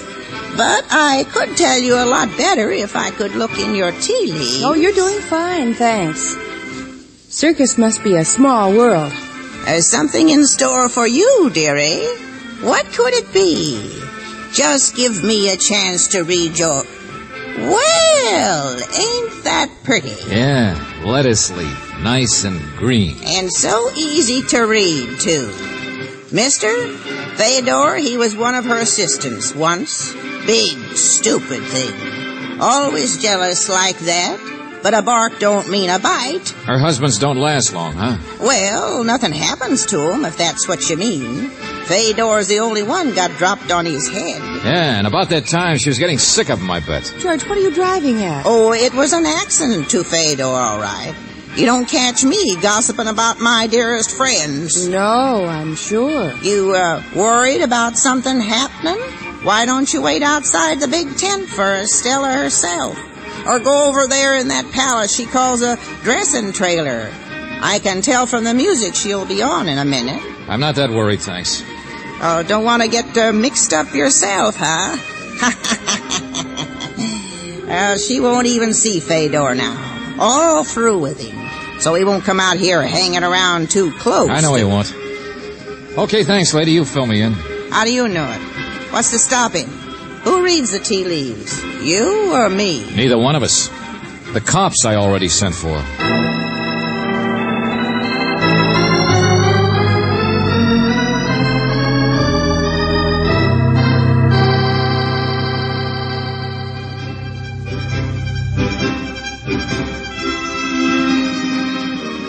Tigress of the Trapeze.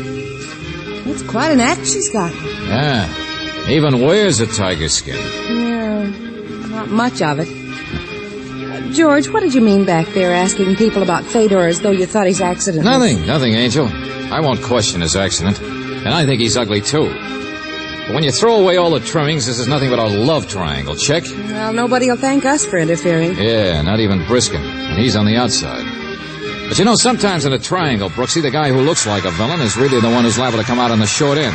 Oh, here we are. Come on. Well, she's not even through taking bows yet. Look at her. Blowing kisses Never mind. We'll do without. Uh-oh. Here he comes. Oh, the other part of the triangle. Yeah. He doesn't stay for the applause, I guess. Uh-huh. Kind of in a hurry, too. Excuse me, Mr. Ferrelli. Sorry, no time now. Hey, wait a minute. Sorry. But I want to talk to you. I'm sorry. What on earth? Now he's running, George. Got out fast, didn't he? Looked like he'd seen a ghost. Say, maybe there is something brewing out here. George, behind you! Look out!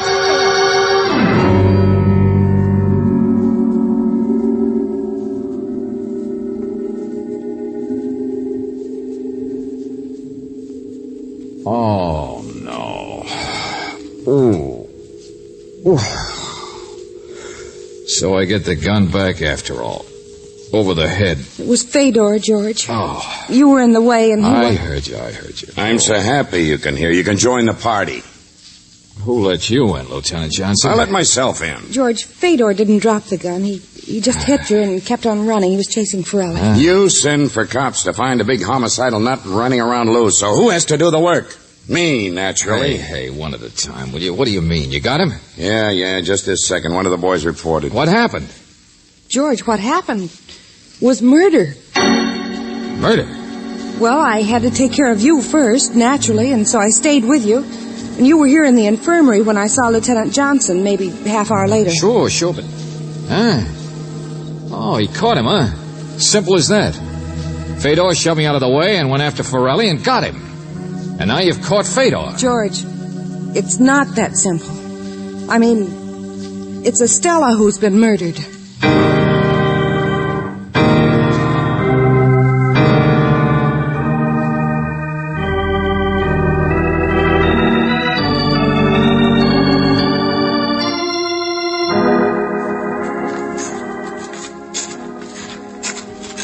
Right here, sir. Through the gate. What's over there? Elephant, sir. Oh. Where's Estella's body? It's not out here in the dark. Back in the trailer, George, her dressing room. Hold it, I'll tell you later.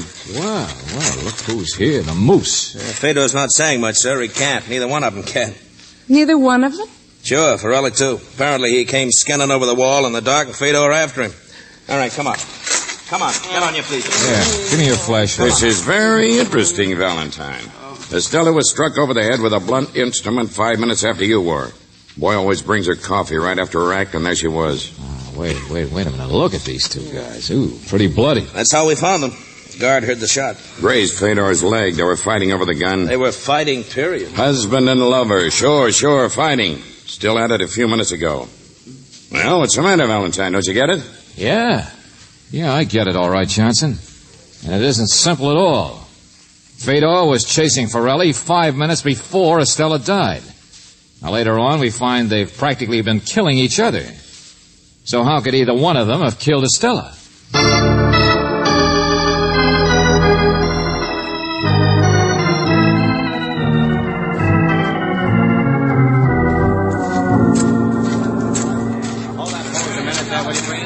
Oh, please, boys. No pictures, I said. No pictures. It isn't good for the circus. What's the matter, Briskin? For once you don't want publicity for the tiger? Look, stop it, will you? I got a wife and kids. Get your pictures later, boys. Let's get in here. Okay. Sure. Quite a night, huh, Valentine? You should know. You started it. This where she was found, Johnson? Yeah. Okay, Sergeant, you can let those punching bags sit down. Wait a minute, somebody. I'd like to say something. Well, it speaks. Make it snappy, Ferrelli.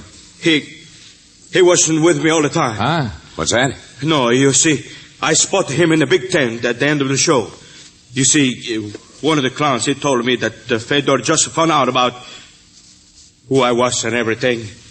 Anyway, I see him come after me. I know what kind of a guy he was from Estella, but he don't catch me. I mean, well, I run, but it was not until 10 or 15 minutes later that he caught up with me. So you weren't together when she was killed. Now we're getting someplace. You're a real nice guy, aren't you, Ferrelli? Huh? Now, you listen to me. You ran, and then you skinned over a high fence to hide in that elephant enclosure. In the dark. And in the dark, he wasn't following you. But somehow, later on, he just managed to find you anyway. Lucky, maybe. Well, I mean, he must have a... Well, you see me... No, not that simple. A couple of nice guys. You want to try to hang it on him now, Fedor? I do not understand. Hey, this rum been gone over yet? For fingerprints, sure. No prints. That's not what I meant, Johnson. The drawer, and this bureau sticks. Let me see. I can do it, all right. All right, so it sticks. It's been shoved in too far. That's what I mean. Been slammed in. Somebody in a hurry, wondering what's inside. Nothing. Jewelry. Where's jewelry? What's that? Jewelry. Bracelets around the neck and things. I'm her husband. I know that. Everybody knows that. Jewelry, huh? Pretty wealthy, wasn't she? Yeah. Hey, wait a minute, you guys. The stuff isn't there. Whoever killed her must have taken it. I mean, that's why she was killed. Holy smoke, that spreads his case wide open. A robbery, killing? I don't believe it. Oh, why not? Means lots of people could have done it. If these two guys were really fighting at the time anyway... You've got a wife and kids to worry about. What? What's the matter, Briskin? I make you nervous? Press agent. But you really admired that Estella, didn't you? What? Oh, wait a minute. Oh, skip it. If this wasn't a robbery killing, then it was a real cold-blooded murder. Gloves, so there'd be no fingerprints. Something stolen to make it look like robbery. But that'd rule out the hotheads over here, too.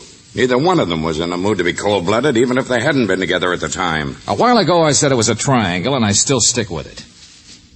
All right, Fedor, your wife was going to throw you over, wasn't she?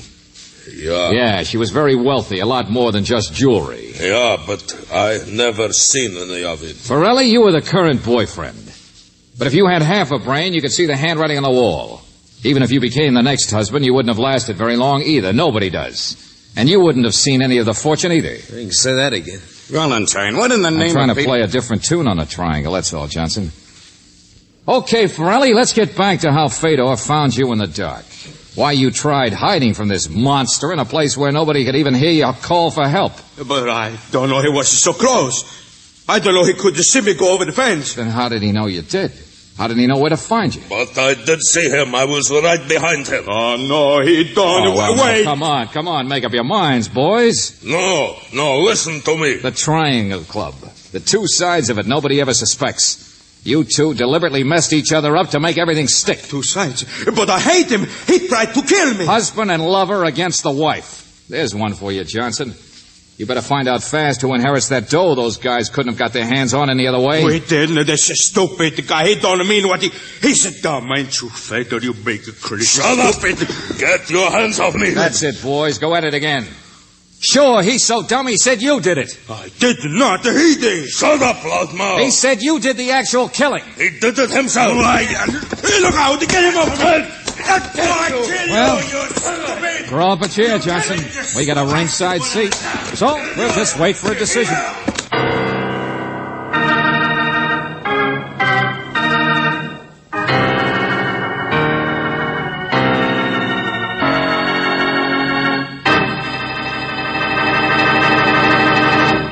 Back to the conclusion of our Let George Do It adventure in just a moment.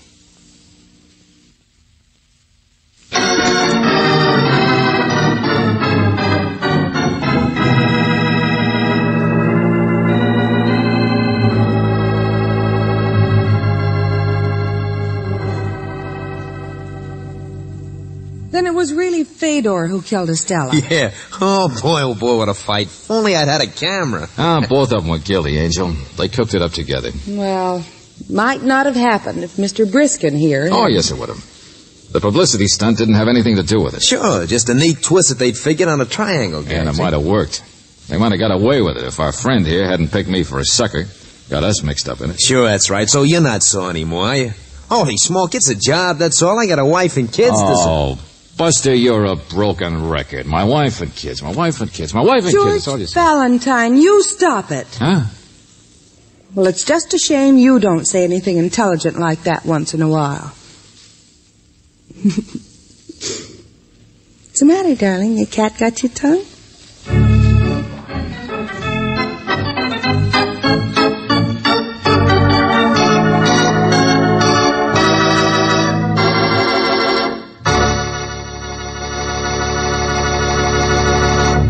You have just heard Tune on a Triangle, on another Let George Do It adventure. Robert Bailey was starred as George Valentine, with Virginia Gregg as Brooksy. David Victor and Jackson Gillis wrote the story, with music by Eddie Dunstetter. Now this is yours truly inviting you to another visit with Valentine, when you will again hear what happens when you let George do it.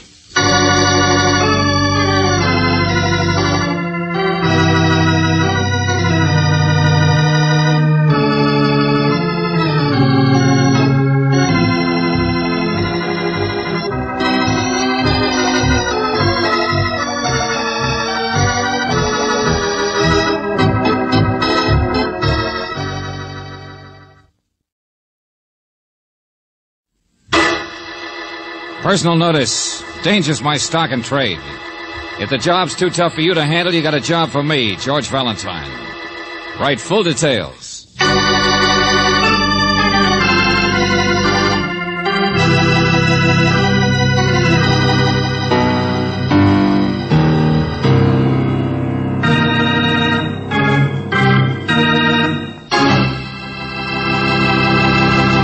Say, when you were a kid, did you like to go skiing?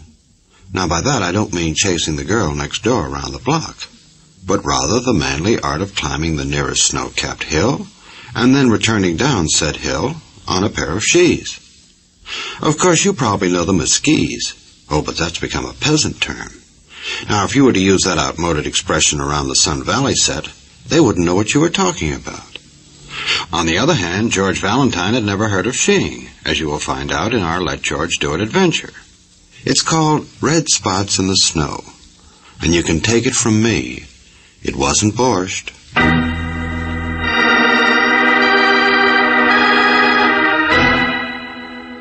My dear Mr. Valentine, I have never been a violent man, so when I'm threatened I need a professional to, frankly, to act as my bodyguard.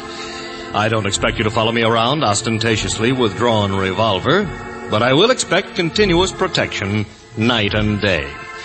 You will fly to Snow Valley Lodge, where you will be my guest. Oh, George, did you hear that? Snow Valley. Yes, I heard it, Brooksy. Snow Valley's fabulous. The latest, most up-to-date resort in the whole country. I've read the circulars, too, Angel. Oh, we could have a wonderful time there. Well, you'd better finish the letter before you start packing. Oh, where you will be my guest. Uh-huh. I don't think you will find your duties too arduous. There's skating, skiing, dancing, and entertainment. Oh, George, it sounds heavenly. Yes, it does. Who's it from? Oh, it's signed Herbert Judson. Oh. George, do you think it could be... Only one Herbert Judson, I guess. Oh, who'd threaten a famous picture director like Herbert Judson? Probably not over half the population of Hollywood. Well, he's handsome, he's famous, he's clever. And quite a lady killer. I was reading about his latest heartthrob in one of the gossip columns. Well, then you don't want to take the case. Oh, I didn't say that. If you'd like a vacation... Oh, come to think of it, I'm not invited. The minute Judson sets eyes on you, I'm sure you will be. Oh, thank you. That was a compliment, wasn't it, George? No comment. Well, write him we'll be there. I'll telegraph him. Hey, I'm not made of money. Collect. Oh, George, it'll be wonderful. Skating in the moonlight, dancing under soft lights. Yeah, and Herbert Judson in person. All right, go home and pack, Angel, and don't forget, plenty of woolies.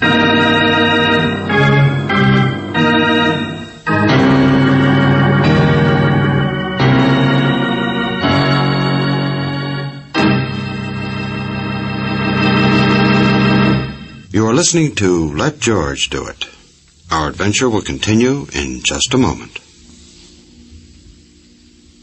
Now back to George Valentine and Let George Do It.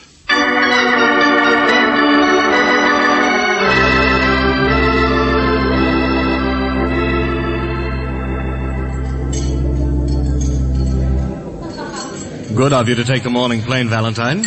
And to bring Miss Brooks. Oh, thank you, Mr. Judson. After lunch, we'll go out and try the ski run. She? That's the right way to pronounce S-K-I, George. Ah, thanks. You're welcome. Sorry I wasn't here to welcome you when you arrived. Special events on the ski run this morning. Oh, well, that's okay. We spent the time looking at the photograph albums in the lobby. You're on almost every page, Mr. Judson. Oh, yes, the publicity man here, you know, always snapping off-the-record pictures of well-known people on the ski run. Well, if I may be permitted a pun, there was one she in particular who was posing with you in a good many of the pictures. Well, all the girls like to have their pictures taken with me. Well, this one was very pretty, in spite of the fact that her dark glasses almost covered her face. Did you ever think of going in for pictures, Miss Brooks? Me? Oh, heavens, no. Oh, really? You're extremely photogenic, you know. I can get you a screen test. Incidentally, Mr. Judson... Now, don't worry about your fee, Valentine. It'll be over and above your hotel expenses. Everything's on me. Yeah, well, while we're waiting for lunch, perhaps you'd tell us just how you were threatened. I found this note under the door to my room. Oh? Yeah, words cut out of the newspaper. Better keep your promises if you expect to remain healthy. Is that all? It's enough, isn't it? What promises does it allude to? I haven't the faintest idea. I was sure a clever man like you would find a lot of clues in this. Well, I'm not a movie detective, Mr. Judson, just a troubleshooter who occasionally gets a good idea. Well, whatever the danger is, I'm sure you can cope with it. Mere fact that you're here is very comforting. Here's little Mary with the succulent viands. You know, Pierre used to be chef at the St. Moritz? You're Mr. Valentine, aren't you? Yes, Mary, this is Mr. Valentine. Well, the desk clerk said that this note was left for you. It was marked deliver at once, so he sent it in. Oh, thank you. Yes. Will you excuse me? Why, certainly. I wonder who's sending me. Look at this. What is it, George? Just like yours, Mr. Judson.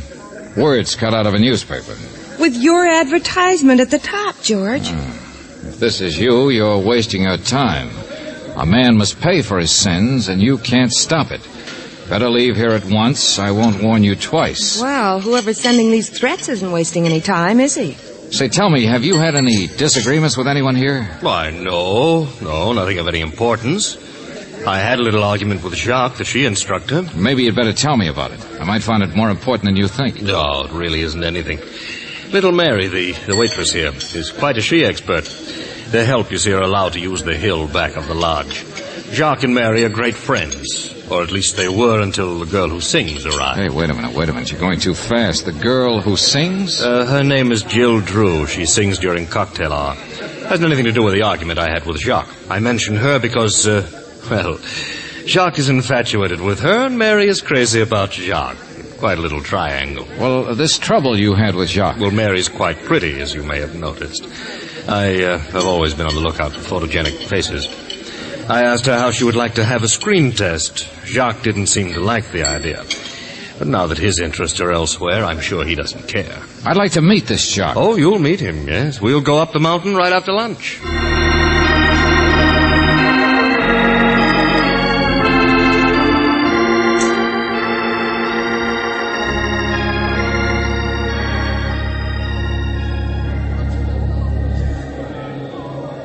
Well, Miss Brooks, you manage your she's wonderfully. Well, they don't bother me, but that chairlift frightens me. Now, it's really very simple. You just climb aboard one of the chairs as it swings round. You mean those little chairs hanging like a swing are all you have? Well, surely you've been on a she lift before. They didn't have one on the little slope back of the schoolhouse where I learned. Well, you won't have any trouble. As soon as you get on, you rest your feet on the footboard, and then you pull the bar down in front of you, and you're locked in. Well, the wire that it swings on, suppose it should break. Now, that wire is good and strong. But it goes up so high, and when it stops, you're dangling there. Oh, and this is the girl who couldn't get to Snow Valley fast enough. You know, for myself, I've always thought this was a silly sport. 20 minutes to go up, 20 seconds to come down. Well, I thought I could just play around down here. Well, you don't have to come down the she trail if you don't want to. Jacques gives his lessons on that plateau up there at the top. See that space between the trees where the lift goes over the hills? You can watch Mr. Judson, Angel. Yes, and when you're ready to return to the lodge, you can ride back on the chairlift if you want to. Now, let's see. I'd better take the first chair. Miss Brooks, you take the next, and Valentine the rear car. Okay. All right, here goes nothing. I'll show you how it's done. You see how slowly the chairs move? You just jump on and put your she's on the footrest. Pull down the bar, and there you are. See you at the top. Okay, you're next, Angel. I'll help you. On you go.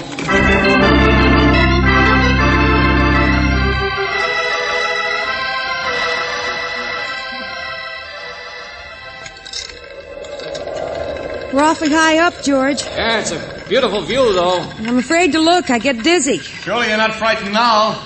We're almost there. And did you ever see a clearer day? Yeah, it is pretty, but those treetops down there look awfully sharp. Oh, don't look down. Look ahead toward that opening between the trees. When we get through there, we'll be only a few feet off the ground. And just beyond, you'll be able to get off. Hey, look back and see how far we've come, Angel. I wish I were an angel. With wings. What's that? Someone in the woods must be hunting. I didn't know they allowed it. They must have hit something, George. Look down there. Red spots in the snow. Hey, that's blood.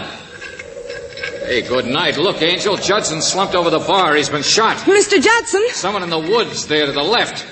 Hey, Brooksy, look down there. What? Yeah, going down the far side of the hill out of the woods. Someone skiing awfully fast. Yes, and not on the regular ski run.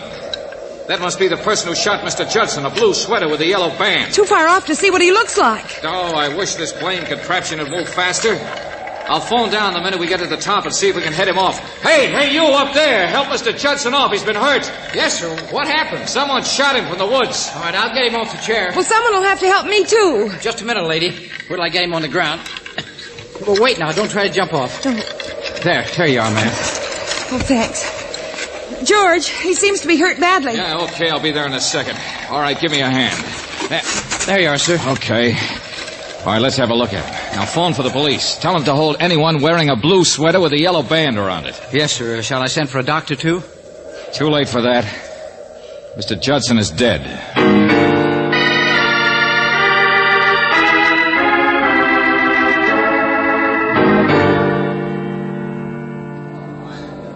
All right, please, folks, keep back. Will you, everyone, keep back?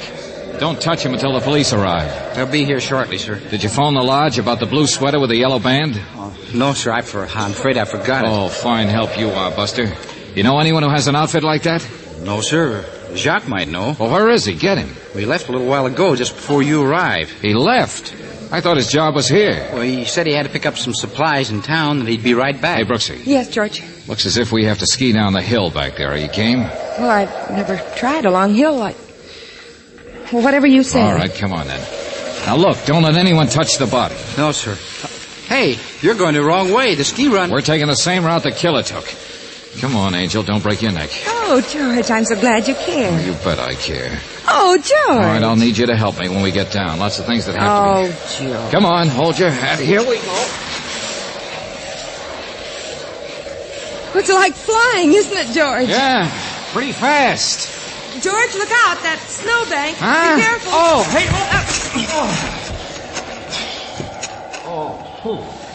Hey, Brooksy, help me out of this, will you? Are you all right? Yeah, I guess so. Half the snow on the country went down my neck. Are you okay? Yeah, I'm fine. But it was certainly bumpy. Man must have been an expert. Yeah, but he slipped up. Nice of him to leave a trail in the snow for us to follow. Yeah, that's right. Well, come on. What are we waiting for? He's way ahead by now. I know, but we can tell the way he went. Duck down, Angel. Get behind that snowbank. We've caught up with our friend, the killer.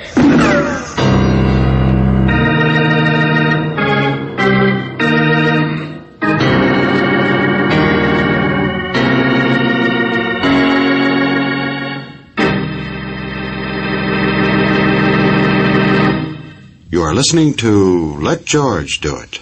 Our adventure will continue in just a moment.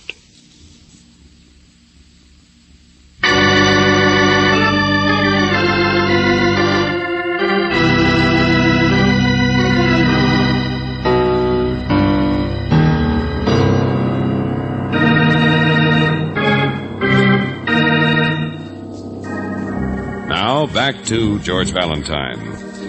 You are invited to Snow Valley Lodge to act as guardian for the well-known Hollywood director, Herbert Judson. And now Judson is dead, shot while riding on the ski lift just in front of you and Claire Brooks. And now that you've followed the suspected killer's trail, you find yourself hiding behind a snowbank, trying to avoid being a target. Well, if your name is George Valentine, that's only going to make you more anxious to catch the person who's been doing the shooting. Okay, Angel, according to my calculations, that's the last shot in his gun. Be careful, George. Okay, I'll take a look. And no sign of anyone. From here on, he followed the road, and there isn't any more trail. Yes, road's too cut up by automobile chains. Well, let's get to the hotel. I want to check a few things before the police begin their inquiry.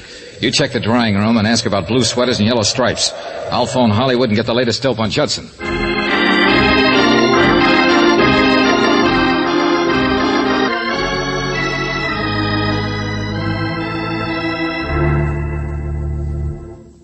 Any pay dirt, Brooksy? None.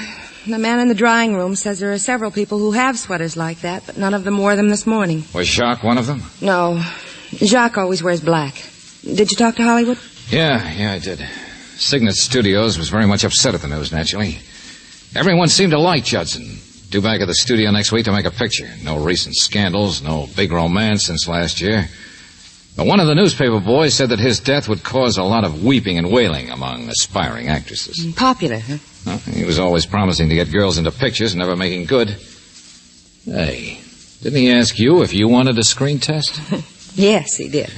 George, that note he received warned him he'd better keep his promises. Do you suppose one of the girls? I can't imagine why failure to get a screen test is motive enough for murder.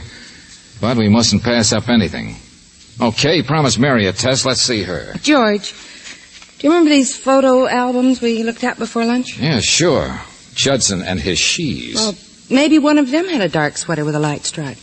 Oh. Brooksy, what would I do without you? Well, I hope you couldn't, George. If I thought... Here they are. Ah. Anything wrong? Yeah. Someone tore out all the pages from the front of this book.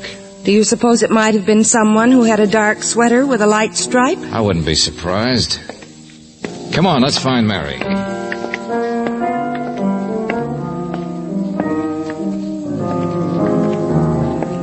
I beg your pardon. I'm looking for a waitress named Mary. Have you, You wouldn't find her here now. She's off in the afternoons. Oh, I see. Now, you're Jill Drew, the singer, aren't you? Yes. My name is Valentine. This is Miss Brooks. Hello. How do you do? You heard about Mr. Judson, I suppose? Yes. Well, I'm asking a few questions before the police arrive. Would you mind telling me if you were one of the girls Mr. Judson promised a screen test to? I hardly knew Mr. Judson. By any chance, do you have a ski outfit? A blue sweater with a yellow stripe? No, I don't ski. I'm engaged to sing and play the piano. Where would I find time to ski? Now, if you don't mind, I have to practice. Yeah, the show must go on, I see. Oh, I'm sorry. I knocked them over to the floor. Sounds like a junk cart. Here, I'll pick them up. They're beautiful bracelets you have, Miss Drew. Rather heavy, aren't they, when you're playing the piano? Oh, I never wear them when I play. But I don't like to leave them in my room. It's marvelous what they can do with costume jewelry these days. My dear young lady, those are real. They're from Elwood's in Beverly Hills. Oh, singing for your supper must be profitable. Oh, I have admirers. I don't doubt it. Now, if you don't mind... Oh, sure. Sorry to have interrupted your practicing. If you're looking for Mary, you might find her in her room. And where is that? In the annex, back of the main lodge. If she isn't there, she may be skiing on the hill, back of the annex. She's very proficient.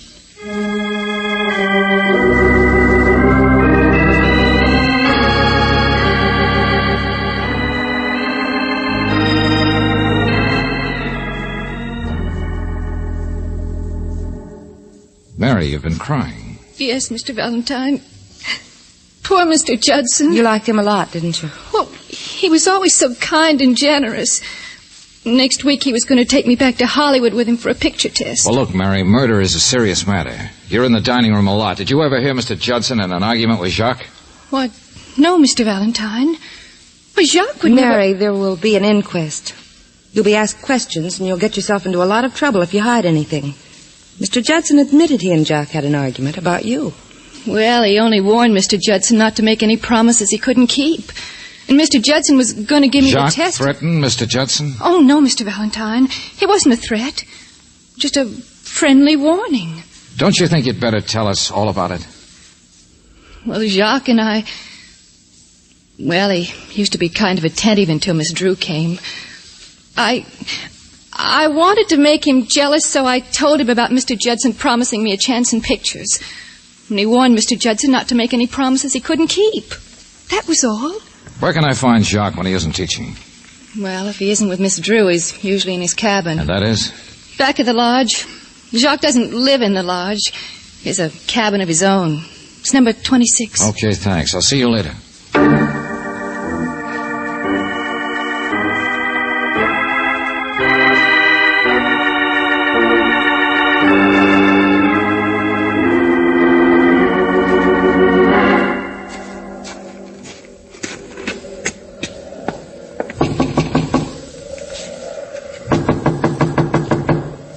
Doesn't seem to be at home. Maybe the door's open. We can try. A man who leaves his door open can't have anything to hide. Usually. There's a nice cabin, fireplace and everything. Yeah, quite cozy. Oh, I'd like to have time to look at all the pictures he has on the walls. Well, go ahead and look. We'll see what else there is. These must be his pupils. Oh, publicity stills. Well, let's see now. The table, and there. Scrap basket. What is it, George? This newspaper. I haven't the slightest doubt that both Judson's message and mine were cut right out of this. George, if he wanted to hide it, why didn't he burn it? I was thinking the same thing, Angel. I'll keep it anyway. Now let's have a look at the pictures. Well, Jacques seems to have had his picture taken with every well-known star in Hollywood.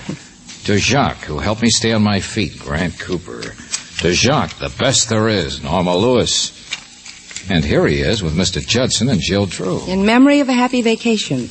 George, isn't this like one of the pictures from the book? Uh-huh. Only she isn't wearing the dark glasses here. She was prettier then. She wasn't posing when we saw her. Well, her sweater has a stripe. Only it's a light sweater with a dark stripe instead of the other way around. Thought she couldn't ski. Doesn't mean you can ski just because you're photographed with them on. George, do you smell something burning? Yeah, it smells like cloth. Hey, it is, here in the fireplace. I wonder we couldn't locate the missing suit. Where are you going? Well, to get some water to throw in the fire. Hasn't been in the fire very long. I'll get it out with a poker. There we are. Now, it's a shame to spoil this Don't rug, burn but... your hands. I'm getting the water. No, I got it, Angel. Just have to stamp on it a bit more. Look out, George. Huh? Oh, good. Well, what do you know? Blue sweater and yellow stripe, all right. I'm glad we found it before it had time to burn completely. Let's see if there's anything in the pocket. Nothing but what's left of this handkerchief. Hey, his initial, too. Well, that sort of settles it, doesn't it, George? Yeah, perhaps. We'll hold it for the sheriff when he arrives. What are you doing in my room?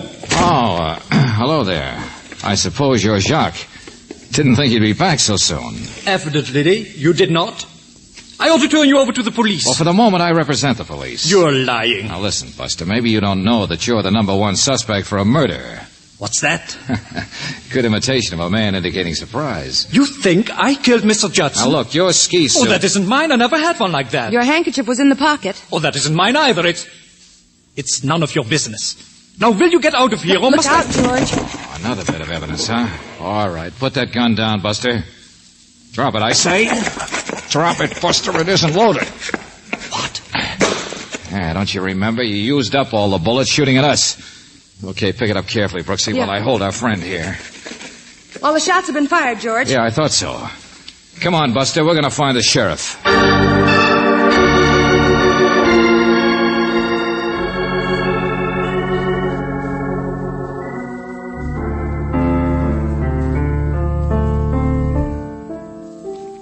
Sorry to disturb you again, Miss Drew, but have the police arrived? I haven't seen them, Mr. Valentine. Come along, Jacques. Jill, Mr. Valentine, where are you taking Jacques? We're on our way to the police, Mary. This fool is trying to say that I killed Judson. We found the gun and the ski suit in his room. He tried to burn it. We got there in time. Jacques says the suit is too small for him, and I'm inclined to agree with him. But it wasn't Jacques. He didn't do it. I know it. Mary, be quiet. He didn't do it because I did it. Huh? It does look like a girl's sweater, George. And what's left of the handkerchief looks like a woman's. Mary, are you trying to protect Jacques? No, She might have done it, George. She knows how to ski, and the sweater could fit her. Okay, motive, Angel? Mr. Judson promised her a test in pictures. He hadn't kept his promise. Look, not a very good motive for shooting a man, as I remarked before. Would you say so, Miss Drew? Please, can't you discuss this somewhere else? I have to... Oh, yeah, sure, I know. You have to rehearse. We'll only be a minute. And you might be interested in this. Do you think failure to give a girl a screen test is good and sufficient reason to... Mr. Judson made fun of me because Jacques had fallen in love with Miss Drew. Please, leave me out of this. You say you shot him, Mary, huh? Yes. And then came down the other side of the mountain and reached the hotel in time to go to work? That's it, George. And then planted the suit and the newspaper and Jacques' gun back in his room? She tried to burn the suit. Jacques' cabin was the only one with a fireplace, and it was only natural that she should return the gun. But she happens to love Jacques. Is even willing to confess to a crime she didn't commit to save his life. Why would she leave the stuff in his room for the police to find? Well, maybe she was jealous and then changed her mind when she saw he was suspected. Girls in love often do strange things. Oh, yeah, they certainly do. Well, it's an interesting theory, Brooksy. Only if you remember, when we started up the ski lift, Mary was still at the bottom. We just left her in the dining room. She couldn't possibly have reached the top before we did. Yeah, you're a sweet kid, Mary, trying to save the man you love. But it isn't a good idea to get mixed up with the law. Then you think it really was, Jack? Oh, no. I agree with you that it was a woman, all right. A woman's sweater, a woman's handkerchief. And do you remember the initial on the handkerchief? Yes. J for Jack. Why not J for Jill? Don't go away, Miss Drew. Oh, this is ridiculous. Is it? We saw your photograph in a blue sweater and a yellow band. You destroyed the pictures in the album, but you forgot the one in Jacques' room. But she had on a light sweater with a dark band. The strange peculiarities of photography, Angel. Unless you're using panchromatic film, blue comes out light and yellow comes out dark. And I think when I check with Elwoods in Beverly Hills about those bangles, we'll find that Judson bought them. Yeah, I think we'll find out that they were presents from him before he got tired of her and started sheeing elsewhere. All right, I did it. I didn't mean to kill him. I just wanted to frighten him. But he deserved to die. He was a pig. He was always promising women the world and giving them nothing. He even promised to marry me. Then he met this little nobody and treated me like the dirt under his feet. I tried to make him jealous by pretending I cared for Jacques. Brooksy, I'll turn this little lady over to the sheriff. Phone the jeweler in Beverly Hills. And then I'll meet you back in the lobby.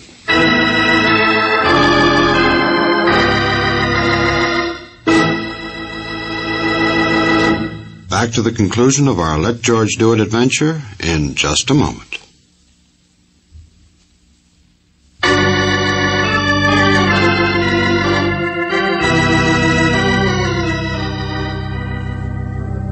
Well, I was right, Angel. Judson bought those presents and bracelets for Jill. But, George, did she tear the pictures out of the book so we wouldn't know she could ski? That's right. I don't think she meant to implicate Jacques, but his cabin was the only one near hers that had a fireplace. So when she went there to return his gun, she thought of burning the sweater, which she knew we'd seen from the chairlift. Well, how did you know Jack didn't do it? Well, he didn't know the gun didn't have any bullets in it, for one thing. And now Mary and Jack can live happily ever after. Can anyone really live happily ever after? Oh, George, you're so cynical. If you don't look out, some girl will take a shot at you for a warning. Not from a ski lift, Angel. The only girl who'd take a shot at me doesn't like dangling from the sky.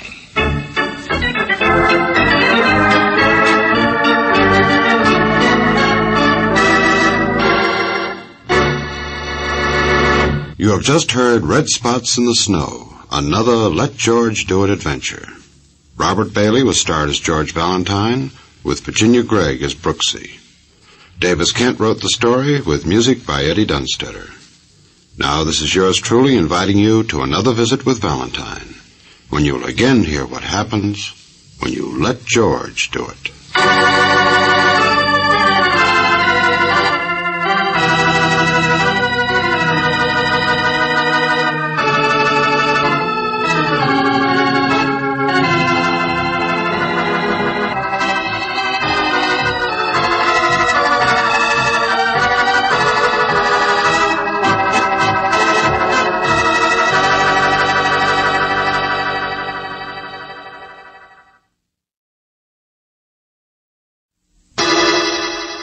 Personal notice, danger's my stock and trade. If the job's too tough for you to handle, you got a job for me, George Valentine. Write full details.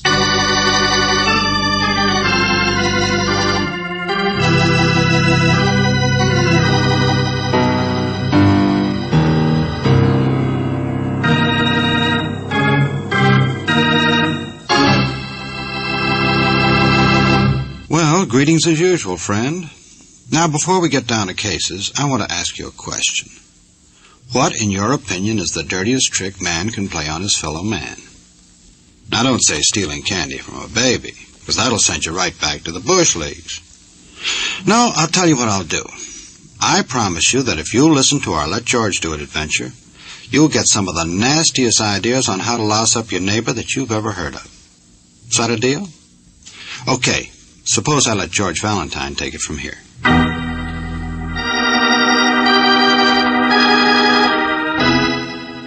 Dear Mr. Valentine, first letter I ever written 17 years, since the last time I filed a gold claim in Nogales. Name's Tioga Tom, only honest man left in the West. If you ever heard of the castle I live in out by the desert, then you know what these railroad tickets are for.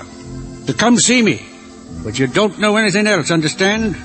Trouble, you fellas, you jump on conclusions. Think nobody else is smart but you. If you think I need help, then you're crazier than the people in Cactus Junction. And I ain't spit in their direction since WPA. But I do need a mite of assistance regarding the arrest of a culprit. I'm a man everybody tries to pester, on account of how rich they think I struck it. But me, I like my privacy and I aim to maintain it. P.S. The culprit I make reference to is the one who stole or made disappear or killed my dog. Only botheration is, it was my C&I dog.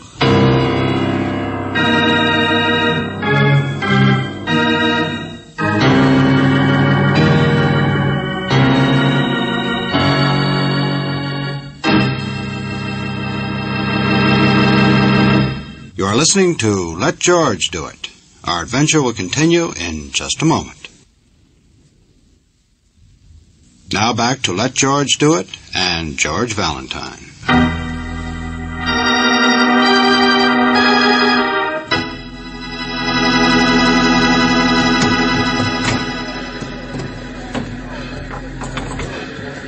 Like a chicken leg, dearie, I brought a whole fryer along with some hard-boiled eggs. You know how trains are. Oops! Excuse me while I just get my valise on the rack here. It's all right. I'll move my coat, only this... Guess you came all the way through from the city, huh, dearie?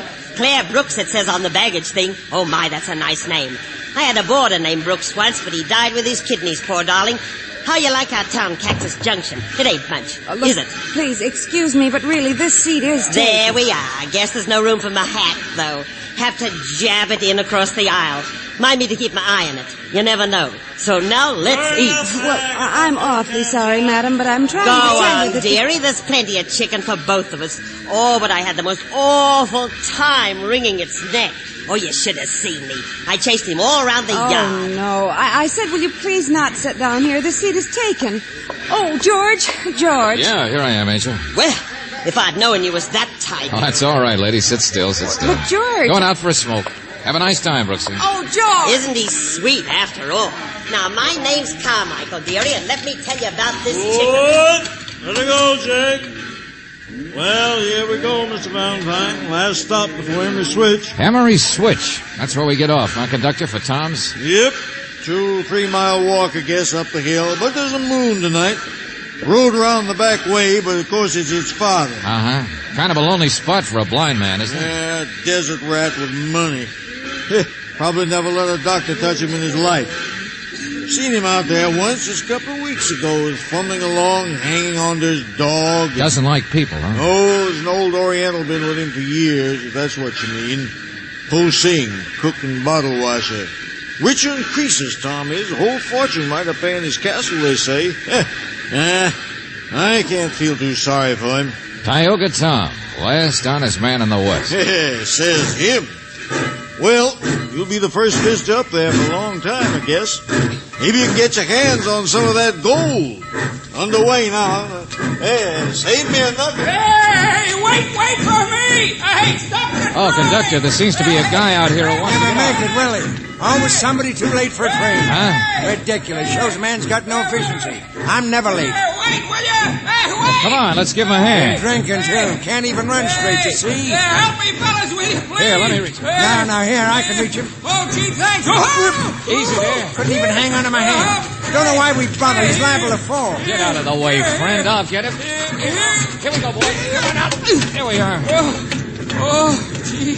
Oh, thanks. Sorry to be in trouble. I was in the bar. Everybody's so nice they couldn't get away. Okay, friend. You made it all right. Oh, yeah. Wait a minute. Here's your hat over here. My name's Loosefoot. Want a drink? What? Loosefoot. It's the name. Somebody just give it to me, I guess. I don't remember. Come on. Have Wait a minute. It's your ticket, too. Hey, look, it fell off your hat. Take it. Here, give me that. Yeah, well, it's sure nice of you, pal. Emery Switch, it said. Yeah, didn't it? Oh, sure. I'm a necktie salesman. Got a few samples for the switchman who works there, that's all. Well, thanks again, and you too. Where'd the other guy go? Back in the car, I guess. Oh, well, thank him for giving me a hand, will you? I mean, thanks. I sure... Yeah, sure. Only didn't you notice, Loose Brain? What that other guy tried to give you was a shove.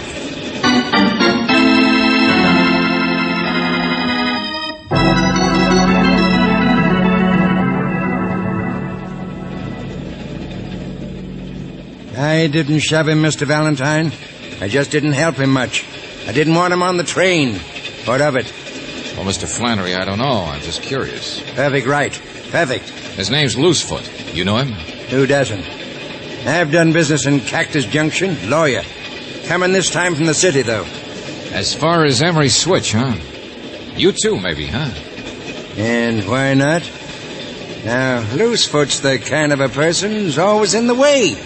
Son of an old partner of Tioga Tom's, or claims to be. Always claiming to have a claim on him. Oh? And why are you going? What's your claim, Mr. Flannery? Never ask a lawyer a direct question, young man. Spoken like an ambulance chaser. Or presume on a man's guilt before it happens. Now, I haven't really seen Tom since before he lost his eyesight. Many's the time I've handled his legal affairs. Wait a minute, what do you mean, guilt before it happens? What happens? What's going on tonight? You and Loosefoot. That makes three of us headed for the same place to visit a guy nobody ever visits. And all on the same night. Why? Oh, you too, eh? Well. What's your angle? You need counsel, say so. You don't, leave me alone. Why should I say why? I tell you this, though. There's 4, not 3. Huh? His common-law wife for 6 months back in 1917. Or she says she was, but that's her claim. Not a bad one. You mean Tioga Tom's... That big, overdeveloped appetite out there in the coach. Notice her eating fried chicken. A woman, Mr. Valentine, who'd wring your neck for a favor, but charged to tell you the time. The widow Carmichael.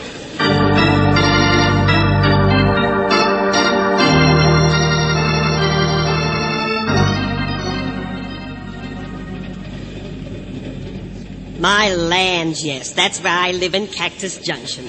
Just to be near the poor dear. 33 years I've waited. The one true love of my life. All right, so you're going to see him too, but would you... 4 of us? 4 of us? My, I think it's just friendly. That's what I think. Only even with my shoes on, it counts to 5 to me. Ain't that so, Cousin Henry? Huh? Who's cousin? Well, I guess it does, widow. Oh, George, he's some sort of a cousin of Tioga Tom's. Mother's side 'twas. Never very close, but blood's always thicker than water. That's the way I was raised. If you count Miss Brooks. Here it's 6 of us, ain't it? Tioga, he never liked crowds. Family trait. I told them we were going up to do a magazine story on him. Oh, yeah, that's right. But the rest of you, Mrs. Carmichael, will you please... I don't hold no secrets. I'm sure you don't. I ain't afraid to speak up. Remember, blood's thicker than strangers, too, widow. And to whom is bereavement a secret? What? Oh, but he'll be well again. I know he will. I brought along my nursing things. It's my opportunity as well as my duty. It's the telegrams, Mr. Valentine. We all got 'em.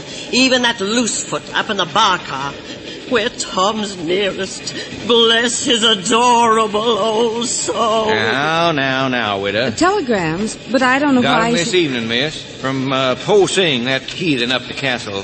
Here, read for yourself. Oh, thanks. Boss, very bad. Fall down, very bad. Come quick, please. Signed, Po Sing. Boss, very bad. A blind man, and he's already had some kind of a fall. Emery Switch. 10 minutes stop, Emery Switch. Come on, Brooksy, I gotta get to a phone.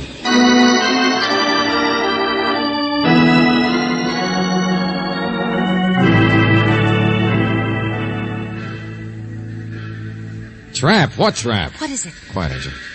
Oh, some kind of trap. I know, Tabby. All it's saying me mix Oh, up. for the love of... Look, Po Sing, I told you this is Mr. Valentine. I'm on my way up, but I want to find out what happened since Tom wrote me. Now, if you need a doctor or something... No. Boss, he say doctor just for horses and the sending he bills. Boss dying, that's all. What? Come quick, that's all. Boss dying. Dying? Come on, Brooksy, let's get our stuff off the train and get up there. I don't know what's going on. But George, day before yesterday, a blind man's dog was stolen or killed, and then he has an accident. I know. A rugged character who probably kept moving around, dog or no dog. Sure, somebody's up to something. This bunch of people. Haven't you realized what they are? Yeah, they all got telegrams. You know what I mean. They're the only people in the world, apparently, who have any sort of claim against Tioga Tom. They're nothing but vultures. Well, I'll go you one better, Angel. Say ghouls. Because you want to bet a guy like Tom has never made out a will? So if he did die, they'd all want to be handy to stake out those claims. Start grabbing for his gold. There they go, George. All walking out together. Yeah. About 3 miles up the hill, somebody said. Only suppose you and I just walk fast and beat him, huh? Let's get to Tom first. All right. Loosefoot and the widow. Look, they're certainly a pair. Cousin Henry, he's as slow as they are. Characters, I tell you. But there's one who's not so slow. Hey, he's not with him. Who, Mr. Flannery? Yeah, still in the compartment. Let's drag him along with us. I want to ask him about what he did with that seeing-eyed dog. Ask him. George, what makes you think I'm just guessing. I'll tell you later, Angel. Hey, Flannery, let's go. George. Mr. Flannery's dead. Yeah. Murdered.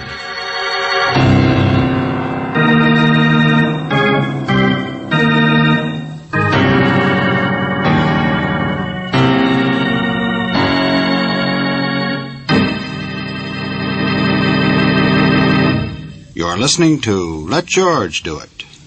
Our adventure will continue in just a moment.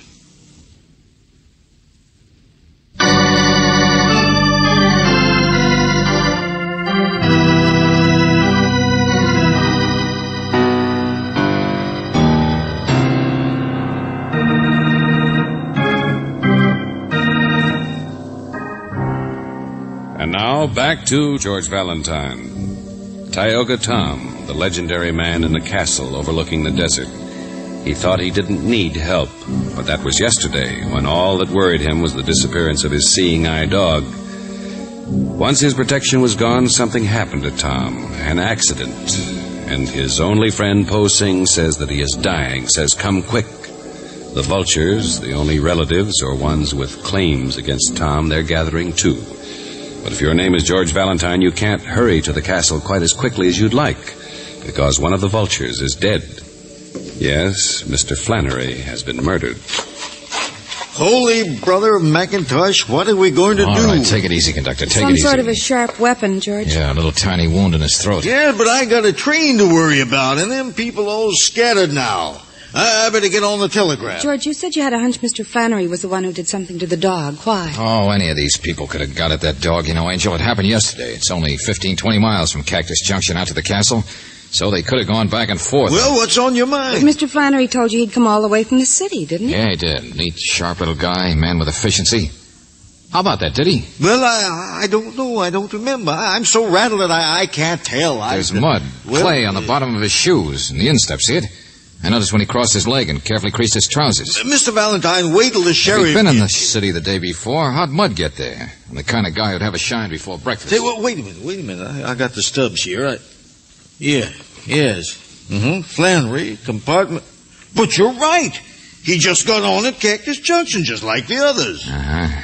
So then maybe I'm wrong about the dog. Oh, George, now you're confusing me even worse. Well, why was he murdered? Who murdered him? Maybe somebody else did something, and he was up here snooping around and saw it. Quite an operator, you know that. That'd be his style. See something and just keep quiet. Hey, Al, you see him? No. See a little woman, a little wobbly guy, and a stiff-jointed slowpoke? I know, sure, I know. No, I didn't see him. I couldn't catch up. Already left the road, I guess. Took the trail up the hill. Oh, brother. This road run around the backside of the castle? Sure, about 5 miles up there. There's a place you Okay, stay and help the conductor, will you? Let me have your truck. Well, he's got to get us off on the side. And All right. You guys worry about the train and the body. Come on, Brooksy.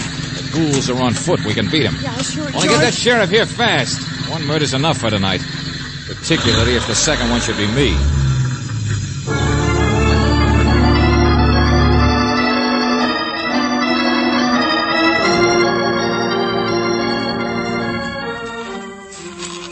Fits the description. Yeah. This door, I guess. Don't see anybody inside there. At least we're ahead of the others. Yeah. Uphill, it'll take him another half hour. Only George, the murderer, if he's one of them, wouldn't stay with the others. Wouldn't he run away?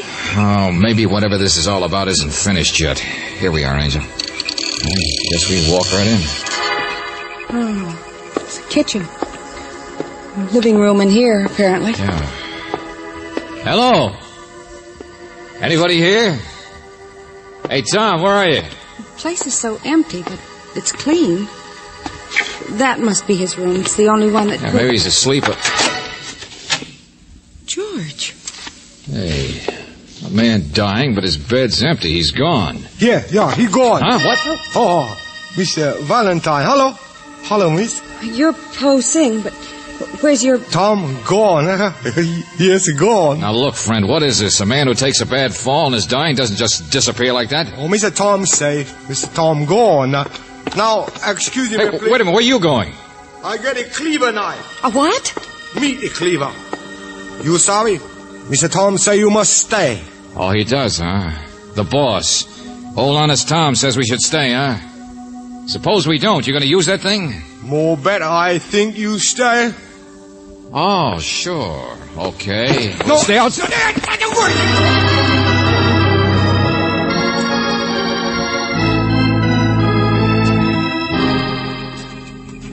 Oh, brother. Valentine the sucker. Valentine George, the there's a smart. fence down here the front way, too.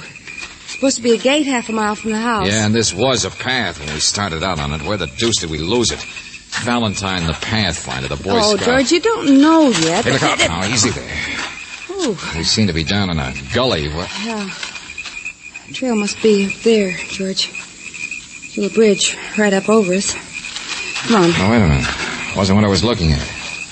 Sawdust. Hmm? Yeah, sawdust. Scattered.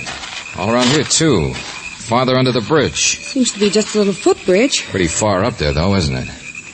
Yeah, sawdust has been here for a day or two. Wet. Fell here, and there's some on top of the crosspiece, too. Yeah, I see it. Somebody said trap. Something up there has been freshly sawed, Angel.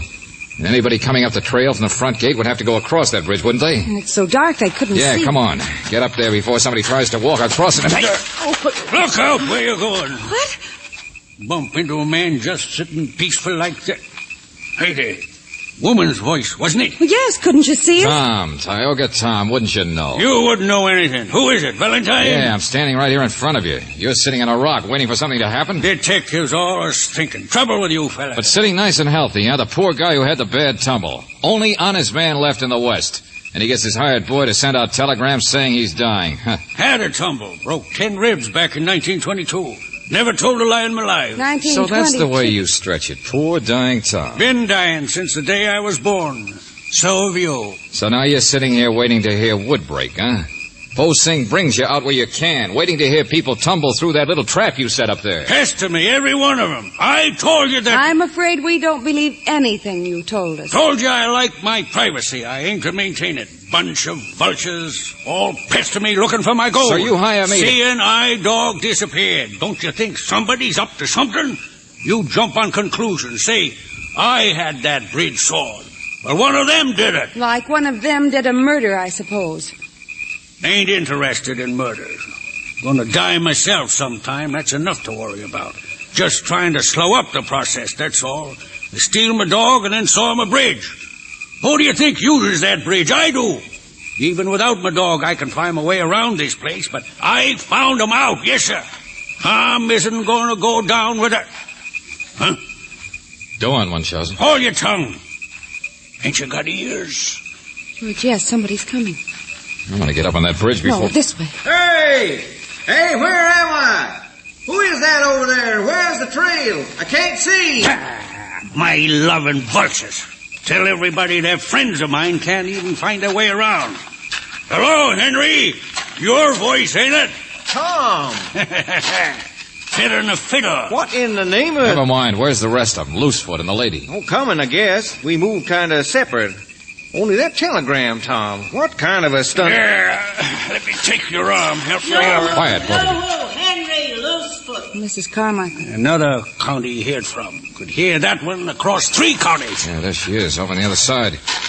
She's headed for the bridge. Come on. Hurry up and get her. I'll be all right. George, we can't get up there in time. We're on the wrong side. She's coming this way. Mrs. Carmichael, stop. Who is that? Where are you? Stay where you are. Don't come across that bridge. What did you say? Oh, the bridge, yes, I see it, all right. Stop! Don't walk on it! Oh, it's you, dearie, I'm coming. Stop, I said. Stop, will you? Well, I can't stop till I get there, Oh, can I? Lord, she'll fall. Stop! My heavens, what's all the fuss? Oh, we... Out of the way, Angel. Let me see something. What's the matter with him? Oh, dearie, what a climb. And the wind blowing my hat off all the time. What are you trying to see, George? The gird is sawed half through, all right. But a board's been freshly nailed across to support it. George, But who could have nailed the board across? Tom and Poe Singh are the only ones up here. So Tom was telling the truth. Someone else sawed it, then Tom had it fixed. Wait a minute. Mrs. Carmichael, where's your hatpin? What? Yeah. When Flannery was murdered, little tiny wound.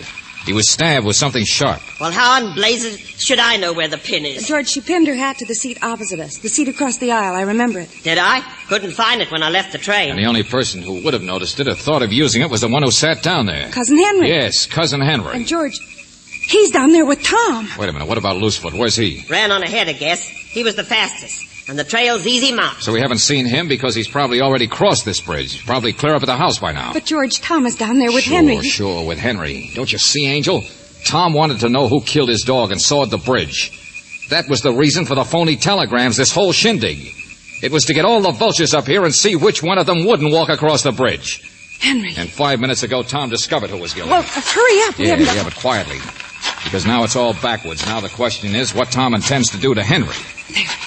There they are. And they're not moving toward the house, not moving at all. Tom's got a gun, George. He's hanging onto Henry's arm. Even a blind man could shoot somebody as long as he had a... Yeah, come on, around this way. Look out. Well, come back, did you? Get down here, Mr. Valentine. This crazy... Shut up, dog killer. You'll get your chance to grovel. He's a murderer, too, you say, huh? Don't answer, Angel. Around the rock here. Yeah, that's right. Now, come on. He's crazy. You're both crazy. Everybody comes pestering me. Well, it's going to stop once for all. Sure, he killed Flannery. Flannery's another pet, snooping around the same day he was. Let go of me. Let go of me. Get your hand off my... Oh, no, you don't. You move. The gun goes off. Okay, Tom, I'm here now, right beside you. You can hand me that gun. George, he let go. He just let go. Look out. I'll get him. Give me that gun, I said. Where are you? Where is he? No, you don't. Detectives. Knocking my gun The sheriff out. will get him, don't worry. I just got an idea. It might be good to save you from dying for a while, Tom. Man's dying from the day he's born. Oh, sure, honest Tom, rugged independent. And I hate that guy, but shooting him while escaping might not go down so well with the jury. Just shooting wild? I couldn't actually... Well, would have been just blind luck if I hit him, I mean. Oh, sure, Tom. Be careful what you say. Don't want to tell a lie. Only honest man left in the West. Yep, that's me. Don't want to admit you might be a dead shot. Don't want to say right out you're blind. Even though that's how you suckered these people into coming after you. But, George, he said... Ain't a lie if a man always talks like he had to hear people to recognize him, is it? Ain't a lie to stumble around the few times you've seen, is it? Buster, you take the cake. Honest as the day is short. Sure, we all jumped at conclusions, all right. Because I guess there's no law against a man with good eyesight owning a seeing-eye dog.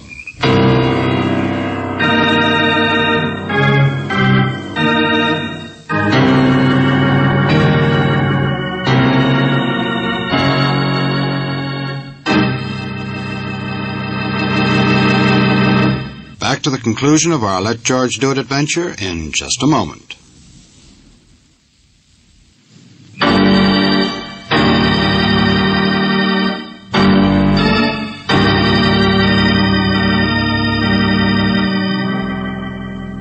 Listen. Music. Don't like it. People. Don't like them. Well, you can leave for the castle pretty soon, Tom. Taking down your cousin Henry's confession now. Worthless bunch of vultures. Won't be pestered anymore. Sure, Tom. You've got your privacy. You know, we did stop you from doing the one thing that really would have been wrong. Do I appreciate it? Obligations ain't for me, young lady. Well, the reason people pester you is because of your gold. And I thought maybe you'd tell us what... Tell you a secret. Sure, I got barbed wire and fences, but I never actually said I have gold, did I? What? Oh, for the luck... Oh, George, come on, let's get out of here. Jump on conclusions like everybody else. Oh, that awful man. George, I want to go out someplace and go dancing and forget about him. Okay, spend my gold. Well, at least I know you haven't got any. I'll tell you something that'll worry you for years. You notice? Tom didn't say he didn't have any either.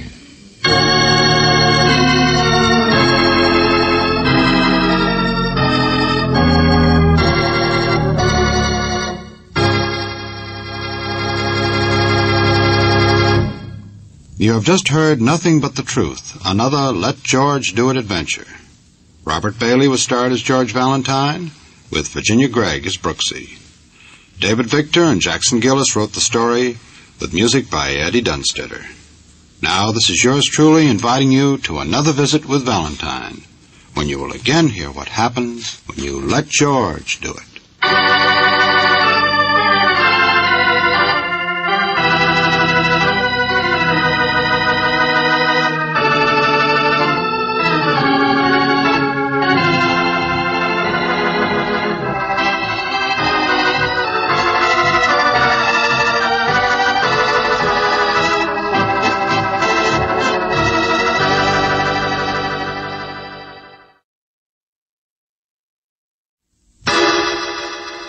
Personal notice. Danger's my stock and trade. If the job's too tough for you to handle, you got a job for me, George Valentine. Write full details.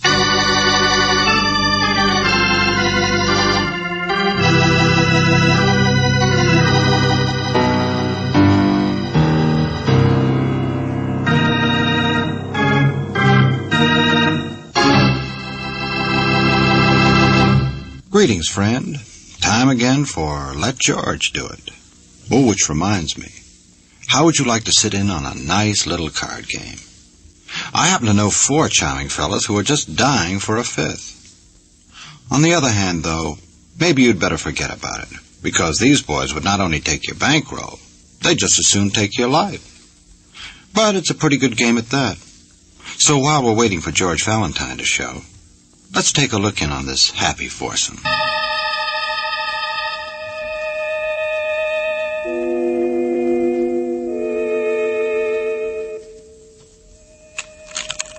Well, it's 10 o'clock already, gentlemen. Shouldn't we... I mean, my watch says 10. Chester has the cards and... Sure, what are we waiting for? We're going to do it, let's get... No! No. Ames, Salto, this is crazy. It's insane. Was your idea, wasn't it, Norton? Yes, but a man's guilt is no more to be bandied about. Oh, get off the words. There's the good name of the man to be thought of afterwards. Let's get it over with now, now! All right. Need a piece of paper. Envelope here in your jacket. Do you mind? Of course I do, if it's got my name on it. Valentine. George Valentine. What? Oh, your wife's letter. From somebody named Valentine. If I'd know her friends. Here's a blank sheet, club stationery. Couldn't we get on with it? Dear Mrs. Ames, I am so sorry to hear of your concern over your husband. Naturally, I will do whatever I can to help. Sincerely, George Valentine. You mean concern? How do you like... For heaven's sake, stop the stalling, both of you. Will you get... All right. I draw one. Go on, draw a card. Me? Go on, Salto. All right. 9 of diamonds. Yeah. Norton. 9 of clubs. 9 again? Give me one of those. Jack. Diamonds. All right, Chester. Chester. Huh? Your turn. Draw.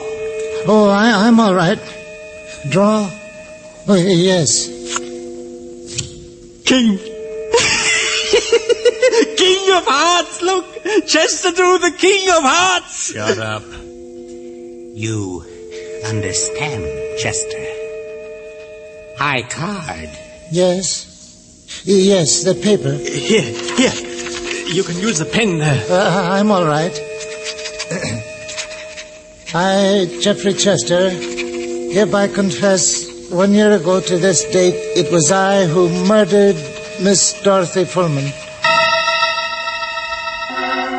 It was after 10 o'clock now, Chester. I'd like to have a drink or two. I'll have to run down to my boarding house. There's a bill I should pay. The watchman's spare gun is in the locker room, and it would look better if you did it at the same place that... Leave him alone, Salto. I'm all right. I could run downtown first, then come back, have the drinks. If I could borrow your car, Mr. Ames. Sure, Chester. Let's go over and get you my car. Sure. Thank you. You can mail my confession of guilt to the police. I got the high card. I'll be dead by midnight.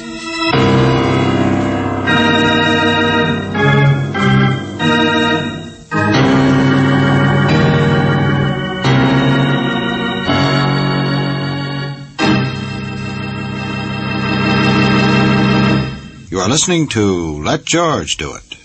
Our adventure will continue in just a moment. Now back to George Valentine and Let George Do It.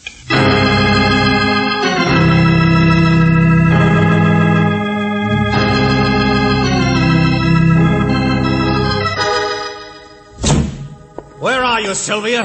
It's the big idea, that letter in my coat pocket. Miss Valentine, who is he? Honey? Oh, there you are. So sorry to hear of your concern over your husband. Of all the meddling... Please. Hello? This is Mr. Valentine. Miss Brooks, my husband, Mr. Ames. Oh, how do you do, Mr. Ames? With my foot in my mouth. Just who are you? Did you have a nice time, darling? Where have you been? Huh? Oh, over to the club. Yeah, they let me in. Just playing a little cards, that's all. Look, Mr. Ames, I had a letter from your wife. My wife is leaving me. What difference does it make? Go on, get out. She's hired snoopers before, my friend. What? You can't. Oh, shut up. Listen to me. You were beaten up the other night. Get them out of here. Get yourself out of here. Oh, no, you Stop it. No, listen. What's the matter with you, friend? Victor, that was your car, wasn't it? Driving away? Yes.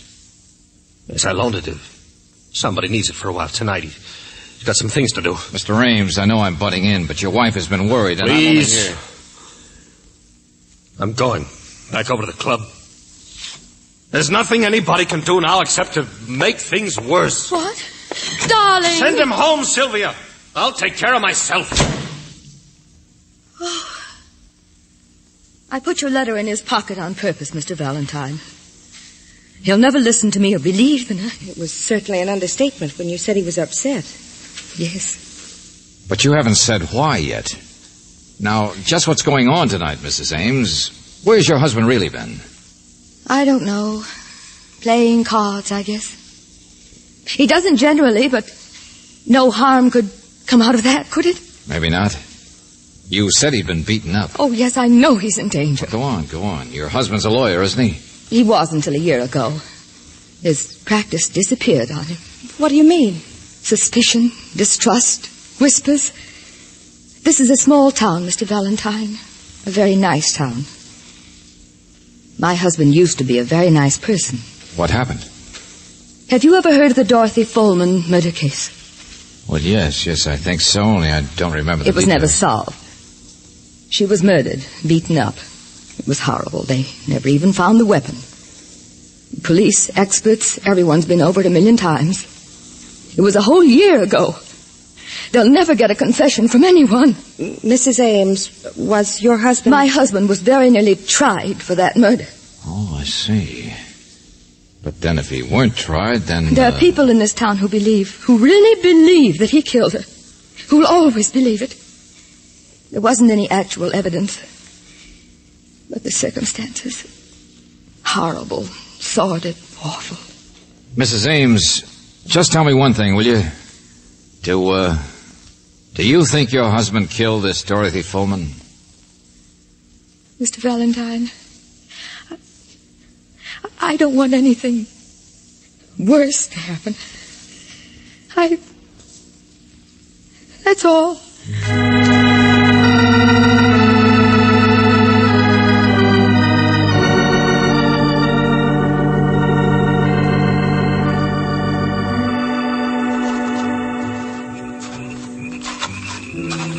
I say, excuse me. You're Mr. Valentine, aren't you? George Valentine? Yeah. I was looking for the club doorman. My name is Norton. This is quite a pleasure. I've heard of you. Seen your name here and there. Oh, is that so? See here, join me on the veranda for a cup of coffee, will you? Hospitality of our little club isn't I'm much, sorry, but- Mr. Norton. I'm looking for a man named Ames. Oh, yes, Victor Ames, splendid chap. Haven't seen him in some time. Might be here later. We can wait together. I said I'm sorry, Mr. Norton. Well, I certainly don't intend to be pushy. Oh, wait a moment. Perhaps I should be a bit more honest and say there's a little matter I'd like your advice on. I'd still go looking for Mr. Ames. Even if I said the little matter concerned Mr. Ames? You twist my arm. Then we can do better than the veranda, I think. People there. There's a lounge in the locker room. All right. Through here? To your left. Generally closed at night, but there we are. Okay. Now, what's the story? Nothing so very important, but sit down. How'd you know who I was out there? Well, Ames had mentioned your coming. You said you haven't seen him lately. Try again. Really, Mr. Valentine, Who's that? Hey, anybody in here? Walking up. Blue shirt. Private police? Just a moment. Yes, he is, Mr. Valentine. Let go of me. Well, what are you doing here? What do you mean? Stop it. Who are you? Hey, what is it? Jimmy, I found this man. Break it up. Break what up, John? I found him in here. I left my wallet in my locker. All right. Oh, it's you, Mr. Norton. He was snooping, Jimmy. Now my wallet's gone. He took it. He must have. Oh, brother. What am I supposed to do? Search him. Oh, but he won't have it, really. That's not the way they work. But he's trespassing. You can lock him up for that. I'll see the steward. Prefer charges. I'm sorry, Mr. Norton. What? I said I'm sorry. You're not going to prefer anything. Good night. Jimmy, my father was the founder of this club. When I issue an order to one of the paid employees, I expect Yeah, sure. Issue away. Only someplace else, huh? I'll handle this end. Good night, Mr. Norton. Jimmy, I have never in my life been so... Good night. Yes, good night. Well, that was something. Okay, bud. Hand it over.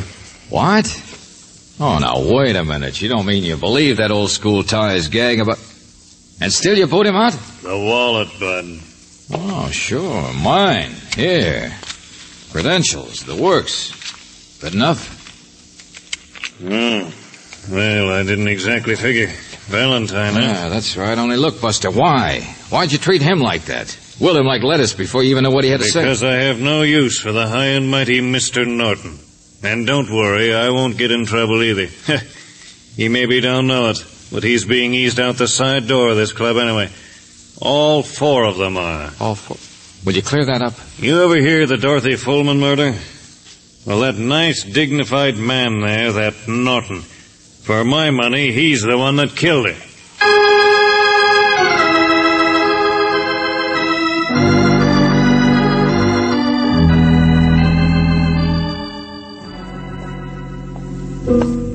All right, so you've got your opinions, Jimmy. It's just an opinion. I'll stick to it, Mr. Valentine. But there wasn't any concrete evidence against either him or Victor Ames. And what did you mean, all 4 of them? And why did Norton want to stall me like that? That's all he was trying to do, keep me away from something. You're the detective, mister. Excuse me. Huh? Hello, Mr. Chester. Oh, Jimmy, just standing here having a couple of drinks. I was downtown. Yes, that's done. Looks like you've had enough. Oh, no, I'm all right. I'm fine. I'm all right. Sure, Mr. Chester. See him? Oh, that guy? He's one of them. Say it faster, will you? One of the 4. Dorothy Fullman was murdered in her house just over the bluffs across the golf course. Yeah? And never got enough evidence. They never will. But the police did prove that it couldn't be anybody else. It had to be one of the 4 men mixed up with her. Who are they? Mr. Norton, Ames, big fool, always in trouble. Another man named Salto. He asked me, he couldn't have got to first base with her.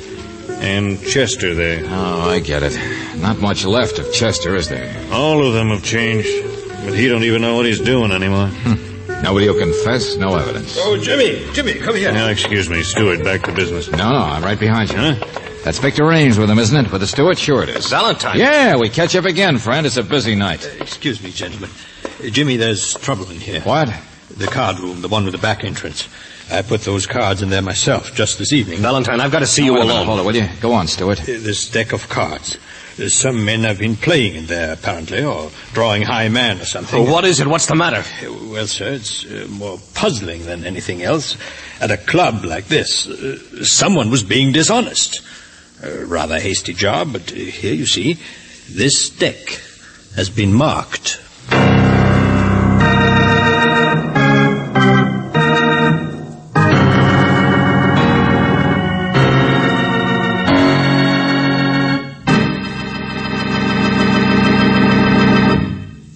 You are listening to Let George Do It. Our adventure will continue in just a moment.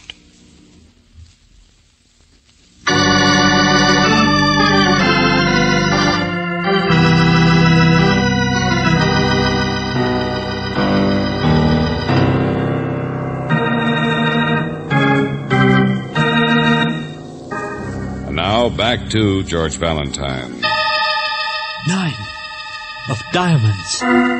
9 of clubs. Jack, diamonds. Your turn, Chester. Draw. Yes, I'm King of Hearts. I hereby confess 1 year ago it was I who murdered Miss Dorothy Fullman. I got the high card. I'll be dead by midnight.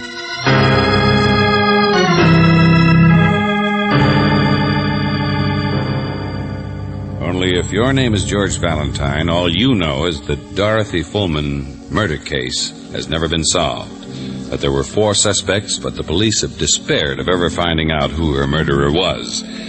Yes, all you know is that Mrs. Ames was worried about the strange behavior of her husband, and more recently that 4 men have been playing cards in the back card room of the local club, and that the steward says the deck of cards is marked. No, they can't be. Give me those. Hey, take it easy, Mr. Ames. Let's see, Stewart. They're not marked. What's bothering you so much, Mr. Ames? Kind of a crude job. Yes, Jimmy, little ticks on the edges, like this. But the person who did it could tell the cards, all right. Get out of here, both of you, Jimmy, Stewart. Hey, slow down, Buster. Look, I've got to see you, Valentine. I've got to see you alone. Have you been sampling some of that stuff Chester uses, Mr. Ames? What's so important about Chester? Hey, where are you going, Miss Ames? He was downtown.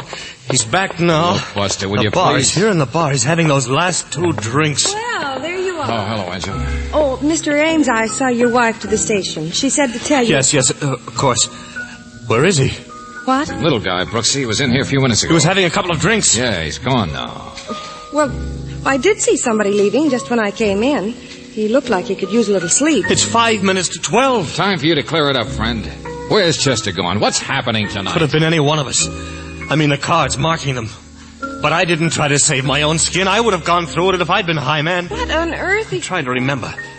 The watchman's spare gun, that was it. Quit pulling, Buster. What? Yeah, the closet, the back hall. Come on, hurry, will you? The watchman's gun, that was it.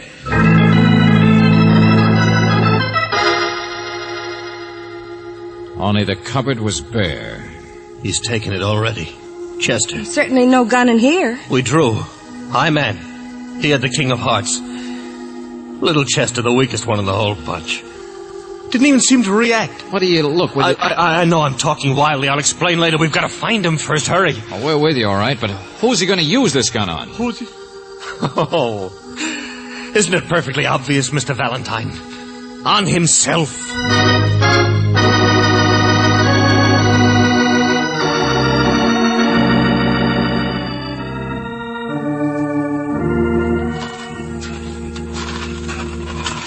Just like Jimmy said. House over by the bluffs across the golf course. Certainly deserted looking. For sale, for lease. Chester must be here. It's where he'd come. It's Dorothy Fullman's house, huh? Where she was killed? Yes, in the living room. Found her body there. Beaten to death. Door's open, you see. Chester? Chester! Well, he's not here. The fall guy. Well, we're a long way on the outside of that old crime now, aren't we? Perhaps we beat him here, missed him in the dark. Chester! What do you mean, George? Ames here knows what I mean. This is where it happened. Wasn't a pleasant crime. And inside a man, a terrible thing like that can get bigger in a year, huh? Mr. Valentine, I didn't kill her. Sure, that's what they all say. But, Buster, I'm just finally beginning to realize what a hopeless, crazy thing is happening tonight. Wait a minute, George, listen. Upstairs. Come on. Chester? Where are you, Chester? It's me, Victor Ames. Salto. Salto, what are you doing here?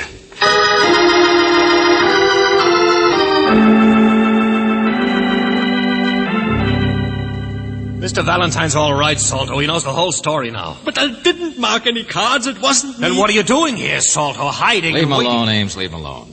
And never mind who marked the cards. But what do you think, Brooksy? 4 men actually drawing to see which one would be a fall guy. Which one would confess to a murder. I don't believe it.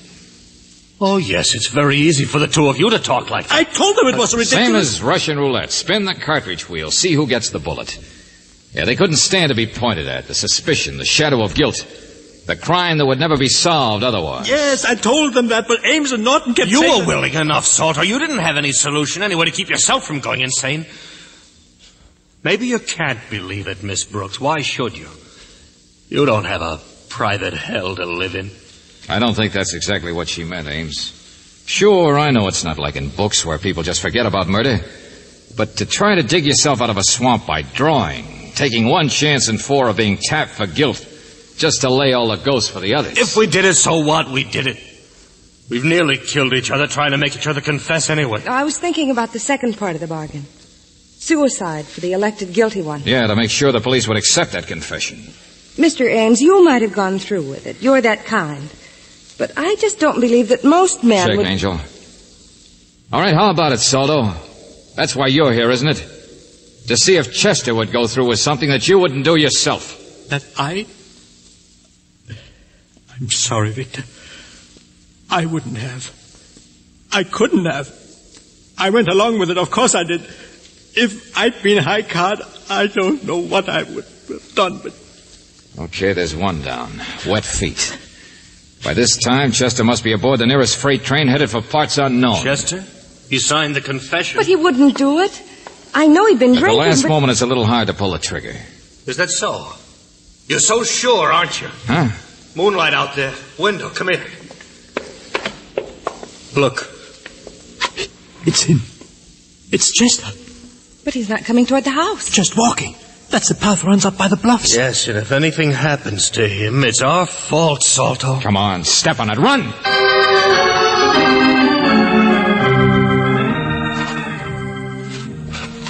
Chester! Chester! What's the matter with him? He doesn't even listen. Oh, look out, George. These bluffs are pretty steep, aren't they? Chester! I'm going to climb up this way, too. Oh, no, you don't, Buster. Huh? You What? just stay behind me with Miss Brooks. Valentine. There's another way this whole thing tonight can work, but I'm going to see that it doesn't. George, look, he's up on one of the edges. Hey. Stand still! Oh, What a...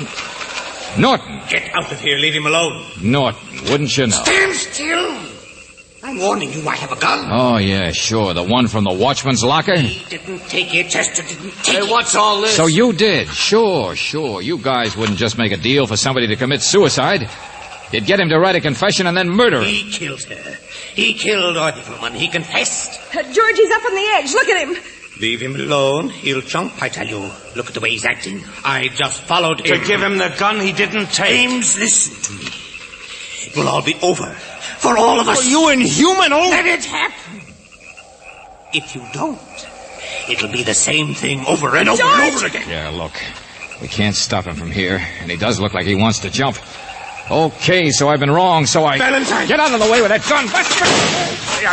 Okay, now you're all right, Norton. Stay there, all of you. Chester! Mr. Chester! I'm all right. Yes? Mr. Chester, now you listen to me. I can't reach you, But get away now. There's something I'm going to do. Yeah, I know. Kill yourself. But you were supposed to do it where she died, weren't you? Wasn't that the agreement, Chester, to make it look good? Can you understand me, Mr. Chester? Oh, I'm all right. That's it. Just keep looking at me. It should have been the living room, though. Or were they always wrong? She was beaten, bruised. I remember they said they never found a weapon. Was it really up here that she died? Was she thrown? It would have looked the same if somebody then carried her body back to her house. I'm going to jump, you know. Get back, get back. No, you're not. You're too curious, Chester. This year, since Dorothy Fullman died, must have been the worst for the one who really killed her. Don't you think so, Mr. Chester? What do you mean? But admitting it is worse. Some people can't ever do that. They'd rather die than do that. I'm going to jump. You can't stop me. But you don't even want your death to be a confession, do you? Well, they gave you a chance, the little card drawing.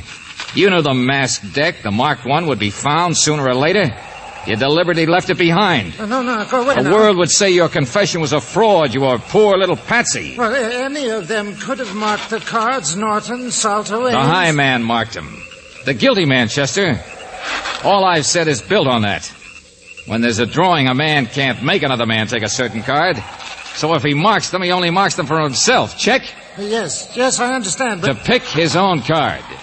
But the lowest card picked tonight was a 9. If a man wanted a low card, that's not very safe, is it, with 52 cards in the deck? You know, it baffled me for a while, until I saw that you really did want to die. She was faithless. She was bad. Get out of my way! Oh, no, you don't. Now, just hang on. You're gonna live, Buster. You're gonna write a real confession.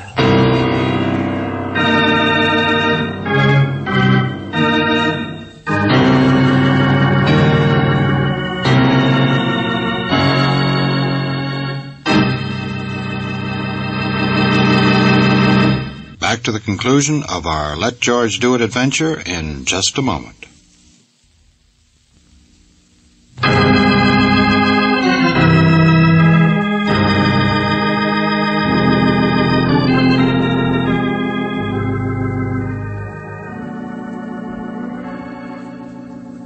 George, it did work out that way, didn't it? Yeah, Brooksy, they pieced it together again.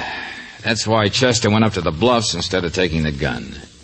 That's how he had killed Dorothy Fullman a year back. And if the first confession had gone through, if he'd shot himself, nobody ever would have believed it. Well, the other 3 would have always thought they railroaded the poor little Punchy.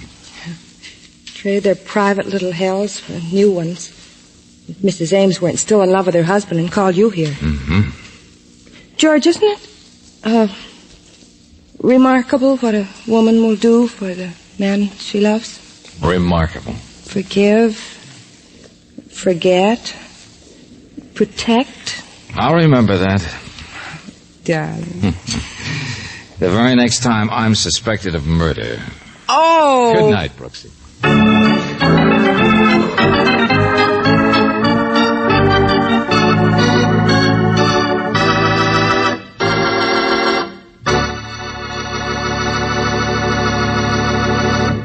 You have just heard High Card, another Let George Do It adventure.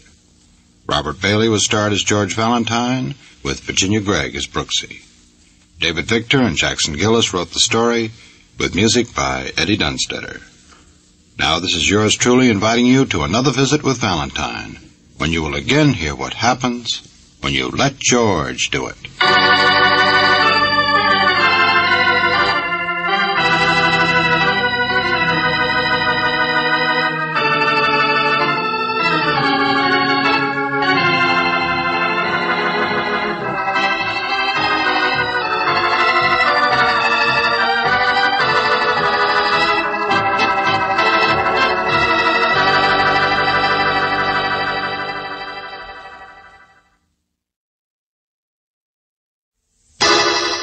Personal notice, danger's my stock and trade.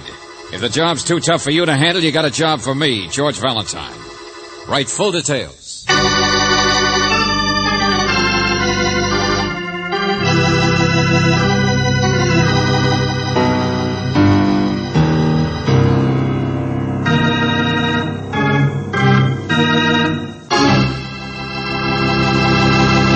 Greetings, mystery lover. Time for your dead time story. That's right, dead time. This Let George Do It adventure has so many bodies in it you'd think the Black Plague hit town. It's called Angel's Grotto, and I think you'll find it a heavenly tale. As usual, it's all about George Valentine and his faithful companion, Brooksy. Companion? Oh, well, I better not tell you any more, as it might spoil the suspense, and that we cannot do.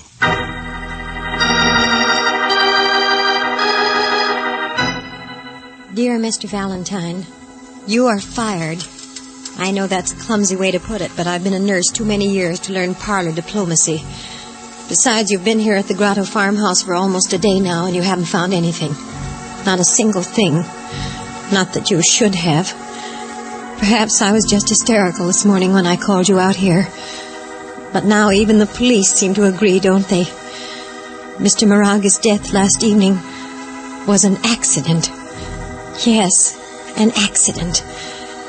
And so much as I appreciate your coming to help, why should you stay on? Sincerely, Emily Flood.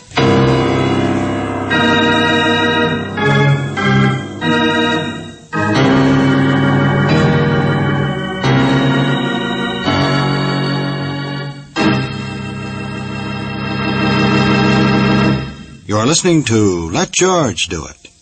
Our adventure will continue in just a moment. Now back to Let George Do It and George Valentine.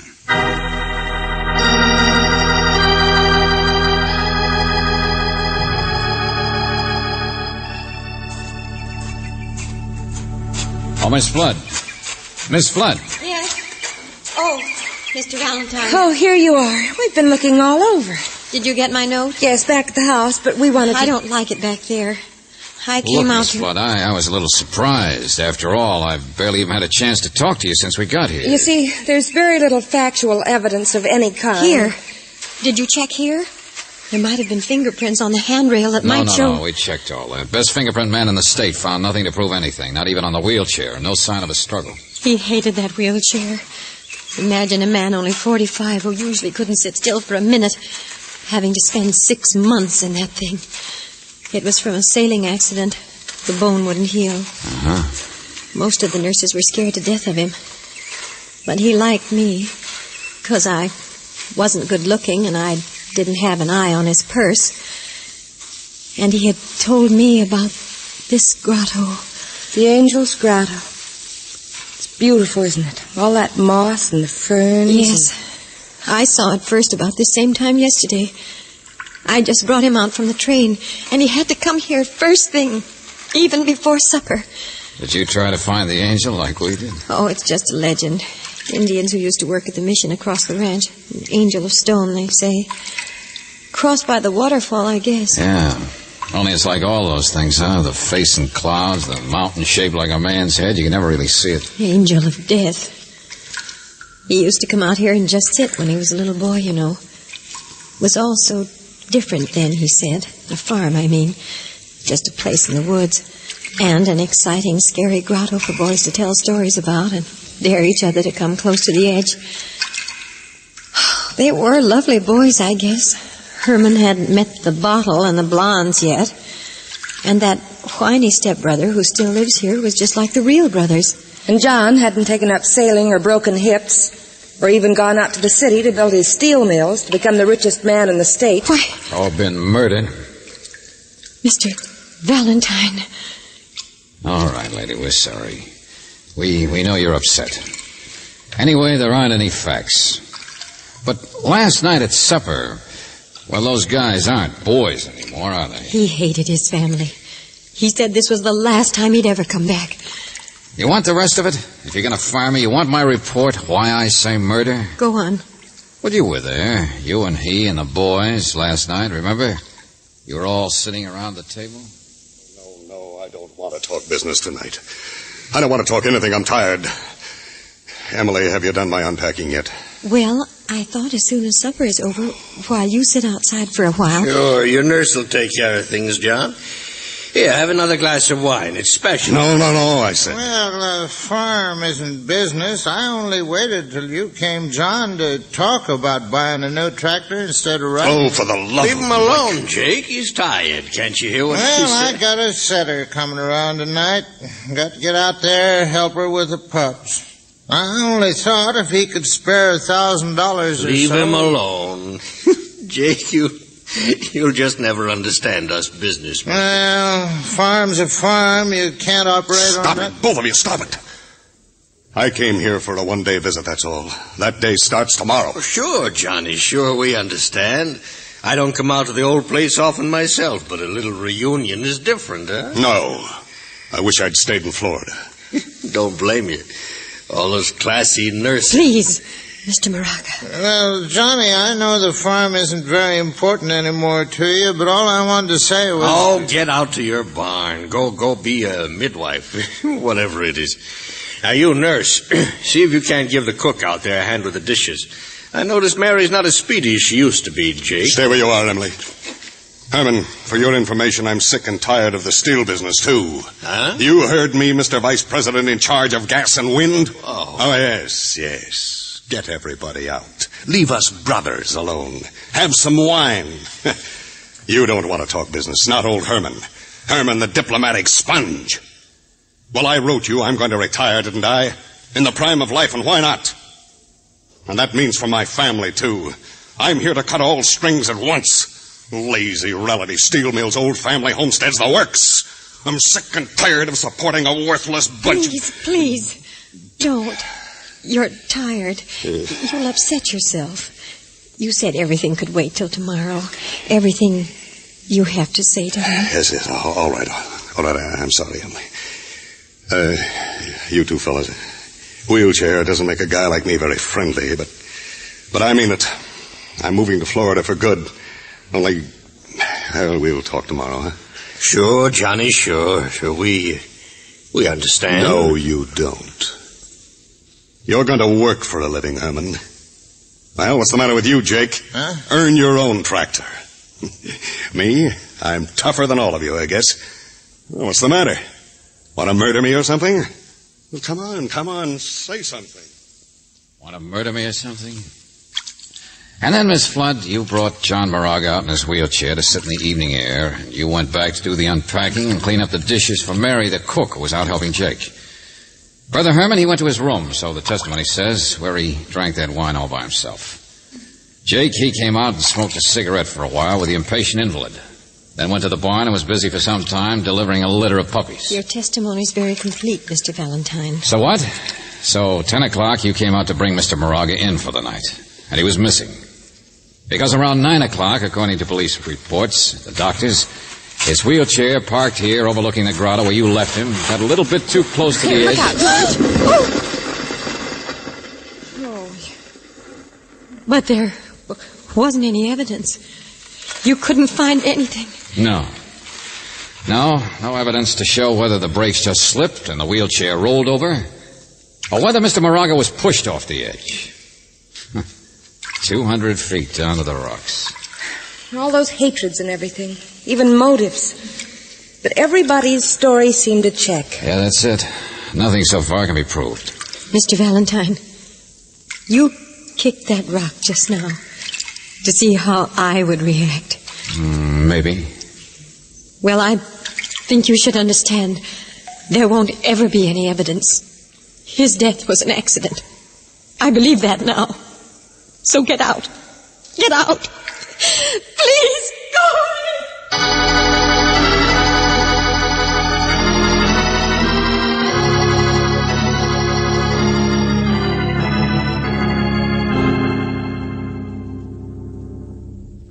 Johnny couldn't have been too surprised, Mr. Valentine. Said he saw the angel clear as death. Omen, I guess you'd call it. We smoked a cigarette together down there, half hour before his death. Surprised at what, Jake? Huh? Well, the brake slipped on his chair, don't you think? You figure he was unconscious when it happened. We don't even know that. Look, we're leaving. I only asked... His own fault in one way. Had a fixation on that place, he did. Ought to be the devil's grotto, I always claimed. Or maybe we could blast the marble and make a quarry. You see me, Mr. Valentine? Oh, yes, Mr. Moraga. Look, Jake, do you mind... Sure, Mr. Valentine, sure. Got to see about... Mr. Moraga, testimony showed that last night your brother called you vice president in charge... In charge of gas and wind. Yeah. Old Johnny was the only one had any brains or... Are you part owner of the Moraga Steel Mills, or just a paid employee? You mean am I just the boss's brother? Yeah. Yes, if you like. Uh-huh. And now that he's dead, Weren't you leaving, Mr. Valentine? Oh, no, don't get me wrong. Jake and I, we appreciate what you've done. But also we're tired of everybody looking cross-eyed at the guys who benefit. I should have told that nurse she was being officious to get you up here in the first place. She was badly upset. Well, so am I. Johnny was my brother. These little nurses get more conscientious the richer the patient is. Oh, how dare you! Mary, listen to me. What in the I name? will not, and I won't leave here until I'm sorry. I didn't mean to hit you, but you can't talk like that to me. I'll talk any way I please. I've been here 15 years. I'll call you all the names I can. Stop it, I said stop it. All right, Nursey, now cut it out. Cut it out. What'd she do to you, Mary? What'd she do? Don't look at me that way. Hey, easy, please. Miss Flood. Know what she was up to, Mr. Moraga? She was firing me. Yes, she fired me. You what? Now, look here, Miss Flood. You've been butting Take it easy, in will you? Here, Emily, you're all right. It was the way she looked. The way she... I'm sorry, Mary. I didn't mean You see, Mr. Moraga, I happened to overhear this young lady and a policeman Please, talking. no. You just found out the nurse is really a wife, eh, Mary? What's that, George? Just guessing. But it would explain why she could try to fire you, Mary. Why you laugh at the word miss. Not to mention some things John Moraga said last night. Or why just a nurse should be so curious and hire me You and mean try... this mousy little flat-heeled... Yes. We were married a week ago in Florida. I did tell the police, Mr. Valentine. I wanted to tell you, but I wanted to wait until... Oh, just because I'm his nurse and he was wealthy. Just because... Stop looking at me like that. Nobody's looking any way they shouldn't. I wondered what his big announcement today was going to be. What made that hot-headed sucker want to sell his business, cut us off, go gallivanting off? Get out of here! Every one of you! This is my house now. Get out! So you married a week and now he's dead. Yes, he's dead. He's dead. Don't look that way. Can't you understand?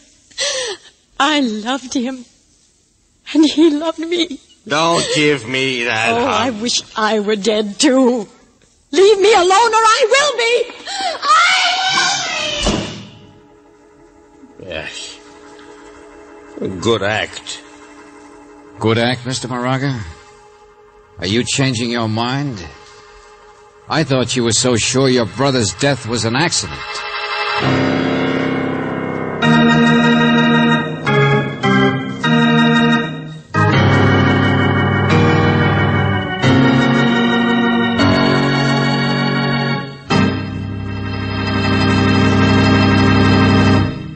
You're listening to Let George Do It.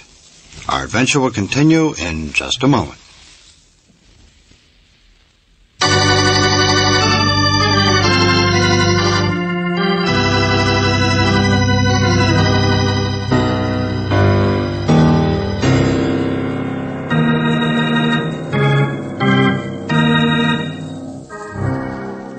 And now back to George Valentine. Angel's Grotto, a place of great beauty, a place where a man fell 200 feet to his death on the rocks below. A man in a wheelchair sitting alone in the moonlight. But, according to the police, that death was an accident. There's no further reason for you to stay around. Still, if your name is George Valentine, well, what can you do except stall for time, pretend you can't start your car? Say, look, Jake, is there some rope around here? I may need it when the mechanic comes to give me a tow. Yeah, in the shed over there helps out. Oh, okay, thanks. Get out of the way. Good idea. So that fool Emily won't hang herself. Huh, there's a good one. Come on, Brooksy. Let the rest of them think we've gone. You realize how short our time is? You mean what he just said about Emily? George, I want to go back in and No, talk to her. Brooksy, we gotta find evidence before somebody else gets murdered.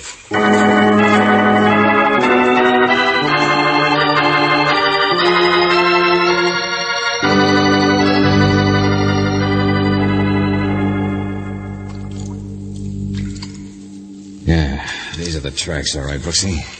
And here's where the wheelchair stood. George, you and the police went over it inch by Well, inch. Jake gave me an idea.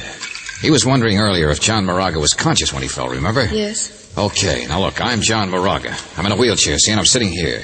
I'm a strong guy. Strong? George, John had been laid up for 6 months. Well, that's not long enough to break down a dynamo like him. The point is, when he was sitting here, it would have been pretty hard to take him by surprise. You mean somebody slugged him first? I don't know. There's no sign of a struggle. Police thought he might have fallen asleep. George, suppose he'd been drugged. Huh? I mean, remember that wine last night at supper? Oh, yeah, I thought of that. But it's like everything else. Nothing left to show. Nothing left but the tracks of the 2 wheels here. And hey, Brooksy, look. They just go in practically a dead straight line all the way out to the edge and over.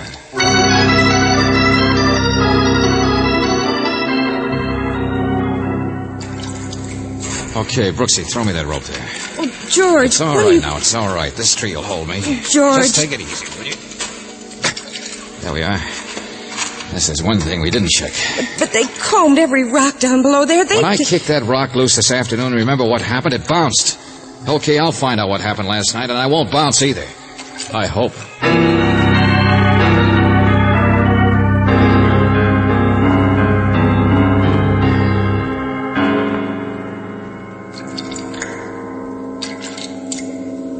Hey, Brooksy, I can see the angel from down here. Yeah, it really does look like one, you know. Across by the... George, your rope's twisting. I'm all right. There's some stuff to hang on to here. Angel of death, huh? I can't even see you anymore. Brooksy. What'd you say, George? Hey, not so loud, will you? I was just looking down before. It's a watch. What? No. Piece of watch chain.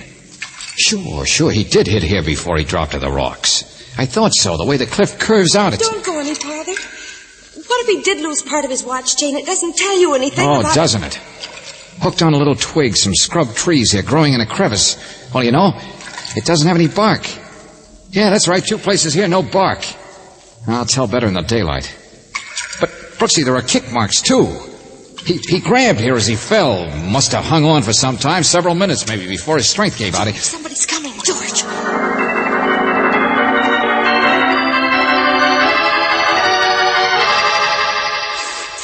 Mayday. Hey, I called you, but I didn't hear you answer it. Well, I went to see George. Listen. Listen to what? Oh, it's gone now. Okay, come on. Get this rope out of sight. Here, duck back here. In the bushes. Yeah, that's better. Oh, George, I hate high places. You're crazy. But I learned something, Brooksy. The fact he clung there proves John Moraga was conscious. He couldn't have grabbed on there unless he was perfectly all right when he went over. He wasn't slugged, doped, anything. Just pushed. But those straight line tracks... Well, I can think of a person he might have trusted. Never guess what was going to happen until the last minute. Oh, George... Any of them could have come down here without being seen. His shouts when he was hanging there wouldn't have been heard. Oh, Brooksy, look, stop evading it. You know who I'm talking about. All those tears don't hide her motive. George, I just can't believe that a girl would... Yeah. You see what I see? Little Emily. George, she's crying. That's what I heard before. Yeah, walking like she didn't know where she was. George, she wished she were dead, too. She was hysterical, but she said I'm like Jake. I didn't take it seriously. But she's going where we were. George, grab her. No, she's going to... Stop. Emily? Oh, you startled me. Oh? I didn't mean to. It's Herman. Beautiful night, isn't it? Mr. Moraga. What are you doing down here, anyway? You know, don't you? Why do you ask? Oh, well, I didn't believe a good-looking girl like you with her head on her shoulders would seriously think of carrying out a threat You like... think I'm ugly. You said so. A stupid, flat-heeled nurse. Oh, well, really, it isn't anything... No, stay where you are. I don't think there's room for both of us here, Mr. Moraga. All right. I loved your brother. I loved John. I'm 35. I'm not pretty. I know what I am. But he loved me, too. Now. Please don't touch me. Don't come any closer. Oh, it's all right. I know how you feel. It was an accident. Leave me alone. Yeah, just an accident, that's all. I told you, don't touch me. Well... You big fat fool! Miss Swan! You want right into it, didn't you? Look out, my arm. I've handled patients 10 times as tough as you are. My arm. Look out, the edge is Believe right. what I said, didn't you? Believed I'd come down here and be thinking of jumping when it's you who's going to go. Come on, Dixie, step on it. He's the one who's liable to be killed. I'll see you!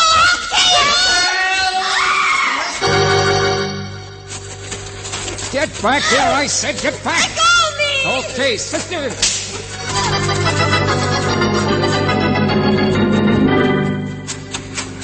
Hey, what happened? What is it?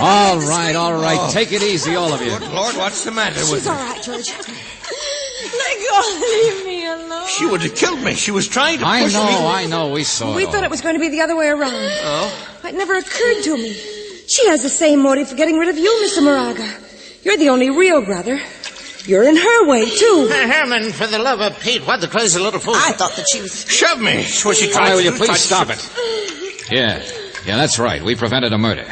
Now I can prove it. Murder number 2. Hey, did you find out something? Mr. Valentine. Lady, will you stop crying for 1 minute, please? I didn't say you killed your husband. You didn't kill John Moraga.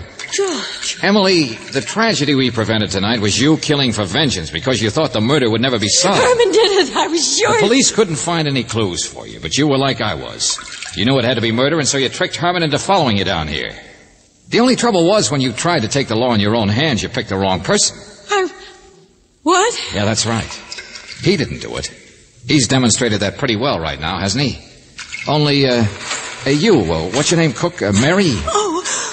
Did you ever see the angel? Did I? What? Come on, the angel on the rocks. You've lived around here 15 years, you said. You've heard the legend. Oh, that. No, I don't know what you're talking about. There's no angel in the rocks, Valentine. That's just an old... Yes, there is. Because I saw it. And John Moraga said he saw it, too. Oh, no, he After didn't. you left him down here, Emily, he supposedly said it while smoking a cigarette. With you, Jake. Yeah, wait a minute. I never said it. Oh, yes, you did. I remember it, George. And that was your mistake. Because, Buster, that angel turns out to be a real angel of death. You can't see that rock formation from any place except halfway down a straight cliff. No wonder the Indians had a legend. So when could John possibly have seen it except when he was climbing down there after he'd been shoved, clinging there, hanging there? Why did John scream out that he saw the angel? Was he pleading with you to help him? And did you just stand there and laugh at him, Jake? No, you're crazy. I'm just a farmer. Sure, you're a big, strong guy. And that's why the tracks of the wheelchair were nice and straight, Brooksy. A man strong enough could just tip it back, load and all, and give it a roll. Now, you listen to me. I was up with that setter of mine. I was clean out in the barn. Mary helped me. Mary, do you know what the penalty is for providing a false alibi in a murder case? No, I don't even know what you're You talking... better tell me fast, lady, how many of those puppies you delivered? Mr. Valentine. How much of that 2 hours Jake really spent with you in that barn? Hey, get her, she's running. No, we'll get her all right. I don't believe anything that dumb old thing... That's all, Jake!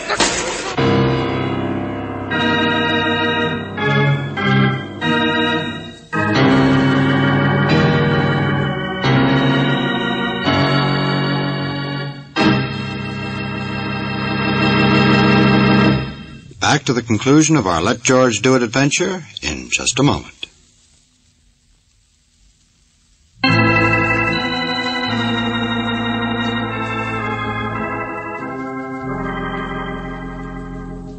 Angel's grotto. And the angel really did solve it. Well, Brooksy, the weak-kneed accomplice didn't help Jake much. But Mary wasn't really mixed up in But she started the ball rolling. Nothing else he could do but confess after that. I suppose she wanted to keep the farm as much as he did. And Moraga was going to take it away, sell everything. And to think it all started with our being fired. Emily tried to do it the right way, George. She hired you to find evidence of what she thought had happened. By woman's intuition. So, just on the basis of that, she tries to play angel of destruction, of vengeance. It was crazy and wrong. But she loved John Moraga. Those tears were all true. She told us how much she loved him. First and only love of her life. I could tell. And he loved her just as much. I know. Love. Hey, how come you're such an authority on the subject, Brooksy? With you around, I'll be darned if I know.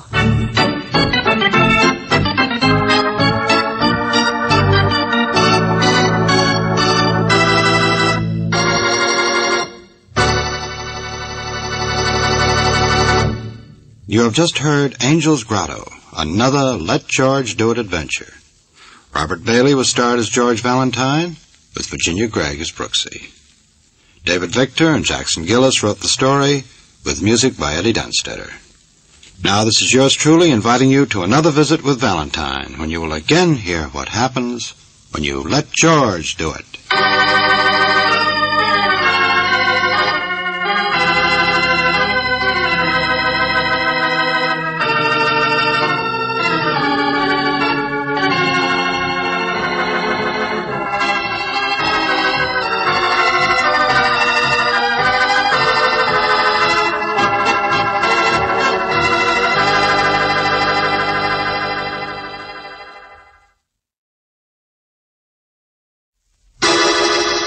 Personal notice, danger's my stock and trade.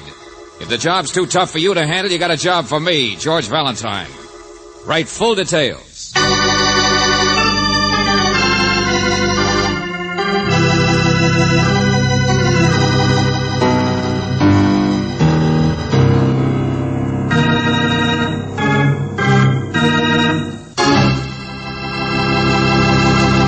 You know something?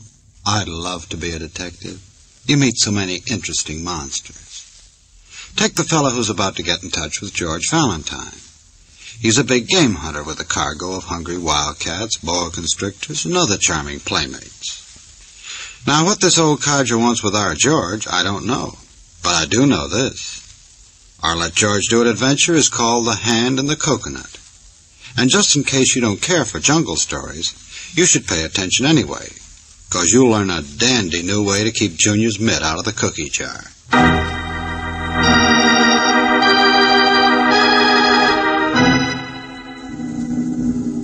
My dear Mr. Valentine, this is a letter about monkeys. My name is Derek Stang, the same Derek Stang whose exploits in the jungle you no doubt read as a boy. Yes, I'm still as alive as an old battleground of scars and fevers can be alive. And today I'm writing my letter on the deck of a sweltering ship, a South African freighter tied up at the port in your town. There's a little capuchin monkey trying to untie my shoelaces at the present moment. Monkeys are strange animals. They're greedy like human beings. I have trapped them many times by the simple expedient of placing a shiny, desirable object inside a hollowed-out coconut to which there is only a single small opening. An opening just big enough for a monkey's hand. Of course, the monkey reaches in to grasp the object. Inside the coconut, he grasps it, his hand makes a fist. But then, Mr. Valentine, he can't pull his hand out. The fist is too big. His greed is greater than his fear of the approaching hunter. Mr. Valentine, will you please come to visit me this evening? I need your help to complete the capture of a monkey. A monkey whose hand is already trapped. A monkey by the name of Lars Mikkelsen.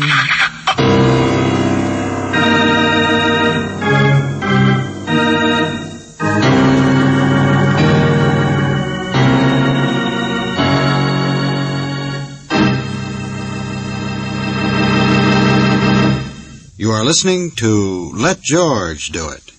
Our adventure will continue in just a moment. Now back to Let George Do It and George Valentine.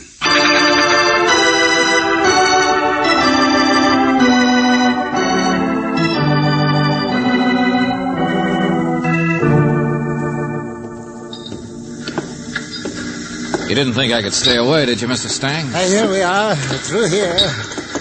I'm supposed to be in bed, you know. But I was afraid you couldn't find your way from the pier. And so few people pay any attention to an old man. I've heard of you too, Mr. Stang, only somehow I always imagined you as... Taller, yes. More hair in my beard. Perched astride an elephant, perhaps. Isn't it wonderful? The romance there is in those old National Geographic pictures. Yeah, the greatest hunter in the world. Why, I remember when you... Oh, but I still am. Yes. Indeed, there's no one who can approach me. My exploits will never be... Wait a minute. That red sign back there, what did it mean? Quarantine, Miss Brooks. Ah. Animal quarantine. 10 days I've been stewing here because of some ridiculous nonsensical... careful there. Oh, yes. The gangplank runs straight into the ship, into the hold. I'm all right. But quarantine for what? It's a plot against me, that's what it is. No lights on, the captain disappears. Oh, yes, he's ashore. He's having fun. I have matches. Here, the ladder to the... Oh! What in the... Steady, it's all right. It's a panther. Very rare specimen. Tore a couple of native boys to shreds when he got him. But he's in a cage now, aren't you, old boy? Yes, they're all in cages. Animals. A ship full of wild animals. Here, look here, see? It's a constrictor. 33 feet. Takes quite a crate to pack them in, doesn't it? Yeah. You see, through the little bars? And over here, the poison... Well, thanks. I'm not much interested in snakes. No, of course not. Too easy, much too easy. All of them are, you know. 60 years old I am. Living from pill to pill, fever to fever. Well, I guess you're still the greatest Red animal... tape, to be finally caught myself in red tape. Oh, you mean this quarantine? Yes, not one of my animals is sick, mind you, not one. Zoos all over the country waiting for delivery. But the day we dock, what happens? An officious young veterinary aboard for the usual government inspection, and he and the captain get together. Well, look, Mr. Stang, this veterinary or the captain, is one of their names Lars Mikkelsen? Is that what you meant when you wrote No, Mr. Bowling. That's the vet, Mr. Bowling. Your captain's name is Teague. You've had trouble with him before. Lars Mikkelsen is... Now, Baba, how many times have I told... Asleep, stupid like men, big booming feet on the floor. You come booming like elephants. All right. My wife, Mr. Valentine, men. This is... Oh, no. My wife is asleep, she means in there. Baba, these are friends of mine. We're just going to my stateroom. Well, go. Do not just talk about it. She's asleep. Be quiet. Of course. All right. Man, elephants in the moon. Here we are. What in heaven's name was that old thing in earrings? Baba. Old-fashioned notion of my wife's the personal servant, the devoted slave. I found her in Cairo 25 years ago. Claimed she could talk to animals. She looked just the same then, but she gets more and more obnoxious every year.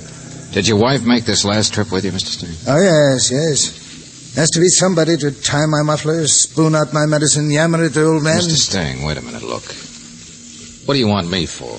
To be a witness. The hand in the coconut, Lars Mikkelsen. But who is The Lars? captain left the ship in charge of this man, an ugly, conniving rogue, the second mate, Lars Mikkelsen. Well, what did he do? What do you want me to be a witness to? Mr. Valentine, he stole my field glasses. He what? Especially made ones they were, too. Finest ice lenses.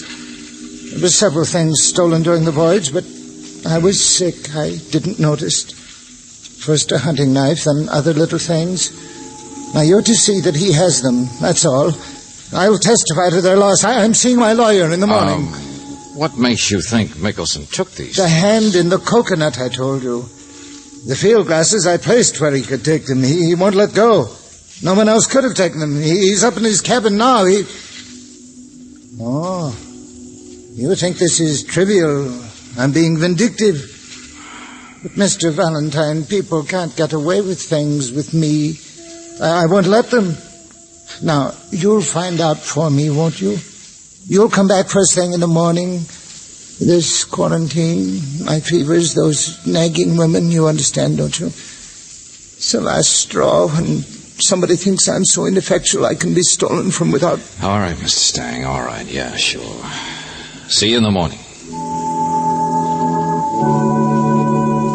The boyhood hero. How the mighty have fallen. Oh, George, I feel sorry for him. Sure.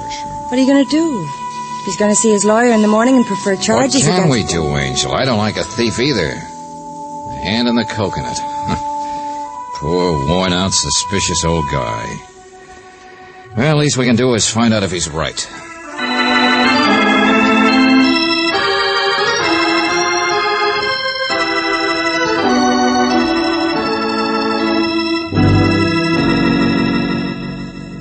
Sure us are good field glasses. What of it? Well, we were on the ship here, Mr. Mickelson. I just wondered what the skyline of the city would look like from... Well, I saw you with them around your neck, and... The name is Lars, sister. Second mates don't rate that mist stuff on a tub like this. I just been cleaning them in my cabin there. You want to go out on deck? Oh, wait a second. Zeiss lenses, huh? Nothing but the best. Who are you? What are you doing aboard? Oh, we're just visiting Mr. Stang. Oh, nasty old coot, isn't he? What's the matter, buddy? Whose glasses are these? Mine, of course. What are you talking about? They're a gift, that's all. Look, what in the name of... Oh, excuse me. Mr. Mickelson, have you seen my... Well, how handy. Those are what I came for. These? Yes, of course, my glasses. I wanted to take a look at what? Wait a minute, Lorna, baby. You said you... Beg your pardon? I don't know who you are, but if this fresh sailor's a friend of yours... Baby, I don't... Mr. Mickelson, I want these field glasses. I loaned them to you, remember? Are you so stupid? Here you are, lady. Here you are. Thank you.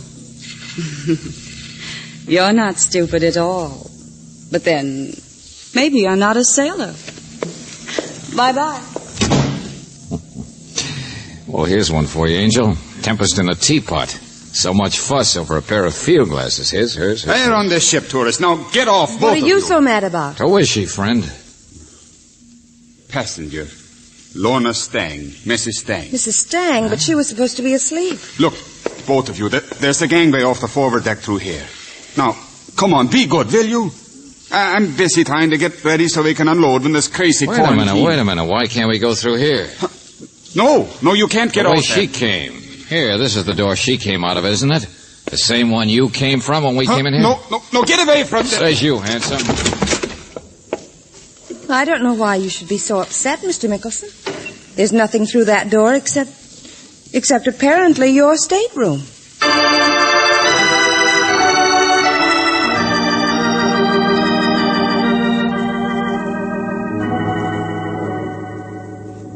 I don't know what goes on that ship, Mr. Valentine. I'm just a veterinarian. Strange bunch of people being cooped up together for a long time. Mr. Bowling, I tried to get hold of the captain. The captain went ashore the day they landed. Known him for years. Nice guy. Besides, that second mate, Mickelson, offered to stay aboard and keep an eye on things. That's not surprising. Huh? Oh, well, yeah, I know what you mean. They're about the same age, I guess. I mean, Mrs. Stang. Yeah, we know what you mean. I'd like to help the old guy, too. He's one of my heroes. I guess if his wife is giving things away to her sailor friend, your evidence might at least help him get a divorce from her. She's no good, I can tell you that. Stang says there's something funny about the quarantine. There is. When the ship docked, we got an anonymous note from one of the crew. Said a couple of the animals had been suspiciously sick during the voyage. Going to take the quarantine off tomorrow. Let them all in. False alarm. Anonymous letter from one of the crew. Made sense at the time. Doesn't now. Will you clear that up? Well, George, after all, if Mrs. Stang is the kind of woman who'd pull the wool over her husband's eyes in one way... Not exactly what I meant either, Miss Brooks. Oh, yeah, she might have written the note. To finagle a couple of more weeks with a sailor? That's not likely. It's Derek Stang who's sick, Mr. Valentine. We know that. He keeps alive from medicine to medicine. Old fevers, something tropical. Medicine in blue wrappers? Huh? Oh, yes, as a matter of fact. Tablets of some kind. Something pretty strong, I should imagine. But his wife... His wife is also his nurse, Miss Brooks. He depends on her. Aside from his money, she's all he's got. Only, Mr. Valentine, why did you say blue? Because I noticed a stack of blue papers in Lars Mickelson's cabin. George. The greatest hunter in the world. Suppose he's the one walking into a trap. Yeah. Suppose it's his hand in the coconut.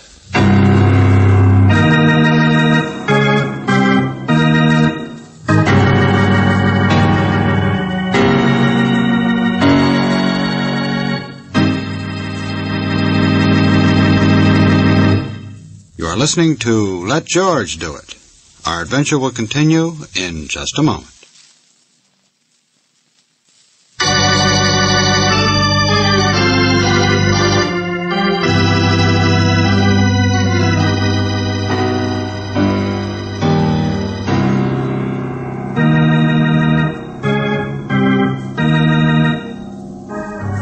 And now, back to George Valentine.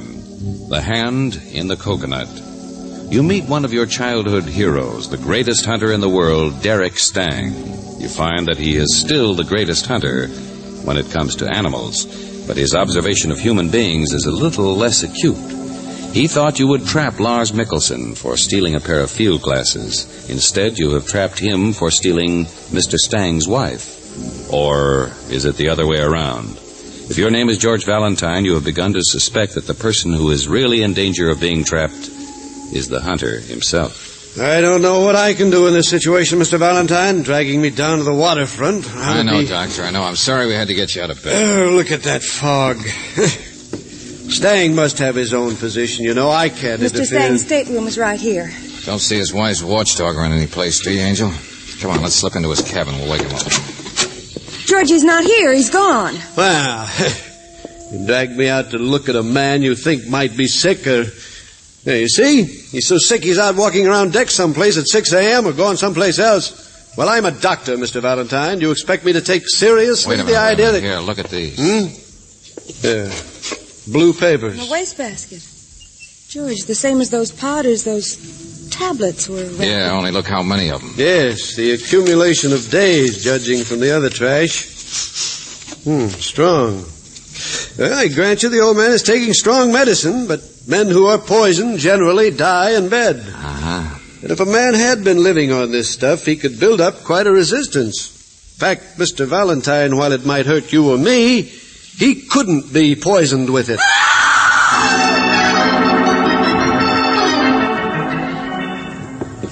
Mrs. Stang. George, here she is. Hey, what's the matter? What happened? Hey, lady, snap out of it. Snap out of it. I'm all right. Lorna, what is it? What are you doing to her? What's the big idea? Oh, take it easy, Buster. Take it easy. It wasn't me. She's just staring at something down there in the fog. Baba, she screamed. I heard her, but I can't see. Mr. Stang, where are you? Mr. Stang, look out! Look out!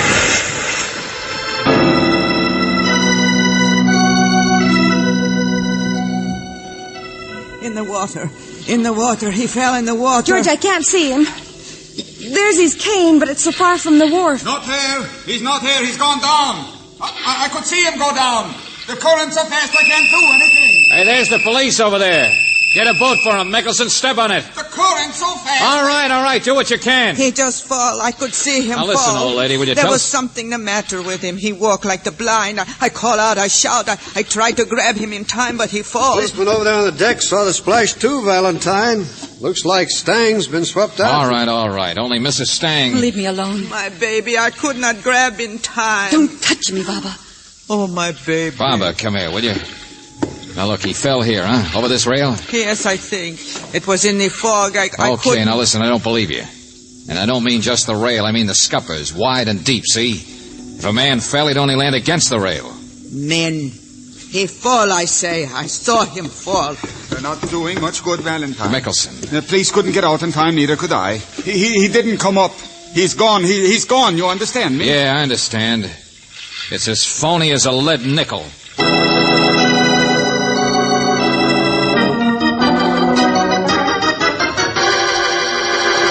They're lying. Of course they're lying. But there's nobody aboard the ship except the three of them, was there? Riley, suppose that old harridan gave the poor guy a shot. Of course she did. What else? You already saw how Baba was covering for Mrs. Stang, didn't you? The good, faithful old duenna helping out in all kinds of cute ways. No real witnesses. You'll never get a conviction. I'll get a confession, my friend.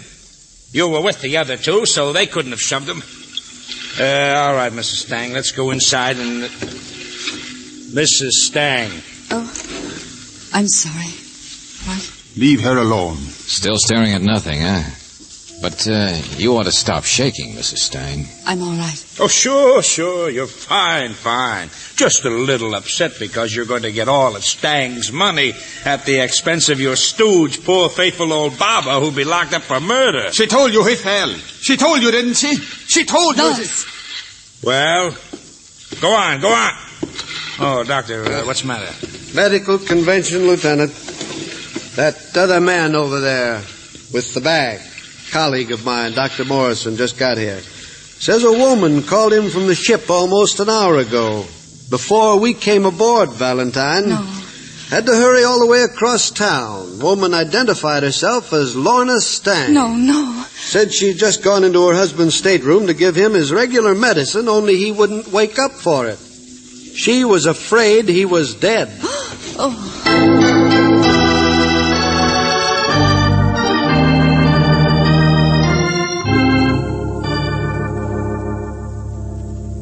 So it was just his body that went overboard. Don't you understand, Riley? We'll get a confession. The three of them are in it. Now, wait a minute, hold it. Doctor, what else in that wastebasket? Same wrappers, same medicine. So they poisoned him. What difference does it make? Will you ever prove it? I don't have to. No. And even if you had his body, you wouldn't either. Tablets are gone from the mate's cabin where I saw him, aren't they? Huh? What's that got to do Doctor, with it? tell me. Derek Stang lived on this stuff. What would happen if it were taken away? It's hard to tell. Die sooner or later, probably. Well, suppose Lorna Stang had left those tablets with the mate. Suppose they were substituting something harmless for the strong stuff in the blue papers. Suppose that was the idea. Even an autopsy couldn't prove that absence of medicine had killed a man. Hey, where you going? Where do you think, Riley? To catch a monkey.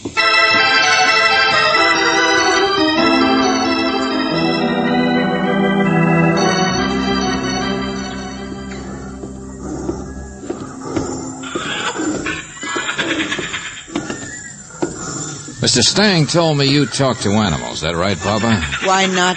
They can say more than men. I already told you we know the whole story, didn't I? That your beloved mistress confessed the whole thing, all of it? And so? And so now tell me he fell overboard. I threw him overboard. He was dead. I see him dead in this stateroom. Oh, great. Helpful Nellie, huh? No wonder Mrs. Stang wouldn't let you touch her. No wonder it was she who screamed when she saw you out there on deck. You kind of interfered with their little plan, didn't you? I know nothing of plans. You knew enough that when you saw the body, you figured it was murder and thought you'd better be helpful and get rid of the evidence. She is my mistress. For her, I would do anything. But you say she confessed. I lied. You shuckle. Take it easy, lady. Look out now, look out. Yeah, be careful. Don't get your friends excited. Besides, you're not really mad. You told it too easy, so don't pretend. There should be cages. Oh, I'm not afraid of these things. All behind bars, aren't they? All trapped. The monkeys, panther. Yeah, even the snakes. I talk to animals too, you know, Baba. You fool. No, I'm not. You are. The good and faithful servant who spoiled Lorna Stang's plan for a perfect murder. So perfect, so neat, it must have been put right in front of her. Like bait in front of an animal, like a shiny object in a coconut to trap the greedy monkeys. Look out. They move the cages. Sometimes there are accidents. Cut it out, old woman. I'm not afraid. But everybody else seems to be. Stevedores, policemen. They don't come any closer than they have to, do they? You're only too glad to get rid of this slice of the jungle. Now, let's see. All consigned for shipment to Derek Stang's animal farm. You talk like the wind. Men. Old woman, so faithful to Lorna Stang. I guess she believed it. You put up a pretty good act. But then she's young. You can't have been with her very long. And the great hunter told me he found you in Cairo 25 years ago. Faithful to whom, Baba? Now, let's see. Who's everybody most afraid of? Snakes, I guess. Boa Look out! Don't touch a cage!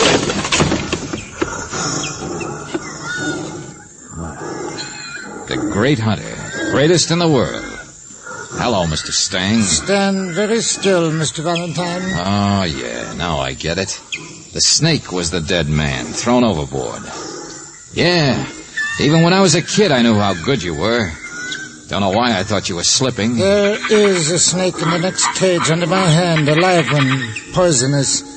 You will stand here quietly until I am loaded off the ship with my animals. No, you're not a hero anymore, just a guy who baits coconuts. Waits until the monkeys bite. Think they've killed you, and then mess things up by having Baba throw something overboard with a splash. Then she reluctantly admits it was you. You would have made a good pupil, Mr. Hunter. I doubt it. You picked me for a sucker, didn't you? Because you arranged this phony quarantine that kept the monkeys aboard, where you'd all be cooped up together, where you could push Lorna and Lars into what they did. Sure, you arranged it all. It won't do you any good to move, Mr. Valentine. I lift this catch and the snake is released. He's faster than you. I was hired as a witness, wasn't I? Yes, a witness, Mr. Valentine, to a murder without a body. Oh, yeah, that's better, isn't it? It'd be second degree. They'd be put in prison, locked up, put in cages. Yes. I never kill animals, you know. So you baited the trap. In cages, Mr. Valentine, they'll still be here. Perhaps you, too. The biggest game in the world, men. And I am the only hunter in the world who ever tried... Hold it, Stang, hold it. Now, you listen to me. I'm just an amateur, see? Mr. Valentine, there's no more time. It's up to the snake. When I go hunting, now you listen to me. I'm stupid when I go hunting. Because I carry a gun. Yeah, you see? Now your snake's dead. So you stand still, Buster. I could probably get a game permit for you.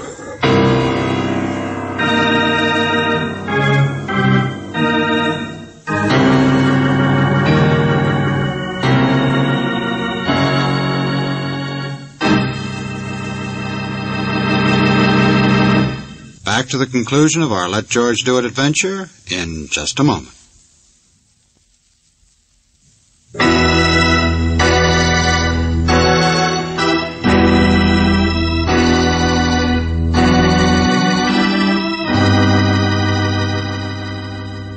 But Stang didn't do anything. That's the awful part. He made the other people do things that were wrong, so there's nothing the police can hold him for. Angel, Derek Stang was really successful. You know that, don't you? Yeah, he kept trying to get bigger and bigger game all his life. And then he tried to trap human beings into a spot where they'd be caged. Yes, Till but he finally trapped himself, don't you understand?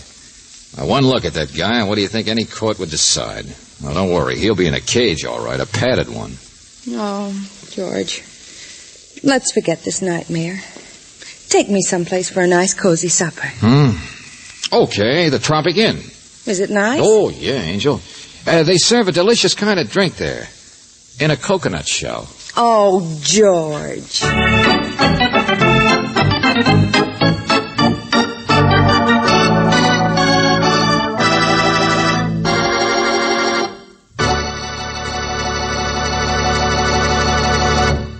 You have just heard The Hand in the Coconut, another Let George Do It adventure.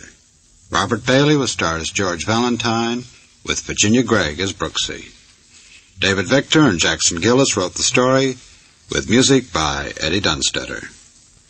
Now this is yours truly inviting you to another visit with Valentine, when you will again hear what happens when you let George do it.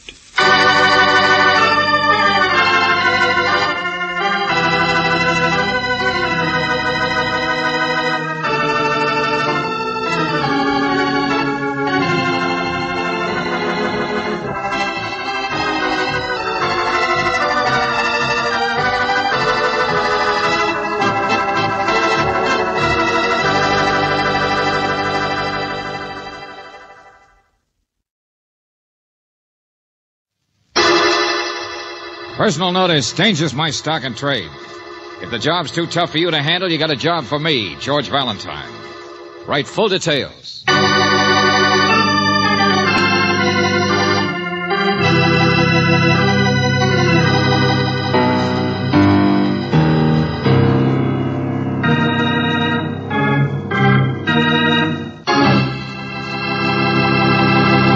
Greetings, mystery lover.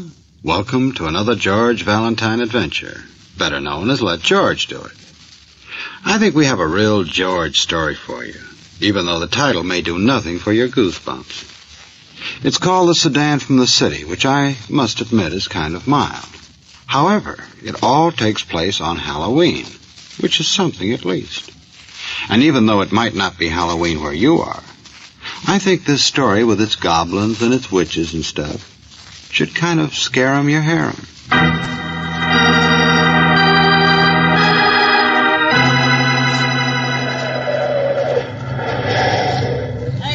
Hey, Roo. You want some gas, mister? Better drive closer to the... Take a joint, Broomville? What? Yeah, this Broomville. The way you're headed, though, is Timber Corner.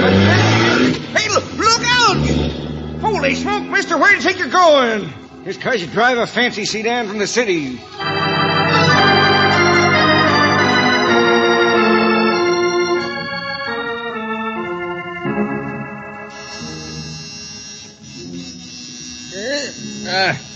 Yeah, I know. I heard your car. Heard it drive up. I'm coming. Now, shoes now, where to put those? All right, just a minute. Wonder who it could be. Yeah, I bet I'm going to be surprised. Now, wait a minute. I got a little surprise for you, too. Don't go away, just take a minute. Yeah, big sedan. Whose car is that, for God's sake?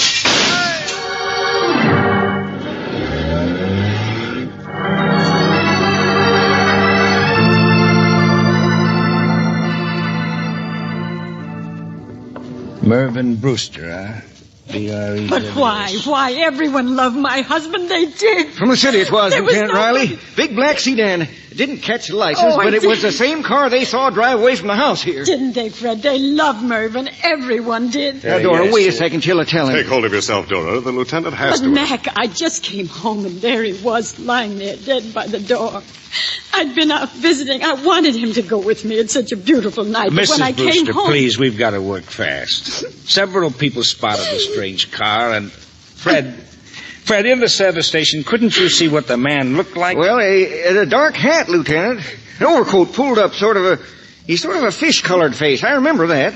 Little skinny shrimp, I'd guess, and he had a funny eye, sort of pushed out of place. Scarred, I guess. But Merv didn't know anyone Well, like we'll that. radio the highway patrol. They're setting up roadblocks. There's never been anyone like that in Broomville. That's right, Lieutenant.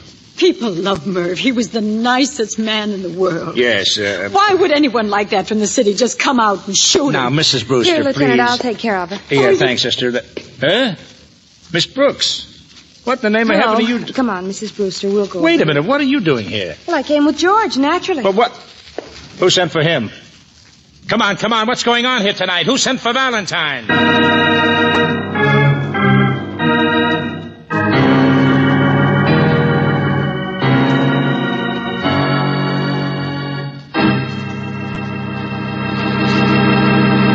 You are listening to Let George Do It. Our adventure will continue in just a moment. Now back to Let George Do It and George Valentine.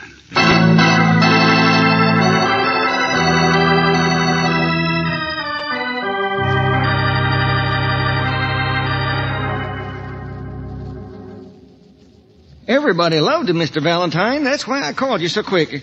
I didn't know the city police would be called in, too. Okay, Fred, so you phoned me. Well, you see, Dora come home and found Merv. Went to the nearest neighbor, first place down the other road from Timber Corner. Only that's old Fawnville. He wouldn't help his dying mother. So she called Mackenzie. Wait a minute. Let me get these people straight. Mackenzie, he's in there in the other room. You saw him. Merv Brewster's assistant down at the factory. Whisk Broom, Merv called him. Gosh, Merv always had a funny word. What's this factory you're talking about? Brewster's Brooms. Haven't you heard of them? Sweep the skies, sweep the world. Yeah, that's Merv. Yeah, it's his factory, and this is his town. Gosh, he built the whole thing. You mean the chubby man in the suspenders in there who's dead, Merv Brewster? You mean he owned a factory? Well, sort of one. But it don't make him no rich man. He never cared about profit, just for the good of the town. See, practically everyone here works in the... Okay, I understand. Brewster's Brooms. But you didn't work for him. You own a service station, so where do you fit in? Well, but Merv's my cousin, don't you understand? Gosh, I'm the only relative he had. Always a joke for everybody. And you should have seen how the kids loved him. And then an hour ago comes a big sedan from the city, and this stranger... He didn't know anyone in the city, Fred. Huh? This is Mackenzie. You saw him. Hello, Mr. Valentine. I suppose it's confusing when you... Yeah, sure, of course it is. Every murder is. Until it's solved. Merv was a genius in his own way, you know. He drew his own labels. Witch riding on a broom is the trademark. Made up his own slogans. Rebuilt a barn for a factory all by himself. Sort of a rustic one-man band. Okay, I get the idea. Now, that's the real mystery, isn't it? The town Santa Claus gets murdered. A man you say everybody loved. Do you blame us for being surprised? Being shocked? Yelling for help?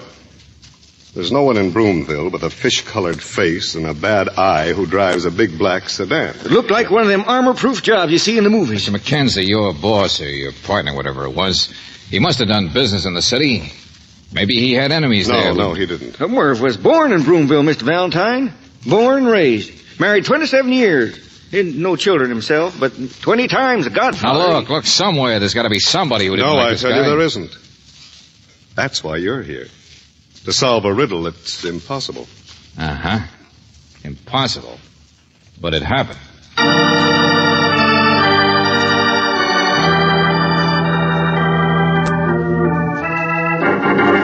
Valentine, forget the sedan. Just think about Brewster.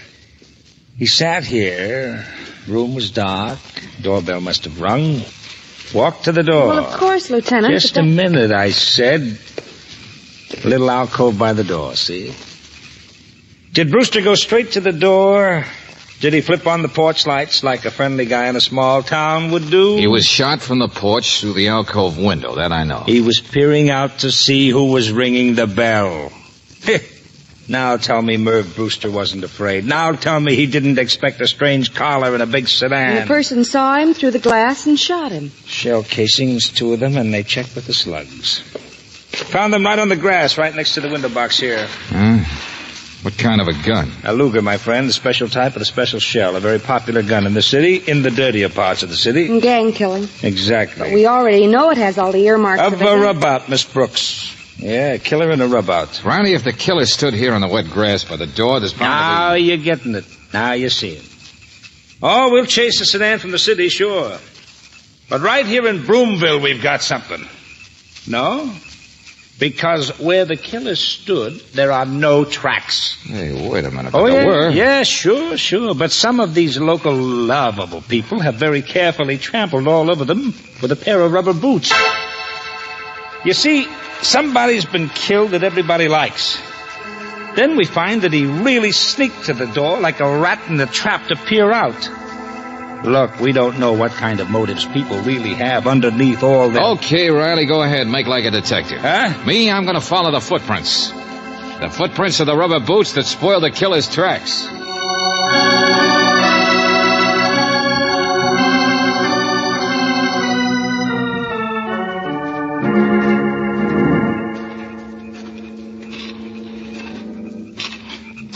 Here, George. They turn in here. Yeah, across the road. Broomville, so innocent, so shocked. A sedan from the city, and to them it's like a man from Mars. You can't kid me what's going on right here. Okay, here we are, White House. Tracks turn up the drive. You see it? Yeah, come on. Hey, wait a second. Yeah, number 3, Cedar Road. Mailbox Everett W. Fonville. Wow. Fonville, huh? First place down the other road from Timber Corner. What's the matter with... Oh, well, somebody said that's all. The house is dark. Yeah. The neighbor, Mrs. Brewster, came to for help, only he wouldn't help his dying mother. What in the devil was... It's a bell. Like a homemade burglar alarm. Yeah, it's a tripwire. Here it is. Well, that does it. Oh, these rubes. They don't expect trouble. Oh, no. Imagine running a tripwire across your lawn. Riley. Huh? Straight up the driveway. See it? George. In the shadow by the garage, something moved. Yeah, well, here's where we get our answer to what's going on in this night. There we are! Hey. There's a barrel full of birdshot for the first one of you that moves. That's not from the garage. Someplace overhead, George. Back there. I saw you. Oh, yes, I saw you. And grown up, every one of you. Well, you ought to be ashamed. Hey, now look, friend, what do you No mean? light. You think I'm asleep. Well, I've seen every one of your little games around here tonight. You'll get old fondle, you say. Kind of forget a man might keep a watch out of his attic window. Well, it's private property you're trampling on. Trespass, malicious... Hey, slow down, Buster. If this were any place but Boomville, I'd have every one of you arrested. You'd what? Climb down from that attic. And get down here fast, my friend. Because you're under arrest.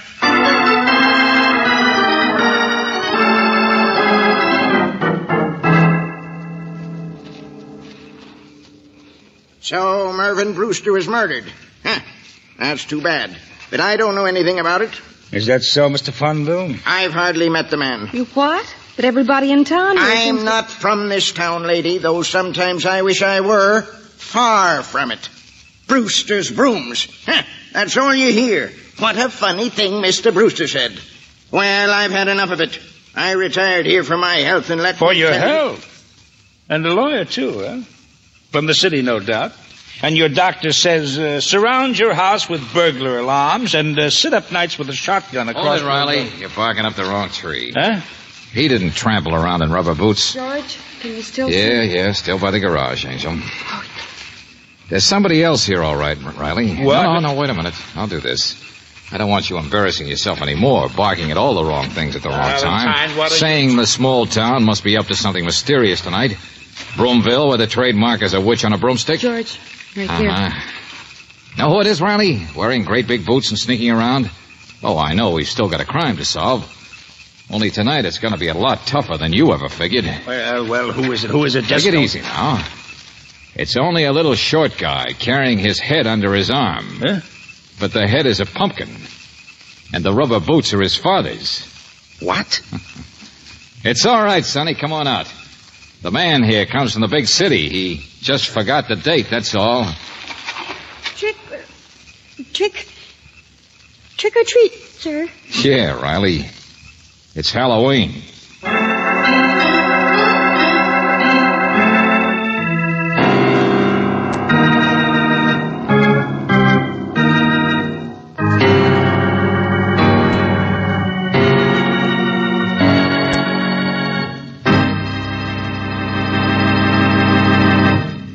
You are listening to Let George Do It. Our adventure will continue in just a moment.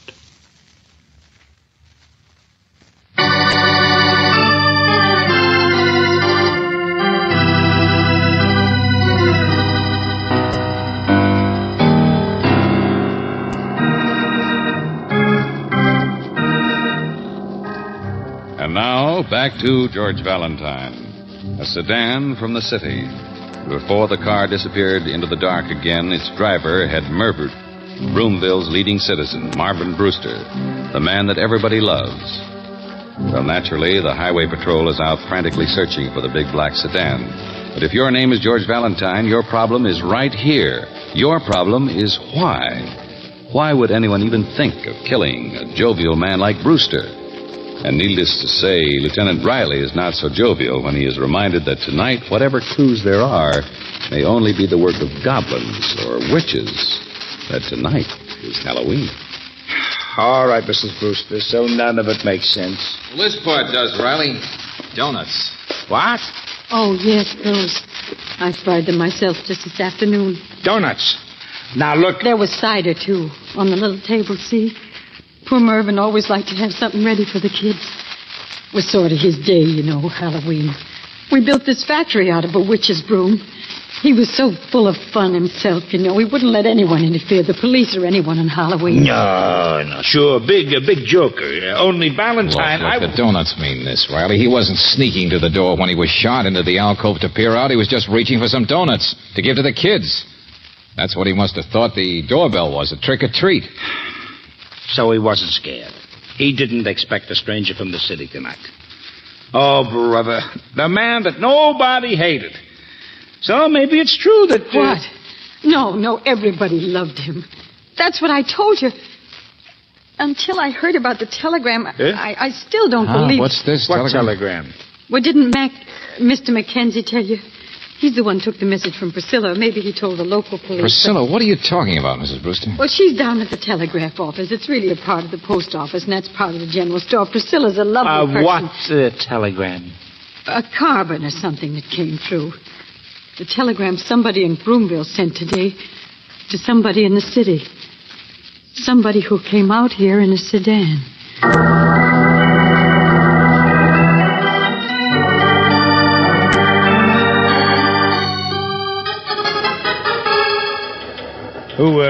Who sent this? In a little place like this, you must have a record. But they just write them out and leave the money. I'm so busy at the other window, you Riley, see. listen. It says, you don't something... Anyway, don't get paid until he's gone. Paid until he's gone. Dead. There. There, you see what I mean? The guy in the sedan was a killer from the city. And somebody right here in Broomville hired him. Oh, yeah? Well, that's not the way I figure it, Riley. Come on, I'll show you.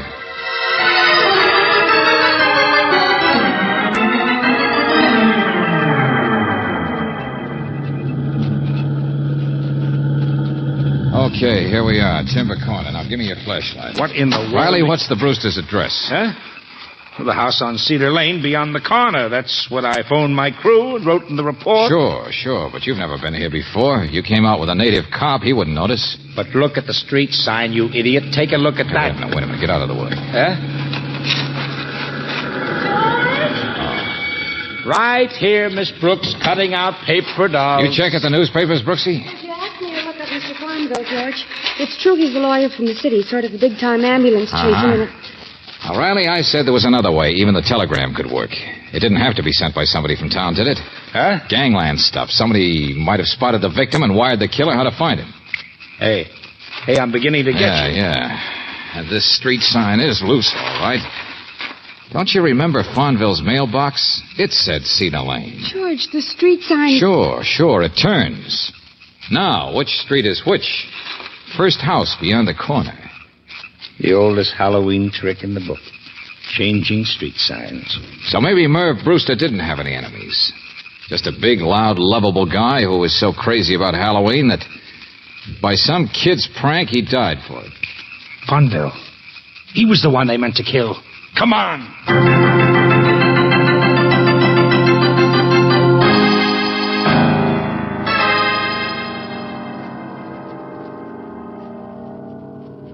Well, we're too late. He's dead. That was the same gun. Same empty shells. It all must have been the same. Came to answer the door and... Yeah, that's right, 2 shots. George, he was the kind of a man some gang might want to get. Retired criminal lawyer who didn't pick his clients too well. Yeah, that's it, all right. The killer's set out to get Fonville, only tangles up with a Halloween prank and picks the wrong house. Kills the wrong man. Then finds his mistake and comes back. Riley, this couldn't have happened very long ago. No, I know. So, let's go. We'll, Oh, hello. It's Fred, the guy who got me into this. Yeah, the guy who found the car. The sedan. You what? Yeah. Killer ditched it down the woods. Engine's still warm. Come on. It's all over but the shouting. We found it.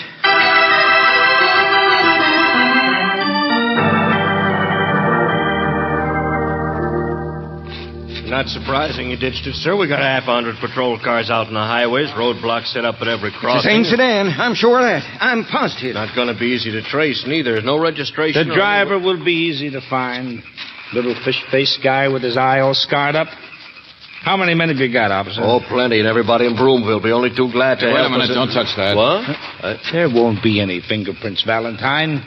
We know he was wearing a hat, an overcoat, and probably gloves. Yeah. Well, I was looking for something else, but I can't find it. Oh, now, don't you start playing detective.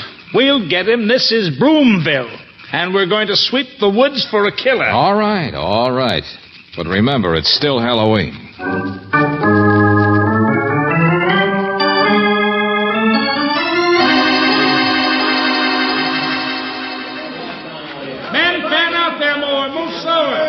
Keep the flashlights on the ground. I hope they find him. Yeah. Mind if I take a look at something inside your house, Mrs. Brewster? Oh, no. Miss Brooks is already in here someplace, I think. Well, hello. Remember me? Oh, yeah, Mr. Mackenzie. Mm-hmm. I thought you were out on a manhunt. I thought Dora might need me. They're coming closer, you know. Yeah, looks like he's hiding right around Timber Corner here someplace. Right close. And the closer they get, the more wrong I am. Wrong? What do you mean? Oh, something Lieutenant Riley said earlier. And he was right.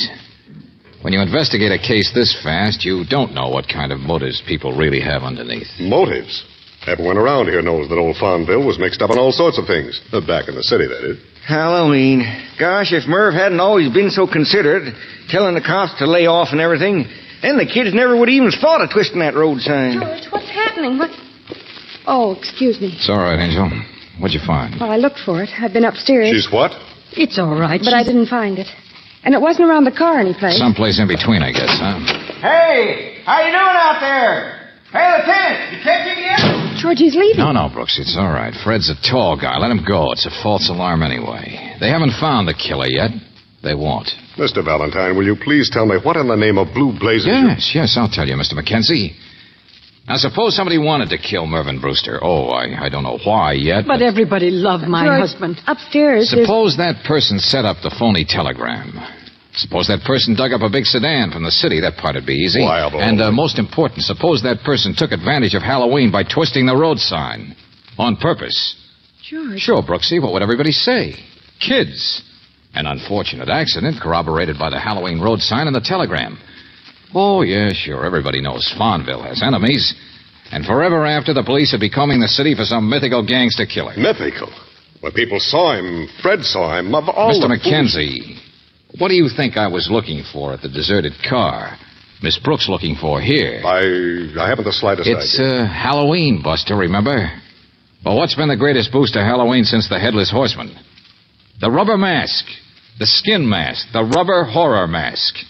You've seen him. And think back, Mackenzie. Fish-colored face, a funny eye, sort of pushed out of place, all scarred. Oh, no, it couldn't possibly have been anyone. Those guys outside are getting closer and closer, lady. And I'm getting more and more sure all the time. It was somebody from Broomville, changing his voice and wearing a mask and an overcoat. It was somebody in this room. Mr. Valentine, I think you're forgetting Farnville. He was murdered too, you know. The killer made a mistake and then killed Farnville. Yes, but Mr. Farnville told us he'd been watching from his attic. He'd seen every one of the little games around here tonight and the pranks. Exactly, Angel. And he could have, from that attic, very easily seen who changed that road sign.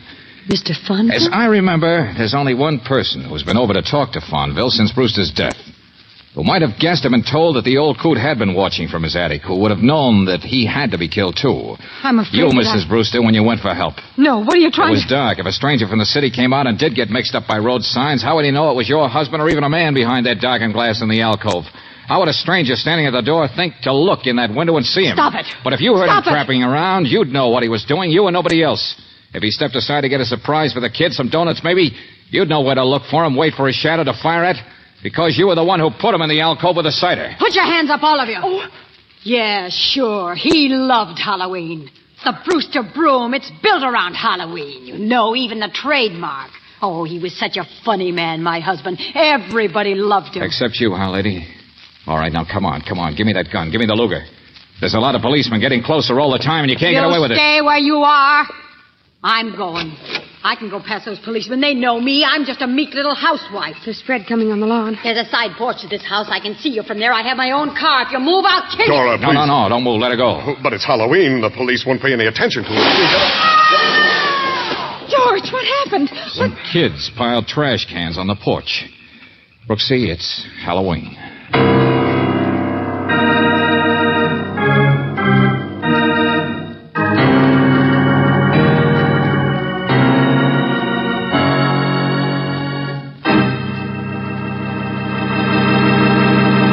Back to the conclusion of our Let George Do It adventure in just a moment.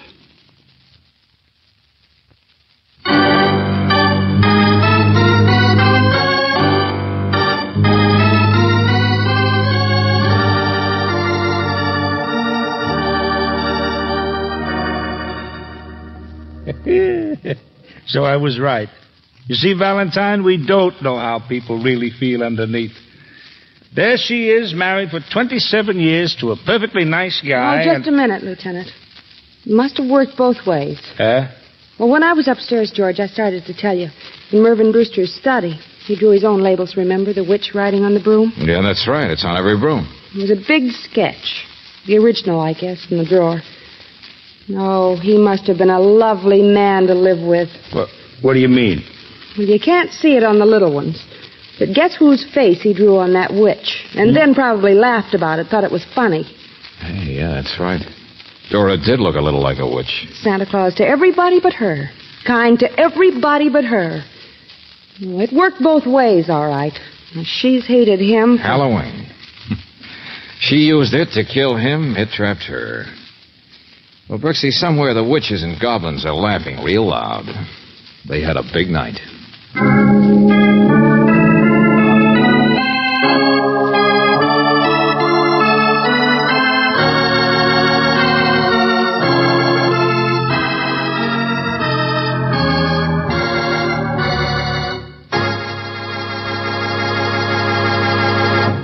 You have just heard The Sedan from the City, another Let George Do It adventure. Robert Bailey was starred as George Valentine, with Virginia Gregg as Brooksy. David Victor and Jackson Gillis wrote the story, with music by Eddie Dunstetter. Now, this is yours truly, inviting you to another visit with Valentine, when you will again hear what happens when you let George do it.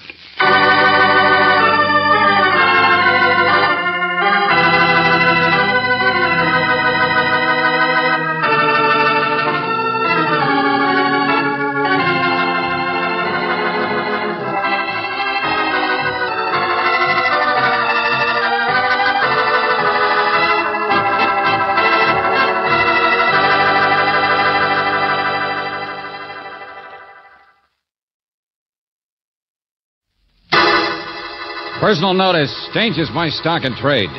If the job's too tough for you to handle, you got a job for me, George Valentine. Write full details.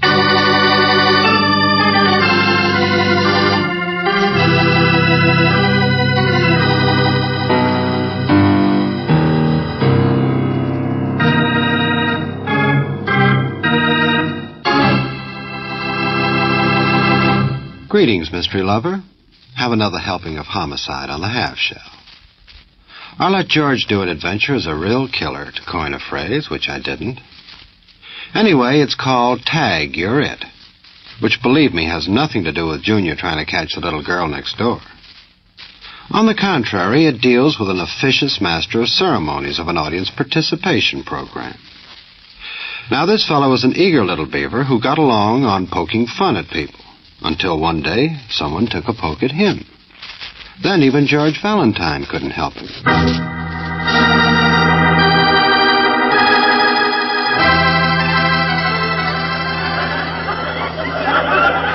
Well, here's a lady with a letter. Yes, sir, she's got one. Right here in her purse. Give me that. Give it back. No, lady. Wait a minute. Here's your letter. Now, what's the matter? Don't you want me to read it? Oh, you wrote this. That's it. You wrote it and haven't mailed it. You probably mad at the postman. He only rang once. Ladies, listen to this. Listen. My dear Mr. Valentine. Valentine. Mr. McMurtry, would you please? Now, don't blush, lady. Don't blush. If our radio audience could only see her. Her, I said, not me. But, madam, if I'm brave enough to wear your scarf over my head, it's really a good fit, don't you think? Don't you think it is? Over the face. What do you say? It's not a fit, it's a convulsion. Oh, you're real cute. Listen, how about your husband, madam? Huh? You suppose he's listening? I'll bet he doesn't know about this, Mr. Valentine. Ladies, isn't that a romantic name for you? Valentine. I'll bet your husband's out buying a gun right now. He's got a rival. But you remember our bargain now, lady, on this program. You dared me to wear your scarf so I can read anything I find in your purse. Shall I read it, ladies? Yeah! All right, that's right. All right, ladies, here goes now. Dear Mr. Valentine, I've got to see you about a telephone call. A telephone call, huh? Well, let's make her do the call right here from the studio, shall we? All right, ladies, but here's the rest of the letter. Listen. I've got to see you because I'm not sure, but I think somebody is trying to murder me. Murder? Trying to murder? Mr. McMurtry, all I wanted to tell you was that it isn't my letter. It's not my purse. A large woman. She got up and left in a hurry. She must have taken mine. It's her letter. Mrs. Oscar Pettyman, 432 West 16th Street.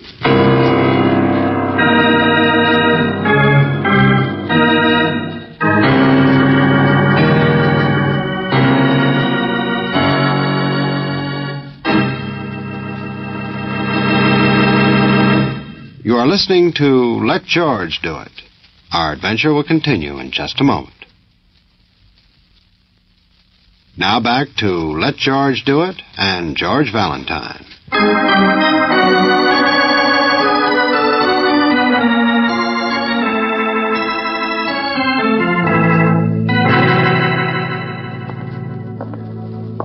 All right, I'm coming. What do you want? Mrs. Oscar Pettyman, this is 432 Ain't West. here. You her husband, friend, Mr. Pettyman? He's in Chicago. Can't stand her. Leaves every chance he can get. Ansel Pettyman's my name, her brother-in-law. I board here. Well, Mr. Pettyman... Yes, the police phoned me, miss, and no, I don't know anything. You hung up on him? Well, why not? Bunch of pests. Anybody tries to kill Birdie, it wouldn't hurt anybody. Why should they care? Wow. You're a nice guy. Puzzles, contest prizes. Yeah. You ought to see what she looks like. Well, what do you mean? Birdie's as big as a horse. My dear sister-in-law. So she started to write you a letter. Think somebody's trying to kill her. All right. What's all the fuss? Let him. Yeah, there's a time-wasting contraption. Now, wait a minute. I'll answer that. I asked somebody to call me here. Valentine speaking. Hal McMurtry. Mr. Valentine, now listen. Did you find her? There are cops all over the studio. I want you to understand, though, that I didn't know who you were when I read that letter. Did you find her? No, not exactly, not yet. But believe me, we're turning the place upside down. Now, about that game I play on my program. Give me that phone. Give it to me. Well, look, I want to explain to Hey, you. what's going on? What's going on? McMurtry. This is Holman speaking, F.J. Holman. What? Who? What? I'm the studio manager, Mr. Valentine, and as I told the police, we'll do everything possible. I've warned McMurtry before about that silly game he plays with those women, wearing their scarves and then trying to embarrass them by prying into their purses. Well, they love it. You know they love that. Be quiet. I just wanted you to understand, Mr. Valentine. Well, yeah, sure, Mr. Holman, sure. Nobody's going to sue anybody. Skip it. But you can ask Ansel there. He's been our janitor here at the radio station, you know. He's what? No, I didn't know anything. That Bertie Pettyman, she's the sort of a person any number of people might want to kill. She's a pest, you understand? A pest. Look. A professional radio contestant who's forever snooping around here. And sooner or later, she'll be back. You see, that's what I mean. You don't need to worry. She's an unpleasant woman that lots of people Oh, tell it to McMurtry. I'm busy. Bunch of characters work at that place. Including you, huh? Of course. 20 years, never a day sick. How else do you think my sister-in-law get all the broadcast tickets I get them for? Keeps her away out of my brother's hair. Look, I just want facts. Never mind the double talk like that Holman gives out. Because he's scared his radio station will get involved. Hello from Tag. You're it. You're wealthy. What? Huh? Letter she started said something about a phone call, didn't it? That's right. And when the police asked you Trying about it... to remember. Only a phone call I know anything about happened yesterday when I was home for lunch. Bertie stepped out to look up something for a newspaper contest. Voice says, hello from Tag. You're it. You're wealthy. What? I'm not fooling. That's the kind of crazy stuff goes on around here. No greeting, no nothing. I remember every word. If you look in your mail today, you'll find you're a winner. We hope you enjoy your award. And that's all? Look in your mail, hope you enjoy your award? It happens all the time. She don't do anything for a living except that. Puzzles, contests, coupons are always ringing up, delivering things. You ought to see her stuff. She's got 5 vacuum cleaners in this house, and she doesn't use one of them. What was in it, the mail? What was the award that they... Search me, friend. I wasn't here. I work for a living. Okay. Hey, Brooksy, phone Riley. Get him to check the mailman. Sure, George. So you don't like your sister-in-law, huh? Nobody seems to. Doesn't do anything. I know, yeah. Nut on contests. Well, sometimes I like contests myself. But I suppose it's a little different if that's all she does. Always trying to get something for nothing. Well, that's not the point. The idea is she was worried, wrote to me. It is the point. How worried could Bertie be if she went gallivanting off to a radio studio to have fun before she mailed your letter? Well, I'll grant you that it's... I don't take it seriously because neither did she. Murder. Yes, it's just another idea to waste time with. You ask me, she's out someplace now. Forget all about it. Wait a minute now. Tell me, what kind of a voice was that on the phone? That, Tag, you're it. Man or woman? Man, I guess. I don't know. It lisped. It what? Lisped. Like this. Soft voice. Just barely hear it. Lieutenant Riley? Well, this is Claire Brooks. Oh, wait a minute. Here, let me have it, Angel. Hello, Riley. Listen, Valentine. We haven't found that Pettyman dame yet, but we just put out a bigger alarm on her because... Riley, look, now, wait a minute. A quick angle. Her husband's out of town, so he doesn't like her. Yesterday, she got a phone call, and later on, some kind of package in the mail. Will you wait? Are you trying to accuse my brother? I already got in touch with her husband. He's in Chicago.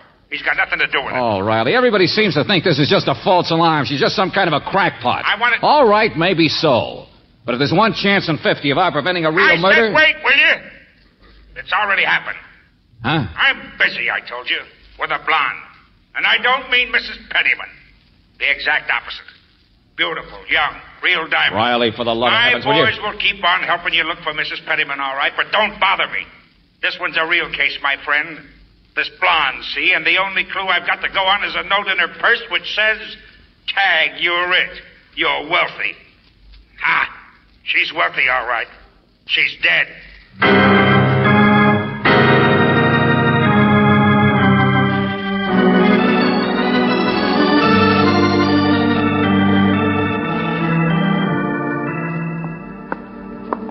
How long ago did the doctor say, Lieutenant? Oh, it happened the first thing this morning. The traffic officer found her body in the car packed up an alley. Girl was shot, huh? Yeah, that's right. Nobody would have noticed it for hours. The best place in the world. Right in the middle of town, an alley in commercial district.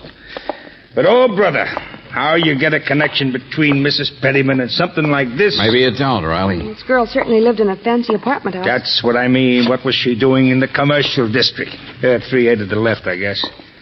What's she doing with a note in her purse that says the same thing as... Huh? In here. Yeah, there we are.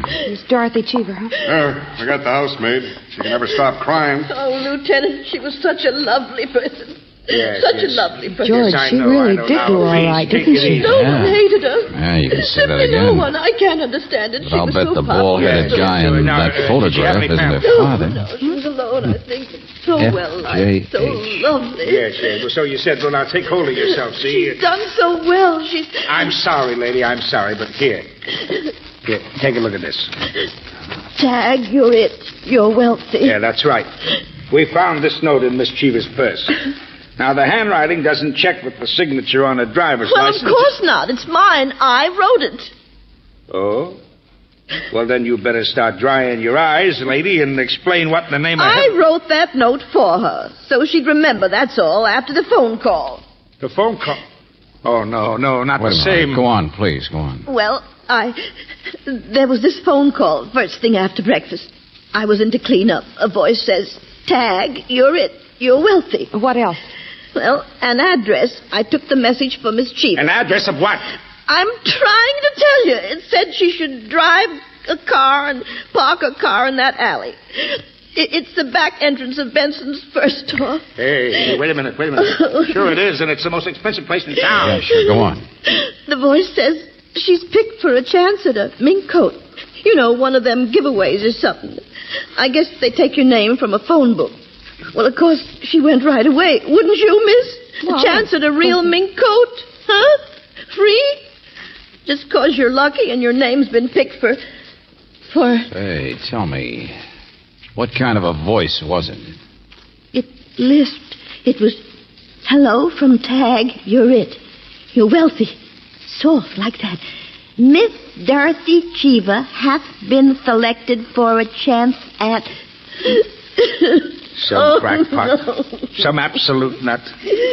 Sergeant, get hold of whoever runs that program and the radio station. You haven't heard the worst of it, Riley. Huh? Go ahead, tell him, Brooksy. Tell him what kind of a case he's got, what kind of a connection there is between Mrs. Pettyman and this. Well, we already did call the radio stations, Lieutenant, and the newspaper contest editors, all of them. There isn't any such thing as Tag, you're it, you're wealthy. They've never even heard of it. Oh, brother. Well, that does it. You mean Mrs. Pettyman will turn up dead, too, huh? And anybody who's tagged will jump for it, just like the poor girl here did. Oh, my friends, we're up against a phony giveaway. Somebody just calling people up and giving away death.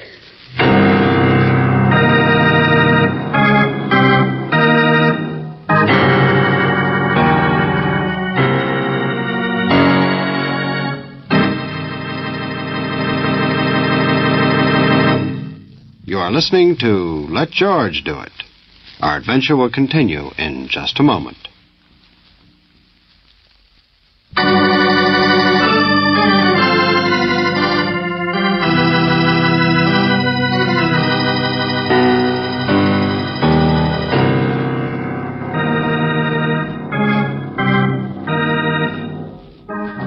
And now back to George Valentine.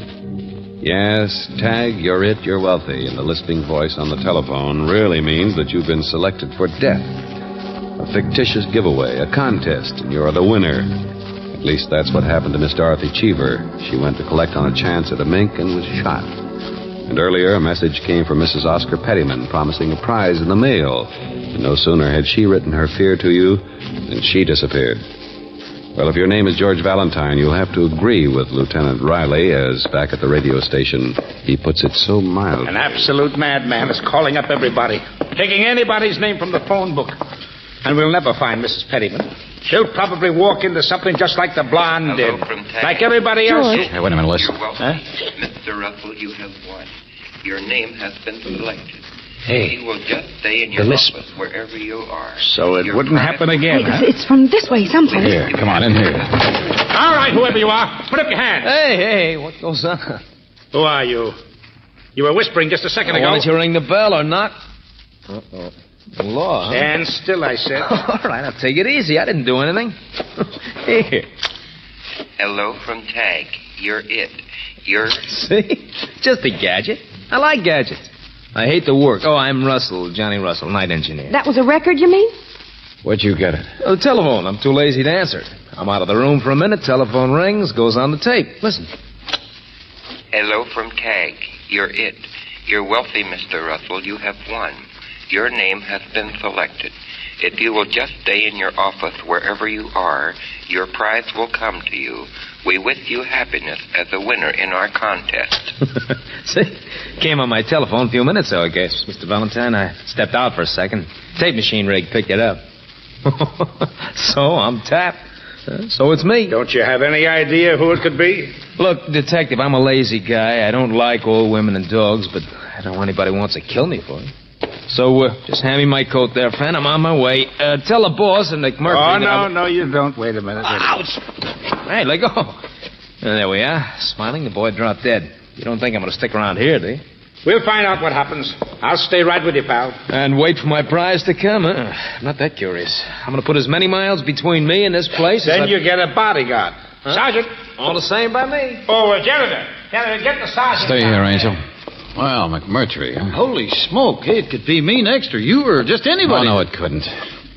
Say, it's quite a place Russell has here, isn't it? All these gadgets, pinups, hot plate for coffee, and this picture. George. Uh-huh. The blonde. Yeah, Dorothy Cheever.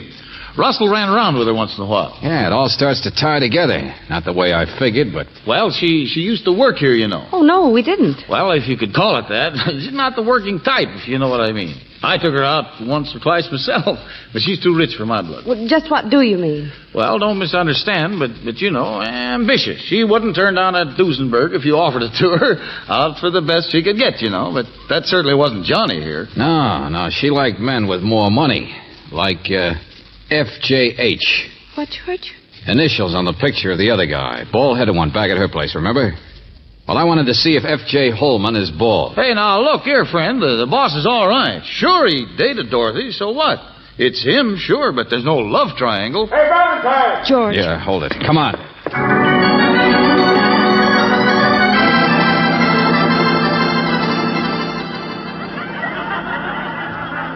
Busman's holiday, my friend. In a radio station. What do they listen to? Other radio stations. Don't you understand? We found her, my sister-in-law. Bertie's all right. She ain't even halfway dead. Listen to her. Well, I don't see anything to laugh at. Well, I don't. I answered the question right, didn't I? Back to the microphone, please, Mrs. Ritter. Oh, excuse me. Well, I'm going to get a prize, ain't I? I mean, oh, my goodness, I'm so embarrassed. Yeah. Told you what she's like. Might have known it. Ran out in McMurtry's program this afternoon because she remembered she had tickets to this one. She was just telling them over there. Well, we'll have her under protection, too, Valentine. Yeah. Told the audience her cat was sick. They'd laugh. Don't blame them. Piece of candy Bertie got in the mail yesterday. What? Huh? Yeah. What is all this? I'm so confused. Well, apparently Mrs. Pettyman got a box of candy. That's what the package in the mail was yesterday. The award the Lisper sent her. But anyway, she's out of danger now. Like Russell is. Hey, Riley. Take a look at Johnny Russell there. What?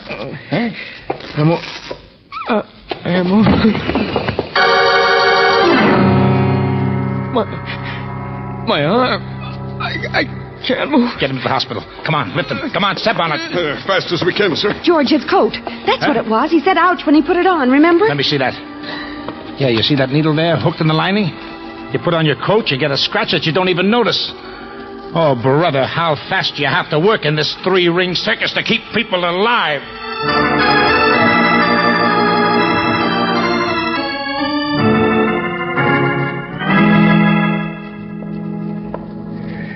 Mr. Holman's not in his office, Mr. Valentine. Oh, well, never mind. Where are you going, Ansel? I work for a living. What do you think? Instruction box says sweep Studio B. Well, janitor's hard thing. All right. George, I don't understand. Well, take them one at a time, Brooksy. Mrs. Pettyman got her call first. In some kind of murder attempt through the mail. Candy or whatever it was. Yeah. The whole case got thrown in the open fast because her letter was read right out on the air for everybody to hear. But in the meantime, Dorothy Cheever had got her call and had been killed. Then Johnny Russell. You see, Angel, the murderer was working against time, making mistakes, because it was really going too fast for him, too. George, they're tied together, though. I mean, the blonde... Well, they've all been around here in the studio, sure. The blonde, Johnny Russell, even Mrs. Pettyman, always snooping around trying to get free broadcast tickets, remember? Who's going to be next? I mean, what's the pattern? A killer like that doesn't stop. It just... Hold it. What's the matter, Ansel? I just happened to think Studio B isn't being used tonight. It's a spare down in the basement with the reserve switchboard. What? Yeah. Supposed to sweep it out for a broadcast, you said. The note told me to do it. It was in the instruction box. Just a type note. Only now it's not there. Ansel, you're the janitor. You see everything that goes on around here. Logically, you'd be the next person that... Hey, Brooksy, get Riley back here. I'm going to be the next person. What? Yeah, stay up here, Ansel. I'll take a look at Studio B for you.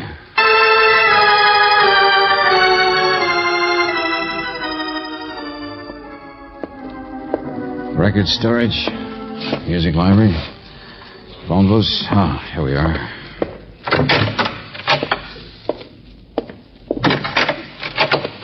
It's a pretty good-sized studio. What? All right, come on now, turn them on. Turn the lights on.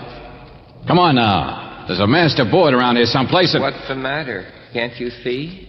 Look, it's too late to play games, friend. Put your lip back in shape. Where am I? Yes, where am I? You can't tell in the dark, can you? Where am I? Oh, now, look, for the love of... Music stands set up for an orchestra. Did you hurt yourself? Not half as much as you're going to be, friend. Come on, tell me. I know where you are. You haven't moved, so you're still somewhere by the big control switchboard. Mr. Valentine. Look, now, I won't hurt you. Yeah, I'm on your side. In fact, I'm almost on you. Hey, let go of that gun. Get away from those switches. The wrong switch, Mr. Valentine. No, what a madhouse. No, you don't, Buster. Get away. I'll get the lights. Get over there. And I still have the gun. Well. Hello, Ansel. You couldn't shoot me in the dark, could you? You guessed who I was. It wasn't a guess, Buster. You made a mistake. But skip that part of it. I'm on your side. Forget it. Of course you're on my side. But I was fired. You guessed that. Fired? After 20 years of service? Holman said I should rest. But I work for a living. I'm not like the others. Yeah, I know. The girl who was out for everything she could get without working for it. Johnny Russell, he's that type, too. And Bertie, always looking for a free prize someplace. Stop looking past my shoulder. I'm not going to turn around. Yes, the worthless one. And I work. And I get flustered. Are you going to kill Holman, too, the boss? Lots of people I'm going to kill. Parasites who toil not. Sure. Yeah. Upstairs you pulled that gag to get me down here. It was going too fast for you, wasn't it? Holman was out and you had to have time for him. You understand, don't you? You're in the way. Now look, Ansel, you know this is all in your imagination. Those people you tried to kill are all right. Holman's all right. I know too much, but I'm not so bad either. Shut up! Why don't you lisp like you did in the phone calls? That was your mistake, you know. I don't make mistakes. You're the first one who told me about the lisp. And you pretended you'd taken the first call from that voice. You said you remembered every word. Hello from Tag. You're rich. You're wealthy. If you look in the mail today, you'll find you're a winner. We hope you enjoy your award. Friend, in that entire message, there's not a single S for anybody to lisp on. For the last time, look at me. Now! And look at the gun. You can't fool me. There's no one behind me. I locked that door when I followed you in here. What difference does it make what I say? I've worked all my life.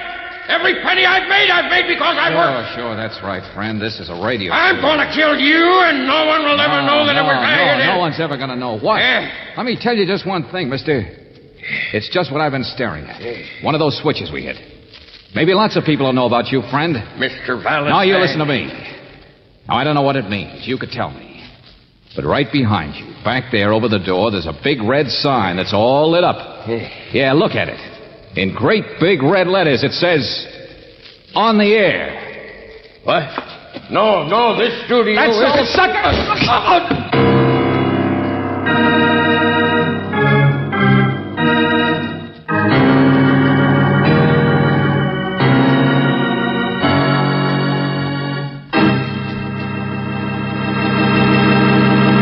Back to the conclusion of our Let George Do It adventure in just a moment.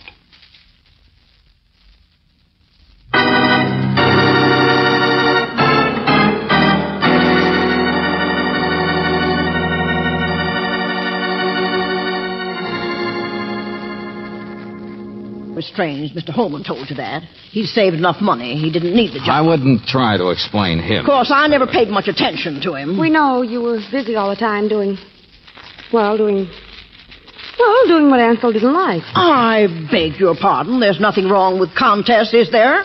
With a bit of skill and a bit of luck? Oh, no. We just... You can't tell me there's anything to any of those ideas he had. A madman like that, a man who'd kill people. Oh, no, who'd try to... No. I like puzzles myself. You're perfectly right. Now, there's no excuse for him. He's locked up where he should have been long ago. Oh. Well, I just wondered, that's all. Because, you see, I just heard about another contest. Uh-oh. They're going to give away the most beautiful prizes. And it ain't really getting something for nothing either. Because it's a mystery quiz. And I thought if you'd give me some help, Mr. Valentine, That's all, I might Brooksy. even... This is where we came in. Good night, Bertie. We're going to a movie. Yes, George, to the Tivoli. Why the Tivoli? They're giving away a set of dishes. Oh.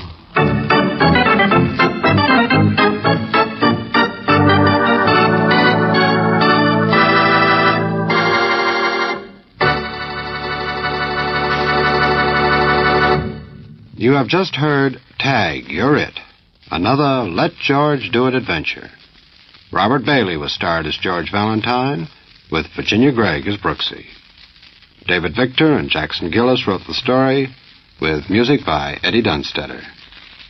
Now this is yours truly inviting you to another visit with Valentine, when you will again hear what happens when you let George do it.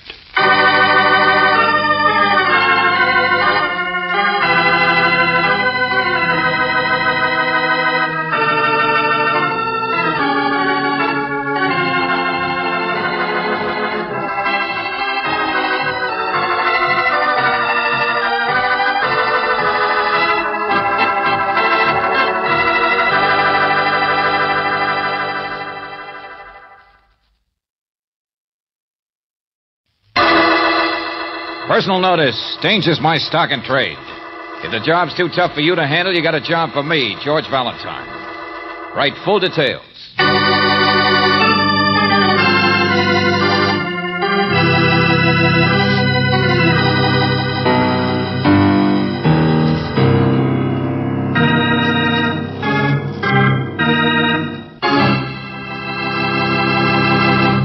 Just a second, I'll be right with you.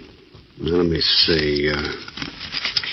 Whispering, whist, whistle, wit, white. Oh, here it is. White arsenic, white bait, white clover, white cloud that cried. Well, white elephant. Oh, that's it. White elephant. White elephant, a term in common use to designate a gift that causes the recipient more trouble than it is worth. Well, Mr. Webster was right, because that's exactly what happens to George Valentine in our Let George Do It adventure. Oh, maybe I should add that it's called The White Elephant. But you'd have guessed anyway, wouldn't you? You sly boots. My dear Mr. Valentine, I don't write letters very often these days. Having friends with whom one exchanges the best of one's mind and heart has rather gone out of fashion. To exchange anything less is death already. Now, you mustn't misunderstand, Mr. Valentine. My brother and I have enjoyed our life of seclusion. After all, we've lived this way almost entirely, ever since our dear parents died in a train accident and left us alone at the age of 10. I only speak a little sadly because, as every person must, I've been going through the unpleasant task of making out a will. And I think you should be informed of the fact that I'm including you in my will. Yes, Mr. Valentine, I'm leaving you the sum of $1,000. You will receive this legacy when you have caught my murderer.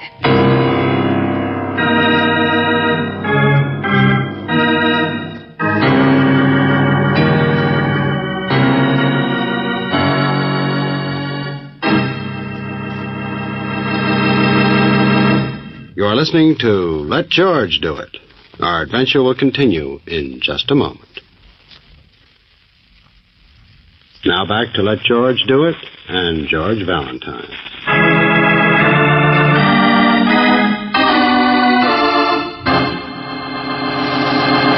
When? Miss Alice May Edmond, number 1 Bartholomew Square. Ah, that's the commercial district. And on the letterhead, there's an engraving of a white elephant.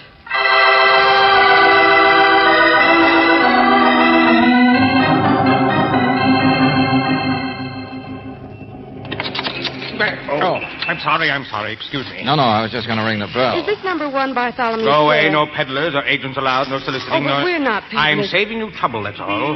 You'll only have an iron deer thrown at you. That isn't a house. It's a booby hatch. A 42-room booby hatch. Okay, thanks very much. Goodbye. All right, go on in. But me, I'll still go out. Keeper of the white elephant barker for the trained seals. I'm warning you, someday I'm going to kill that woman in there. Well, Yeah. what do you suppose is the matter with him? Hey, look, Angel. 3 stories high. Gardens. Hey, can't even hear the street in here. Right in the middle of the city. Yeah, a whole block of a house. Old-fashioned gewgaws on the And it's wood. white, George. Painted white. Huh? Guess this is it, Brooksy. The white elephant.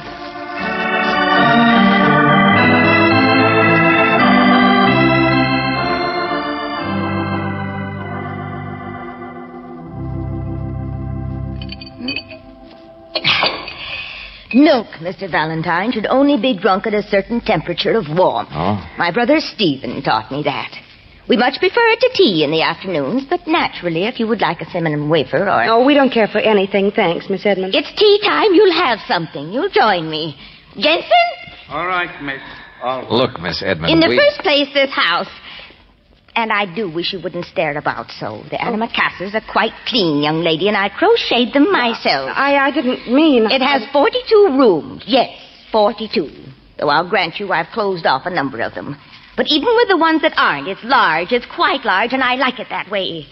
It's old-fashioned, it's gracious, and it absolutely is not a white elephant. Well, an anachronism, maybe, in the middle of the town like Because the white elephant, I am afraid, is me. this. Huh? Yes, on my stationery. The little white figure. It's the only way I have to get back at my family. To show them I know what they think of me. Your family? Oh, I know I have none. Just my brother and me, all alone in the world. He's such a wonderful person. There aren't any gentlemen like him anymore. But we're wealthy. Don't you see? Anybody who's wealthy has a family, Mr. Valentine. That man you bumped into on the way in here, that Clarence Morley. Only a second cousin, but he calls me Aunt Alice. He kisses my hand. He simpers all over himself trying to get into this house. And as for Cousin you... All right, Miss Edmond, so much for your family. What I want to know about is your murder.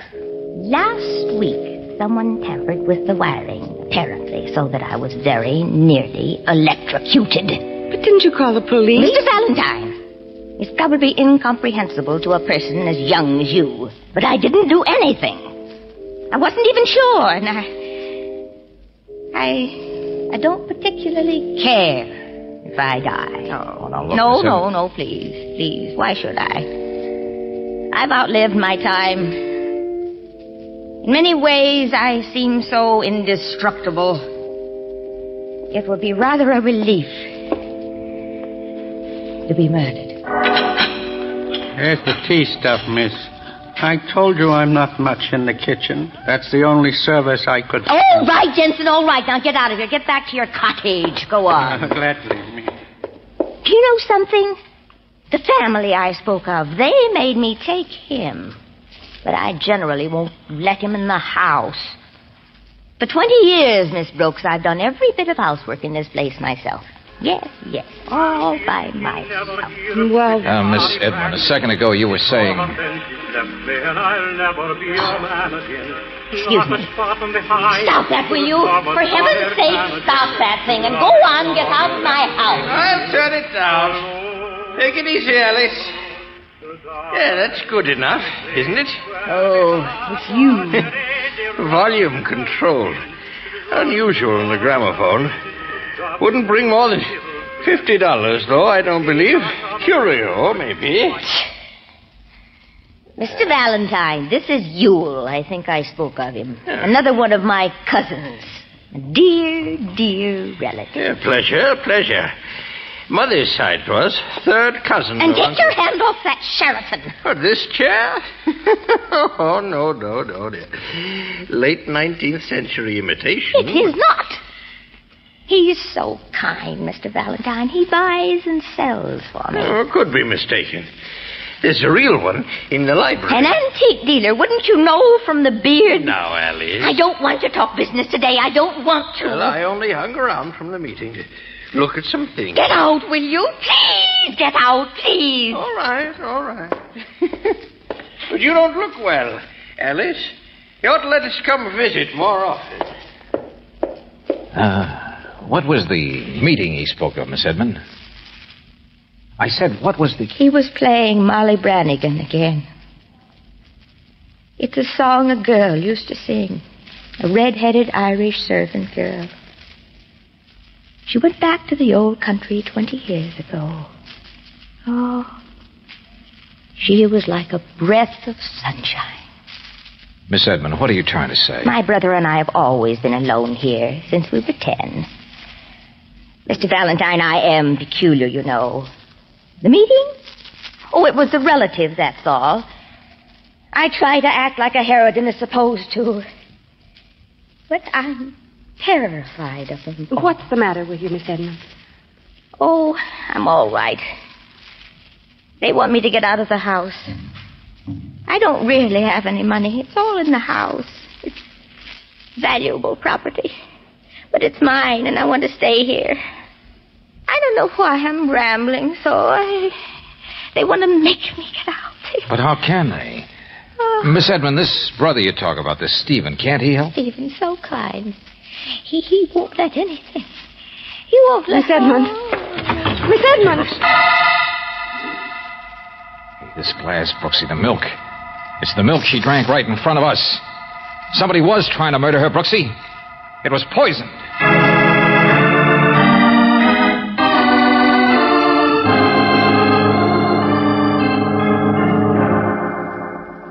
Now, take it easy, Mr. Valentine. I said we can't tell yet. She's all right. She's alive. And from my experience with her in the past, she has a constitution... It was strychnine, wasn't it, Doctor? And from the smell of that milk there... Undoubtedly an overdose. But I've treated her with it in the past. What? It's a legitimate remedy for certain conditions, you know. It was kept in the cupboard down by the butler's pantry. Okay, I'll take a look. Have you called the police? No, and I don't intend to. What? Not yet. Now, please, listen to me.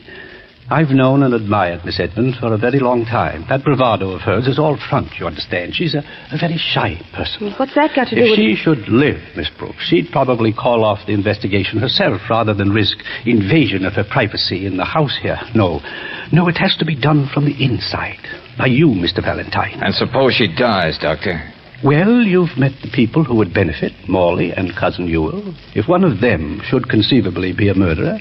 he'd have only accomplished what they're all trying to do anyway. Get her out of this house. So you don't think they testify against each other, do you? But why do they want... I get it. This property's worth a fortune, isn't it? Precisely. The white elephant. Every day that she lives, she has to borrow against taxes. So they have to get her out. Or in a few years, there won't be any fortune left for them to inherit.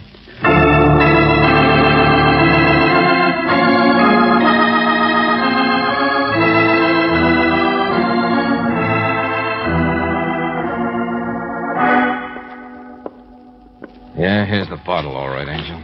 Strychnine. Somebody certainly had a choice. Sleeping powders, all of her medicines right here by the... Hey, wait a minute, look at this. The ring on the counter, see, from moisture, from the glass.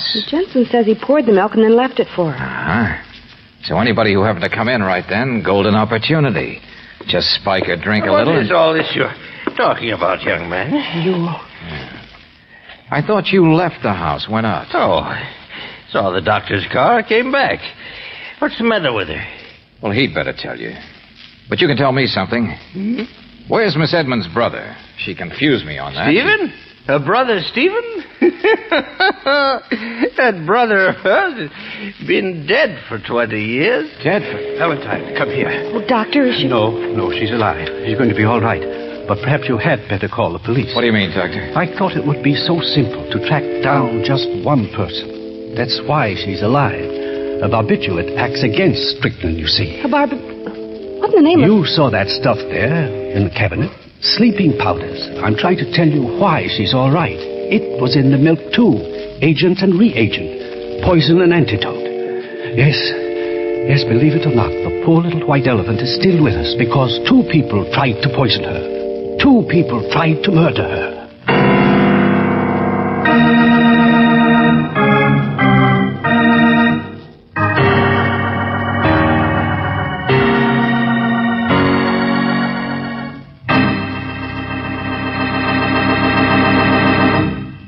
You are listening to Let George Do It. Our adventure will continue in just a moment.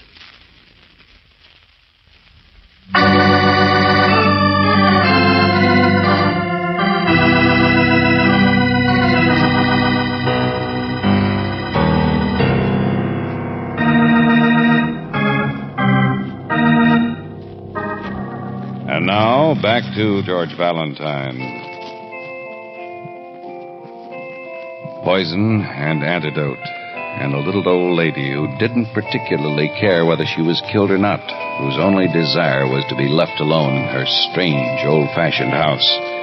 At first you wondered what reason there was for her fears, but now you know the only reason she's alive is because not 1 but 2 people tried to poison her. 2 negatives make a positive, and the poisons were such that they canceled each other out. Well, if your name is George Valentine, all you know is that now you have to work twice as fast. Miss Edmond, did you see anybody touch that warm milk of yours today? Oh, I forget. I don't know. It's so much more real 20 years ago. Like that brother you keep talking about, I suppose? We took care of each other.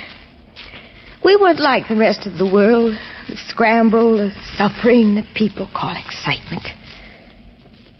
I talked about Stephen as though he were alive, didn't I? Miss Edmond, perhaps we'd better... And about her, too, the Irish servant girl. Because she was the last happy thing in this house. Please listen to me. I still don't see what you're driving at. She would have fitted in so beautifully. She was young, too, only 19. So much younger, but it didn't make any difference. So full of life. Cousin Ewell knows. He knew her. Miss Now Edmond... let her go on, Brooksy. But Stephen was in love. I hated her afterwards, but now I don't. Wherever she is, she's probably never even guessed. There was a boy in the old country. She showed me the cablegram. I helped put her aboard ship that same afternoon. I begged her to stay, but she left to be married. Not thinking, just happy. And my brother came here, home, and went out. And I never saw him again.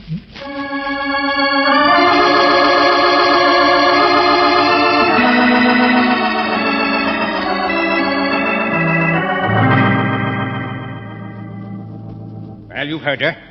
You've seen how she acts. That wasn't what I asked you, Mr. Morley. But what's the sensible thing? You don't just stand by and watch anybody throw money away when there's a first mortgage already in. Who'd benefit, Mr. Morley, if she had died an hour ago? Well, I would, for one. I don't mind telling you. The police will want to hear that, too. Now, see here. They're already running tests on the poison in the glass. Well, I didn't touch it. I was on the telephone at the time business downtown, 5 or 10 minutes. My office will verify The telephone in the hall, Mr. Morley? Yes, crazy old-fangled contraption. It's the only one in this The door to the butler's pantry was open, George. And if you were standing in there at the telephone, Yeah, that's right, Brooksy. Glass would have been right in plain sight, wouldn't it? Well, I didn't notice. I didn't even see it. Why did that stupid Jensen leave it there in the first place? Stupid Jensen, my friend, is a servant that you hired for her. Well, who else would stay here except a thick-skinned old coot like him? Mr. Valentine, She's been getting worse, fussy, picky. This preoccupation with her brother. We know all about that, Mr. Morley. We also know what her own doctor thinks about her. He's a fool, too. An old admirer of Alice's. Valentine, what would you think if you came in and found her prowling among her brother's old things? Of course it was a tragedy for her. But now, 20 years later, to find she's reopened that room of his, nosing around and mooning over the old things. Is that what happened to you? Yes. Just yesterday. She was trying to pretend that she hadn't seen. Just cleaning, she said. Get out, she said. Leave me alone. Do you think that a normal person I don't know. acts like... I don't know, Mr. Morley. But why don't you tell me how she acted today at that family meeting? The meeting? Yeah. Well, you saw my reaction. She said she wouldn't ever leave this house. Not ever. And no court order could make her. And for us to stop bothering her, or she'd make us stop. Just stubbornness. Just insane. Just insane. Insane, my friend? No, I finally realized little Miss Edmund has been pointing in the right direction after all. That brother Stephen, dead 20 years. Yeah. That's how we solve it.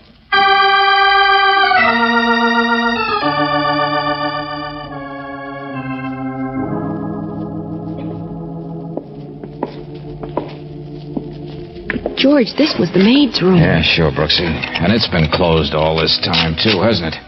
And Stephen was in love with her. Look at that.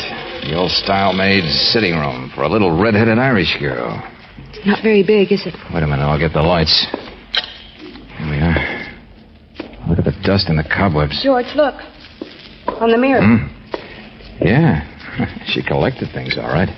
True to type. Paper flowers, dance program, carnival doll. And the snapshot. Huh? Don't you recognize him? What do you mean? Without that stomach and antique dealer's mustache. It's Cousin Yule. Oh, yeah. A day at the beach. We knew she was the sunshine girl. Probably played the field. See, isn't there anything from Stephen? George, listen to this. The tea was just perfect, and I reward you with a rose. Won't you join my sister and me for some phonograph records in the parlor this evening? What in the name? Notes from Stephen.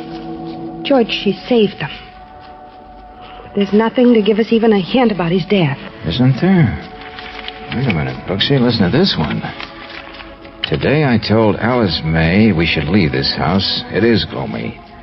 If you would only say yes to me, there is nowhere on earth we couldn't go in with blessing. You have shown us what sunshine can be. Well, if she'd accepted him. But I certainly can't blame her. I'd have run to a fuddy-duddy like that. No, that's not what I meant, Brooksy. Stephen offered to leave this house. Don't you see what... Mr. Valentine! Listen, Miss Edmund. Yeah, but where is she? What... George, she must be up at the head of the stairs there. From her room. These lights, you can't see. Mr. Valentine! Where are you? Mr. Valentine!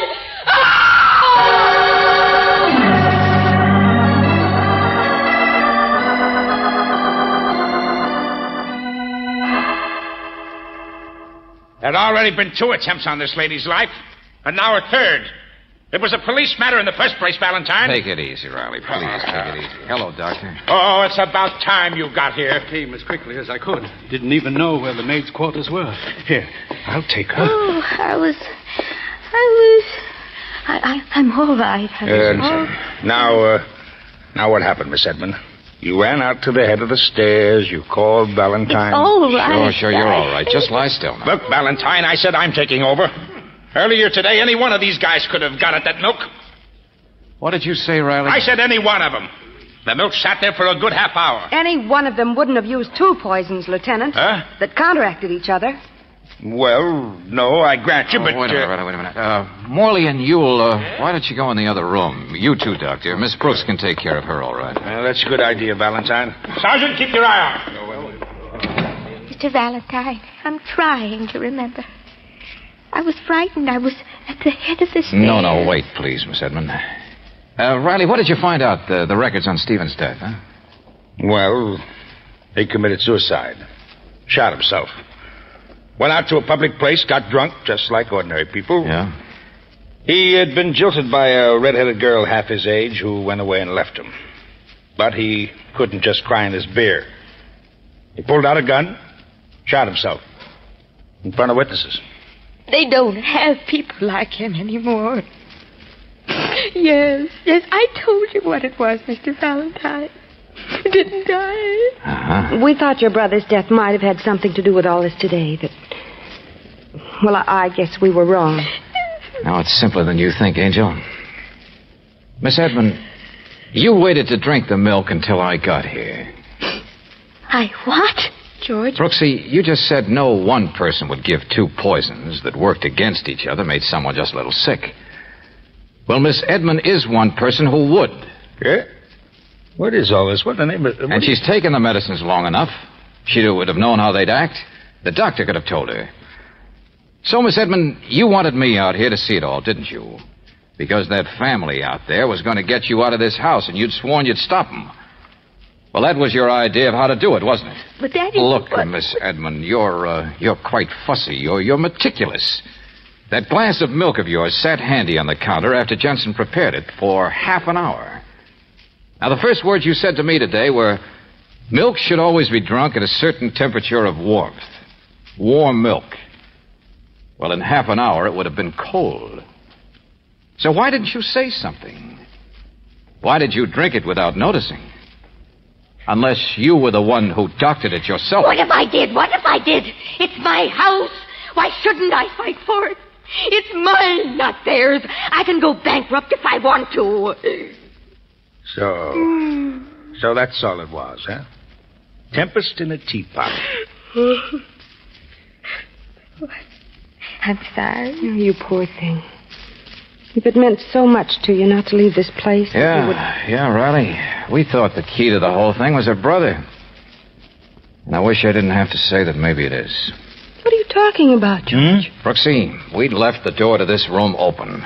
She could see us from the head of the stairs. Well, now suppose she called out in terror and fainted and fell. Valentine, I don't get it. She wasn't pushed, Riley. It was terror. It's seeing us in this room. Mr. Valentine. Oh. Yes, Miss Edmund? It's an old-fashioned maid sitting room, Riley. Now, it's only a guess. It's all it can be. But I can think of a way this would all tie together. And all for her brother.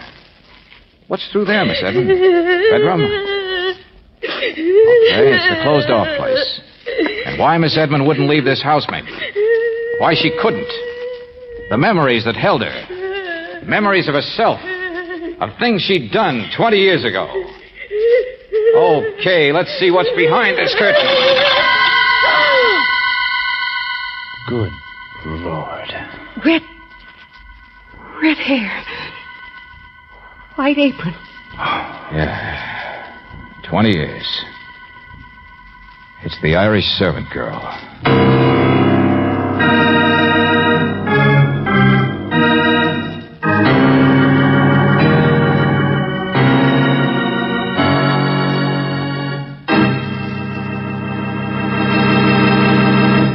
Back to the conclusion of our Let George Do It adventure in just a moment.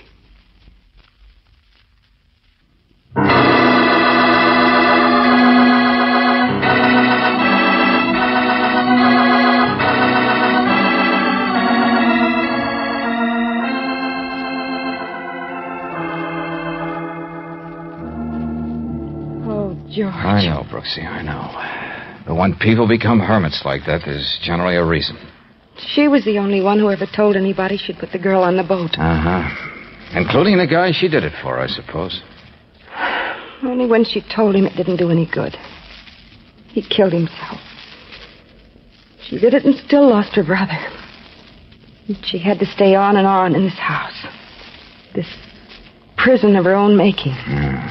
Miss Alice May Edmund. All kinds of loves, I guess, Brooksy. All kinds of people. The white elephant? There's an understatement.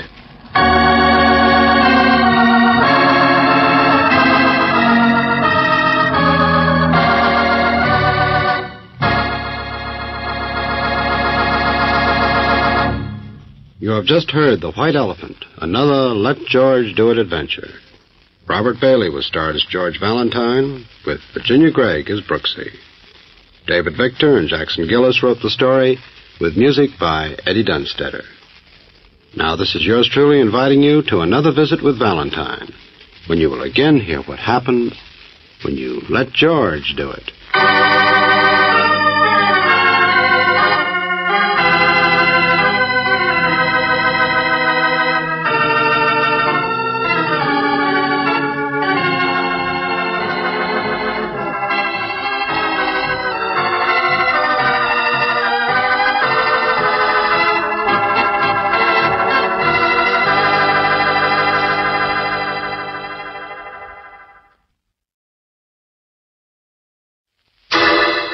Personal notice, danger's my stock and trade.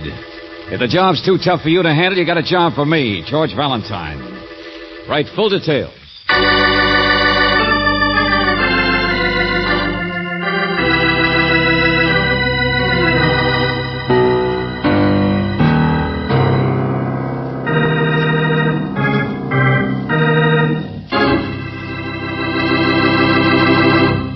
You've all heard the expression, beware of Greeks bearing gifts. In case it slipped your mind, a fellow by the name of Virgil said that some 2,000 years ago. But as far as George Valentine is concerned, he could just as well said it today. Want to know why? Well, suppose you listen to our Let George Do It adventure entitled Deal Me Out, and I'll deal you in.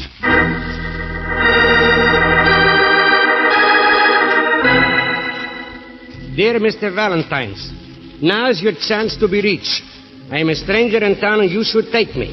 Percentage, cost plus, straight commission of the goods, I will pay whatever you like, whatever. And why?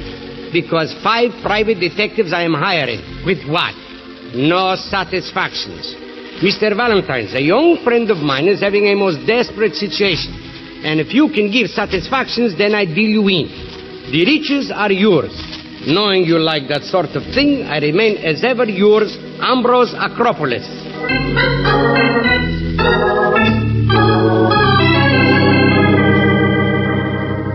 Knowing you like that sort of thing? For the young lady, yes. Money will mean something beautiful. For a man, it is different. To him, it is only like bread and butter, or blood, maybe. Okay, philosopher, but you still haven't told me what kind of trouble this friend of yours is in. Now, isn't that foolish? Would I need you if I knew? Yeah, but I am in town to visit. I am a happy man. I like other people to be happy. How should I know? He won't see me. He is afraid. He avoids his friends. He runs around in alleys with his coat pulled up and his mouth full of mumbling. Sounds a little peculiar. Oh, no. Do not misconceive. A nicer, sweeter, more innocent boy could not be imagined. In other places, we have spent many happy evenings together. But something has happened to suddenly change him. Why? What? I would not be a friend if I did not cock my ear to the ground and scratch my head, would I? Contortionist, huh? Okay, what's his name? I have his picture here. And the name is like a haircut. Bob Sprague. Sprague is his last name. And you can remember that by a sprig of parsley. Never mind, I got it. Bob Sprague. Now, where do I find this poor man in trouble? Oh, no, he's not poor. Oh, my, no, indeed. Oh, rich, like you are? I'll bet he doesn't wear such pretty spats or striped pants. You like them, eh? So do I. I always wear... You are laughing at me. Oh, no, really. No, not you, lady. You, sport. You think I am lying, perhaps, eh? You think I would not know a trouble what I saw? Take it easy. I didn't say anything. Ambrose Acropolis will show you what he means. When in doubt, deal a hand of jacks or bet. Hey, let go. What is... Come on. Goodbye, young lady. But, Mr. Acropolis... So me, I will deal you in with Jackson, Higby, and whoever. Let a whole quartet of lawyers convince you.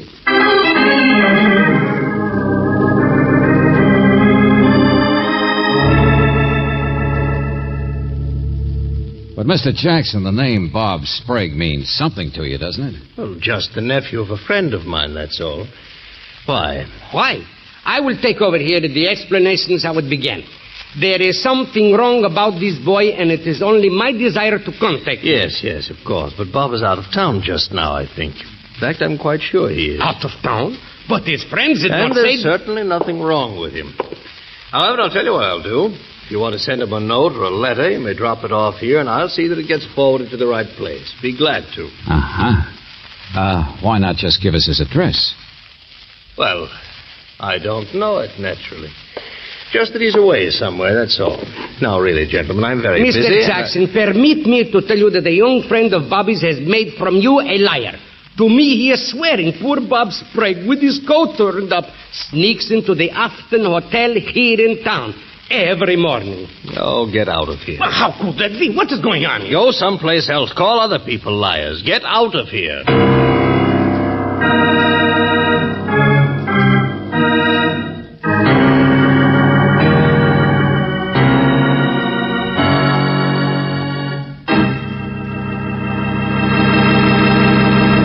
You are listening to Let George Do It. Our adventure will continue in just a moment. Now back to Let George Do It and George Valentine.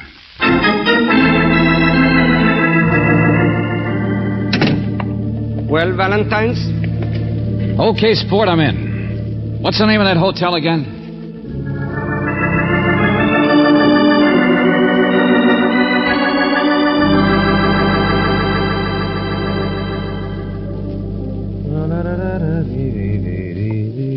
Wow. Flow gently, sweet after. What? What's the matter with you? Oh, nothing. I just say that to myself every time I have a glass of beer here at the hotel this time of morning. Oh. Well, I'm not insulted. Just sitting here, waiting for the first race at Hialeah. Uh-huh. Who's the bookie, bartender? Didn't you know? Well, I'm a little new here. Say, your name's Bob Sprague, isn't it? Hey, wait a minute. I just asked, that's all. Look, what do you want? Now, listen, I never heard of you until 1 second ago. I asked you the same question a guy down the bar asked me about you, that's all. What? Sit down. He's looking at us. Oh. What's the matter, anyway? You must be popular or something. No sooner had I walked in this place than this guy walked up and asked if I knew you. Then he asked the bartender. The bartender looked at you, but then looked away quick and said no. Bartender's a nice guy. Well, I thought maybe I could help with something, you see. Well, hello, fellas. You mind if I join you? Sorry, private club. Well, that's the way it goes, doesn't it? Man doesn't make new friends without getting blackballed once or twice. What's your problem? There's what's wrong with the world. People don't say what's your happiness, they say what's the matter. Here, you're going to have one with me now, both of you. Hey, bartender, say, either one of you fellas just happen to know a fella named Bob Sprague? Now, what's going on in this town? You asked me that just about 2 minutes ago. Oh, so I did. My mistake. But that's the way it goes, isn't it? No, it's on me, bartender. Here, kid. What? My key. I got a room upstairs. Hey, you, whatever your name is. Al. Name's Al. Didn't I tell you? No. And you didn't ask me if I was Bob Sprague either. Look, I'm getting out of here. Thanks, man. Sure, see you later. Hey, now, wait a minute, both of you. You mean you're old Bob? Sure, why not? Me, not him. But my mother called me Robert. Well, holy smoke, think of that. Uh-huh. So what do you want with me? Just get out of my way, that's all, buddy. But I thought you wanted to see me. It's too early for games. Where's that guy going? Oh, I don't see anybody. You're no more Sprague than I am. Get off my toes. Oh, sorry, I didn't mean Get out of my way. Hey, wait a minute. No offense. You want to know where the kid's going? Just ask. What? Sure. I don't mind telling you. I got a room upstairs. Kid's meeting me there, 612. I just slipped him the key. Huh. What kind of a sucker do you think I am? So he's headed for the street, huh? Thanks for nothing. Don't mention it, sucker.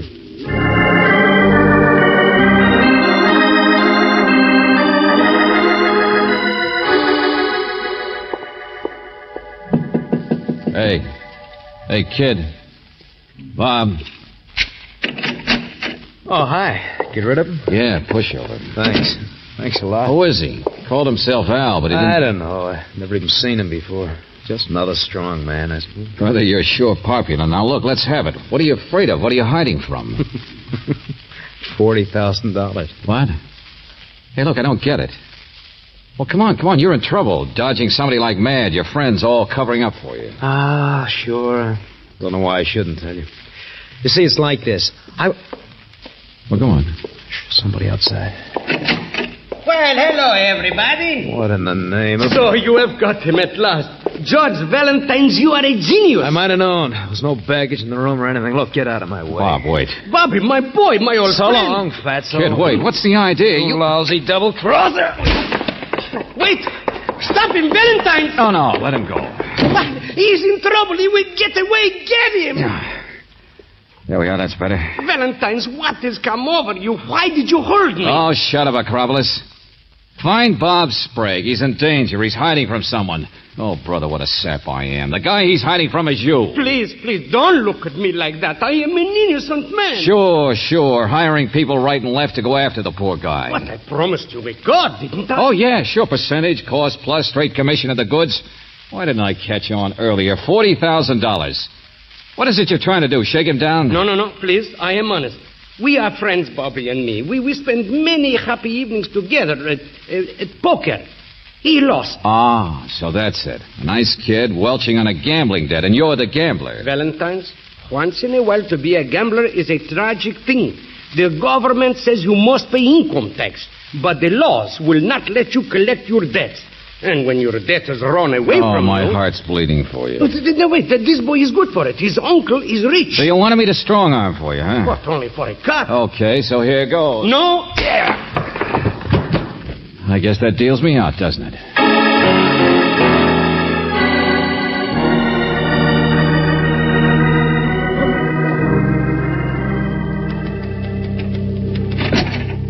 George, where on earth have you been?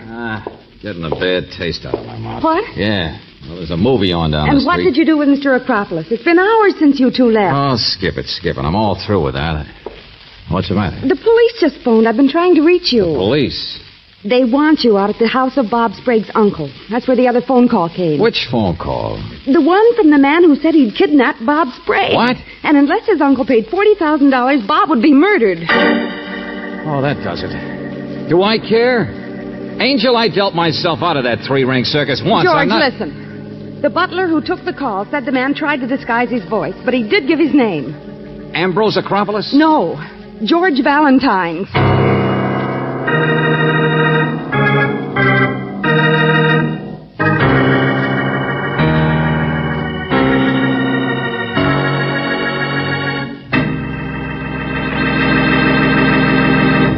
You are listening to Let George Do It.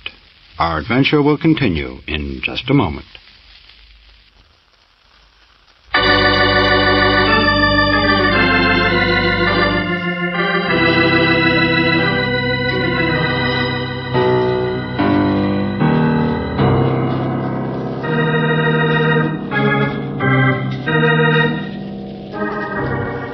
And now, back to George Valentine. Deal me out. Only if your name is George Valentine, you always seem to get dealt right back in. A man named Ambrose Acropolis asked you to help him find a friend named Bob Sprague. And it wasn't until after you found him that you realized why. Acropolis is a gambler trying to collect what he calls an honest debt. The only trouble is now someone has collected Sprague himself. Yes, he's been kidnapped. By whom? Someone calling himself George Valentine's. Ambrose Acropolis. He's using my name, and he's the one you want. No, we just put out an alarm and find him, and it's all over. Simple like that. Well, why not, Johnson? What's wrong with that? You haven't met the uncle yet. Here, in here. Bob Sprague's uncle, the guy with the dough? He certainly has a fancy house. Well, what's wrong with him? You'll see. Mind if we come in? Lieutenant Johnson, come around here. Come around here. Well, I noticed you there on the patio. Wait. How do you like this, eh? Butler just brought in the package. First one I ever owned in my life. Well, where's the yacht? Mr. Dougal, this is Miss Brooks, Mr. Valentine. Hello. Pleasure indeed. Hi. Can't own the costume without the yacht, eh? It's a very becoming cap. Oh, now you know it isn't, but thanks. That's what I'm hoping my wife will say. Your wife? Wife-to-be. Getting married in a few days. Why not? You think I'm too old, I suppose. Well, of course I am, but there's no... Oh, wait a minute, Mr. Dougal. What is all this? You're Bob Sprague's uncle, aren't you? Huh? Not my fault. Well, aren't we here to find out about this kidnapping message you received? I'm afraid that's a problem for the police, not for me. What's that? See what I told you, Valentine? Now, why don't we all sit down and have a drink? In other words, you're not even worried? Is that right? Only, what kind of a message did they give you? My butler took it over the phone. The voice said somebody had better show up at a certain address with $40,000 in cash. The lieutenant's got all that. Well? Otherwise, they'd kill Bob. Yes, that's right. Now, sit down. We'll all have that drink. Well, what's so funny? Oh, Bob's been in scrapes all his life, just like his father. And I've been silly enough to keep hauling him out. Keep pulling him off the railroad tracks before the trains cut him in two. Uh-huh. Obviously, you don't like your nephew very much. Don't like him? I hate him. He's a blasted nuisance. Gambling all the time. And I've finally grown up enough to realize that I owe him nothing. Peace, it's wonderful. And so you won't pay the $40,000 that they asked? Look, I'm going to be married. I'm going to have a wife. I'm going to buy a yacht. And as far as I'm concerned, Bob can save himself from the buzzsaw. I'm not going to. Okay, then. Neither am I. But you will, won't you, Lieutenant? That's your job. Play it safe. We'll need money. Acropolis isn't going to sucker for any cut-up newspapers. Well, then take up a collection. Pass the hat. Or maybe you should just sit out this hand. They won't kill him. What good would it do them? See what I mean? Forget it. Have a good time. Let's everybody just deal ourselves out.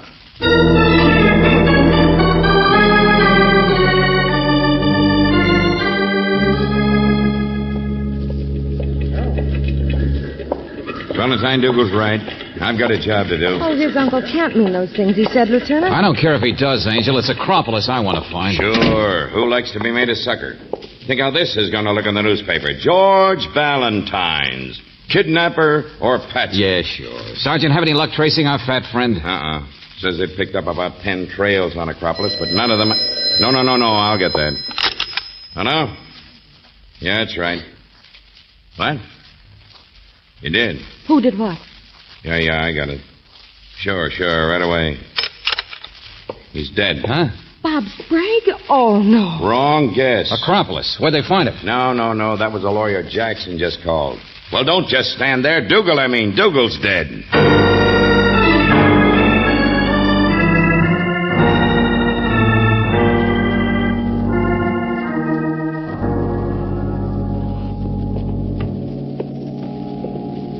Two shots, huh? Yeah. After Dougal put up a pretty good fight. Somebody came in through the patio just the same way we did, I guess. And all this poor guy could think of was about getting married and buying a yacht. Yeah, makes no sense. Johnson.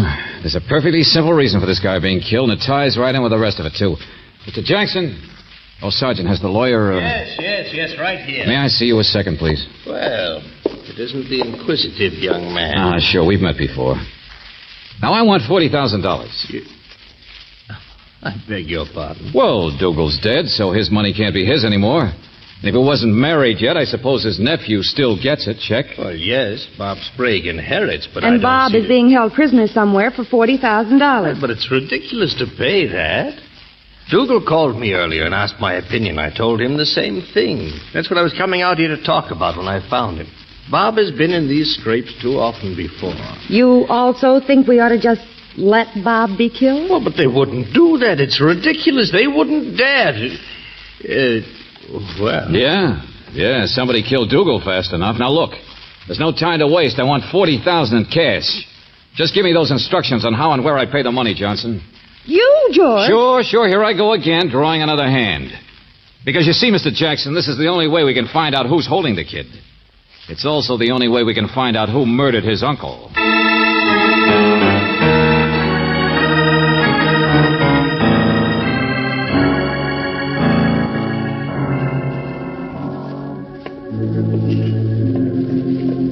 George, that's the address, but the place looks so empty. Just stay out of sight, Angel, and see if I bounce out. If I do, then you'll know it's not. But you don't expect to see anyone. You're just supposed to leave the money here. Yeah, well, I don't know what's going to happen, but it won't work with a lot of police watching. I know that. Oh, George, wait So a minute. long, Angel.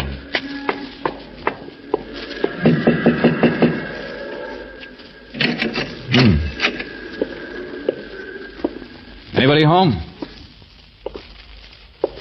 All right, where do you want the money? What do I do? Just drop it on the floor and then... No, you don't. Your aim's bad, Buster. Drop that blackjack. Yeah, that's better. You think I'd walk in here without a gun? Don't shoot again. You hurt me and Bob Sprague will be killed. Hey, where have I heard you before? Let's get a little light in this mausoleum. Well, the laughing boy at the Afton Bar. Al, isn't it? Now, don't that beat all. It's a small world, ain't it? Who are you working for? You got the gun, but I got the boy. Let's not waste time. All right. Want to count the cash? Oh, me? Oh, no. Who wants to count money? Oh, it's all there, all right. Oh, boy. Why work for a living, huh, pal? 5, 6, 7, 30, 35, 40. Now, there's a head of lettuce. I didn't even know they made them that big. Not so fast, Buster. It goes back in the envelope and I keep it. Well, now, look, we got to go through that again. I keep it until you show me the kid. Unharmed. Can't be done. Put up an awful fight. He's got an awful black eye. All right. Don't get anxious. But you know what'll happen if you try anything fancy. Sure. You'll get shot. Now, don't be like that. After all, this isn't a regular kidnapping. A debt's a debt, that's all. Come on, my car's outside.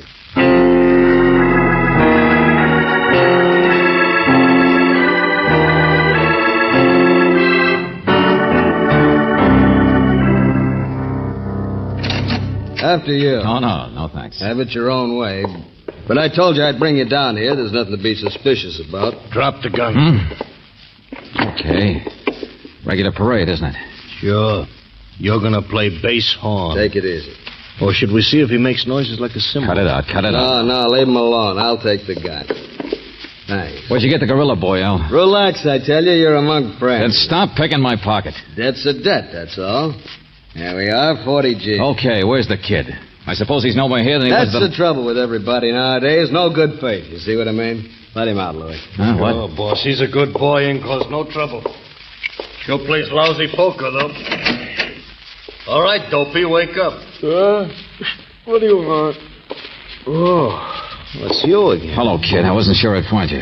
Play hearts and flowers. Now, look, this time I'm legitimate. I'm from your uncle. Oh, try again. Will you? I'd rather be locked up. We're going to turn you loose, Playboy. Matinee's over. Wait a minute. You mean that old skinflint threw away his fancy blonde, his yachting cap long enough to cough up? I don't believe it. Here's the dough. I still don't believe it. It's your dough, not your uncle's. What? Yeah. Mr. Dougal's dead. He's dead. Oh, now, look, he was... Come on, Louis. So long, sucker. Hey, come on back here. Stop it. Look out, kid. All right, let them go. They got their money. They're just hired hands. Look, what's it all about? What's been happening? Who hired them? Same guy who murdered your uncle.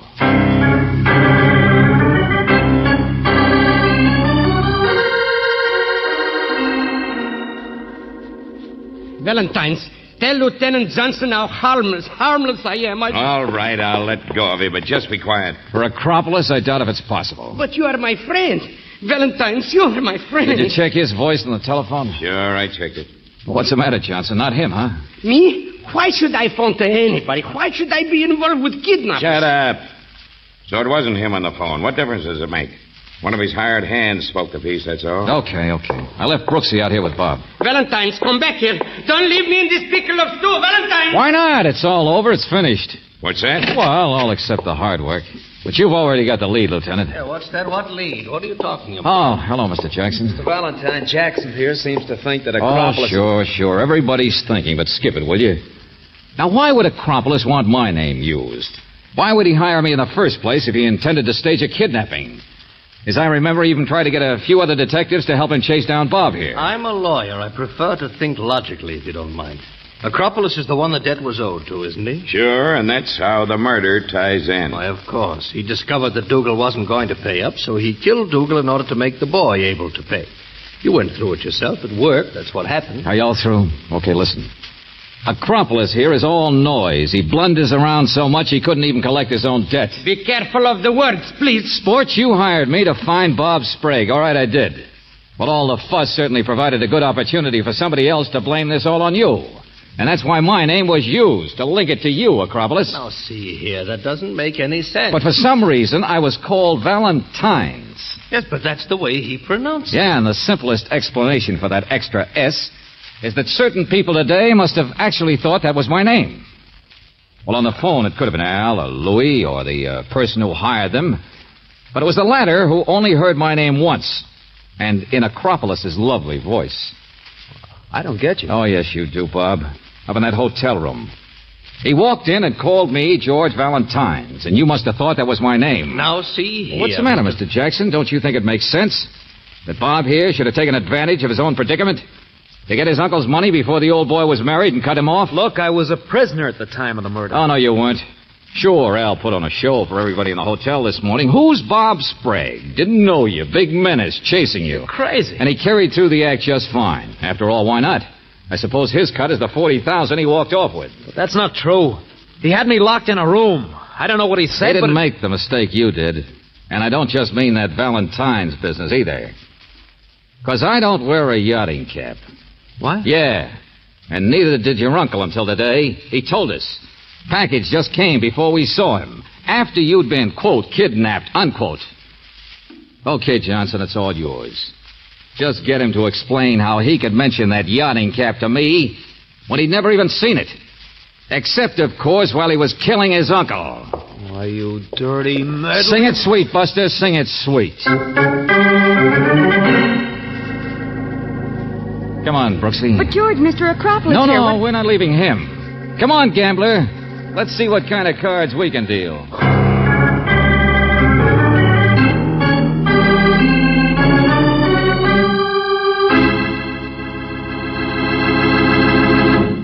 Back to the conclusion of our Let George Do It adventure in just a moment.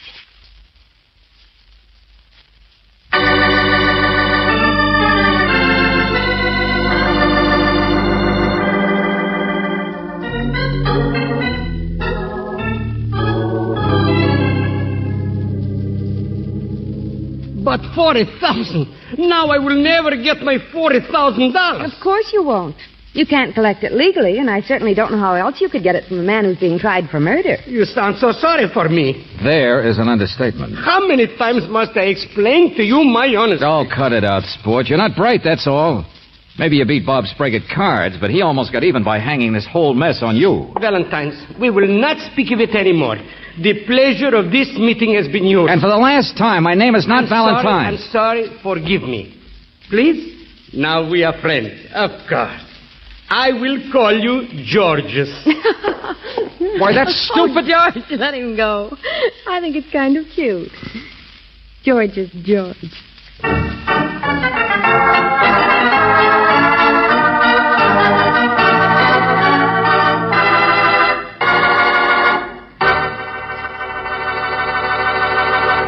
You have just heard Deal Me Out, another Let George Do It adventure. Robert Bailey was starred as George Valentine, with Virginia Gregg as Brooksy. David Victor and Jackson Gillis wrote the story, with music by Eddie Dunstetter. Now this is yours truly inviting you to another visit with Valentine, when you will again hear what happens when you let George do it.